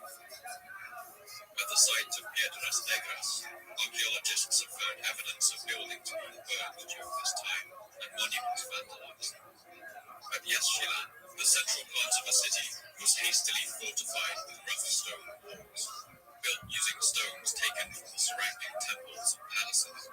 It was a last desperate defense.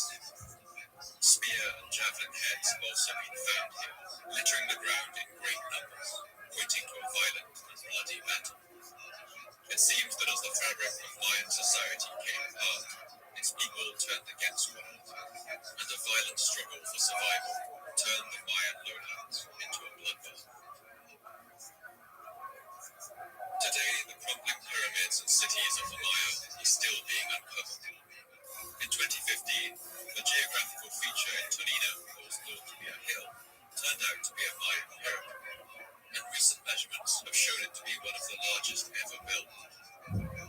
At 75 meters tall, it rivals the pyramid edge of the sun in Teotihuacan to be the tallest pre-Columbian building in the Americas. And the ongoing battle to decipher the Mayan inscriptions continues.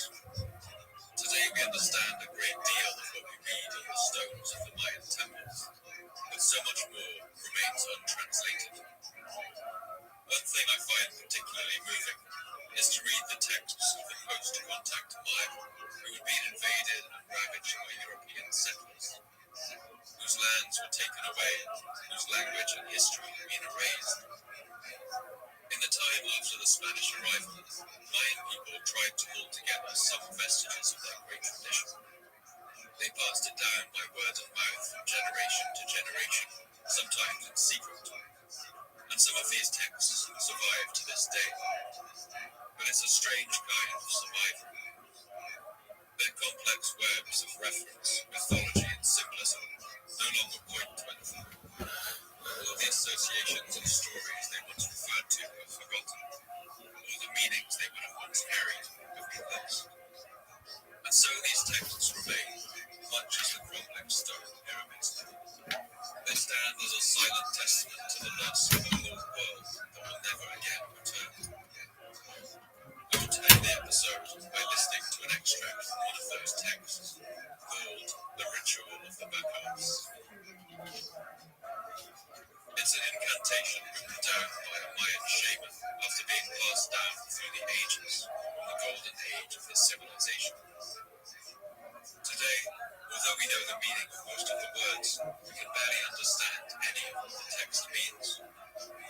But as you listen, I want you to think about what it must have felt like to watch this great civilization fall. To watch its great monuments, its palaces and ball courts crumble into the earth. Imagine the feeling of doom that must have crept over the whole world, over the wide plains stripped of their trees and scorched with the smoke of burning lime, over the hills and mountains where the Quetzal birds still call, and over the empty pyramids, slowly but unstoppably crumbling into the earth. Kanahao, they say, is the creator. Kanahao, they say, is the darkness. Coming from the fifth level of the sky, the head of the dragonfly, the head covering its worms. It bit the hand of the unfettered creator, the unfettered darkness. It licked the blood in the sweat bath. It licked the blood in the stone heart. Now refer to the demented creator, to the demented darkness.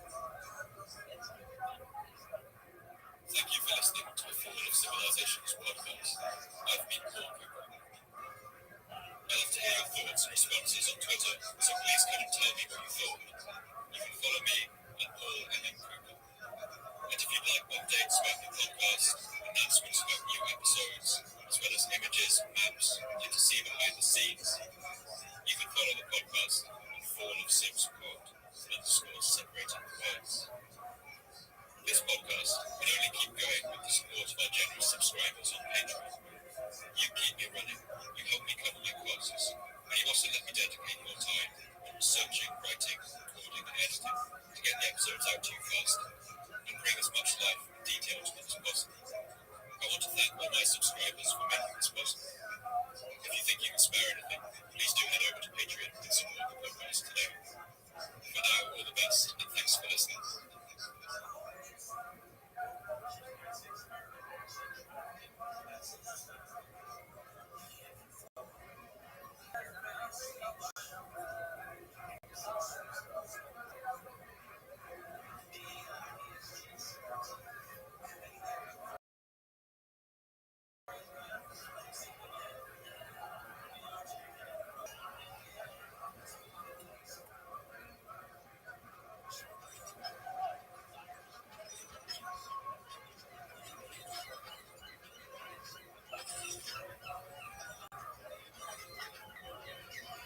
Sometime around the year 1540, a ship full of Norwegian sailors made the dangerous voyage to Iceland, a frozen island in the North Atlantic. It was a notoriously dangerous voyage, and when they saw dark storm clouds begin to brew on the horizon, they knew they were in trouble.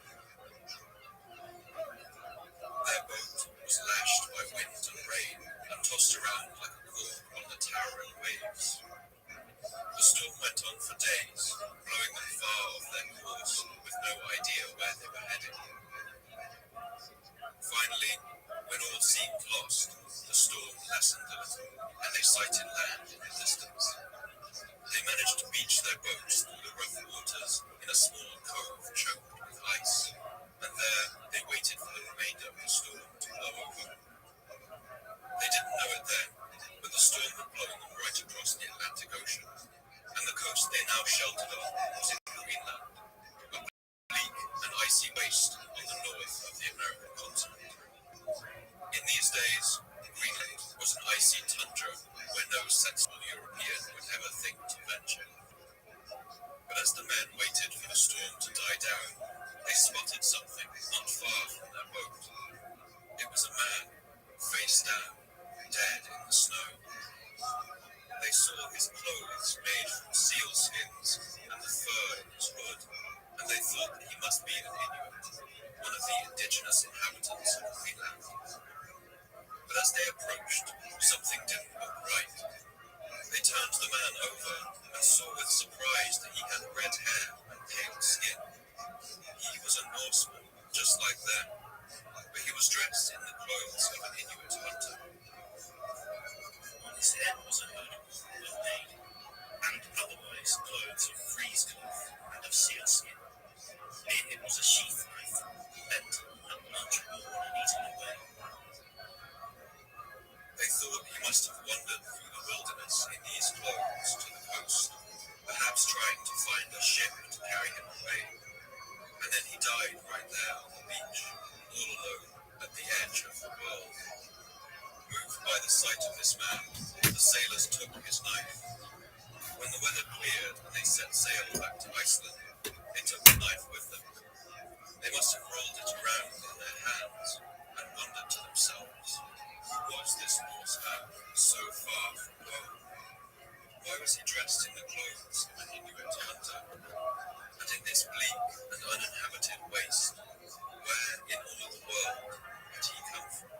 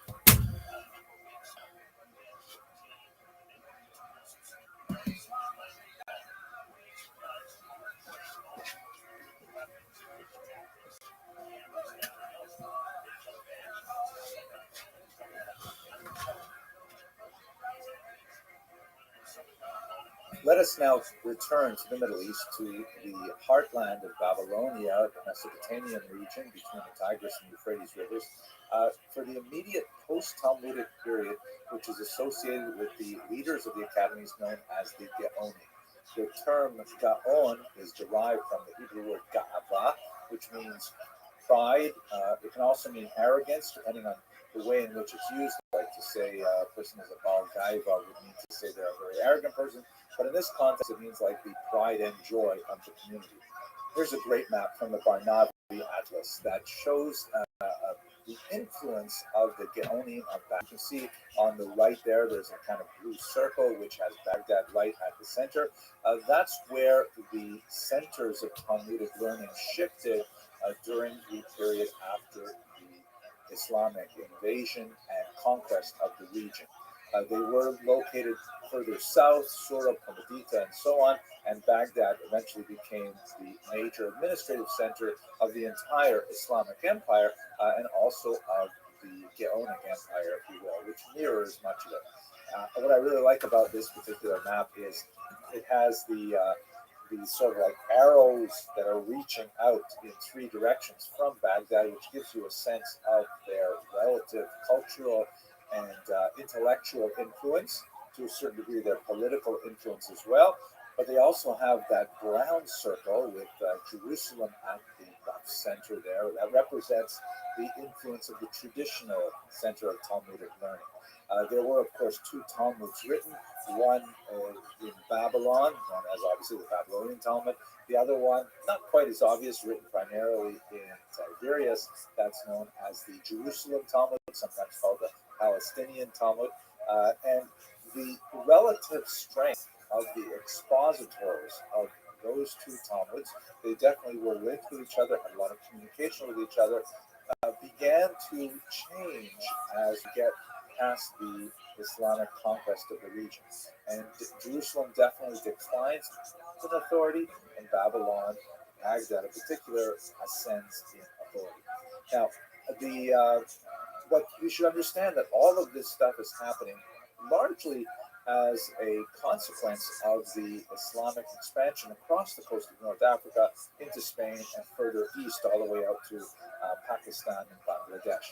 There are a lot of political and economic reasons why the Geonim had such an assist in reaching these far from Jewish diasporas. First of all, we should understand that with the Muslim conquest, the Jews of Babylonia were no longer separated from the various diasporic communities by a political boundary.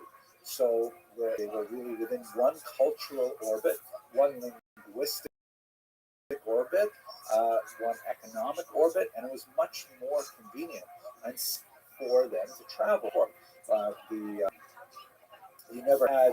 You no longer had the geopolitical conflict between, let's say, the Roman or the Byzantine Empire and the Persian Empire. Putting it all under the Muslims really had a tremendous impact. The ability of Jews to communicate with each other, to engage in interregional trade and things like that. Another very important thing that happens is that there is a symbiosis that develops between these communities in the diaspora, as far away as Spain, let's say, and the center in Baghdad. On the one hand, these much smaller communities outside of the traditional center are able to send requests for clarification of Jewish law. These requests are she'elot, and the Onim, the leaders of the academies in Baghdad, are able to send back responses, what are called in Hebrew teshuvot. So in fact, there's a whole major genre of rabbinic literature called she'elot u'teshuvot, questions and answers, or questions and responses. And sometimes in English, this is known as the responsa literature. Singular would be responsa. And so there is a symbiosis in the sense of these small communities are able to ask Baghdad for questions, clarifications, and with their requests, they send funds to support the academies. And at the same time, besides providing intellectual and spiritual guidance for these communities, Baghdad can also confer official confirmation of the municipal leadership of these Jewish communities by indicating a specific addressee as a figure of importance in the community, that ipso facto renders that person much more significant in terms of the municipal leadership of the community. We'll speak a little later about how the communities were structured. But so there was this symbiosis between the diaspora and Baghdad, the periphery and the center, that only began to really fray as Spain in particular got much more significant towards the end of the period with the Custom. Also note, of course, that there is a rivalry between the Jerusalem center and the Baghdad center. Ultimately, Baghdad would eclipse Jerusalem. Let's also think for a second, too, about the impact of language, because by incorporating this entire territory under Islamic rule, Arabic as a language really begins to act as a much more effective lingua franca for the entire region. And this has significant impact not only for the economic reasons that I described earlier, but also in terms of the way Jews thought about their own language.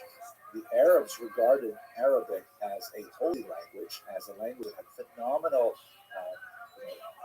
aesthetic appeal, both in terms of its structure, its grammar, its vocabulary, and its calligraphy. And Jews had a similar kind of cognate feeling about Hebrew. And so this idea of, and of course, Hebrew and Arabic are very closely related languages, so there was a lot of cultural give and take there in terms of the absorption of Arabic as an important language. Jews began, of course, writing in Arabic with Hebrew letters at this time. This was called Judeo-Arabic, and it was a very widely used language among Jews. Another important element that's going on at this time is the very significant shift towards urbanization. Up until this point, Jews have largely been, like most peoples of the Middle East, an agrarian people. The majority of their economy was associated with agriculture. And although there were always elites who were active in culture and in commerce and so on in the small cities of the time, it was during the period of the Islamic invasion and conquest that Jews really began to shift towards a more urban posture. The shift towards trades, crafts, skills, things like that was very prominent from the 7th to the 10th centuries in particular. One of the reasons for this is the way in which Muslims taxed the Jewish population in particular and the general tax.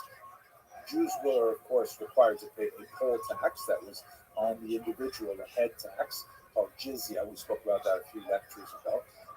And by the way, another aspect of the consolidation of the entire region was that if you had your receipts that indicated you had paid your poll tax, you had much more freedom of movement across the region. You could go to someplace where people didn't know you, and you could produce your receipts if necessary. You would have less difficulty with the local authorities.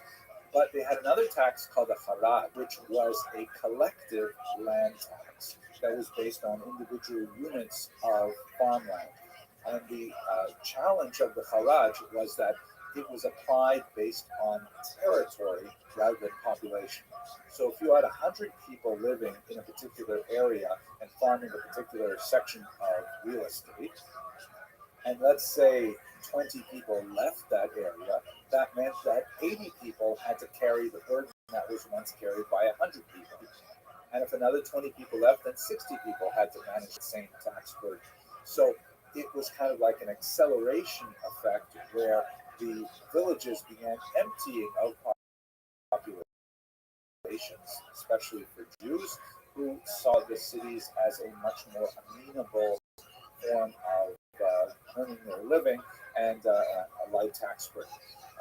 It also has lots of other benefits for Jews. You know, Jews have to be very gregarious people. They need to walk to synagogue. They need to be walking distance, ritual bath, and Asian nuts, all kinds of things like this. So it kind of fit with their cultural evolution.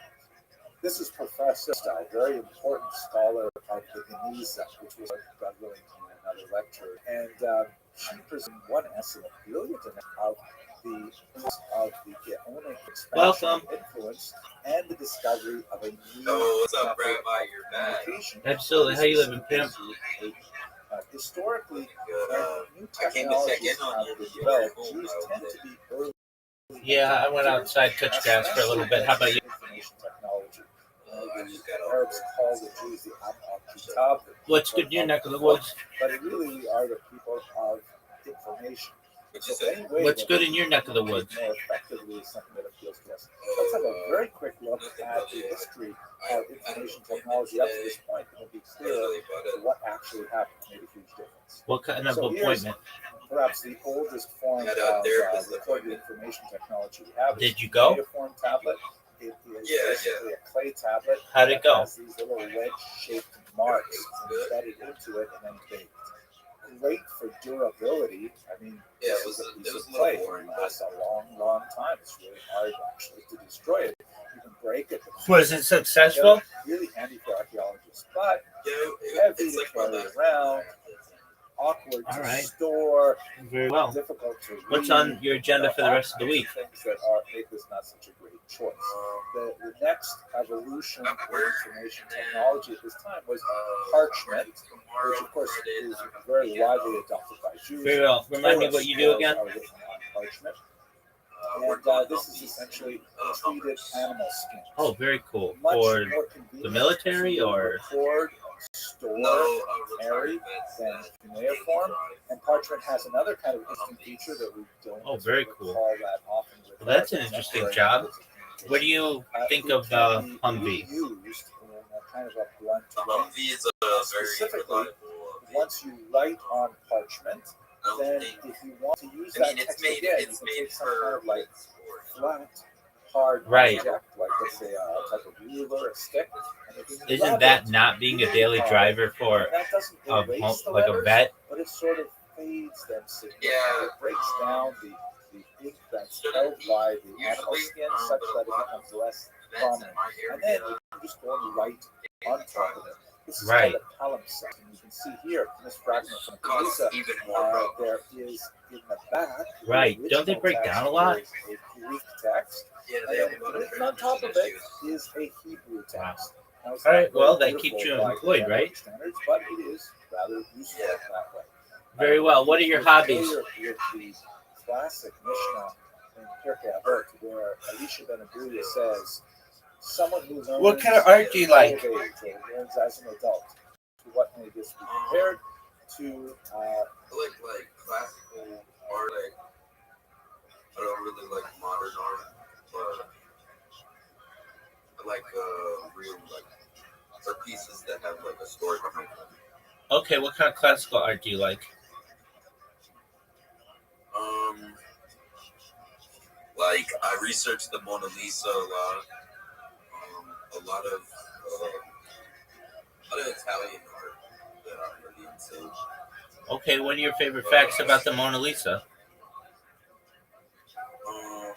I like the way it depicts Mona Lisa, like as a woman. Isn't she just sitting?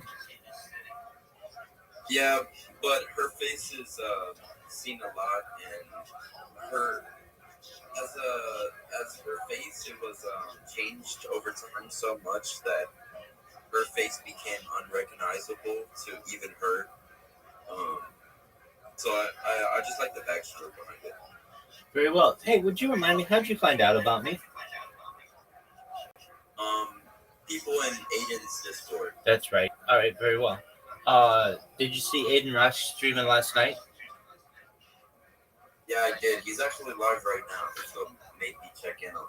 Right, I saw that too. What's he like? Let me see what he's doing. What's good on his?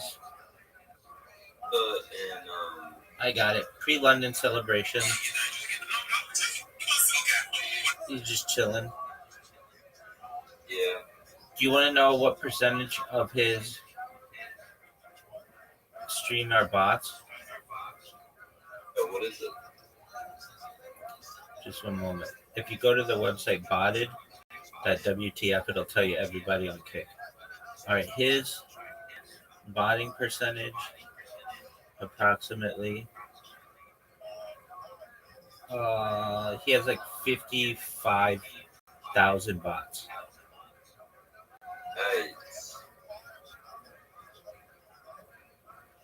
So he's got 57,000 people watching him.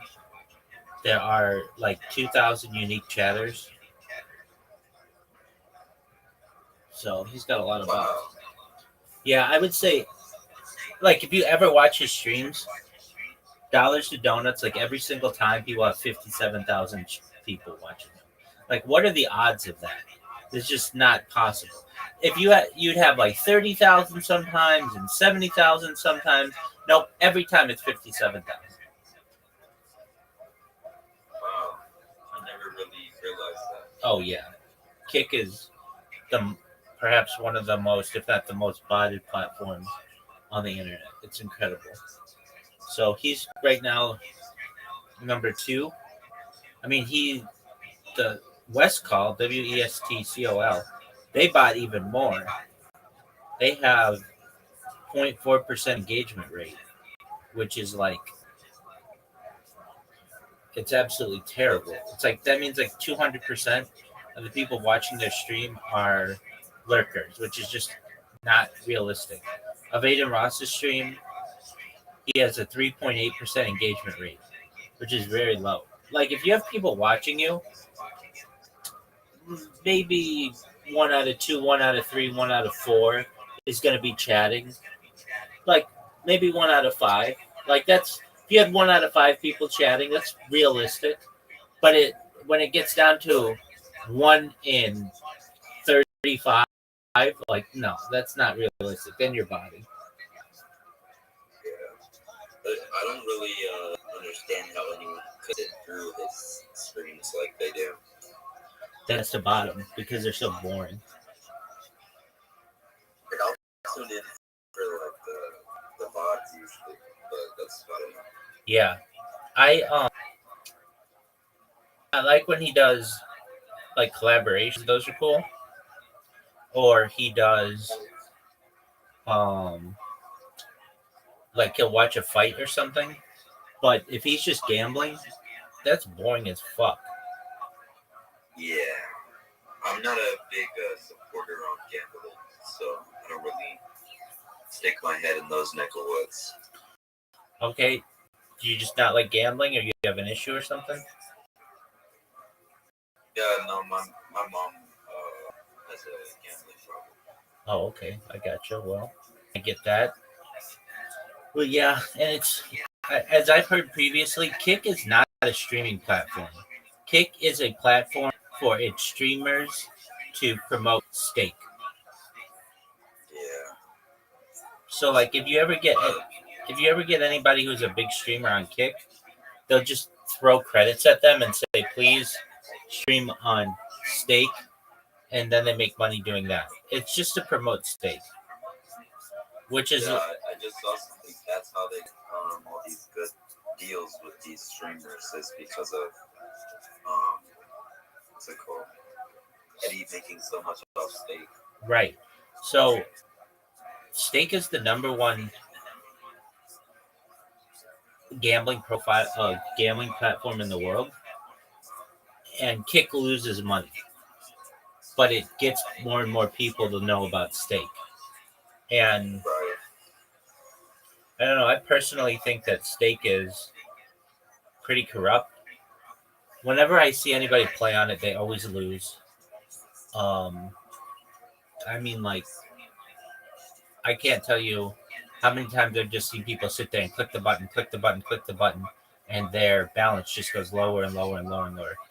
You can't just check out. You can't just like, oh, okay, I want to get my money right now. Oh, no. There's like a daily minimum you have to beat. And like, it's just like this garbage platform. It's not very fair to people, I feel.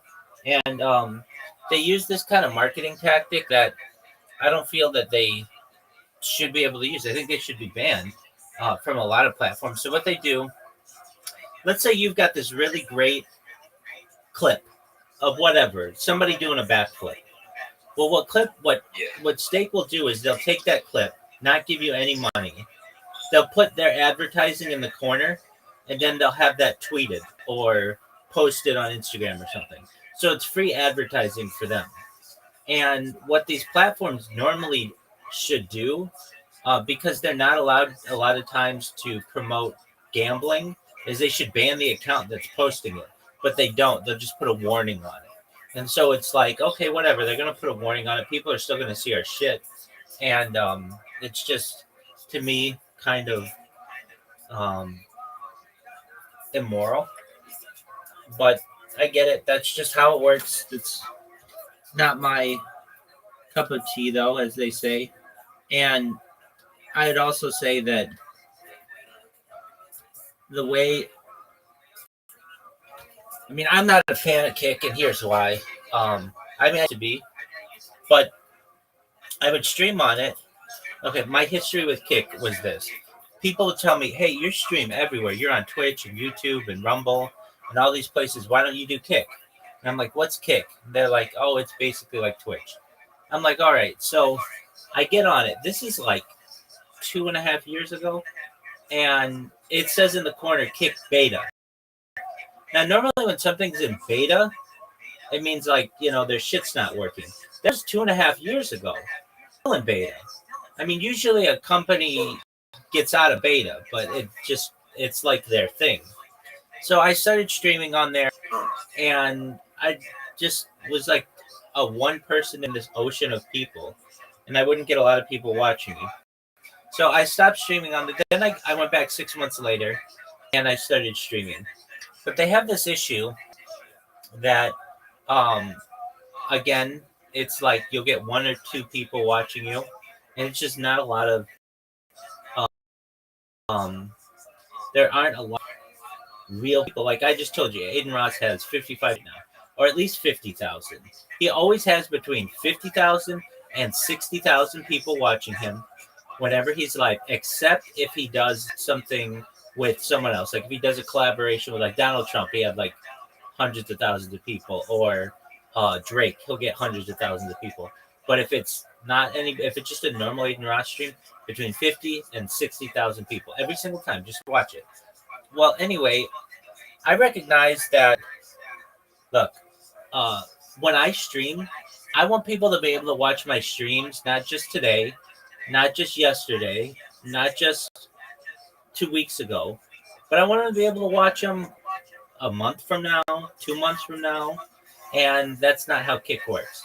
Kick only saves your streams for 1 month. And I understand it's expensive to make it like YouTube, but Rumble can do it, so I don't understand why Kick can't do it.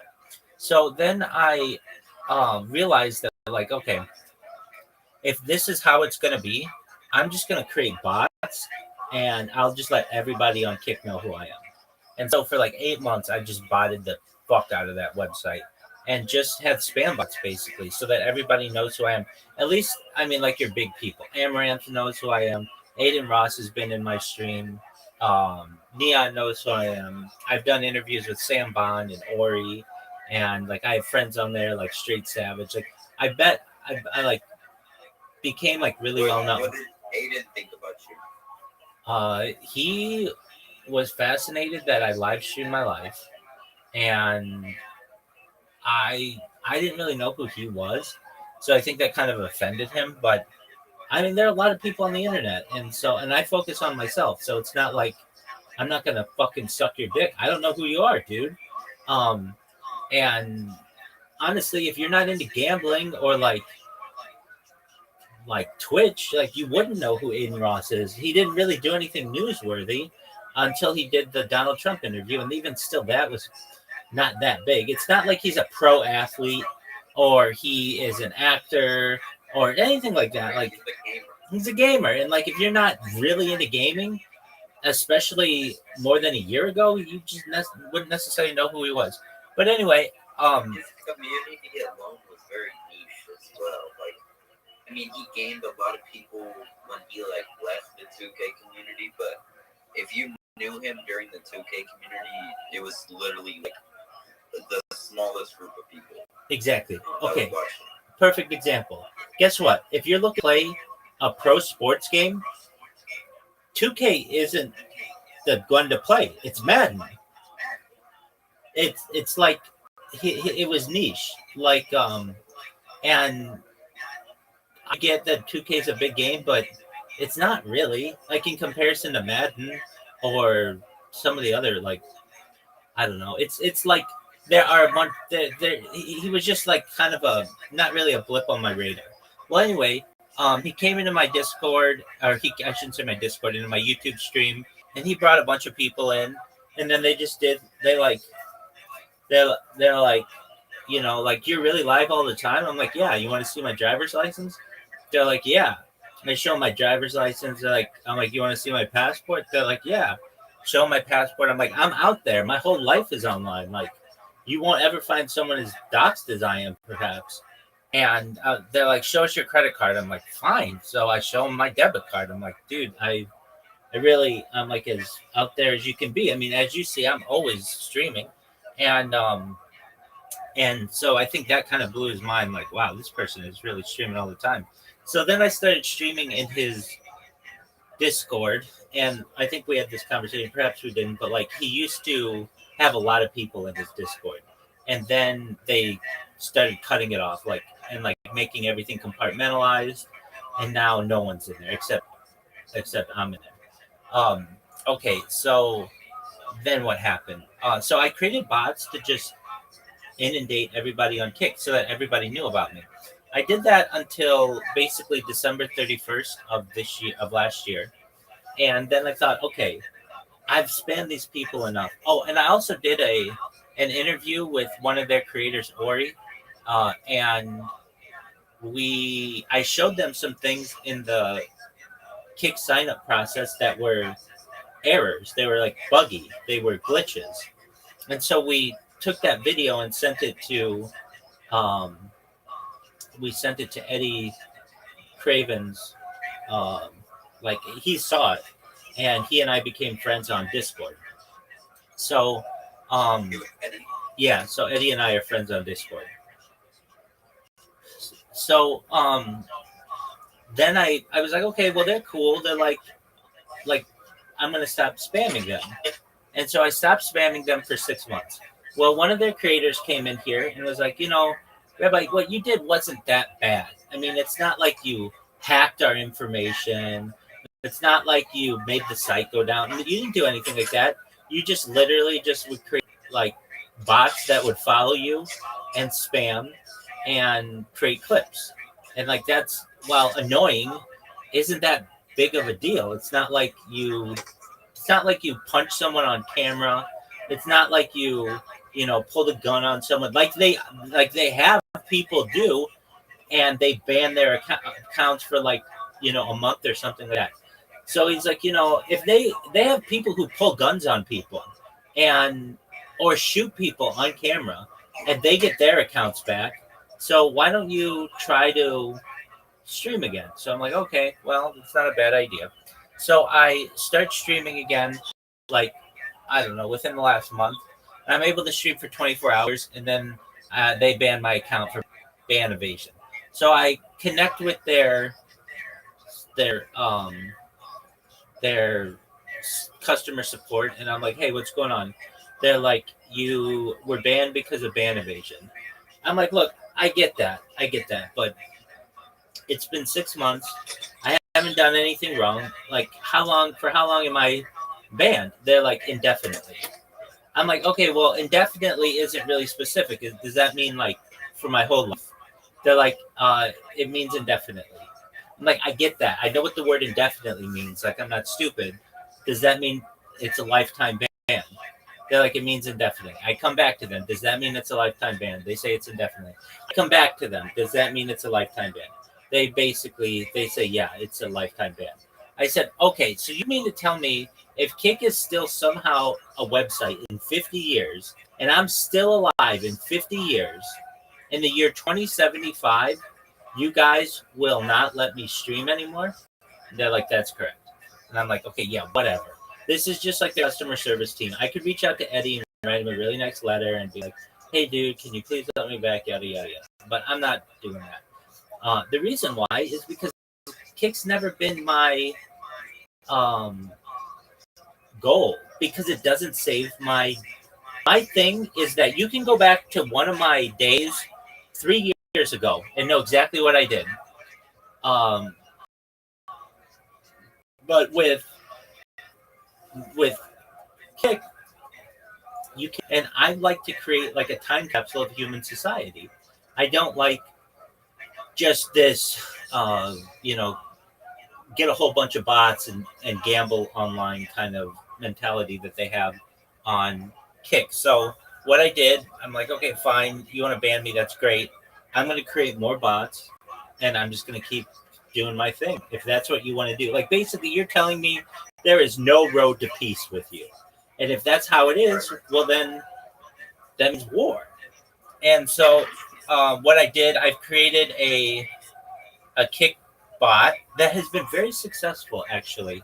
I just created it like 2 days ago, and instead of like, okay, do you have the Kick app right now? No. Oh, okay. Do you have the Kick?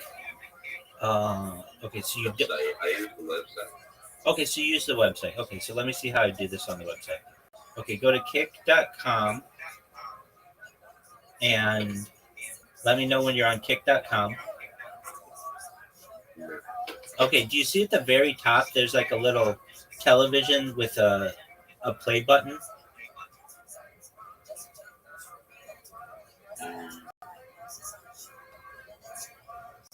Hold on. You said that what? There's like a little television with a play button. Yes, I see that. Okay, click it. Okay. And then go to clips. Do you see it says live streams, categories, and then clips? Mhm. All right.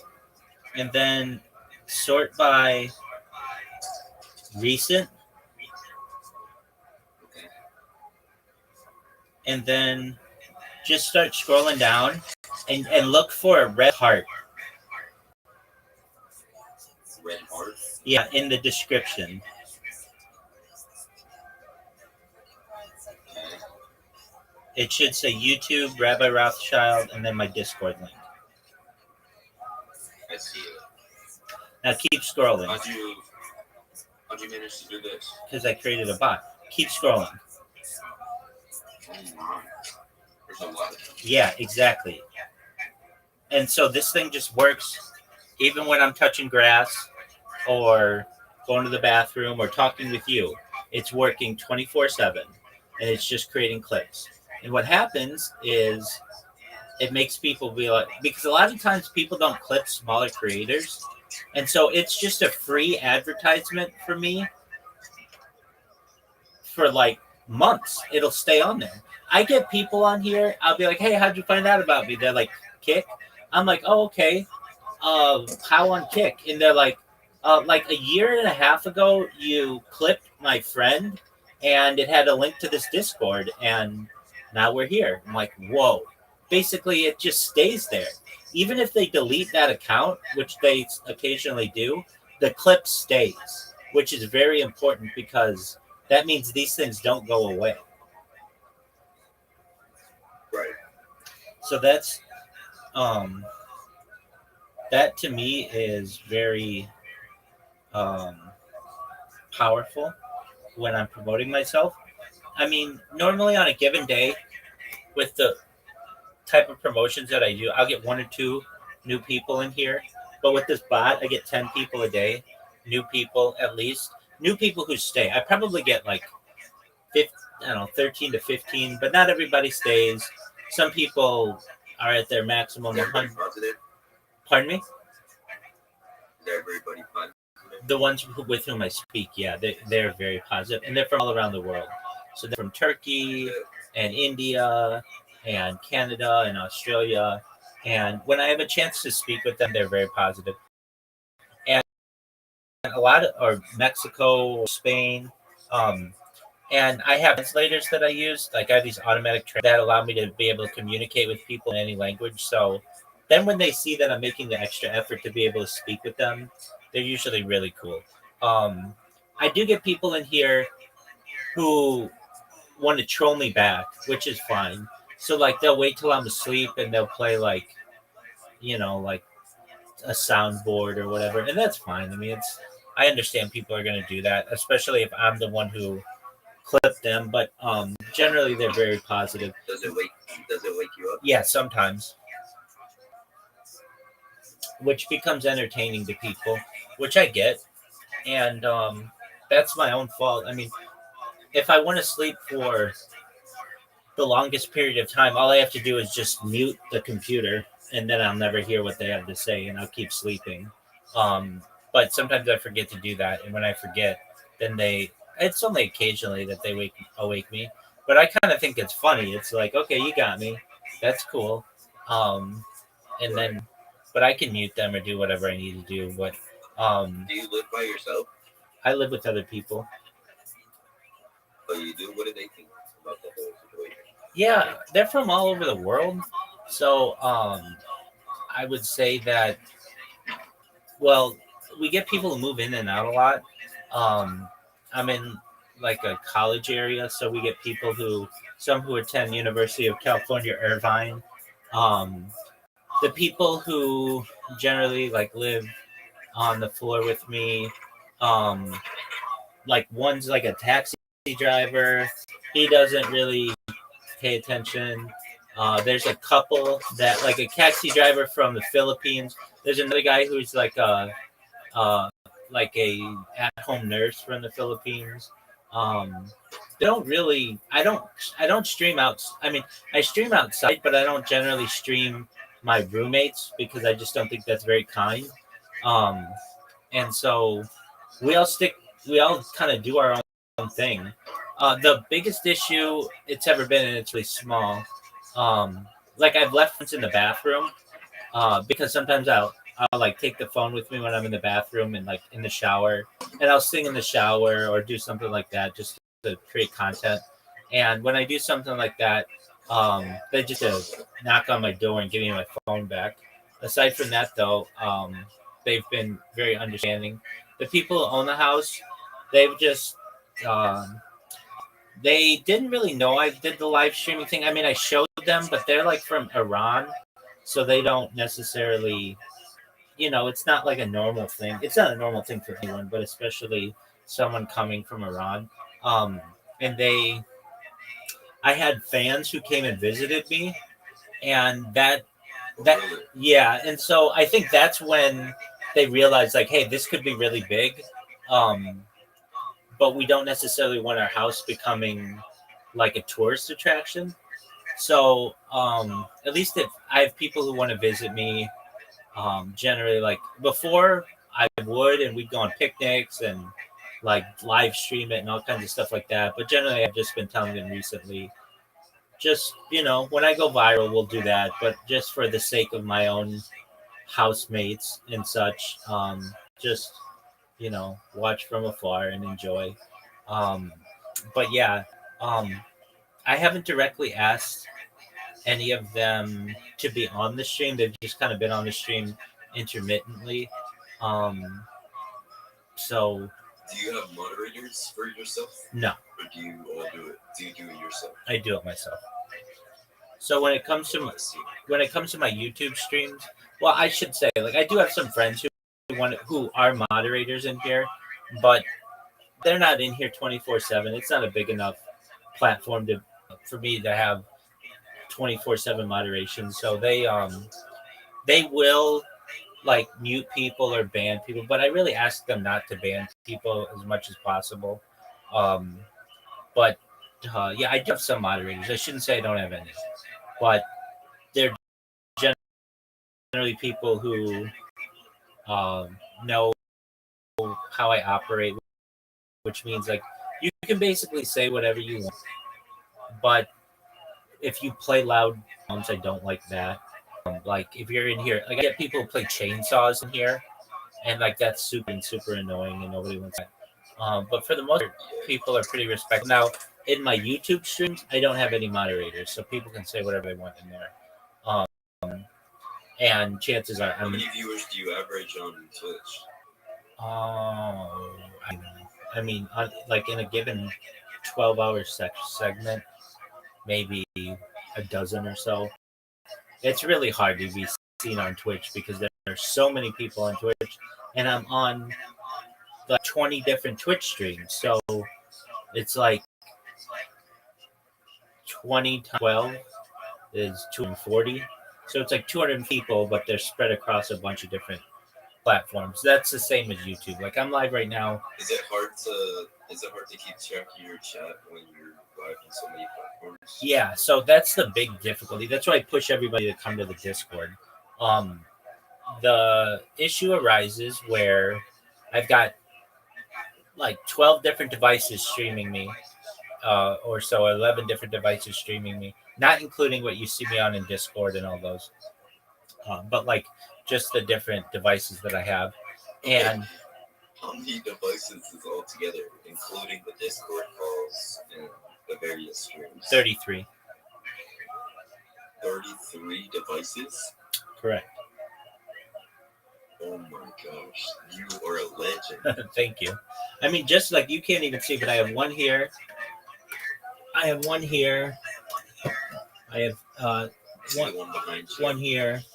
I have another two here. I have another one here. I have two more here, just in front of me, in that I can touch with my hand right now. Not including that one that you're seeing me on. 1, 2, 3, 4, 5, 6, 7. I have 7 devices right here, and then right like behind me, I've got one, and then I've got another 5 right here. 6, 7. I've got like 7. We got 7 here and 7 here, and I have another like 7 over there. And the ceiling one. I've got a ceiling one, yeah, and I've got some multiple streams. Now you asked a really great question. Is it hard to keep track of the chat? Yeah, that's the most difficult thing. If I had all of the chats in some way that they could all connect to the same chat, I think it would be a lot easier. But the way that I stream, it's not like a normal streamer. So a normal streamer like looks and watches their chat. I feel that's a waste of time. So I have a bot going on that device that means that I can't the chat. And that's again why tells them to join the Discord. exactly. And if you want to talk with me, I'd rather talk with people in person. They can say whatever they want to me. I used to let people chat in here.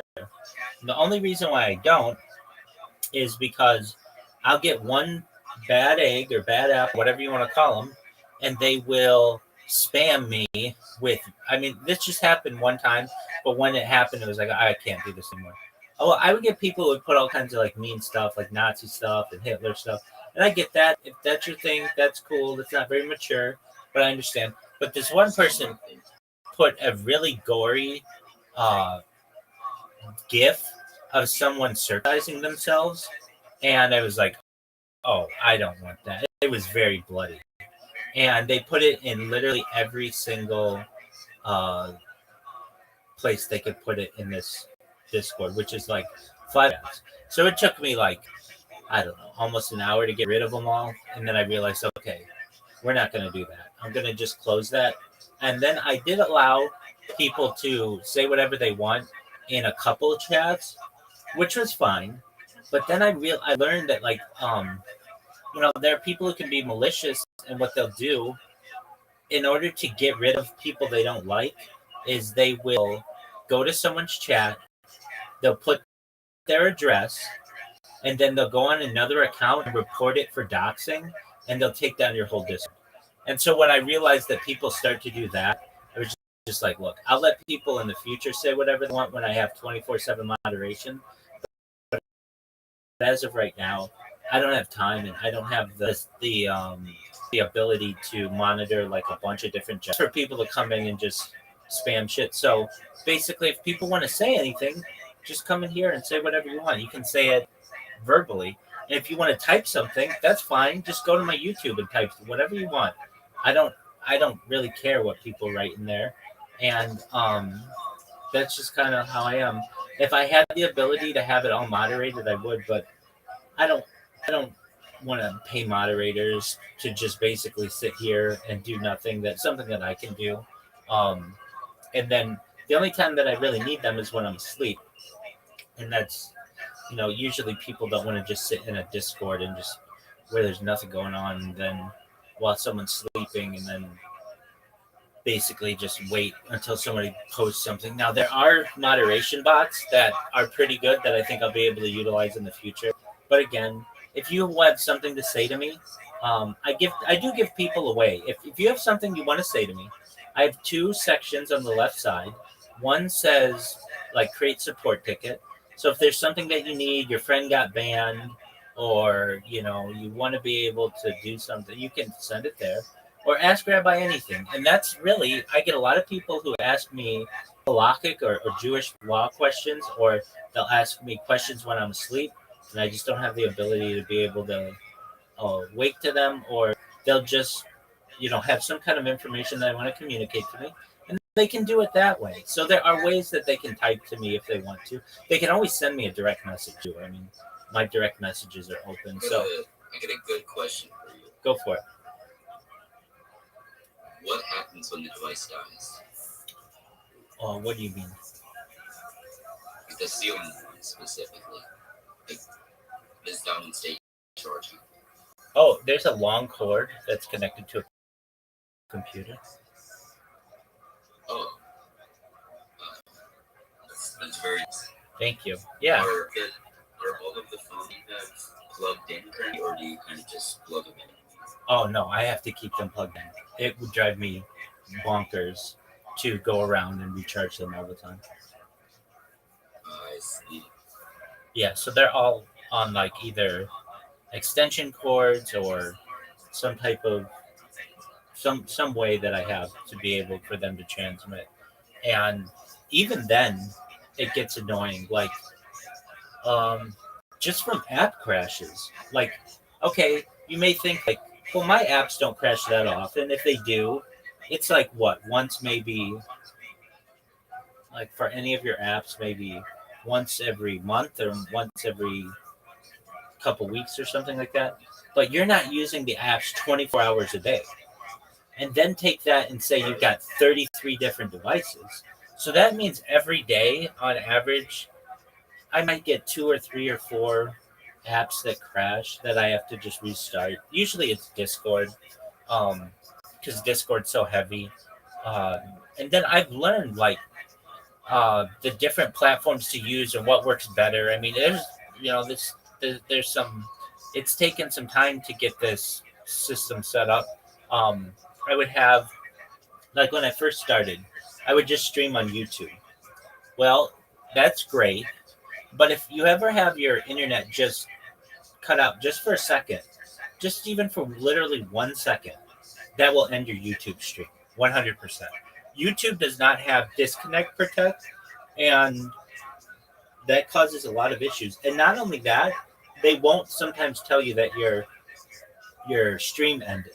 So you'll still think you're streaming, and it stopped streaming 6 hours ago. So I had to overcome that. So I used a platform that's known as Restream.io, which is really nice. They have really nice disconnection protection, and that means that, I mean, it doesn't happen often, but even if it does, just whatever, like my router just gets like a packet update or something from the ISP, and the internet cuts out for like maybe 5 seconds or something like that. It will this Restream.io make sure that the stream continues and nothing ever happens with it. So that's what I use. I mean, I'm live on like 33 different devices on 33 different platforms, including platforms of which you've never heard, including Africa TV, which you would think would be big in Africa, but it's actually big in South Korea. I'm on Bilibili, which is like China's Google. I'm live on Trovo and DLive and YouNow and Vaughn.live, and just like a bunch that you just like, I've never heard of any of those. And I'm like, I know. I mean, that's just, there are a lot of different platforms on which you can be live. And I do my best to be as uncancelable as well. So let's say even, I don't know, the head of the entire internet comes out and they're like, I don't like this Rabbi Rothschild. Let's get rid of all their shit. Okay, well, that's cool. It's going to take you years to get rid of my stuff because it's a lot of it is I don't even have tied to me. I don't even have my name in it. So I just live stream, but it's just on like a backup archive and it doesn't even have my name. So it's just being transmitted to the internet and people will find it decades from now, perhaps, and be like, oh, this was one of Rabbi's streams. Additionally, you'd have to have a coordinated effort to be able to take me down from all the different platforms. And um, then I create bots that promote me. So I'm very confident that it's not going to be that long until I perhaps go viral. The reason why I say that is um, the bots that I have are, I would say, like they do a lot of promotion for myself. So there's a platform. It's known as Blue Sky. That is like the Twitter. It's like the liberal Twitter. And so I've created bots that just inundate people on Blue Sky, and people talk about me all the time. At least once an hour, somebody will tweet about me, or what you want to call it, and um, Saying what? Something positive or something negative? usually it's they laugh about what I write. So Um, I will I like name the so at first I started naming the bots like join Rabbi's Discord with my Discord link. And that was cool. But that would only get like one or two people a day tweeting about me. I'll call it tweeting, but it's like posting or whatever. Which is fine, one or two people. But then I started changing the names to just be really sexual. And that gets like 24 people a day tweeting about me. Meaning like it's like a 24 times the amount of people. And so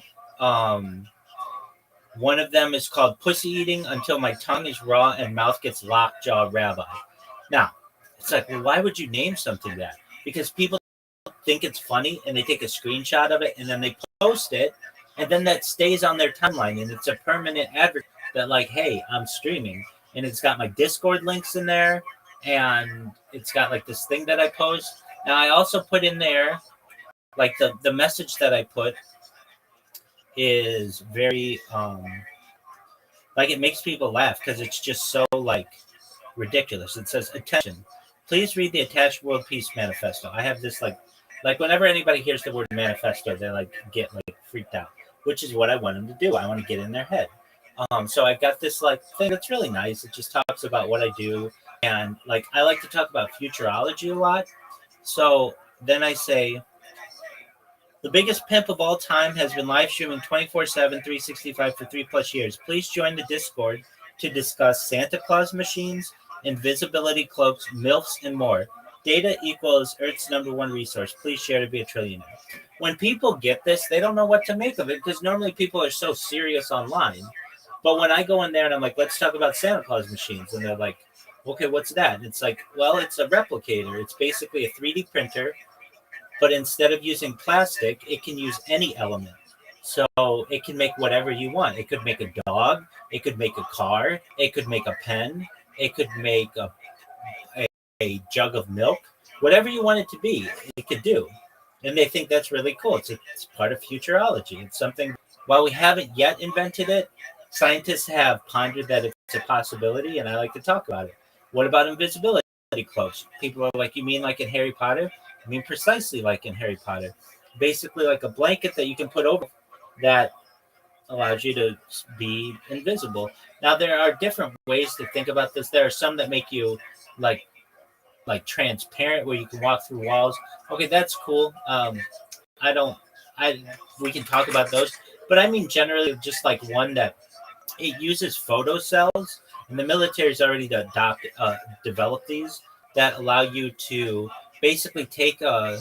They currently have them with a shield, so it's a shield that you put in front of yourself, and you can't tell that there's like a shield in front of you. It basically mimics whatever's behind you. So yeah, sure, that's fine.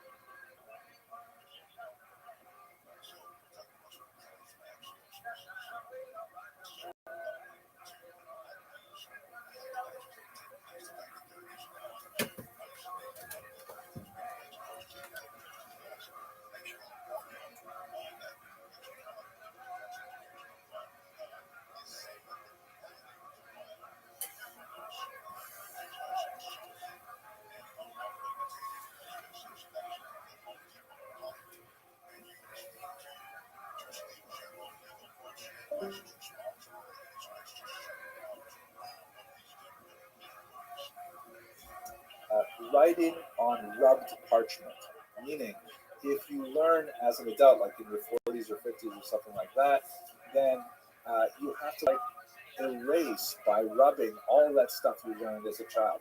But it never really goes away. What you learn as a child, as an adolescent, it's stuck in your brain in a very systemic manner. And you have to write on top of it, which is not ideal, but nevertheless you can do it. On the other hand, Alicia Benbuya says, now if you learn things when you're a child, then that is much better. It's like writing on fresh parchment, nice and fresh and high contrast and so on. Anyways, this is parchment. Jews adopted parchment in a big way.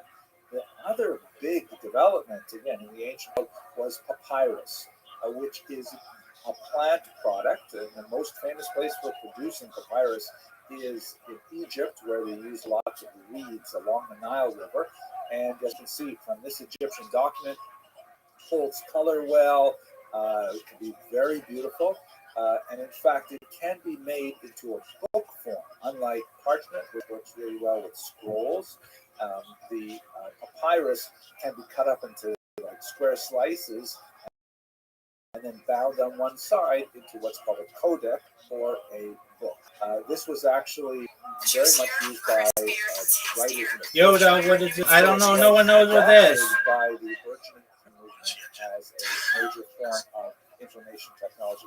Note, of course, the early Christian movement was also Jewish, and so Jews adopted this technology. However, when the split between Christians and Jews grew wider in the 2nd and 3rd century and onward, many rabbinic Jews eschewed the use of the papyrus codex because it was so heavily associated with the Christian movement.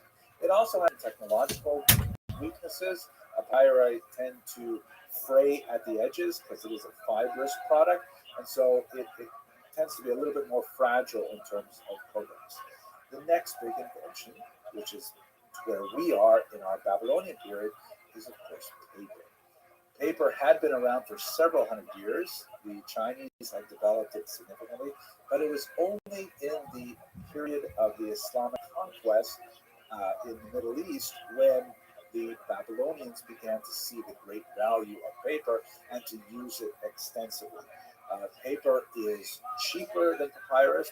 It could be locally produced. It's much more durable than papyrus. And of course, paper lasted for an extremely long time. And so in the period of the Gaonim, the rapid expansion of the use of paper as a mode of communication among Jews across the entire diaspora in the Islamic world represented an opportunity for the Gaonim to really accelerate their influence. A lot more correspondence is happening back and forth, both religious and spiritual, and also, of course, economic and personal. A lot more writings are being produced and are being copied out because, think about it. In order to produce a reasonable sized book, that might take 300 animals to create enough parchment. But with paper, it's way cheaper to produce these things and much more efficient to ship them off to various places.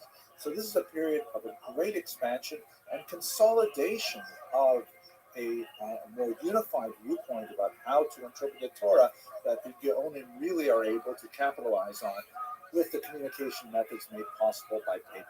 Now, at this moment, if you don't mind, I'm just going to take a personal meditation and think about how this affected my life, not as a historian, but as a regular person. I have to say that when I was preparing this lecture, I had one of those flashes of momentary inspiration where I sensed in my own biography the great arc of history. I felt like I was riding a big wave of a historical moment. I'll share this with you. So have a look at this picture here. This is actually a photograph I took a few years ago of one of my sons on a rock outcropping just outside my hometown in northern Canada. And this is a place where I, as a child, used to hike out to and sit and think about life, the universe, and everything. And as you can see, I've labeled a couple of places. On the left, on the Abitibi River, is the paper mill that sustained this town. It was established at the beginning of the 20th century, and there was no one here at this point. This is actually quite a remote part of northern Canada, but they took advantage of the old growth forest and the river network to create a paper mill that would serve the burgeoning interest of newsprint readers. A town gathered around this paper mill, which included my grandfather, Olav Shalom, named Alex Abramson, who had immigrated from Lithuania to avoid fighting the Japanese in the 1905 Russo-Japanese War, and thought he would make a living as a farmer. Unfortunately, the frozen permafrost of the area made this an unusually bad choice for farming. And so after a few years of trying that, he said, that's it, I'm going to become in Yiddish a shmata dealer, which means a clothing store owner. And he established, you can see on the right, Alex Abramson and Son. It's not the big roof building, it's a smaller one right in the back there, which was the ancestral home of him and his children, and my father, who is the son of the Alex Abramson. And of course, then my mother and I, we lived in a little apartment on top of the store there. And so just for a second here, I thought about how the Babylonians expanded the use of paper to popularize the Talmud. And paper just got more and more popular over the next 1,000 years until my own lifetime, in which the paper mill declined precipitously because few people read actual newspapers anymore. And so the demand for paper has dropped so much. And my father, Oliver Shalom, understood in a very prescient way that the future in Iroquois Falls was looking dim because it was a single industry town. And so he ensured that I would be able to go to big city Toronto, where ultimately I would study Talmud that was popularized by the Gaonian on pages, on paper. But now I work primarily in the material, which is entirely digital. This, as we're engaged in today. What we're doing in studying history right now is very, very far from paper. There's no way to actually capture this on paper. So we have really come to a brand new cycle in information technology transfer. I'm very excited to be at this cusp of a great new moment for the popularization of Talmud, Jewish history in general. Okay, sorry for that little sort of tangent. Let's go back to our material. The Geonim, of course, are the leaders of the academies now based in Baghdad. And we actually know a fair bit about them because of a really interesting letter that was written by the heads of one of these academies, Rav Sharira Gaon. Gaon is not a surname, it's a title. And he is asked by a community in North Africa, hey, can you explain to us, of course, he wrote much more formal language, how exactly did the Talmud come to be? And what do we make of these kinds of conflicts, and how are we supposed to use it, and so on. And he writes a kind of a pamphlet length or small book length letter responding, explaining a lot about the evolution of the Talmud as a manuscript, and he goes beyond the period of the closing of the Talmud, which would be around the year 500, to describe the next 500 years of Jewish history in Babylonia, which in particular describes the institution of the Gaonate and a sister institution called the Exilarchate. Now, we have had opportunity in previous lectures to speak a little bit about the earlier period. At this point, we should really talk about the growing conflict between the Gaonim as the intellectual and spiritual leaders, not only of Baghdadi Jewry, but really of world Jewry at this time, and the exilarchs, who are recognized by the Muslim authorities, as they were prior to this by the Persian authorities under the Sassanid Empire and so on, as the de jure and de facto leaders of the Jewish minority. The term exilarch in Aramaic is Reish Galuta, and there's actually a prayer that's recited for the position even today in most synagogues. There's a prayer in the Orthodox liturgy that is still recited today, be it on Saturday mornings, for the health and welfare of the exilarch. The term, of course, exilarch means leader of the exile. But that's not to say that the Geonim and the Exilarchs always saw eye to eye with one another. The Geonim, of course, the person who reached the height of being the leader of the academy had to be very proficient in Jewish law and had to be, a superior administrator and so on. Whereas the Exilarch was a descendant of the house of David. That was a very important thing. And there's a lot of politics involved in maintaining that particular position. So what you see frequently in the Talmud is kind of like the occasional moments of friction. There were exilarchs who were much more pious and much more learned, but it seems that they were the exception to the rule. And perhaps one of the clearest examples of this and the awkwardness that this created was regarding an exilarch named Bustanai. He was alive at the time of the Muslim conquest, and when the Persian king was defeated, the Muslim conqueror took some of his daughters, that is the Persian king's daughters, the princesses. He took one of them for himself as a bride, and he gave the other one to the Jewish exilarch Bustanai. Now, Bustanai married her, and he had a number of sons with her, who later went on to become exilarchs as well. And this created kind of an awkward moment because it doesn't sound like such an kosher type of wedding. I mean, first of all, she's not Jewish. Second of all, she's taken captive in war. Thirdly, it looks a little bit like a kind of shotgun marriage where the new Muslim ruler says, here, this is your wife. And so the rabbis and the Geonim had difficulty dealing with this particular situation. Ultimately, they found sort of like a halakhic way to accept it. Specifically, they argued that it, although we don't know the details, but it's hard to believe that someone as important as the exilarch would not actually have his wife converted, and so she must have converted to Judaism, and so kind of like assuaged concerns. But there was always kind of like a lingering doubt.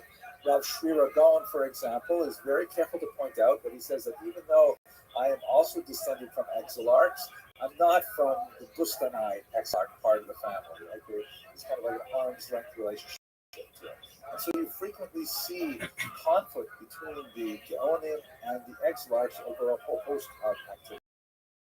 In this context, we have to mention important of the Geonim ever, this very unusual and creative figure named Rav Saadia Gaon, who lived in the late 9th or the 10th century.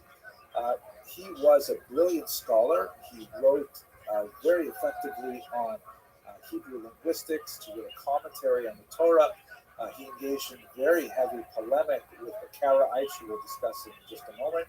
And he actually was not afraid of picking a fight over his interpretation of the Torah. One of the most significant elements was a conflict he had with the leaders of Jerusalem who disagreed on something as important as the calendar, specifically when would Yom Kippur in a particular year, and Rav Saadia Gaon strongly argued for a different date than that in Jerusalem.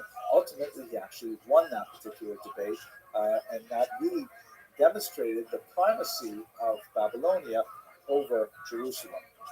He himself was not a Babylonian. He was from Egypt, and in fact, one of the big surprises was when the exilarch actually appointed him to lead the Academy of Sura, and they later on, the exilarch had a conflict with Rav Saadia Gaon. Even though he had originally hired for the position, they had a major conflict. They were eventually able to patch it up. But this is the kind of environment in which there is a religious, intellectual, academic head to the community, and at the same time a political head to the community that may be associated with wealthier powers. They frequently come into one another. But it is the Geonate that really has the longest impression on Jewish history because of their intellectual leadership. I alluded a moment ago to one of the activities of Saadia Gaon, and that is his conflict with the Karaites. Karaites are a fascinating population that I hope to return to later on in the series, but it is in this period when they really begin to see significant growth. unlike the mainstream Jewish community, which are called the Rabbinites, who follow the interpretive tradition that includes the Talmud as a major source of how to negotiate the text of the Torah, the Karaites reject that interpretive tradition and argue that the original biblical text has to be observed much more stringently. There are many occasions in which the Talmud discusses the ambiguity in the original text of the Torah and argues that it should not be understood on a value. This is inevitable. There are so many Torah which admit of the sometimes passages in the Torah which appear to be contradictory to one another, and the only way to negotiate these kinds of difficulties is to have an interpretive tradition. So a figure in the 8th century named Hanan ben David had proposed a rejection of the Talmud as a whole. There's a lot more interesting story about why exactly this happened. We have really only polemical accounts to describe his disagreement with the community as a whole. It appears that he was, for example, in line to become an exilarch, but was passed over, and some have argued that this was part of the reason for his creation of an alternative interpretive tradition. But at any rate, he didn't form what were called at the time Karaites, but later Karaites absorbed his legacy as their primary impetus for their religious thought. The Karaite movement, however, expanded significantly throughout these centuries, despite the long-term conflict with the Rabbinites. And here you can see in this map the many centers that they established themselves in, and of course they exist to this very day. Now, when you look at Karaite history, for hundreds of years, historians have been forced to kind of evaluate this movement from within the context of the highly polemical religious literature that exists on the topic. That is, Rabbinites like Harav Saadia Gaon criticizing the Karaites, and Karaites criticizing Saadia Gaon and others. So it's very difficult to get a sense of how Karaism was actually lived in real life.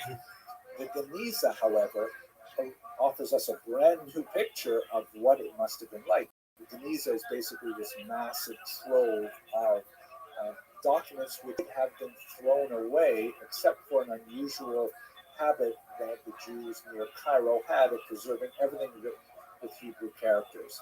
So not just religious books or prayer books or Torah scrolls, things like that, but also bills of sale, marriage contracts, personal correspondence, children's doodles, all kinds of amazing things are recorded in this massive trove, which only became available to scholars in the late 19th century, and in fact is still being deciphered even to this very day. At any rate, when you look at the Geniza documents, which give us a really good picture of hundreds of years of Jewish civilization as it was lived in the Mediterranean basin, we see that surprisingly, Rabbinic Jews and Karaite Jews get along pretty well for the most part. We're not talking about the religious elite that have strong antipathy toward one another. But in most communities, you see that Rabbinite Jews and Karaite Jews live side by side without too much difficulty. You have the examples of Jews who belong to both communities, Jews who marry between the communities, certainly affect contracts with one another, do business with one another, celebrate their celebrations with another, and by and large, the Geniza portrait of Jewish communities indicate that Rabbinite and Karaite Jews got along a lot better than we would think they would if we were only looking at the polemical literature that the religious heads have left for us. So we'll probably have to come back to this again as we go a little further in this history. But for the time being, I hope you enjoyed this very quick overview of some of the religious, social, economic, and even technological aspects of the 7th through 11th century and back then. Thank you very much for watching.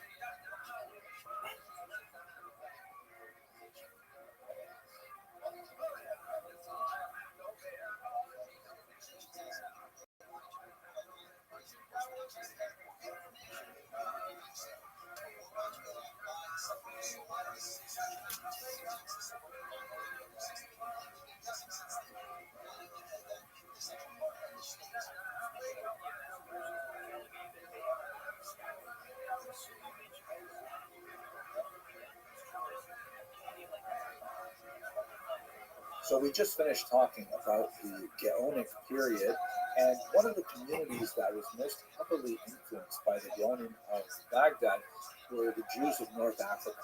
Let's take a few moments to look at the origins of that community and understand how they were shaped by the Muslim conquest, and we'll conclude this lecture with one of the high points of the history of the scholarship that emanated from North Africa. So when we speak about North Africa, there's actually a term that's used in scholarly literature, the Maghreb, which means literally the West, and it's an Arabic term, the Hebrew would be Ma'arav, that encompasses these here in modern day terms. Basically, Libya, Algeria, Morocco in particular are the most significant for Jewish purposes. And as you can see, the population density is highest on the coast itself. As you move south, you get to the Sahara Desert, much more forbidding, much less population growth there. But there are Jews who are living, for example, on the southern side of the mountain range of Morocco and so on. Let's have a look here at a satellite photograph so we can talk a little bit about the origins of these long-standing communities. Now, much of this is shrouded in legend. There is definitely, however, a significant Semitic influence in North Africa from the first millennium before the Common Era, like let's say 900 BCE. But it's not necessarily Jewish, it is Phoenician. But Phoenicians are an American civilization that, of course, live in Israel as well, and they have settled in many places along these. Their language is closely related to Hebrew, and so that was kind of like a cultural and linguistic entree to North Africa that was especially significant as we had more migration there. Now, one of the most famous cities is Carthage, which would be in Tunisia today. The legends of the earliest Semitic settlement suggest that some of the earliest populations to settle there after the Phoenicians were some of the early Canaanite peoples. Josephus suggests that some of Abraham's children, who did not form, let's say, the Mosaic Israelite Jewish branch, that is Abraham's children by Keturah, his second wife. The Torah describes his children by Keturah as having been sent east with gifts. Obviously, they returned, bringing with them Asian food. But it's also possible, according to Josephus, to think of them traveling west. So they would have been descendants of Abraham. Augustine, in the 4th century, we spoke about him as one of the church fathers a while ago. He refers to the local term that people use for themselves in his region of Canaani, saying that this actually comes from Kanaani, which means Canaanite. That some of the earliest peoples were those that may have been expelled in the conquest under Joshua. There's a legendary thought that the peoples of North Africa may have descended from the Girgashi people that I mentioned in the Torah as one of the 7 Canaanite nations that are expelled in the context of the Jewish conquest of the land of Israel. In terms of Jewish settlement per se, Joshua himself, his tomb is apparently venerated in Tlemcen, which is in Algeria. It's unlikely that Joshua actually moved to the west, but nevertheless, this is kind of like part of the lore of it. But the fact that there were Hebrew speakers in the region, not Aramaic speakers, suggests that it is not at all impossible to imagine migration there from the 6th century BCE onward. That is, after the destruction of Jerusalem under Nebuchadnezzar and the expulsion of Jews to Babylonia, it is in that Persian period that we begin to develop Aramaic as the lingua franca of Jews. Having Hebrew as the spoken language would suggest that, yeah, in fact, these peoples would have come quite a bit earlier. But at any rate, whatever you make of these various legendary possibilities, there's no question that we have strong populations there in the 1st and 2nd centuries, lots of documentation of boatloads of captive Jews after the First Roman-Jewish War being sent throughout the Mediterranean. You have the migration after the Bar Kokhba Rebellion, We know of Jews, for example, in Kyrenica, that Kyrene, that actually had a revolt against the Romans in the year 117, the Kitos rebellion, which we spoke about a while ago. So there's no question there's lots of Jews living here around the turn of the millennium. There's some interesting archaeological discoveries, such as a mosaic that was originally thought to be of a church that was discovered in Tunisia. But looking at it a little bit more closely, you can see it says right there in the middle of the text, Sancta Synagoga. It says Holy Synagogue, and in the little medallions on either side of the text, there is the very classic Jewish representation of the menorah, which makes this a prime candidate, of course, for first century Jewish settlement in the region. The Muslim conquest in the 7th century is especially a lot more historical treatment of the discovery of Jewish tribes living in North Africa. A Muslim historian, Ibn Khaldun, across these Berber tribes. Now, the term Berber is acceptable in English, although it is originally a derogatory term that was applied by the Greeks to the indigenous peoples of North Africa. Lacking, respect for their local terminology, they refer to their language as being kind of like a gibberish. They would say bar, and hence you get barbarian. But ultimately, the term was transvalued and was used to refer to these people without necessarily having a negative connotation. Now, among these multiple tribes, several of them were actually practicing Judaism, and the Muslims were surprised to see, wow, significant Jewish populations among these peoples. The earlier Semitic context, the earlier migrations of Jews, no doubt had an impact on the local populations. The conversion to Judaism was especially pronounced among the nomadic forms of the Berber civilization, the so-called Otter branch, that were less sedentary and actually quite warlike, which is fascinating to see. In particular, you see there's a lot of legends regarding Queen Kahina of a tribe called Jirawa that is associated with Judaism. In fact, the term may be related to the Hebrew term ger. Ger means convert.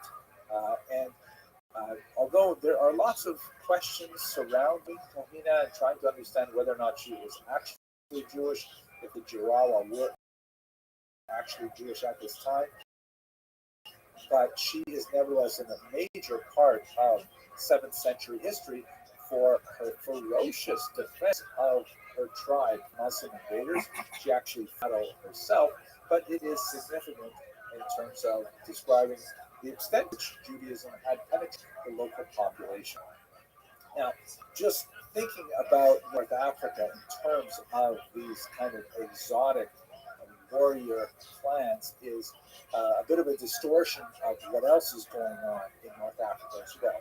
There's actually a lot of scholarship developing, especially on the coast, as you have more and more scholars coming together in the welcoming environment of Islam to engage in religious studies. Perhaps the most famous is Rabbeinu Hananel ben Fushiel, who was an 11th century commentator who actually wrote the first full commentary on the Talmud. If you study Talmud today in the traditional printing, you will see Rabbeinu Hananel right on the side, the outside margin of every page of Talmud, which is prime real estate for commentaries. He actually wrote his commentary before Rashi, which gives you an indication of the antiquity of his work. Now, he may have been originally from Rome, and that just indicates how important the community of Qairouan, which is not the same as Cairo. Qairouan is located in Tunisia today, but that the community was strong enough to attract a scholar of his standing. Even more famous than Rabbeinu Hananel, it's impossible to talk about medieval North African Jewry without referring to Rabbi Yitzchak ben Yaakov al-Fassi. Al-Fassi means the one from Fez. Fez is in Morocco. And he wrote a brilliant and very widely used Talmudic commentary that is still incredibly essential to studying the Talmud.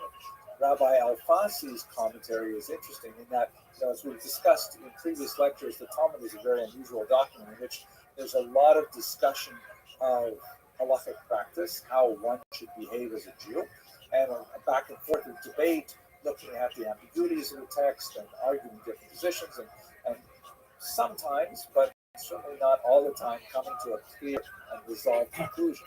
But the Talmud also includes a tremendous amount of material which seems really quite tangential in nature, that goes off and talks about metaphysics or biographies or recipes or observations from the natural universe.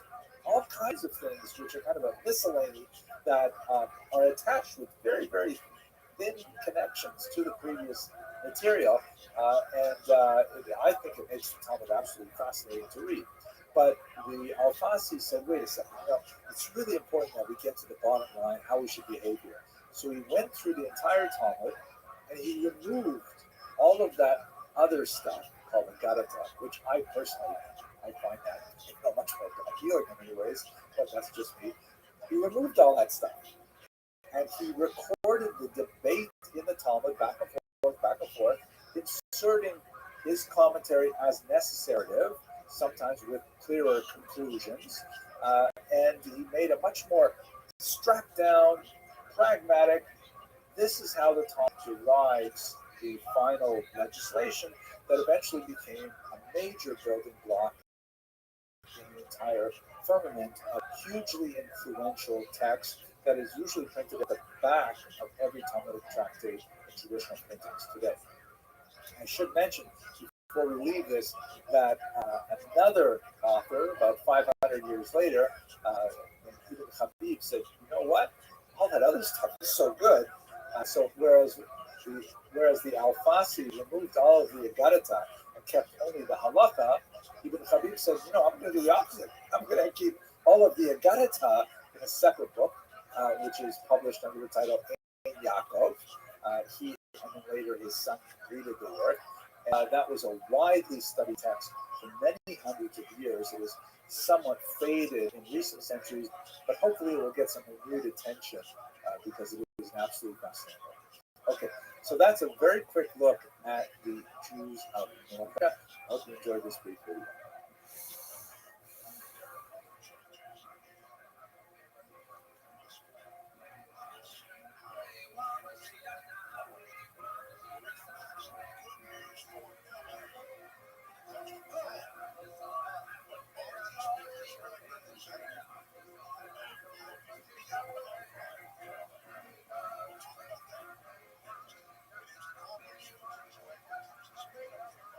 One of the most fascinating periods, I think, in Jewish history is a brief period of about 2 centuries that existed in medieval Spain. It's sometimes called the Golden Age because of the phenomenal personalities that animated the cultural, especially the literary, poetic life of the Iberian Peninsula between about the 10th and the 12th century. There's a lot of question, however, as to exactly how golden this era was. A series of books over the last decade or so have gone back and forth on this. And so I thought I'd just very quickly give you a sense of when was this golden era? Why do people call it a golden era? And what are some of the criticisms to say it was not so golden after all? Okay, I happen to have given quite a few lectures on this topic and of people in this topic. In the following lecture, I'd like to just take a very brief moment to speak about 3 of my favorites, actually 3.5 of my favorites. But I'll put in the links below some directions to longer videos in which I explore the lives of these people in a fuller length. But anyway, let's talk a little bit about the golden age of Spanish Jewry. When we last discussed the Iberian Peninsula, it was under the control of the Visigoths, who, when they converted to Catholicism in the year 589, initiated a bizarre reign that was characterized by a tremendous amount of anti-Semitic legislation. As we discussed earlier, there's a lot of questions surrounding exactly the nature of how these decrees were implemented, because we really only have the legislative side to look at to try and examine the history, but it was a period of remarkable anti-Semitic legislation. With punishments like amputations and the imposition of a police state to track the movements of Jews, all kinds of really strange things that you couldn't see for centuries later anywhere in Europe. At any rate, it was a very, very nasty period. We have to assume between the years 589 and 711, which is when the Muslims entered the peninsula and conquered it in very short order, along with their rapid expanse across the southern part of the Mediterranean and into southern Europe as well. We don't get a lot of information about the flourishing of a, sort of a Jewish Muslim synthesis, or of this kind of cultural coexistence that will be so celebrated for the first couple hundred years. But by the time we get to the 10th century, things change dramatically. One of the concepts that comes up again and again in the origin stories of this golden age is the notion of the loyal and wise Jewish advisor, meaning you have like Muslim rulers coming into the era, military rulers. They've got to manage a restive Christian population who resents their presence, and the Jews serve as an excellent intermediary between the interlopers into the culture and the indigenous population. They're literate, they're numerate, they're urban. There's all kinds of advantages to using the Jews, who themselves have no special connection to the local population, and especially not to the previous regime of Visigoths. So the Jews fit that role very much. And over again, you see this phenomenon of like a Muslim military ruler coming in and needing some local support and infrastructure, and Jews are there to fill that gap. It's not clear at all that, as some 19th century historians have argued, that Jews somehow betrayed the Iberian Peninsula to the Muslims, but it is not at all outside of the realm of possibility that when Muslims came in, and as their military advance required them to go further and further north, and they had to leave behind a thinner and thinner layer of administration, the Jews were able to staff those positions to control the population, tax them, and so on. So that's probably where we have the functional origins of this interconnection. Jumping ahead a little bit, of course, this is reversed over the next several hundred years in something called the Reconquest, or Reconquista, and that was to the Christian move north down to the south, slowly pushing the Muslims back out of the peninsula. And you see on this map here, which covers the period from 914 till 1492, which is of course the expulsion of, and shortly before that, the complete conquest of the peninsula with the fall of Granada in the south. But as you can see, the color coding here, gradually over the course of half a millennium, the Christians begin to slowly work their way down, with significant consequences for the Jewish population, as we shall discuss a little later on in the semester. So, speaking specifically about the Golden Age,